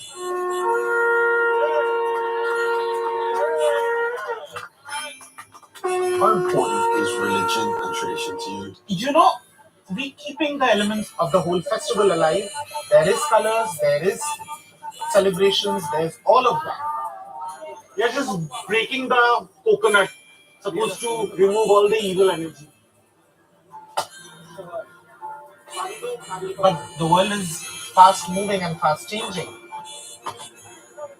That's the end of the puja. So we are done, we're good to go. There is so much more. I don't know when I'll get some food or some sleep today. But we're hoping all the good luck and prosperity follows this festival.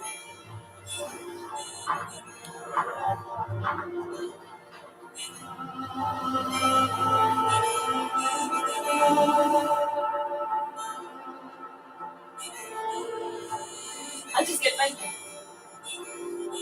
Chandni's fashion show is about to begin. So, these guys start coming ahead and go in the center. There's coming out the other side. We have to take the lead this side. Okay. Yeah, exactly. And then we come back here for our relay.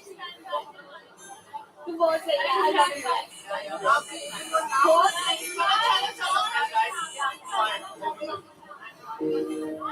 This industry, it's not easy. But I made this far. It's a big thing for me. I'm very, very grateful. Every day I wake up and I'm just like, thank you so much, God, for giving me this opportunity. I can feed my family. I can do a lot of things for them.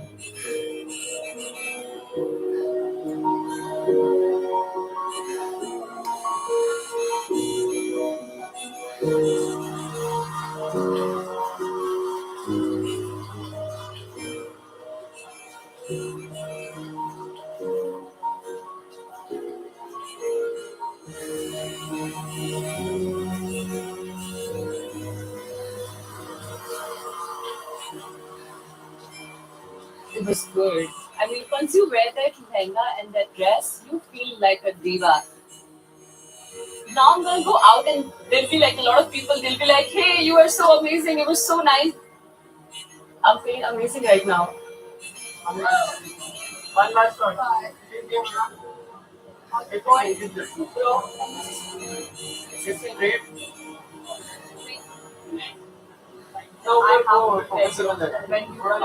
come buy something. I am so glad that it is. Life has changed now. Yeah. Wow, Chandu, wow.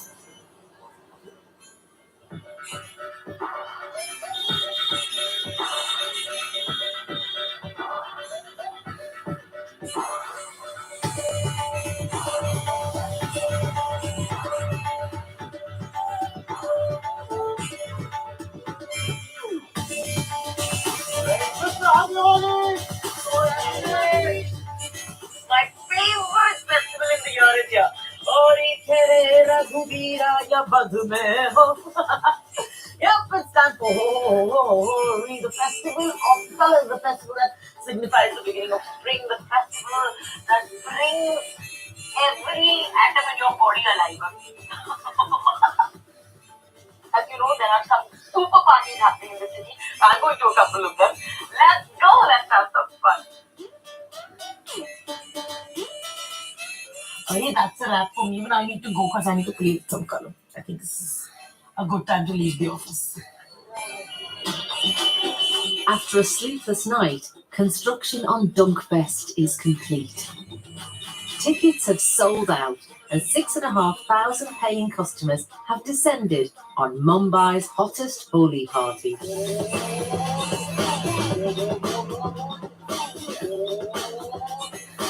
The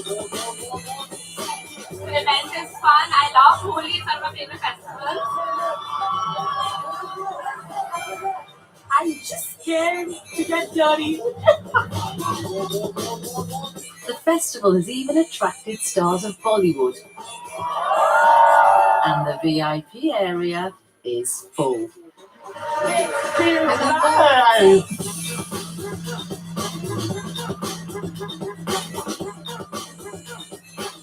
Yesterday, this was hardly anything, right? And look at what it has become. It's crazy. All the other events in Bombay, they've themes entry. That is how much competition this brand has created.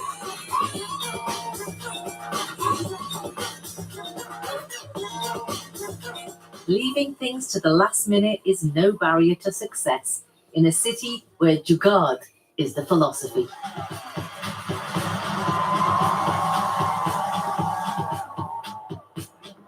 It went so well. I was so stressed. But yeah, everything went well, and now we have the finale performance on stage.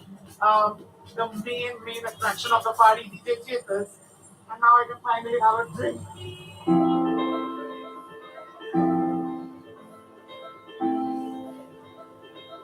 Mumbai is something else.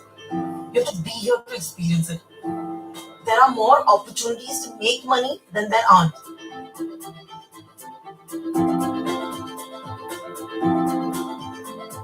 I can tell you Mumbai is the city of dreams. When I came to Mumbai, I had nothing, and now I just feel grateful that I have everything that I ever dreamt of.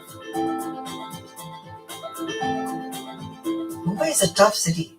You have to be a tough titty to make it. It's a city that's really pushing you to the edge.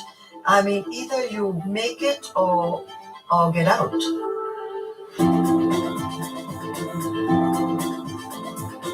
Mumbai absorbs everyone. Everybody sees it, the pavement full of gold. It's gold dust that's attracting us. And everybody, in their own strange way, makes it.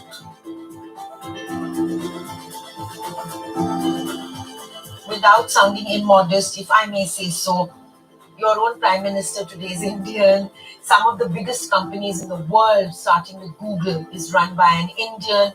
So Indians today have this great sense of self-worth and this great buoyancy in them. I think the next 2 decades are going to belong to India, especially young India, because there is no other country in the world that will have the kind of opportunities and the kind of ambition that India has.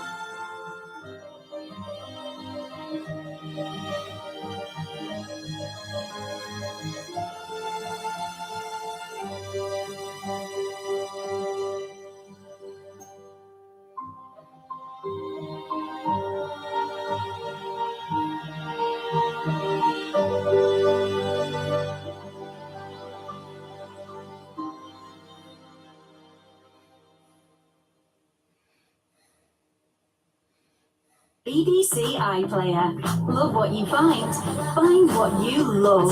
Off you go. Binge watch brilliant shows. Most probably working at the live stream TV. Find your next big obsession. Ready to play? Just press red. For the best way to watch TV on BBC iPlayer. Can you not film me while I'm in the bathroom, please, Sam? Why? Because of the nighty. Family life? With no filter. Let me hold it down. Put some emojis up. Oh, Mom, God. Oh, hello. I'm not having an affair. That didn't sound innocent. You come to arrest me. You're not a policeman. Yet. Please, can you stop filming me because it's really not helping. The new series of Here We Go. Press red for all episodes on BBC iPlayer. Now on BBC Two Science Zone, this week's Panorama investigates sudden child death and the search for answers, with some scenes some of you may find upsetting.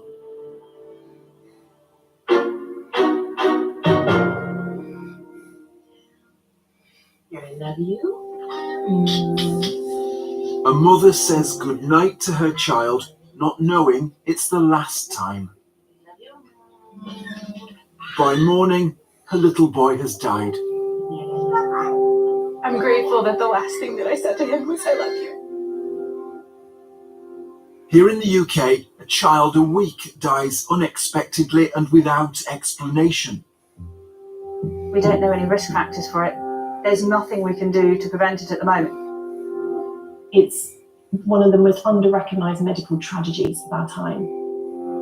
So why are there no answers for parents when their child dies without warning? You don't think that we could have missed anything? No. And I want you to think that this is not your fault. I want you to think that he didn't suffer.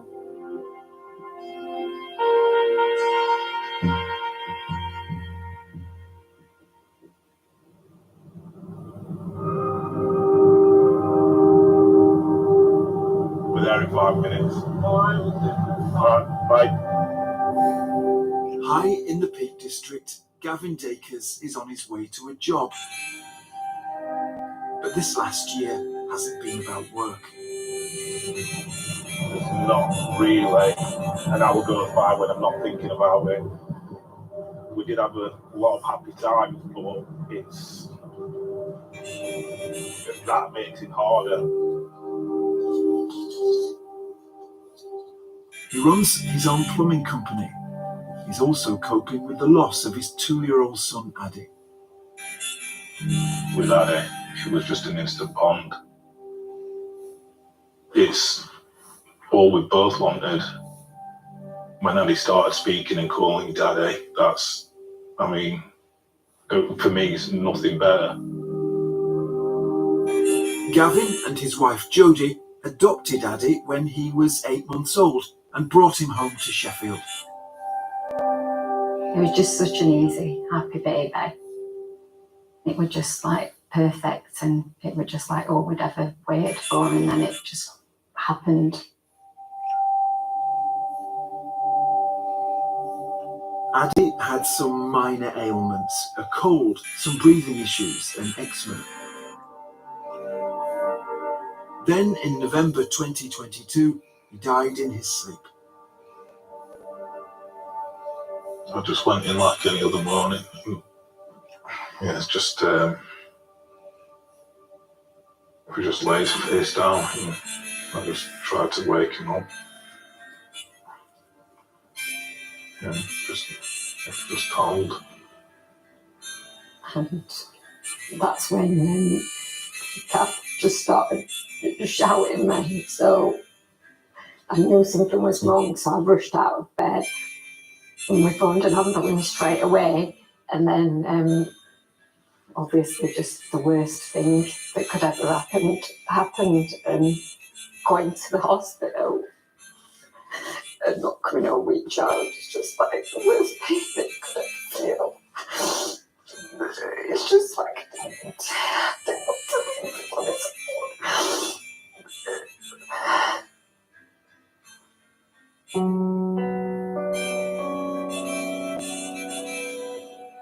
Addy's death is what's called a sudden unexplained death in childhood, or SUDC.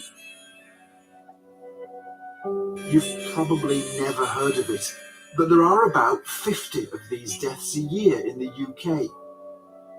And this isn't young babies, what used to be called cot death. These are older children, and doctors have no idea why they die. it's still horrific not knowing what happened to my daughter, and I am by no means unusual. There are lots of families out there who decades later don't know what happened to their child.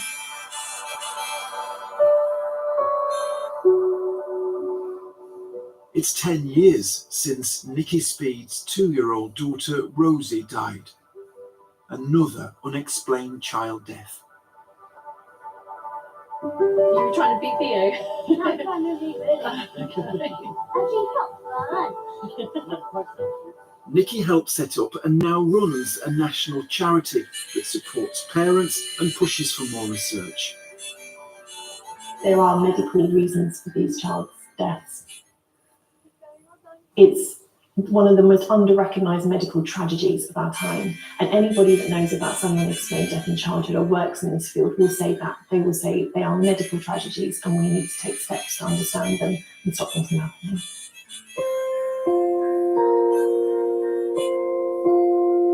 The key is scientific research. There have been more than 10,000 studies into sudden infant deaths. Parents now know how to keep their babies safer, and that's led to an 80% reduction in infants dying unexpectedly. But SUDC is different. It's children between 1 and 17 years old, and there have been fewer than 100 scientific studies. Experts say we know almost nothing about which children are at risk. The only things that we've seen as risk factors, it's a bit more prevalent in males, SUDC. It's more common during sleep periods. It's more common if the child is not witnessed during that period of time.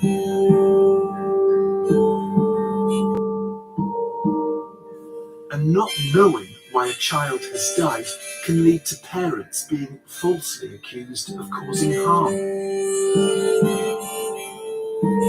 It happened to this couple in 2021. We're protecting their identities because they became suspects when they couldn't explain their son's death. He was a whirlwind from the get-go. He was just the life and soul of the party, wasn't he? Their son also died without warning during the night. I walked across the floor. I creaked the floorboard in the bedroom. And there was no sort of movement or anything from him, which started ringing alarm bells for us. All I heard was, he's gone.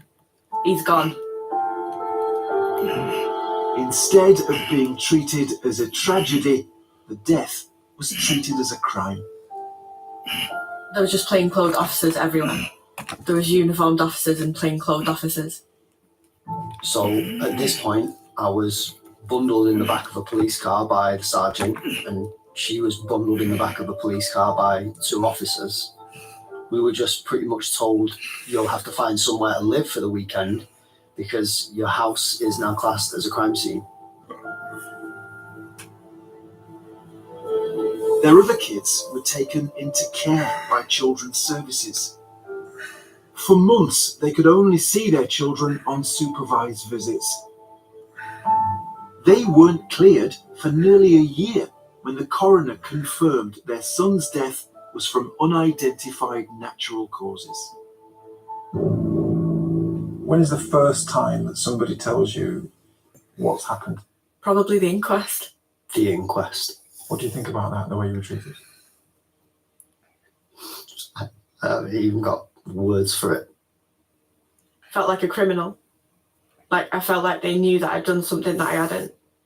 And that's the way we were made to feel all the way through. The police have apologised to the family and say they've learned from what happened. The family say they were also let down by the NHS. They didn't receive any support, even though the government says the NHS should provide a key worker when a child dies unexpectedly. Still waiting for post-mortem to come back. Okay, so she's been released, had the funeral. Yeah, funeral's actually today. This is one of the few NHS teams supporting families who've suffered the sudden unexpected death of a child. They cover Birmingham and Solihull. And mum and dad and the family? Yeah. Mum's been okay. We've talked about bereavement support, and they will both mum and dad will need bereavement support, so I'll ring them in the next couple of days. Okay. It's led by one of the UK's experts on SUDC. I think it's very important for families to know that absolutely everything has been done to find an answer for why their child died, even if in the end we don't find an answer, but they know we've done everything we can. So 5-year-old, Mom described him as well. He'd been kind of sat up, playing with his siblings. So, is there anything parents can do to prevent an SUDC death? No, I don't think there's anything, because we don't know what causes it, we don't know any risk factors for it, there's nothing we can do to prevent it at the moment.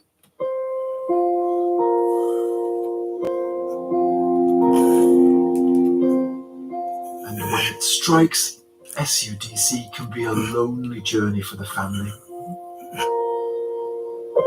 At Christmas, there are no decorations in Gavin and Jodie's home. I do not want to celebrate. Last Christmas was horrible, and this Christmas will be the same. I do not want to celebrate it without my son. It's not that day. But if there's anything on there that you think, that you could ask questions on. They feel they haven't had enough support, so Gavin's father-in-law is helping him prepare for Addie's inquest.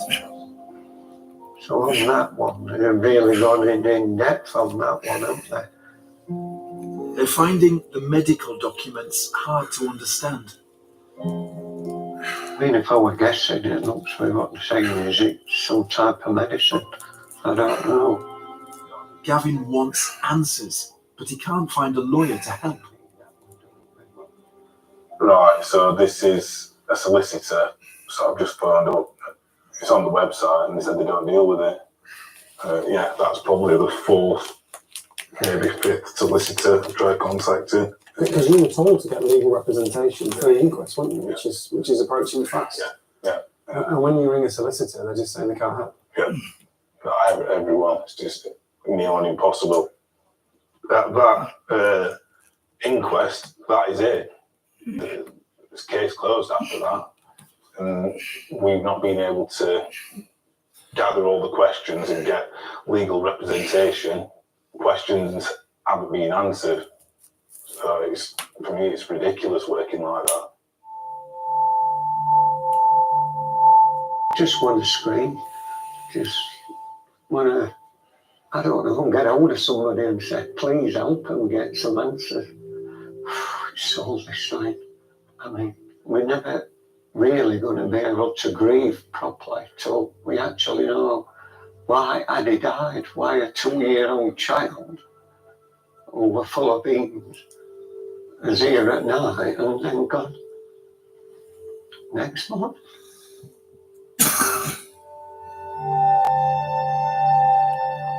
Ken used to look after Addie a day a week.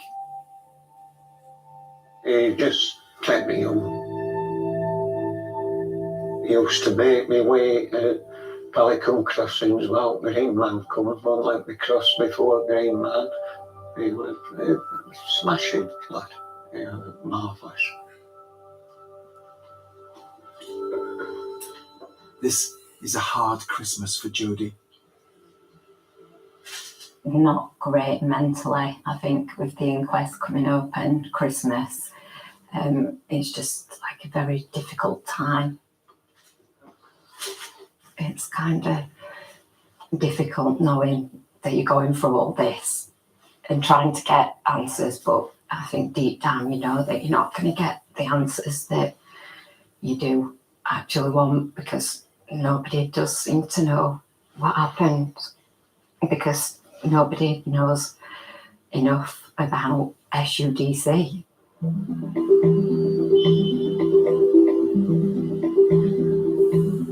There are signs of hope. The first clues in the search for answers.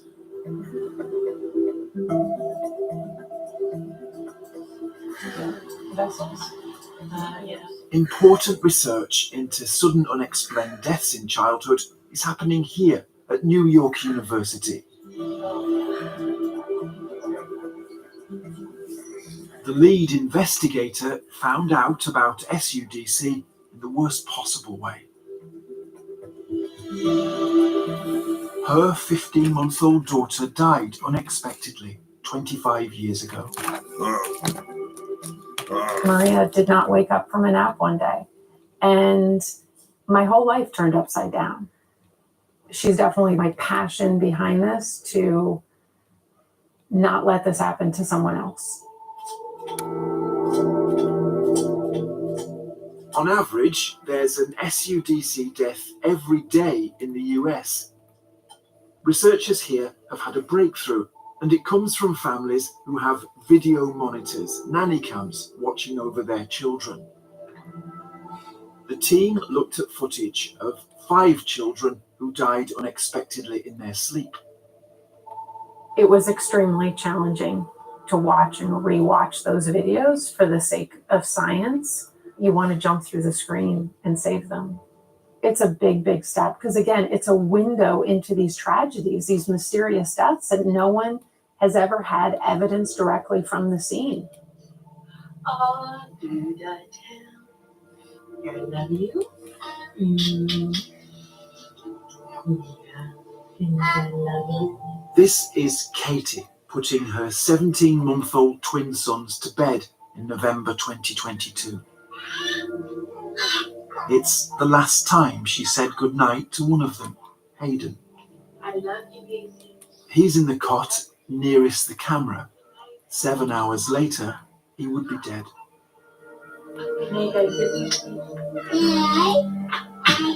I'm grateful that the last thing that I said to him was I love you, because I shut the door that night and I told them both that I love them. Hayden was lively and healthy. He loved to dance. Always a smile on his face. Anytime music would come on, He's like, he's got to get the wiggle in.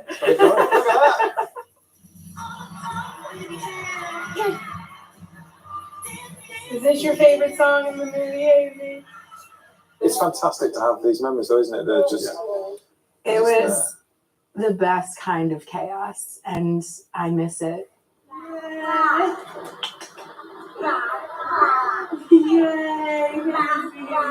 As soon as Katie and Justin heard about the research, they wanted to share the footage of Hayden's death. I want to know. I want to know what happened to him. But the bigger part of this is, what's different? What was different about Hayden? Can you identify that in a living child? You want your children to grow up and leave their mark on this world. And he can't grow up, but he can leave a mark. I feel fortunate enough to talk to you about Hayden and say his name. And for anybody that actually watches this, to just take that information and tell another parent. Because the only way that this is going to change, and there's going to be more funding and more research, is for more awareness. We're not showing Hayden's death, but the footage given to the researchers showed he had a seizure. That's a fit that can be brought on by a fever or illness. It was the same for all 4 of the other children whose deaths were filmed. It's only a small number, but the researchers say it could be significant. I love you, baby. I believe it's a major breakthrough. I think we have a huge clue. I think it's possible to start enlarging the circle of children who are at risk for SUDC, and certainly the febrile seizure population would be the prime candidate of children to look at. Lots of children have seizures and most will be fine. The researchers want to work out why a small number of them die. Shake a leg. Shake a leg. They're now building a world SUDC database to look for patterns and for more evidence. I think our next step is to identify, how do we identify which children are at higher risk for sudden death? I think for parents right now, it's a conversation to have with their pediatrician. Am I doing everything to decrease their risk as much as possible with the information we have right now?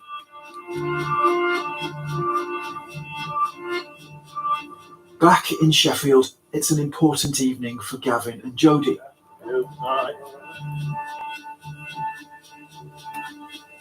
They're meeting the pathologist who examined Addy after he died.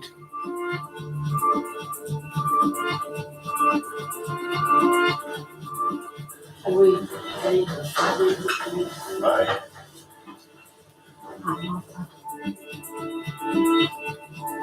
So the reality is that I don't have an answer for you today.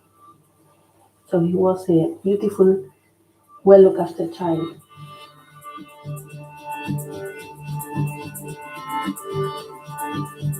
Remember, in the months before he died, Addy had a few colds, problems with breathing, and some eczema.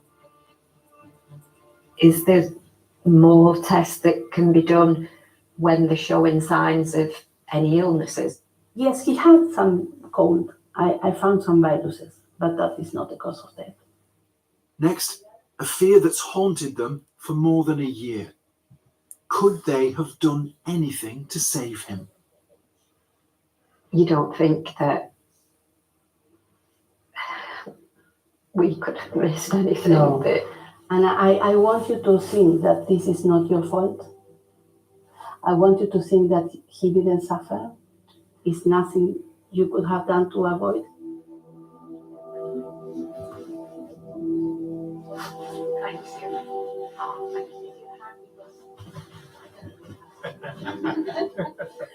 It's a reassurance that matters to the family. Sheffield Children's NHS Trust was responsible for supporting Gavin and Jodie. It says it recognises there are areas for improvements in bereavement support, and it's undertaken a thorough review to do this. The NHS says it offers bereaved families a range of support, and that all health trusts are responsible for identifying a key worker for families when they've lost a child. It says the number of these roles is set to expand.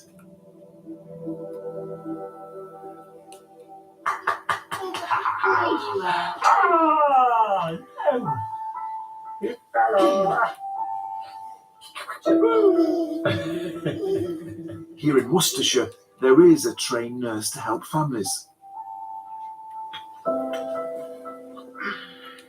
We felt like you were our voice. Having somebody advocate for you when you're going through something that hard, it means a lot.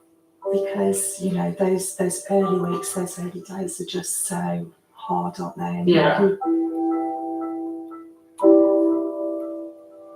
2-year-old Benjamin died in 2022. John and Laura have had Nurse Donna's help from early on. I think parents can feel really lost.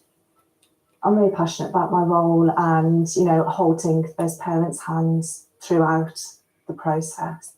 I always make it clear to parents, I can't make this better for them, but anything that I can do for that family to make it easier, I absolutely will.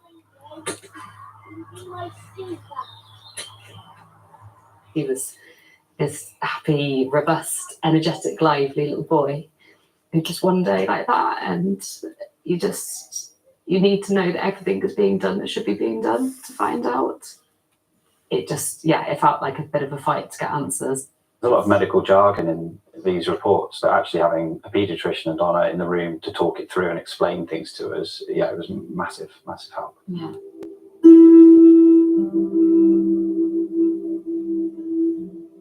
Even though it's a statutory requirement, more than half of NHS areas in England don't have a specialist nurse to visit parents after an unexpected death. Bereaved families after the sudden death of a child are most vulnerable people. And if we don't put in early support and help them get the support they need, we're setting these parents up for a lifetime of misery. Given what you do, How does it make you feel that some areas are just not providing these crucial nurses? It makes me really angry.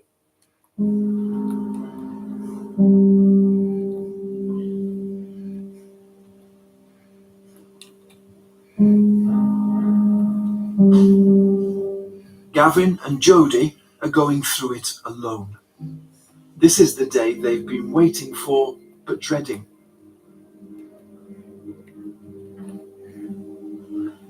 It's Addie's inquest. Gavin and Jodie will have to ask questions themselves, as they still haven't found a lawyer who can help them.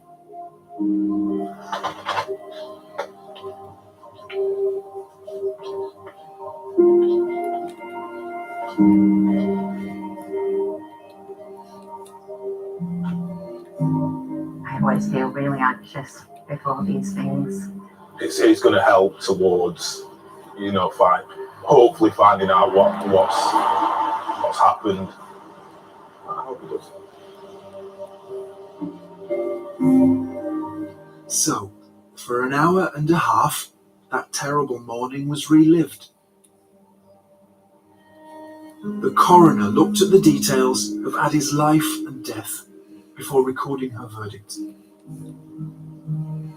The inquest was always a big moment for the family because it sort of was hopefully the end, but a verdict of natural causes with SUDC, it's what the family expected, I think, but it's also what they feared because it isn't a conclusion. It doesn't end.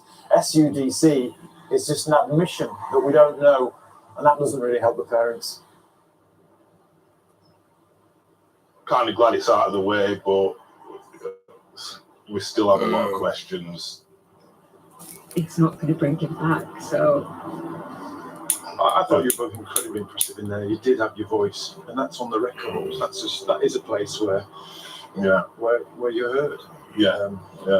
Like trying to make a difference and raising awareness while we're doing this, if it can help just one more family, then we've kind of set out to do what we wanted to do.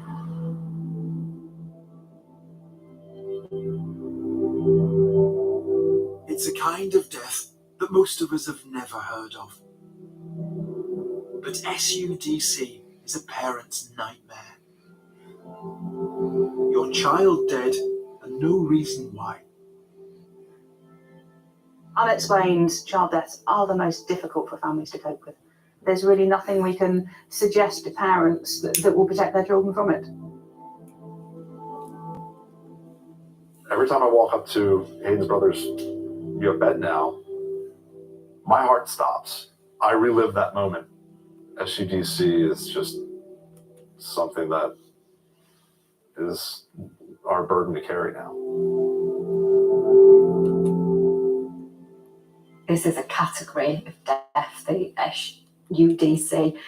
It's not the cause, and nobody dies for no reason. Something happens to these children that it's happening to, but nobody knows what. These deaths can't yet be predicted or explained. They leave broken families and questions. The search for answers couldn't be more important.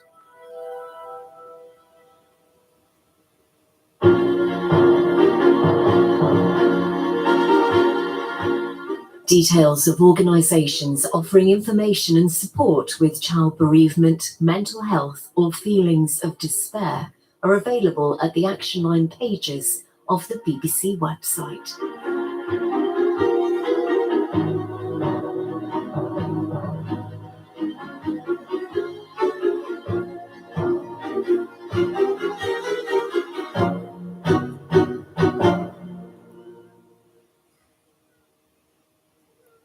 Discover unique stories.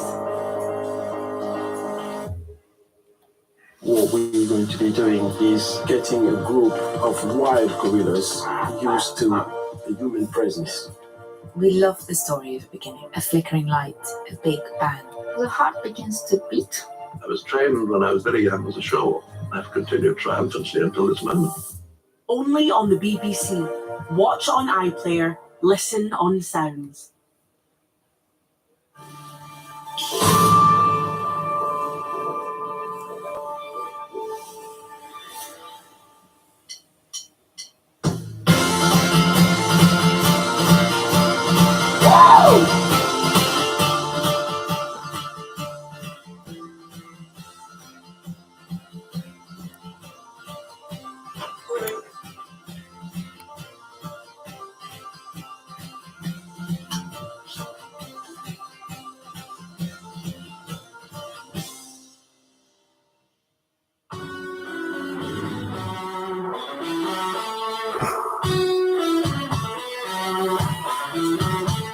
I've got pizzazz, I've got charisma, and I think outside the box.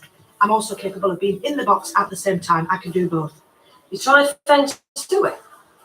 Wow. You move all your furniture around and it gets rid of the negative vibes. I did it with that Kate. It used to be over there. It was very oppressive. Oh, you joined the art class. Good. Oh. It's about society. I feel like I've been born in the wrong social bracket. I've always thought if I can't be normal, then I'll at least be fabulous. I'll be getting to the heart of some of the biggest talking points of the week, but I won't be doing it alone. I'll be chewing it over with my great British focus group. Can I ask your David a question? Go for it, go for it. Are you wearing anything or have you just drawn stripes on yourself? I said to Mum, look, I don't think you should be working Saturdays. And she said, I don't know, it's the money, darling. So I said to her, I'll tell you what, stop working Saturdays and I'll pay the money. And then 2 months later, I found out that she'd be taking the money and still working Saturdays. What kind of dog can tell the time? A good boy. Are some of my other records on your list? No, darling. What are your other records? Oh, well. Oh, I can't believe I asked you that. What now? These Rubik's Cubes, which are also Sudoku? Oh my God. Oh. Look at that. I've never seen someone want something so much.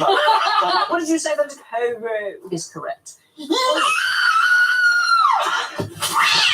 Whoever is on sound duty is on the top of their game. There's very few times in music where an era came along where you're like, that sounds nothing like the period before it. But for musicians, this technological shift was even greater. There were drum machines and samplers to experiment with. Hip hop gave us a voice. It changed the game. All that stuff kind of like blew our minds. We're like, what is this? They were setting themselves on a sort of aspirational landscape that was outside normal reality. You had this great explosion of artistry in the 80s. I've never seen this printed. And Amy's giving me this wonderful, just straight, big eyes look. This is me. And then it became this sort of armor. We had to start all over again. That's when the real journey began. 4 years before, Beatles play here in Lydney Town Hall in Gloucestershire. And then 4 years, 48 months later, all this happened. We are live, so you can draw along with us, and we want you to. We're just swapping our models over. You might recognise this one. Can you tell me who this person is? I believe that would be my husband. When you talked about light and picking up on colour rather than drawing the shape, I really enjoyed it. 3, 2, 1, boom! You get a feeling of a three-dimensional body. And that's what's so wonderful. You're working on a two-dimensional piece of paper. You're drawing with lines, and yet you evoke the sense of depth. Oh, wow. I always like watching you. Little old man, waist deep in seawater. Have you always fished, Charlie? All your life? It's just like consumed my entire soul. Oh, do you? I'm obsessed. Do you find solace in that? Yeah, I do. Sometimes really go for it. I tell you what, I've never done that. I've never doubled it. I've never doubled it. I wonder if No, don't. Oh, don't do it. Don't whine! Don't! I haven't got a clue what to do. Part man, part otter. Why do you think the earth and the things that are grown from it are so important for that mental well-being? They can do the whole journey.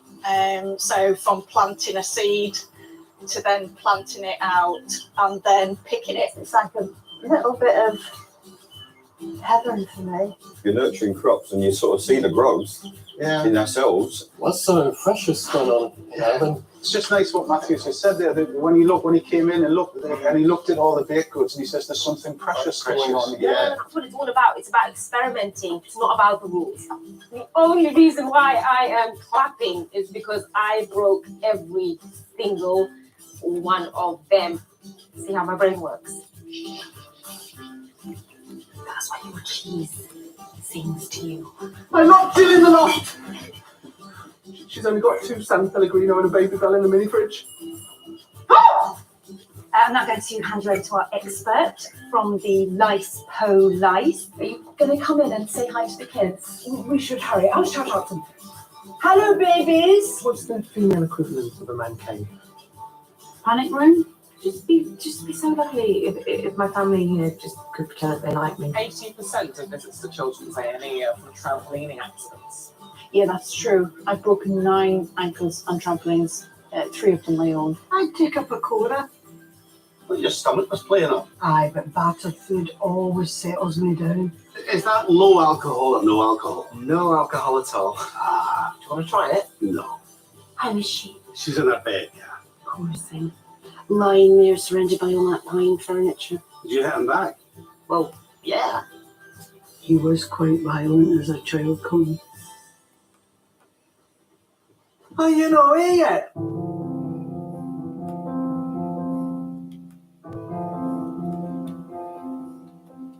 Anybody do anything for you if you're struggling for anything. Anybody will help you out tonight, the superb people.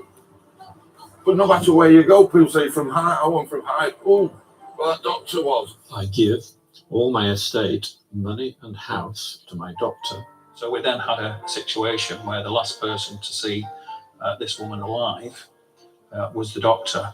And the person who was going to benefit from this will that there were suspicions about was also the doctor. So sometimes it's really quite a lot emotionally to deal with. A fingerprint or a drop of blood, yes, it can tell you who it belongs to, but it can't tell you why it's there or when it got there. You're off the back of that door, isn't it? You're inside that scene where it's happened, so you're kind of picturing, well, she's running there, she's tried to lock herself in, she was fearful for her life, trying to get out the window. She's kind of reliving it a little bit. The public would have been absolutely shocked if they knew what was going on. Policemen, corrupt, I just don't believe it. All you want is a little lock-up garage somewhere, isn't it? Yeah, Not yeah. your name. I told my parents, and I said I didn't do it. My father goes, well, why would a police officer lie? As with all corruption, once you start, it's hard to stop. And that then leads into the next form of corruption, which is you start to license criminals and you start to take money. How could I be guilty of something I didn't do? Yeah? There's that. When the nurses do their observations, they put them into the system and it generates a score, and that triggers an alert that this patient is potentially deteriorating. And we all have to make those decisions of which patient to escalate to ITU and when. They're saying as a group, cardiac, thoracic and neurosurgery, we can only have 2 patients per day. There's no doubt that harm's been caused on top of COVID by the decisions that have to be made to cope with COVID. My dad made notes. We kept them all. His brain would work quickly.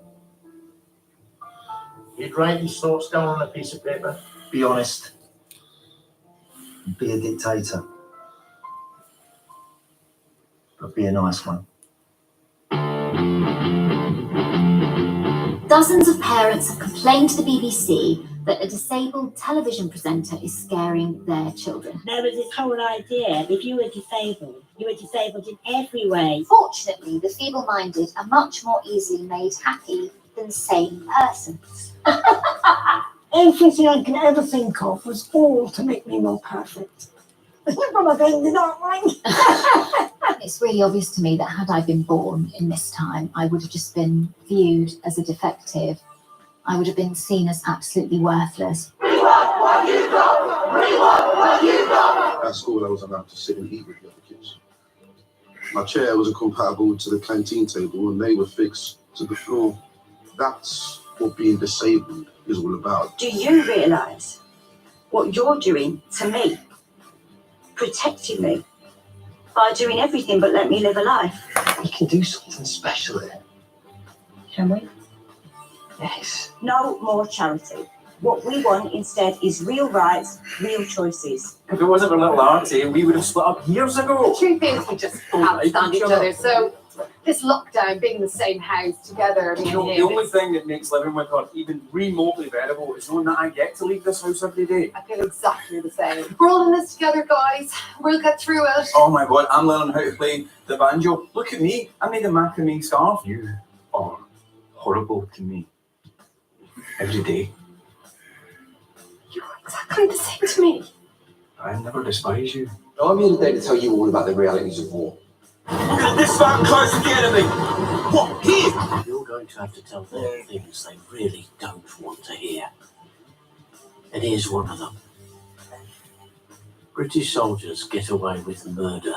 Our own government accuses you of these things. I say so, what? You're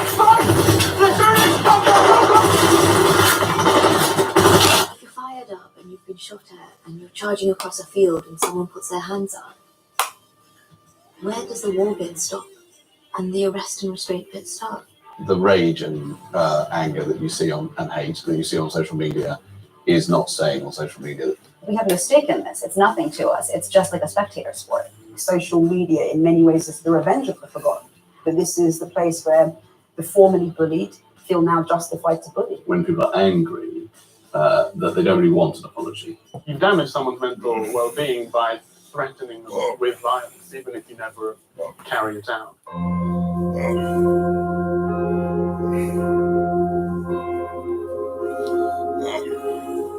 Best behaviour, please, as we get between the covers. I would look at this book, and I guess, and I mean, ironically, I would judge it by its cover. Waxing of the lyrical kind, which could result in you being struck down by I need that bookieitis. I laughed as much as I cried. There's lots of humour. Where there's great light, there's great darkness. And that is a mantra for me. What's this? There's the bill. £60 to pay Jimmy Lee, Slade, Red Lurex. Isn't that lovely? When they came to us, I couldn't believe my good fortune. I was thrilled. It is the highlight of my career as a print curator. You'll be watching a clip of the Jonathan Miller film, the wall running in black and white, and the table will all look black and white. And then the sequence of projection will be that it gets colorized. Apparently this is the valley that inspired the setting for Postman Pat. You can just imagine him coming over the hills down there, with his black and white cat. Just behind the tree. Yep. There's one there. There is. These are the Black Bears of Enderville. Here you go, Manchester. There is a tap in there that can turn off your water supply.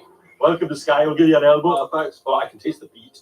I don't know what peat tastes like, but I can. It tastes like how an old house smells. And that, let me tell you something. That is what you want from a drink. Open that gate and open it this way. Don't put your hand there! I have been hustling a bit. I am the former Sri Lankan Olympic champion.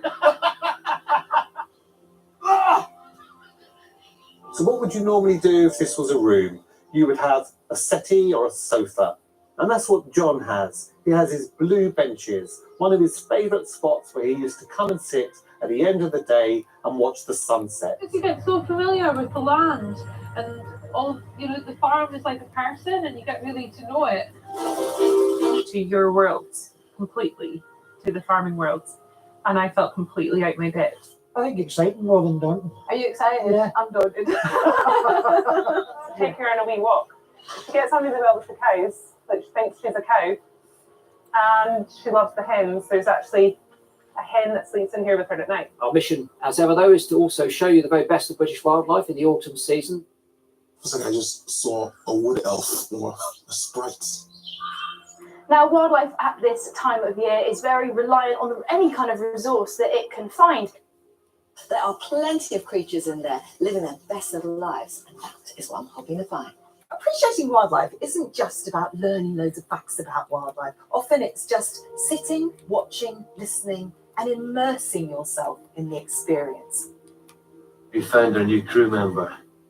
What we are trying to do is to learn more about them so we can actually protect them better. Seeing the turtles on the beaches, and you've got this opportunity to study them intimately, but then they get into the water and they are gone. She is potentially showing us parts of the ocean that no one been seen before. This Turtle's going to put every underwater camera person out of a job. Leaving in the morning on the volunteer. Give you my note of hand. Well, I'm not expecting the whaling will make me rich. But it will keep me occupied at least, while the cogs of justice turn. Why did you become a surgeon? Because I wish to advance from my humble origins. A whaling one. And a damn fine one. But what will be the point? The problem we have, it's not you, it's not me, it's history. I accept the fall. Look, the fall was deserved. Perhaps at some level the fall was needed. I don't know what to do next. That's how it starts. I feel guilt. That's not an emotion you would entertain. I don't know anyone else who does what you do. You can keep anything secret if you work hard enough. Maybe we can meet up, you know. Someone told me yesterday I wasn't capable of guilt. Let us convict some witches. You know that's not witch finder, that is a man in a tent. Well, don't ruin it. Remember that fruit picker who had a demon in his hedge? There wasn't a demon in his hedge. You know, you interrogated it. To rule it out. Oh, look. She's broken. This is before we even discuss Brown Peter. My chicken. Your imp. Gone, foul creature! Why are you crouching? Well, you never asked me.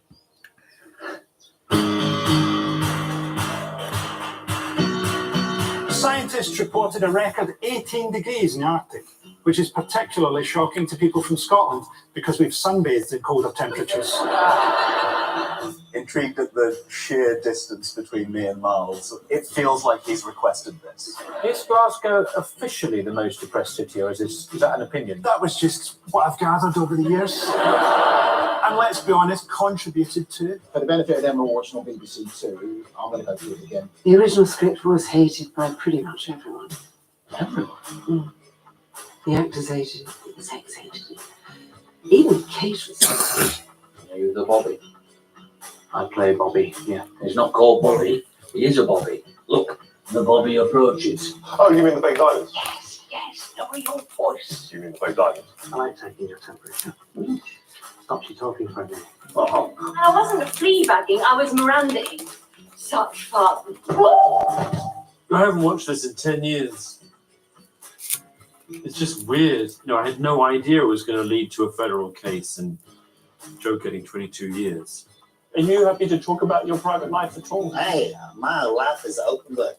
He is single-handedly, I mean, by far, the most popular prison inmate in the history of the United States. This bit is where actually the Atlantic and the Caribbean shaking hands and feel like I can be fed by all of it. It's a lot to take on.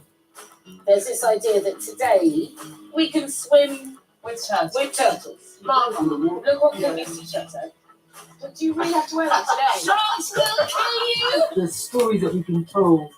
I'm not being told anymore. And I'm glad that you're here to see it for yourself. With a school friend, we used to sit on a little wall opposite and dream that one day she would have the middle house of the three, and I wanted this one. It is tempting to picture Benjamin Wilde as some sort of pantomime villain. But the truth is, there were thousands of men just like Benjamin Wilde, getting rich in an age in which almost everything was stacked in their favour. And that's my sister by the wall with her beloved Quacky Duck. And that's my sister with Quacky now. Wow. You gave yourselves a deadline to make a decision. Are we the decision? A little bit zany, is that fair to say? Do we use the word zany anymore? What zany means? We are selling design, and you've got to care about design. What am I doing over here? That's mind-blowing. I just wanted to run around the place. It's come to life, the things that we saw. Do you like my uniform? Can you see my name? It's not easy, even if you're really driven, to see what that career path is. Just a carer. That gets said so much, just a carer. And I hate it. Really understand what social care is? No. And I think the more people and the more knowledge people have and understanding, that's going to drive things to change, and that's what needs to happen. Some of my best childhood memories were here at Carly. So that is unfortunately what's left of Carly Island. What sort of temperatures has it got up to? Well, we had the record this summer with I think it was 22 degrees. 20 years ago or so, the ice came out to the end of this island that we're looking at. That's incredible.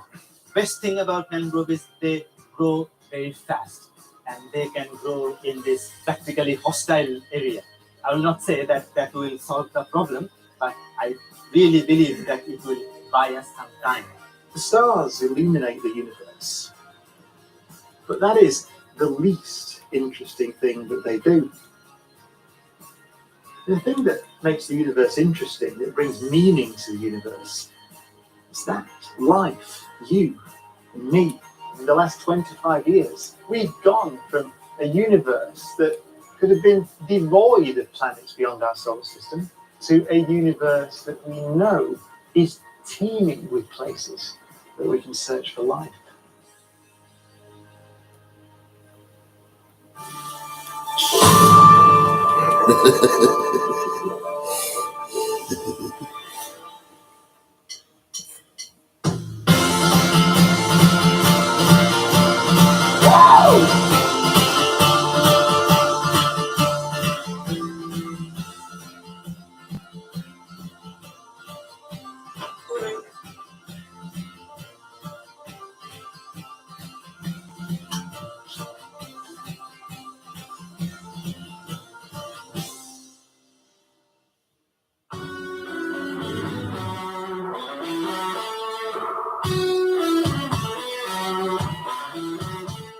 I've got pizzazz, I've got charisma, and I think outside the box. I'm also capable of being in the box at the same time. I can do both. You try feng shui? What? You move all your furniture around and it gets rid of the negative vibes. I did it with that cake too. It used to be over there. It was very oppressive. Oh, you joined the art class. Good. Oh. It's about society. I feel like I've been born in the wrong social bracket. I've always thought if I can't be normal, then I'll at least be fabulous. I'll be getting to the heart of some of the biggest talking points of the week, but I won't be doing it alone. I'll be chewing it over with my great British focus group. Can I ask your David question? Go for it, go for it. Are you wearing anything or have you just drawn stripes on yourself? I said to Mum, look, I don't think you should be working Saturdays. And she said, I don't know, it's the money, darling. So I said to her, I'll tell you what, stop working Saturdays and I'll pay the money. And then 2 months later, I found out that she'd be taking the money and still working Saturdays. What kind of dog can tell the time? A good boy. Are some of my other records on your list? No, darling. What are your other records? Oh, well. Oh, I can't believe I asked you that. We've got now these Rubik's Cubes, which are also Sudoku. Oh, my God. So, look at that. I've never seen someone want something so much. What did you say? That Hobo is correct. Whoever is on sound duty is on the top of their game. There's very few times in music where an era came along where you're like, that sounds nothing like the period before it. But for musicians, this technological shift was even greater. There were drum machines and samplers to experiment with. Hip hop gave us a voice. It changed the game. All that stuff kind of like blew our minds. We're like, what is this? They were setting themselves on a sort of aspirational landscape that was outside normal reality. You had this great explosion of artistry in the 80s. I've never seen this printed. And Amy's giving me this wonderful, just straight, big eyes look. This is me. And then it became this sort of armour. We had to start all over again. And that's when the real journey began. 4 years before, Beatles play here in Lydney Town Hall in Gloucestershire. And then 4 years, 48 months later, all this happened. We are live, so you can draw along with us, and we want you to. We're just swapping our models over. You might recognise this one. Can you tell me who this person is? I believe that would be my husband. When you talked about light and picking up on colour rather than drawing the shape, I really enjoyed it. 3, 2, 1, boom! You get a feeling of a three-dimensional body. And that's what's so wonderful. You're working on a two-dimensional piece of paper. You're drawing with lines, and yet you evoke the sense of depth. Oh, wow. I always like watching you. Little old man, waist deep in seawater. Have you always fished, Charlie, all your life? It's just like consumes my entire soul. Oh, do you? I'm obsessed. Do you find solace in that? Yeah, I do. Sometimes really go for it. Yeah, I've never done that. I've never doubled it. I've never doubled it. I wonder if No, don't. Oh, don't do it. No, why? Don't! I haven't got a clue what to do! Part man, part otter. Why do you think the earth and the things that are grown from it are so important for that mental well-being? They can do the whole journey. So from planting a seed to then planting it out and then picking it. It's like a little bit of heaven for me. You're nurturing crops and you sort of see the growth in ourselves. What's so precious going on in heaven? It's just nice what Matthews just said there. That when he came in and looked at all the baked goods, and he says there's something precious going on here. Yeah, that's what it's all about. It's about experimenting. It's not about the rules. The only reason why I am clapping is because I broke every single one of them. See how my brain works. Here comes the sun, little darling. Here comes I'm not feeling the lot. the sun. She's only got 2 San Pellegrino and a Baby Bell in the It's alright. I'm now going to hand you over to our expert from the Lice Po Lice. Are you going to come in and say hi to the kids? We should hurry. I'll shout out to them. Hello, babies. What's the female equivalent of a man cave? Panic room? Just be so lovely. If Here my comes family the here sun, just little could darling. 80% Here of comes the sun. It's Yeah, alright. that's true. I've broken 9 ankles on trampolines. 3 of them my own. I'd take up a quarter. Well, your stomach was playing up. Aye, but battered food always settles me down. Is that low alcohol or no alcohol? No alcohol at all. Do you want to try it? No. How is she? She's in her bed, yeah. Poor thing. Lying there surrounded by all that pine furniture. Did you hit him back? Well, yeah. He was quite violent as a child, Colin. Are you not here yet?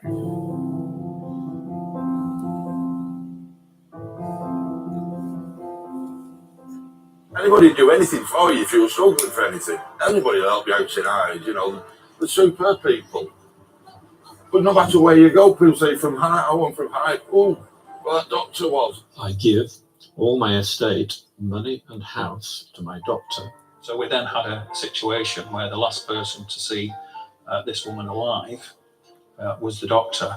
And the person who was going to benefit from this will that there were suspicions about was also the doctor. So sometimes it's really quite a lot of emotions to deal with. A fingerprint or a drop of blood, yes, it can tell you who it belongs to, but it can't tell you why it's there or when it got there.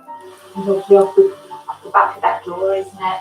You're inside that scene where it's happened, so you're kind of picturing, well, you know, she's running there, she's tried to lock herself in, she was fearful for her life, trying to get out the window. She kind of reliving it a little bit. The public would have been absolutely shocked if they knew what was going on. Policemen, corrupt, I just don't believe it. All you want is a little knock-up garage somewhere, isn't it? Yeah, Not yeah. really name. I told my parents, and I said I didn't do it. My father went, well, why would a police officer lie? As with all corruption, once you start, it's hard to stop. And that then leads into the next form of corruption, which is you start to license criminals and you start to take money. How could I be guilty of something I didn't do? Yeah. There's that. When the nurses do their observations, they put them into the system and it generates a score, and that triggers an alert that this patient is potentially deteriorating. And we all have to make those decisions of which patient to escalate to ITU and when. They're saying as a group, cardiac, thoracic and neurosurgery, we can only have 2 patients per day. There's no doubt that harm's been caused on top of COVID by the decisions that have to be made to cope with COVID. My dad made notes. We kept them all. His brain would work quickly. He'd write his thoughts down on a piece of paper. Be honest. Be a dictator. But be a nice one. Dozens of parents have complained to the BBC that a disabled television presenter is scaring their children. There was this whole idea, if you were disabled, You were disabled in every way. Fortunately, the feeble-minded are much more easily made happy than sane persons. Everything I could ever think of was all to make me more perfect. But I've ended up right. It's really obvious to me that had I been born in this time, I would have just been viewed as a defective. I would have been seen as absolutely worthless. At school, I was allowed to sit and eat with the other kids. My chair wasn't compatible to the canteen table, and they were fixed to the floor. That's what being disabled is all about. Do you realise what you're doing to me? Protecting me by doing everything but let me live a life. We can do something special here. Can we? Yes. No more charity. What we want instead is real rights, real choices. If it wasn't for little Artie, we would have split up years ago. The truth is, we just can't stand each other. So this lockdown, being in the same house together, You know, the only thing that makes living with her even remotely bearable is knowing that I get to leave this house every day. I feel exactly the same. We're all in this together, guys. We'll get through it. Oh my god, I'm learning how to play the banjo. Look at me, I made a macrame scarf. You are horrible to me. Every day. Exactly the same to me. I never despise you. I'm here today to tell you all about the realities of war. Look at this fan close to the enemy. What? Here?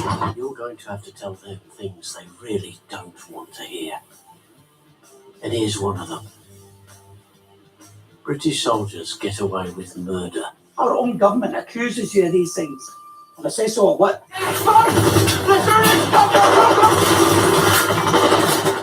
If you're fired up and you've been shot at and you're charging across a field and someone puts their hands up, where does the war bit stop? And the arrest and restraint bit start? The rage and anger that you see on and hate that you see on social media is not staying on social media. We have no stake in this. It's nothing to us. It's just like a spectator sport. Social media, in many ways, is the revenge of the forgotten. But this is the place where the formerly bullied feel now justified to bully. When people are angry, that they don't really want an apology. You've damaged someone's mental well-being by threatening them with violence, even if you never carry it out.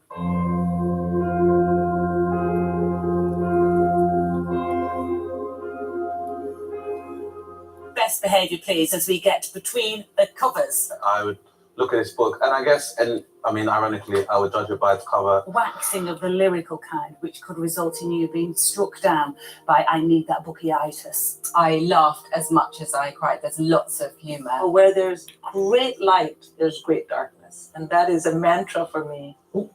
This. There's the bill.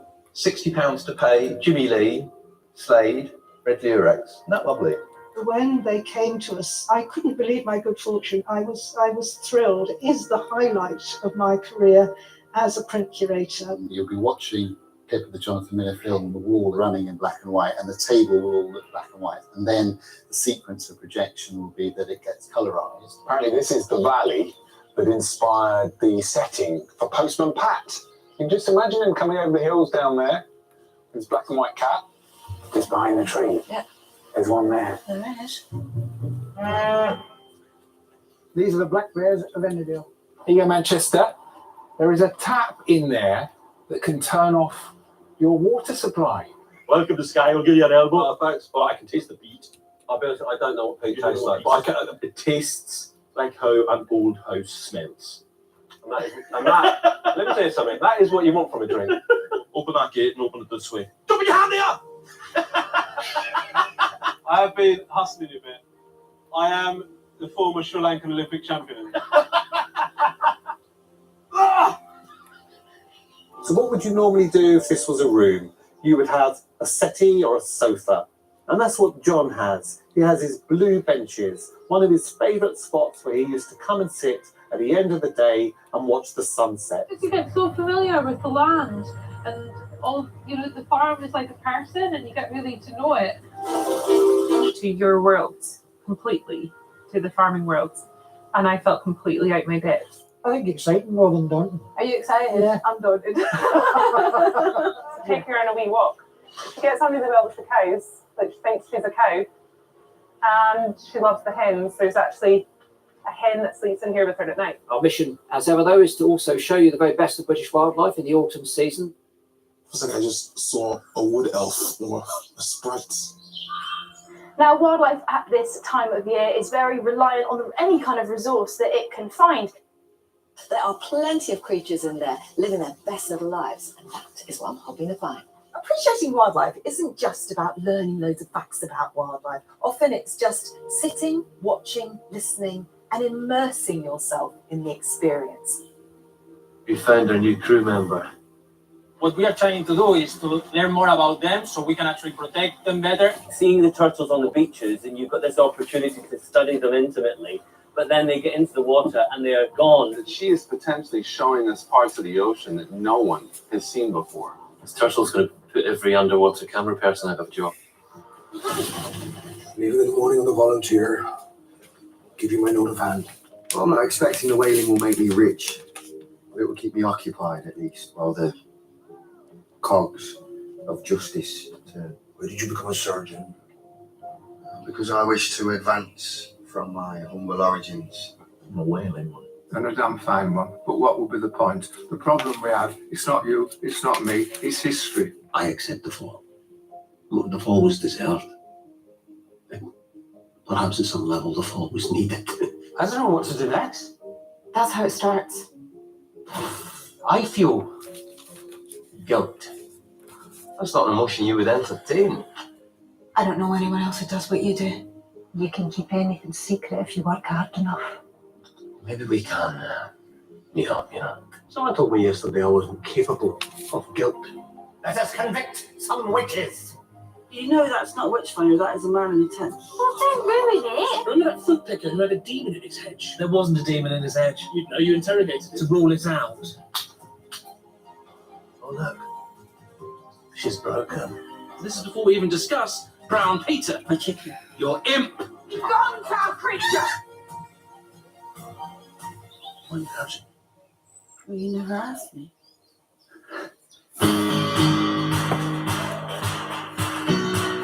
Scientists reported a record 18 degrees in the Arctic, which is particularly shocking to people from Scotland because we've sunbathed in colder temperatures. Intrigued at the sheer distance between me and Miles. It feels like he's requested this. Is Glasgow officially the most depressed city, or is that an opinion? That was just what I've gathered over the years. And let's be honest, contributed to. For the benefit of them who are watching on BBC Two, I'm going to go through it again. The original script was hated by pretty much everyone. Everyone? The actors hated it, the execs hated it. Even the caterers hated it. You're the Bobby. I play Bobby, yeah. He's not called Bobby, he is a Bobby. Look, the Bobby approaches. Oh, you mean the fake diamonds? Yes, lower your voice. You mean the fake diamonds? I like taking your temperature. Stop you talking for a day. Oh. I wasn't flea bagging, I was Mirandaing. Such fun. I haven't watched this in 10 years. It's just weird. I had no idea it was going to lead to a federal case and Joe getting 22 years. Are you happy to talk about your private life at all? Hey, my life is open book.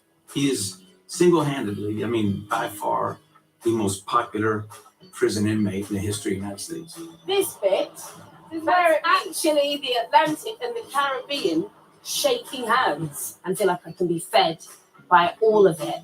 It's a lot to take on. There's this idea that today we can swim with turtles. Mom, look what we used to shut up. But do you really have to wear that today? Sharks will kill you! The stories that we've been told are not being told anymore. And I'm glad that you're here to see it for yourself. With a school friend, we used to sit on a little wall opposite and dream that one day she would have the middle house of the three, and I wanted this one. It is tempting to picture Benjamin Wilde as some sort of pantomime villain. But the truth is, there were thousands of men just like Benjamin Wilde, getting rich in an age in which almost everything was stacked in their favour. And that's my sister by the wall with her beloved Quacky Duck. And that's my sister with Quacky now. Wow. You gave yourselves a deadline to make a decision. Are we the decision? A little bit zany, is that fair to say? Do we use the word zany anymore? We are selling design. And you've got to care about design. What am I doing over here? That was mind blowing. I just wanted to run around the place. It's come to life, the things that we saw. Do you like my uniform? Can you see my name? It's not easy, even if you're really driven, to see what that career path is. Just a carer. That gets said so much. Just a carer. And I hate it. Really understand what social care is? No. And I think the more people and the more knowledge people have and understanding, that's going to drive things to change, and that's what needs to happen. Some of my best childhood memories were here at Carly. So that is unfortunately what's left of Carly. What sort of temperatures has it got up to? Well, we had the record this summer with I think it was 22 degrees 20 years ago or so. The ice came out to the end of this island that we're looking at. That's an incredible amount. Best thing about mangrove is they grow very fast. They can grow in this practically hostile area.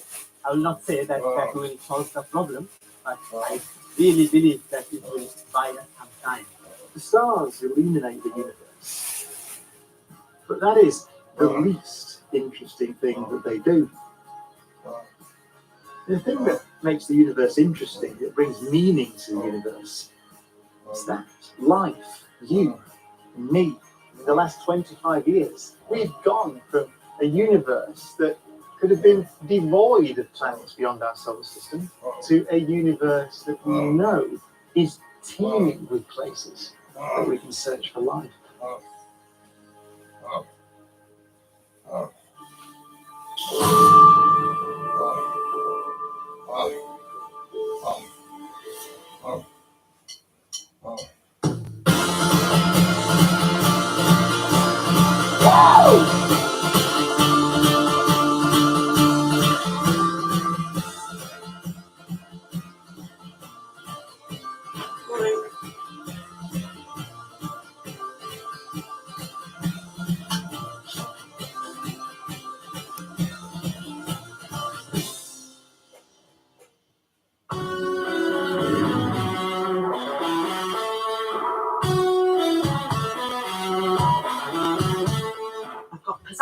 I've got charisma, and I think outside the box.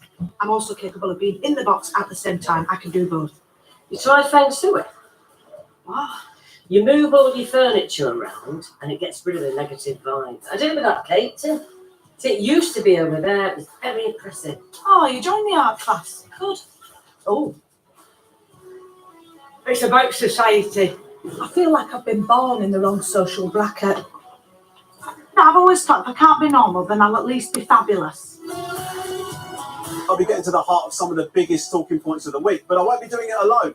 I'll be chewing it over with my Great British Focus Group.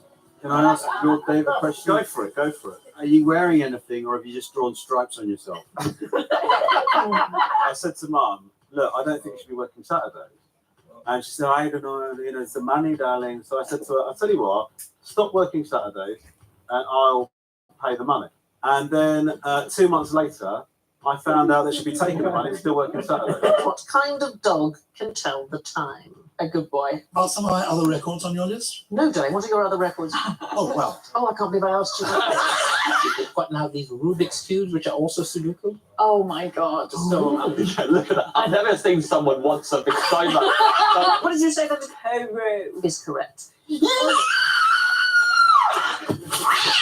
Whoever is on sound duty is on the top of that again. There's very few times in music where an era came along where like that sounds nothing like the period before it. For musicians, this technological shift was even greater. There were drum machines and samplers to experiment with. Hip hop gave us a voice. It changed the game. All that stuff kind of like blew our minds. We're like, what is this? They were setting themselves on a sort of aspirational landscape that was outside normal reality. You had this great explosion of artistry in the 80s. I've never seen this printed. The alien's giving me this wonderful, just straight, big eyes look. This is me. And then it became the sort of armour. Well, you had to start all over again. That's when the real journey began. 4 years before, Beatles play here in Lindley Town Hall in Gloucestershire. And then 4 years, 48 months later, all this happened. We are live, so you can draw along with us, and we want you to. We're just swapping our models over. You might recognise this one. You tell me who this person is. I believe that would be my husband. When you talked about light and picking up on colour rather than drawing your shirt.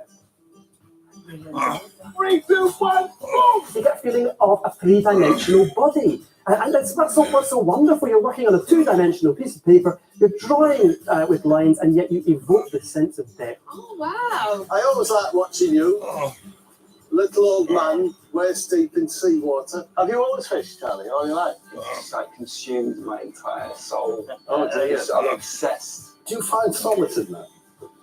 Yeah, I do. Sometimes really go for it.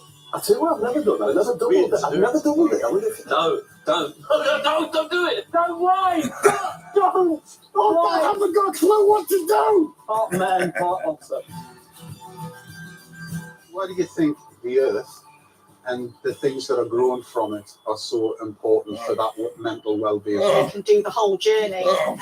So from planting a seed to then planting it out and then picking it. It's like a little bit of heaven to me. You're nurturing crops and you sort of see the growth in ourselves. What's so precious going on? Yeah. It's just nice what Matthew just said there. That when he came in and looked at it, and he looked at all the baked goods, and he says there's something precious going on. Yeah, that's what it's all about. It's about experimenting. It's not about the rules. The only reason why I am clapping is because I broke every single one of them. See how my brain works. That's why your cheese sings to you. I locked Jill in the loft. She's only got 2 San Pellegrino and a Baby Bell in the mini fridge.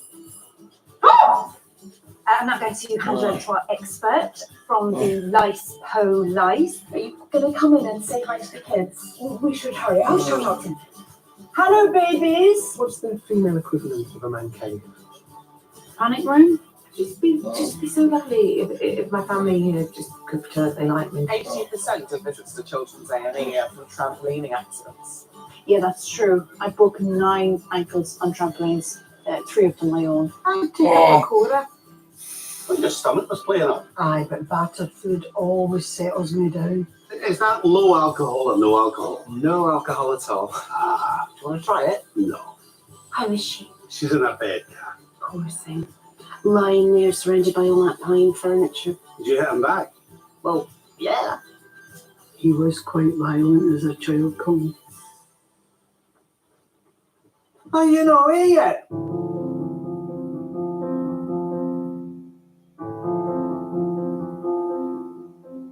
Anybody do anything for you if you were struggling for anything? Anybody will help you out tonight, They're superb people. But no matter where you go, people say from high, I want from high. Oh, well, that doctor was. I give all my estate, money and house to my doctor. So we then had a situation where the last person to see this woman alive was the doctor.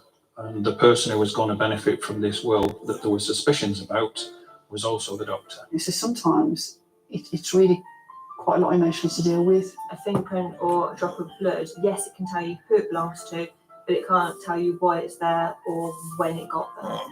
We'll be off the back of that door, isn't it? You're inside that scene where it's happened, so you're kind of picturing, well, she's running there, she's tried to lock herself in, she was fearful for her life, trying to get out the window. She kind of reliving it a little bit. The public would have been absolutely shocked if they knew what was going on. Policemen, corrupt, I just don't believe it. All you want is a little locked up garage number, isn't it? Yeah. I told my parents, and I said I didn't do it. And my father went, well, why would a police officer lie? As with all corruption, once you start, it's hard to stop. And that then leads into the next form of corruption, which is you start to license criminals and you start to take money. How can I be guilty of something I didn't do? Yeah.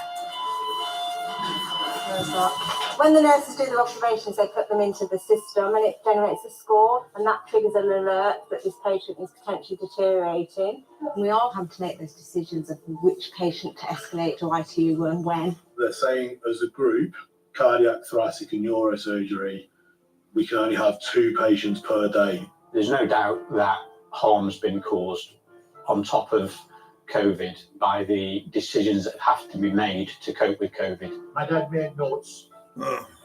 We kept them all. His brain would work quickly. He'd write his thoughts down on a piece of paper. Be honest. Be a dictator. But be a nice one. Dozens of parents have complained to the BBC that a disabled television presenter is scaring their children. There was this whole idea, if you were disabled, you were disabled in every way. Fortunately, the feeble-minded are much more easily made happy than sane persons. Everything I could ever think of was all to make me more perfect. But I've ended up right. It's really obvious to me that had I been born in this time, I would have just been viewed as the defective. I would have been seen as absolutely worthless. At school, I was allowed to sit and eat with the other kids. My chair wasn't compatible to the canteen table, and they were fixed to the floor. That's what being disabled is all about. Do you realise what you're doing to me? Protecting me by doing everything but let me live a life. We can do something special here. Can we? Yes. No more charity. What we want instead is real rights, real choices. If it wasn't for little Artie, we would have split up years ago. The truth is, we just can't stand each other. So this lockdown, being in the same house together, You know, the only thing that makes living with her even remotely bearable is knowing that I get to leave this house every day. I feel exactly the same. We're all in this together, guys. We'll get through it. Oh my god, I'm learning how to play the banjo. Look at me, I made a macrame scarf. You are horrible to me. Every day. You're exactly the same to me. I never despise you. I'm here today to tell you all about the realities of war. Look at this man close to the enemy. What? Here? You're going to have to tell them things they really don't want to hear. And here's one of them. British soldiers get away with murder. Our own government accuses you of these things. And I say so or what?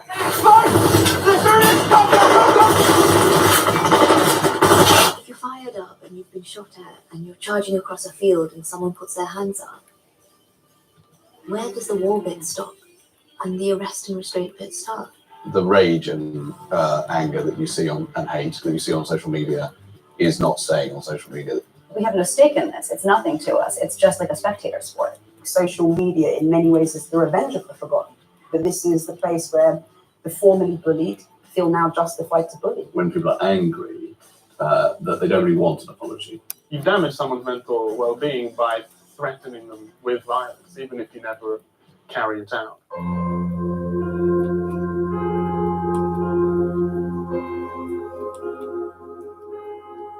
Best behaviour, please, as we get between the covers. I would look at this book, and I guess, and I mean, ironically, I would judge it by its cover. Waxing of the lyrical kind, which could result in you being struck down by I need that bookieitis. I laughed as much as I cried. There's lots of humour. Where there's great light, there's great darkness. And that is a mantra for me.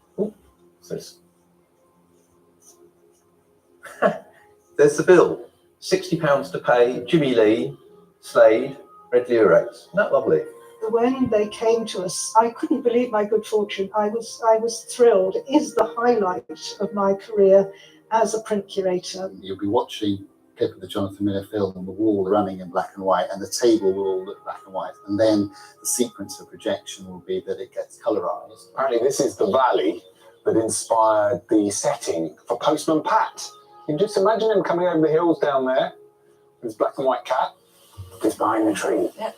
There's one there. There is. These are the Black Bears of Ennerdale. Here, Manchester, there is a tap in there that can turn off your water supply. Welcome to Sky. I'll give you an elbow. Thanks. Oh, I can taste the peat.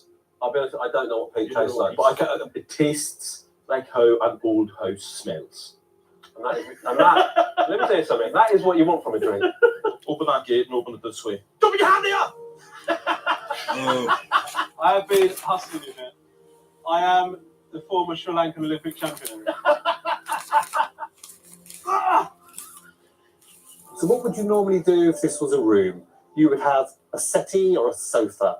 And that's what John has. He has his blue benches, one of his favourite spots where he used to come and sit at the end of the day and watch the sunset. You get so familiar with the land and all, the farm is like a person and you get really to know it. To your world, completely, to the farming world. And I felt completely out my depth. I think exciting more than daunting. Are you excited? Yeah. I'm daunted. Take her on a wee walk. She gets on Isabel with the cows, like she thinks she's a cow, and she loves the hens. There's actually a hen that sleeps in here with her at night. Our mission, as ever, though, is to also show you the very best of British wildlife in the autumn season. It's like I just saw a wood elf or a sprite. Now, wildlife at this time of year is very reliant on any kind of resource that it can find. There are plenty of creatures in there living their best little lives, and that is what I'm hoping to find. Appreciating wildlife isn't just about learning loads of facts about wildlife. Often it's just sitting, watching, listening, and immersing yourself in the experience. We found a new crew member. What we are trying to do is to learn more about them so we can actually protect them better. Seeing the turtles on the beaches, and you've got this opportunity to study them intimately, but then they get into the water and they are gone. She is potentially showing us parts of the ocean that no one has seen before. This turtle's going to put every underwater camera person out of a job. Leaving in the morning on the volunteer. Give you my note of hand. Well, I'm not expecting the whaling will make me rich, but it will keep me occupied at least, while the cogs of justice turn. Where did you become a surgeon? Because I wish to advance from my humble origins. I'm a whaling one. And a damn fine one. But what will be the point? The problem we have, it's not you, it's not me, it's history. I accept the fall. Look, the fall was deserved. And perhaps at some level the fall was needed. I don't know what to do next. That's how it starts. I feel guilt. That's not an emotion you would entertain. I don't know anyone else who does what you do.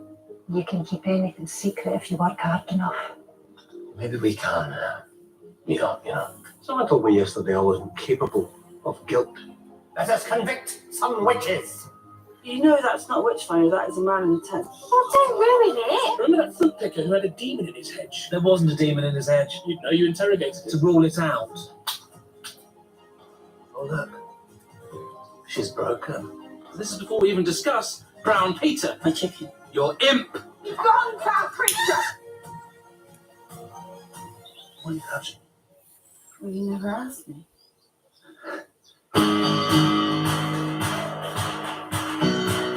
Scientists reported a record 18 degrees in the Arctic, which is particularly shocking to people from Scotland because we've sunbathed in colder temperatures. Intrigued at the sheer distance between me and Miles. It feels like he's requested this. Is Glasgow officially the most depressed city, or is that an opinion? That was just what I've gathered over the years. And let's be honest, contributed to. For the benefit of them watching on BBC Two, I'm going to go through it again. The original script was hated by pretty much everyone. Everyone? The actors hated it, the execs hated it. Even the caterers hated it. Yeah, you're the Bobby. I play Bobby, yeah. He's not called Bobby. He is a Bobby. Look, the Bobby approaches. Oh, you mean the fake diamonds? Yes. Voice. You mean the fake diamonds? Stop you talking for a minute. And I wasn't fleabagging, I was Miranding. Such fun. I haven't watched this in 10 years. It's just weird. I had no idea it was going to lead to a federal case and Joe getting 22 years. Are you happy to talk about your private life at all? Hey, my life is open book. He is single-handedly, by far, the most popular prison inmate in the history of the United States. This bit, where it's actually the Atlantic and the Caribbean shaking hands. And feel like I can be fed by all of it. It's a lot to take on. There's this idea that today we can swim with turtles. Mum, look what one is to Chateau. Do you really have to wear that today? Sharks will kill you! The story that we've been told I'm not being told anymore. And I'm glad that you're here to see it for yourself. With a school friend, we used to sit on a little wall opposite and dream that one day she would have the middle house of the three, and I wanted this one. It is tempting to picture Benjamin Wild as some sort of pantomime villain. But the truth is, there were thousands of men just like Benjamin Wild, getting rich in an age in which almost everything was stacked in their favour. And that's my sister by the wall with her beloved Quacky Duck. And that's my sister with Quacky now. Wow. You gave yourselves a deadline to make a decision. Are we the decision?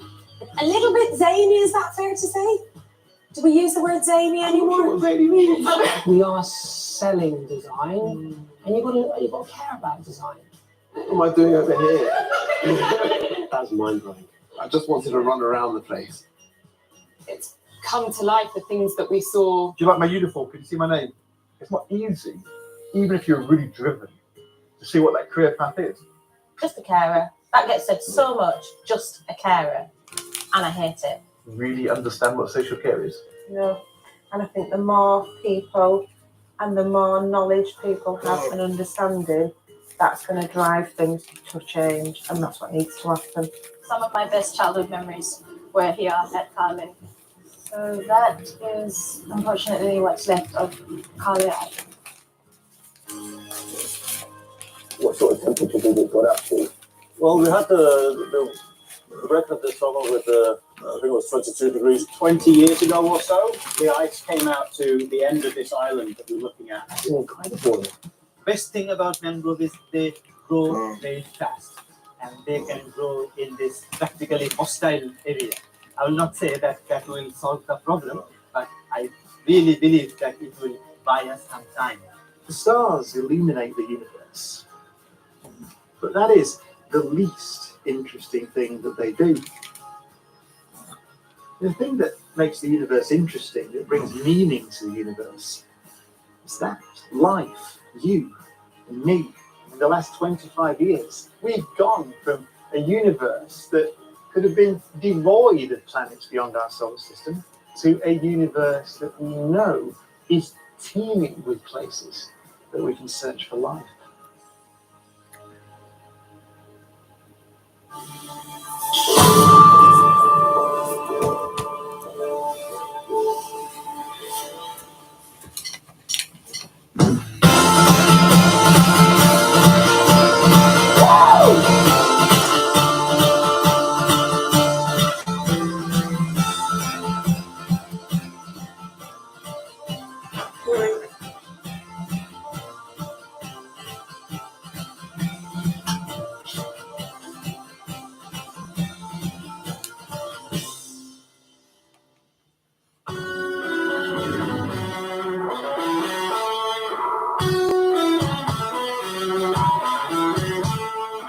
Pizzazz, I've got charisma, and I think outside the box.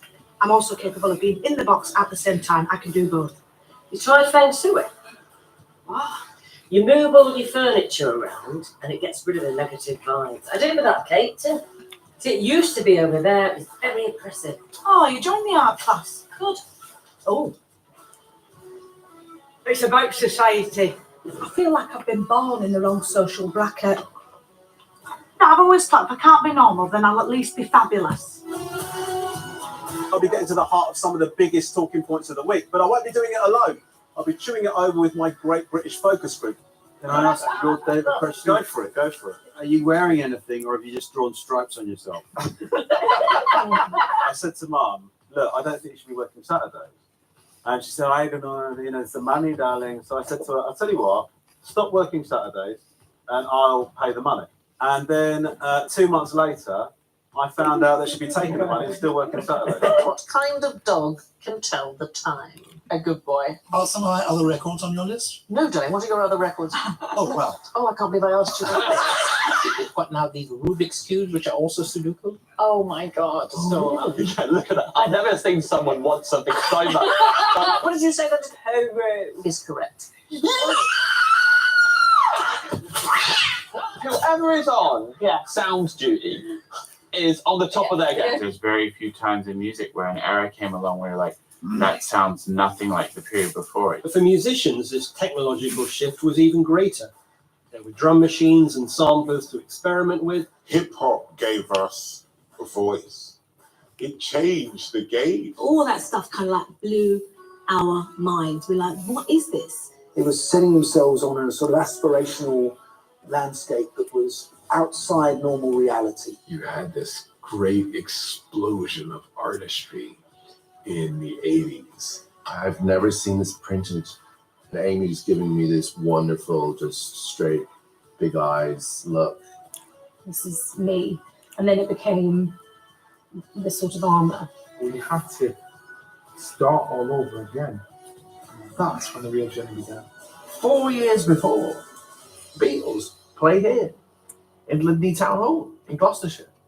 And then 4 years, 48 months later, all this happened. We are live, so you can draw along with us, and we want you to. We're just swapping our models over. You might recognise this one. Can you tell me who this person is? I believe that would be my husband. When you talked about light and picking up on colour rather than drawing a shape, I enjoyed that. 3, 2, 1, boom! You get a feeling of a three-dimensional body. And that's what's so wonderful. You're working on a two-dimensional piece of paper. You're drawing with lines, and yet you evoke the sense of depth. Oh, wow. I always like watching you. Little old man, waist deep in seawater. Have you always fished, Charlie, all your life? It's just like consumed my entire soul. Oh, dear. I'm obsessed. Do you find solace in that? Yeah, I do. Sometimes really go for it. I tell you what, I've never done that. I've never doubled it. I've never doubled it. I wonder if you No, don't. Don't do it. Don't whine! Don't! Oh, I haven't got a clue what to do! Part man, part otter. Why do you think the earth and the things that are grown from it are so important for that mental well-being? They can do the whole journey.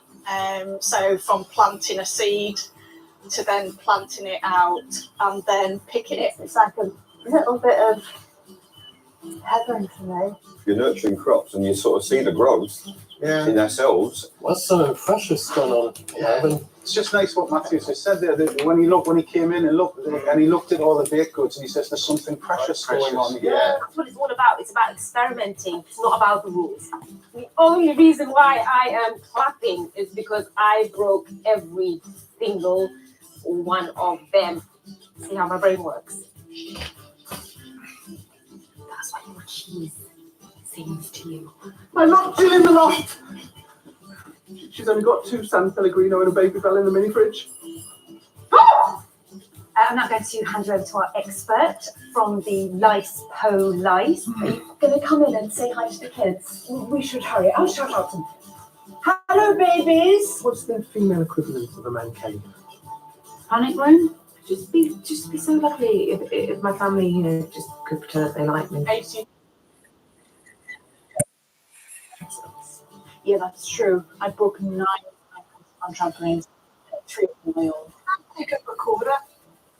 Your stomach was playing up. Aye, but that always settles me down. Is that low alcohol or no alcohol? No alcohol at all. Do you want to try it? No. Gosh. My ear syringe on the Did you have that? Oh. He was quite violent as a child coming. Oh, you know here yet?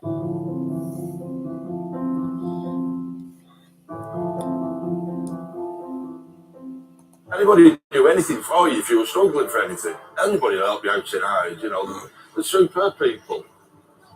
But no matter where you go, people say from Hyde, I want from Hyde. Oh, well, that doctor was. I give all my estate, money and house to my doctor. So we then had a situation where the last person to see this woman alive was the doctor. The person who was going to benefit from this will that there were suspicions about was also the doctor. So sometimes it's really quite a lot emotionally to deal with. A fingerprint or a drop of blood, yes, it can tell you who it belongs to, but it can't tell you why it's there or when it got there. It'll be off the back of that door, isn't it? You're inside that scene where it's happened, so you're kind of picturing, well, she's running there, she's tried to lock herself in, she was fearful for her life, trying to get out the window. So you're kind of reliving it a little bit. The public would have been absolutely shocked if they knew what was going on. Policemen, corrupt, I just don't believe it. All you want is a little lock-up garage somewhere, isn't it? Yeah, Can't yeah. really name. I told my parents, and I said I didn't do it. My father went, well, why would a police officer lie? As with all corruption, once you start, it's hard to stop. And that then leads into the next form of corruption, which is you start to license criminals and you start to take money. How could I be guilty of something I didn't do? Yeah. Where's that? When the nurses do their observations, they put them into the system and it generates a score, and that triggers an alert that this patient is potentially deteriorating. And we all have to make those decisions of which patient to escalate to ITU and when. They're saying as a group, cardiac, thoracic and neurosurgery, we can only have 2 patients per day. There's no doubt that harm's been caused on top of COVID by the decisions that have to be made to cope with COVID. My dad made notes. We kept them all. His brain would work quickly. He'd write his thoughts down on a piece of paper. Be honest. Be a dictator. But be a nice one. Dozens of parents have complained to the BBC that a disabled television presenter is scaring their children. There was this whole idea, if you were disabled in every way. Fortunately, the feeble-minded are much more easily made happy than sane persons. Everything I can ever think of was all to make me more perfect. It's really obvious to me that had I been born in this time, I would have just been viewed as a defective. I would have been seen as absolutely worthless. At school, I was allowed to sit and eat with the other kids. My chair wasn't compatible to the canteen table and they were fixed to the floor. That's what being disabled is all about. Do you realise what you're doing to me? Protecting me by doing everything but let me live a life. We can do something special here. Can we? Yes. No more charity. What we want instead is real rights, real choices. If it wasn't for little Artie, we would have split up years ago. The truth is, we just can't stand each other. So this lockdown, being in the same house together, I mean, The only thing that makes living with her even remotely bearable is knowing that I get to leave this house every day. I feel exactly the same. We're all in this together, guys. We'll get through it. Oh my god, I'm learning how to play the banjo. Look at me, I made a macrame scarf. You are horrible to me. Every day. Exactly the same to me. I never despise you. I really going to tell you all about the realities of war. This man tries to get at me. What? You're going to have to tell them things they really don't want to hear. And here's one of them. British soldiers get away with murder. Our own government accuses you of these things. And I say so, what?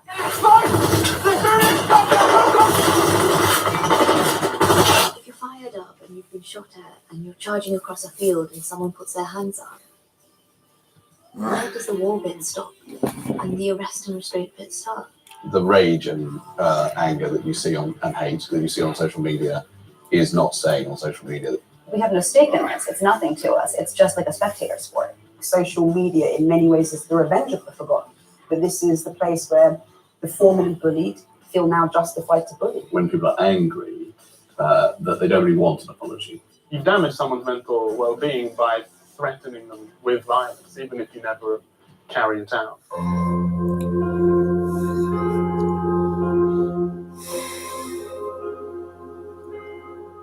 Best behaviour, please, as we get between the covers. I would look at this book, and I guess, and I mean, ironically, I would judge it by its cover. Waxing of the lyrical kind, which could result in you being struck down by I need that bookieitis. I laughed as much as I cried. There's lots of humour. Where there's great light, there's great darkness. And that is a mantra for me. There's the bill. £60 to pay. Jimmy Lee, Slade, Red Lurex. Isn't that lovely? When they came to us, I couldn't believe my good fortune. I was thrilled. It is the highlight of my career. as a print curator? You'll be watching Pip of the Jonathan Miller film on the wall running in black and white, and the table will all look black and white. And then the sequence of projection will be that it gets colorized. Apparently, this is the valley that inspired the setting for Postman Pat. You can just imagine him coming over the hills down there with his black and white cat. Just behind the tree. Yep. There's one there. There is. These are the black bears of Ennerdale. Here you go, Manchester. There is a tap in there that can turn off your water supply. Welcome to Sky. I'll give you an elbow. Oh, thanks. Oh, I can taste the peat. I'll be honest, I don't know what peat tastes like, but I can. It tastes like how an old house smells. And that, let me say something. That is what you want from a drink. Open that gate and open it this way. Don't put your hand there! I have been hustling you, man. I am the former Sri Lankan Olympic champion. So what would you normally do if this was a room? You would have a settee or a sofa. And that's what John has. He has his blue benches, one of his favourite spots where he used to come and sit at the end of the day and watch the sunset. You get so familiar with the land, and all, you know, the farm is like a person, and you get really to know it. To your world completely, to the farming world, and I felt completely out my depth. I think exciting more than done. Are you excited? Yeah. I'm done. Take her on a wee walk. She gets on really well with the cows, like thanks to the cows, and she loves the hens. There's actually a hen that sleeps in here with her at night. Our mission, as ever, though, is to also show you the very best of British wildlife in the autumn season. It's like I just saw a wood elf or a sprite. Now, wildlife at this time of year is very reliant on any kind of resource that it can find. There are plenty of creatures in there living their best little lives, and that is what I'm hoping to find. Appreciating wildlife isn't just about learning loads of facts about wildlife. Often it's just sitting, watching, listening, and immersing yourself in the experience. We found our new crew member. What we are trying to do is to learn more about them so we can actually protect them better. Seeing the turtles on the beaches, and you've got this opportunity to study them intimately, but then they get into the water and they are gone. That she is potentially showing us parts of the ocean that no one has seen before. This turtle's going to put every underwater camera person out of a job. Leaving in the morning on the volunteer. Give you my note of hand. Well, I'm not expecting the whaling will make me rich, but it will keep me occupied at least, while the cogs of justice turn. Why did you become a surgeon? Because I wish to advance from my humble origins. I'm a whaling one. And a damn fine one. But what will be the point? The problem we have, it's not you, it's not me, it's history. I accept the fall. Look, the fall was deserved. And perhaps at some level the fall was needed. I don't know what to do next. That's how it starts. I feel Guilt. That's not an emotion you would entertain. I don't know anyone else who does what you do. You can keep anything secret if you work hard enough. Maybe we can meet up, you know. Someone told me yesterday I wasn't capable of guilt. Let us convict some witches. You know that's not a witch finder, that is a man in a tent. Well, don't ruin it. Remember that fruit picker who had a demon in his hedge? There wasn't a demon in his hedge. You know, you interrogated it to rule it out. Oh, look. She's broken. This is before we even discuss Brown Peter. The chicken. Your imp. You've gone, foul creature. What are you touching? Well, you never asked me.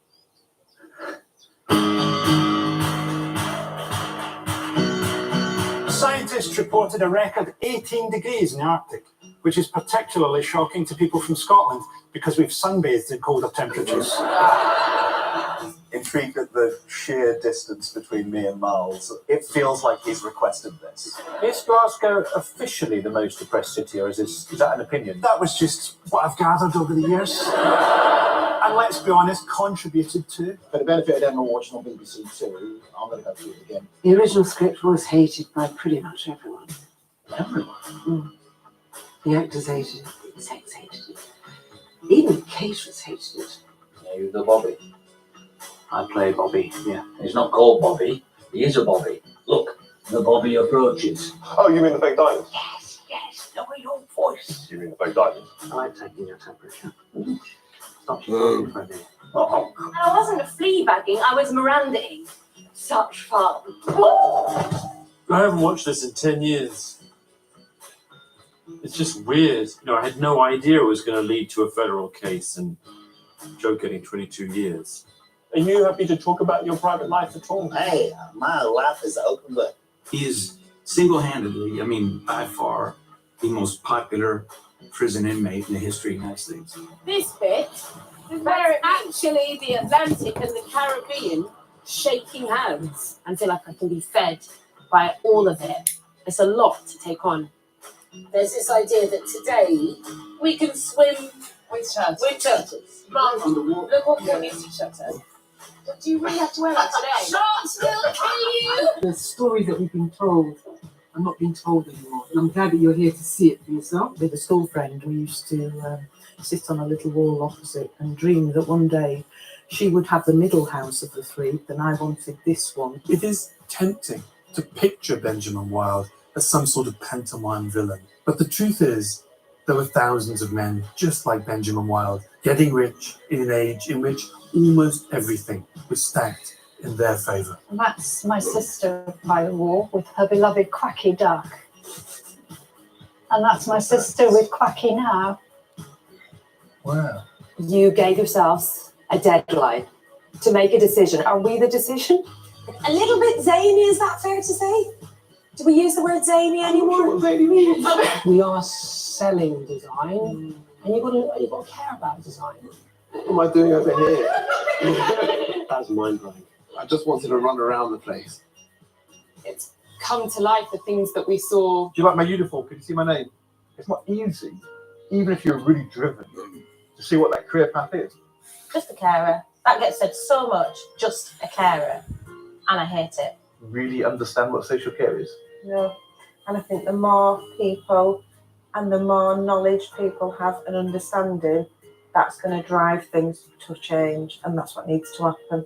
Some of my best childhood memories were here at Carling. So that is unfortunately what's left of Carling Island. What sort of temperatures has it got up to? Well, we had the record this summer with I think it was 22 degrees. 20 years ago or so, the ice came out to the end of this island that we're looking at. That's incredible.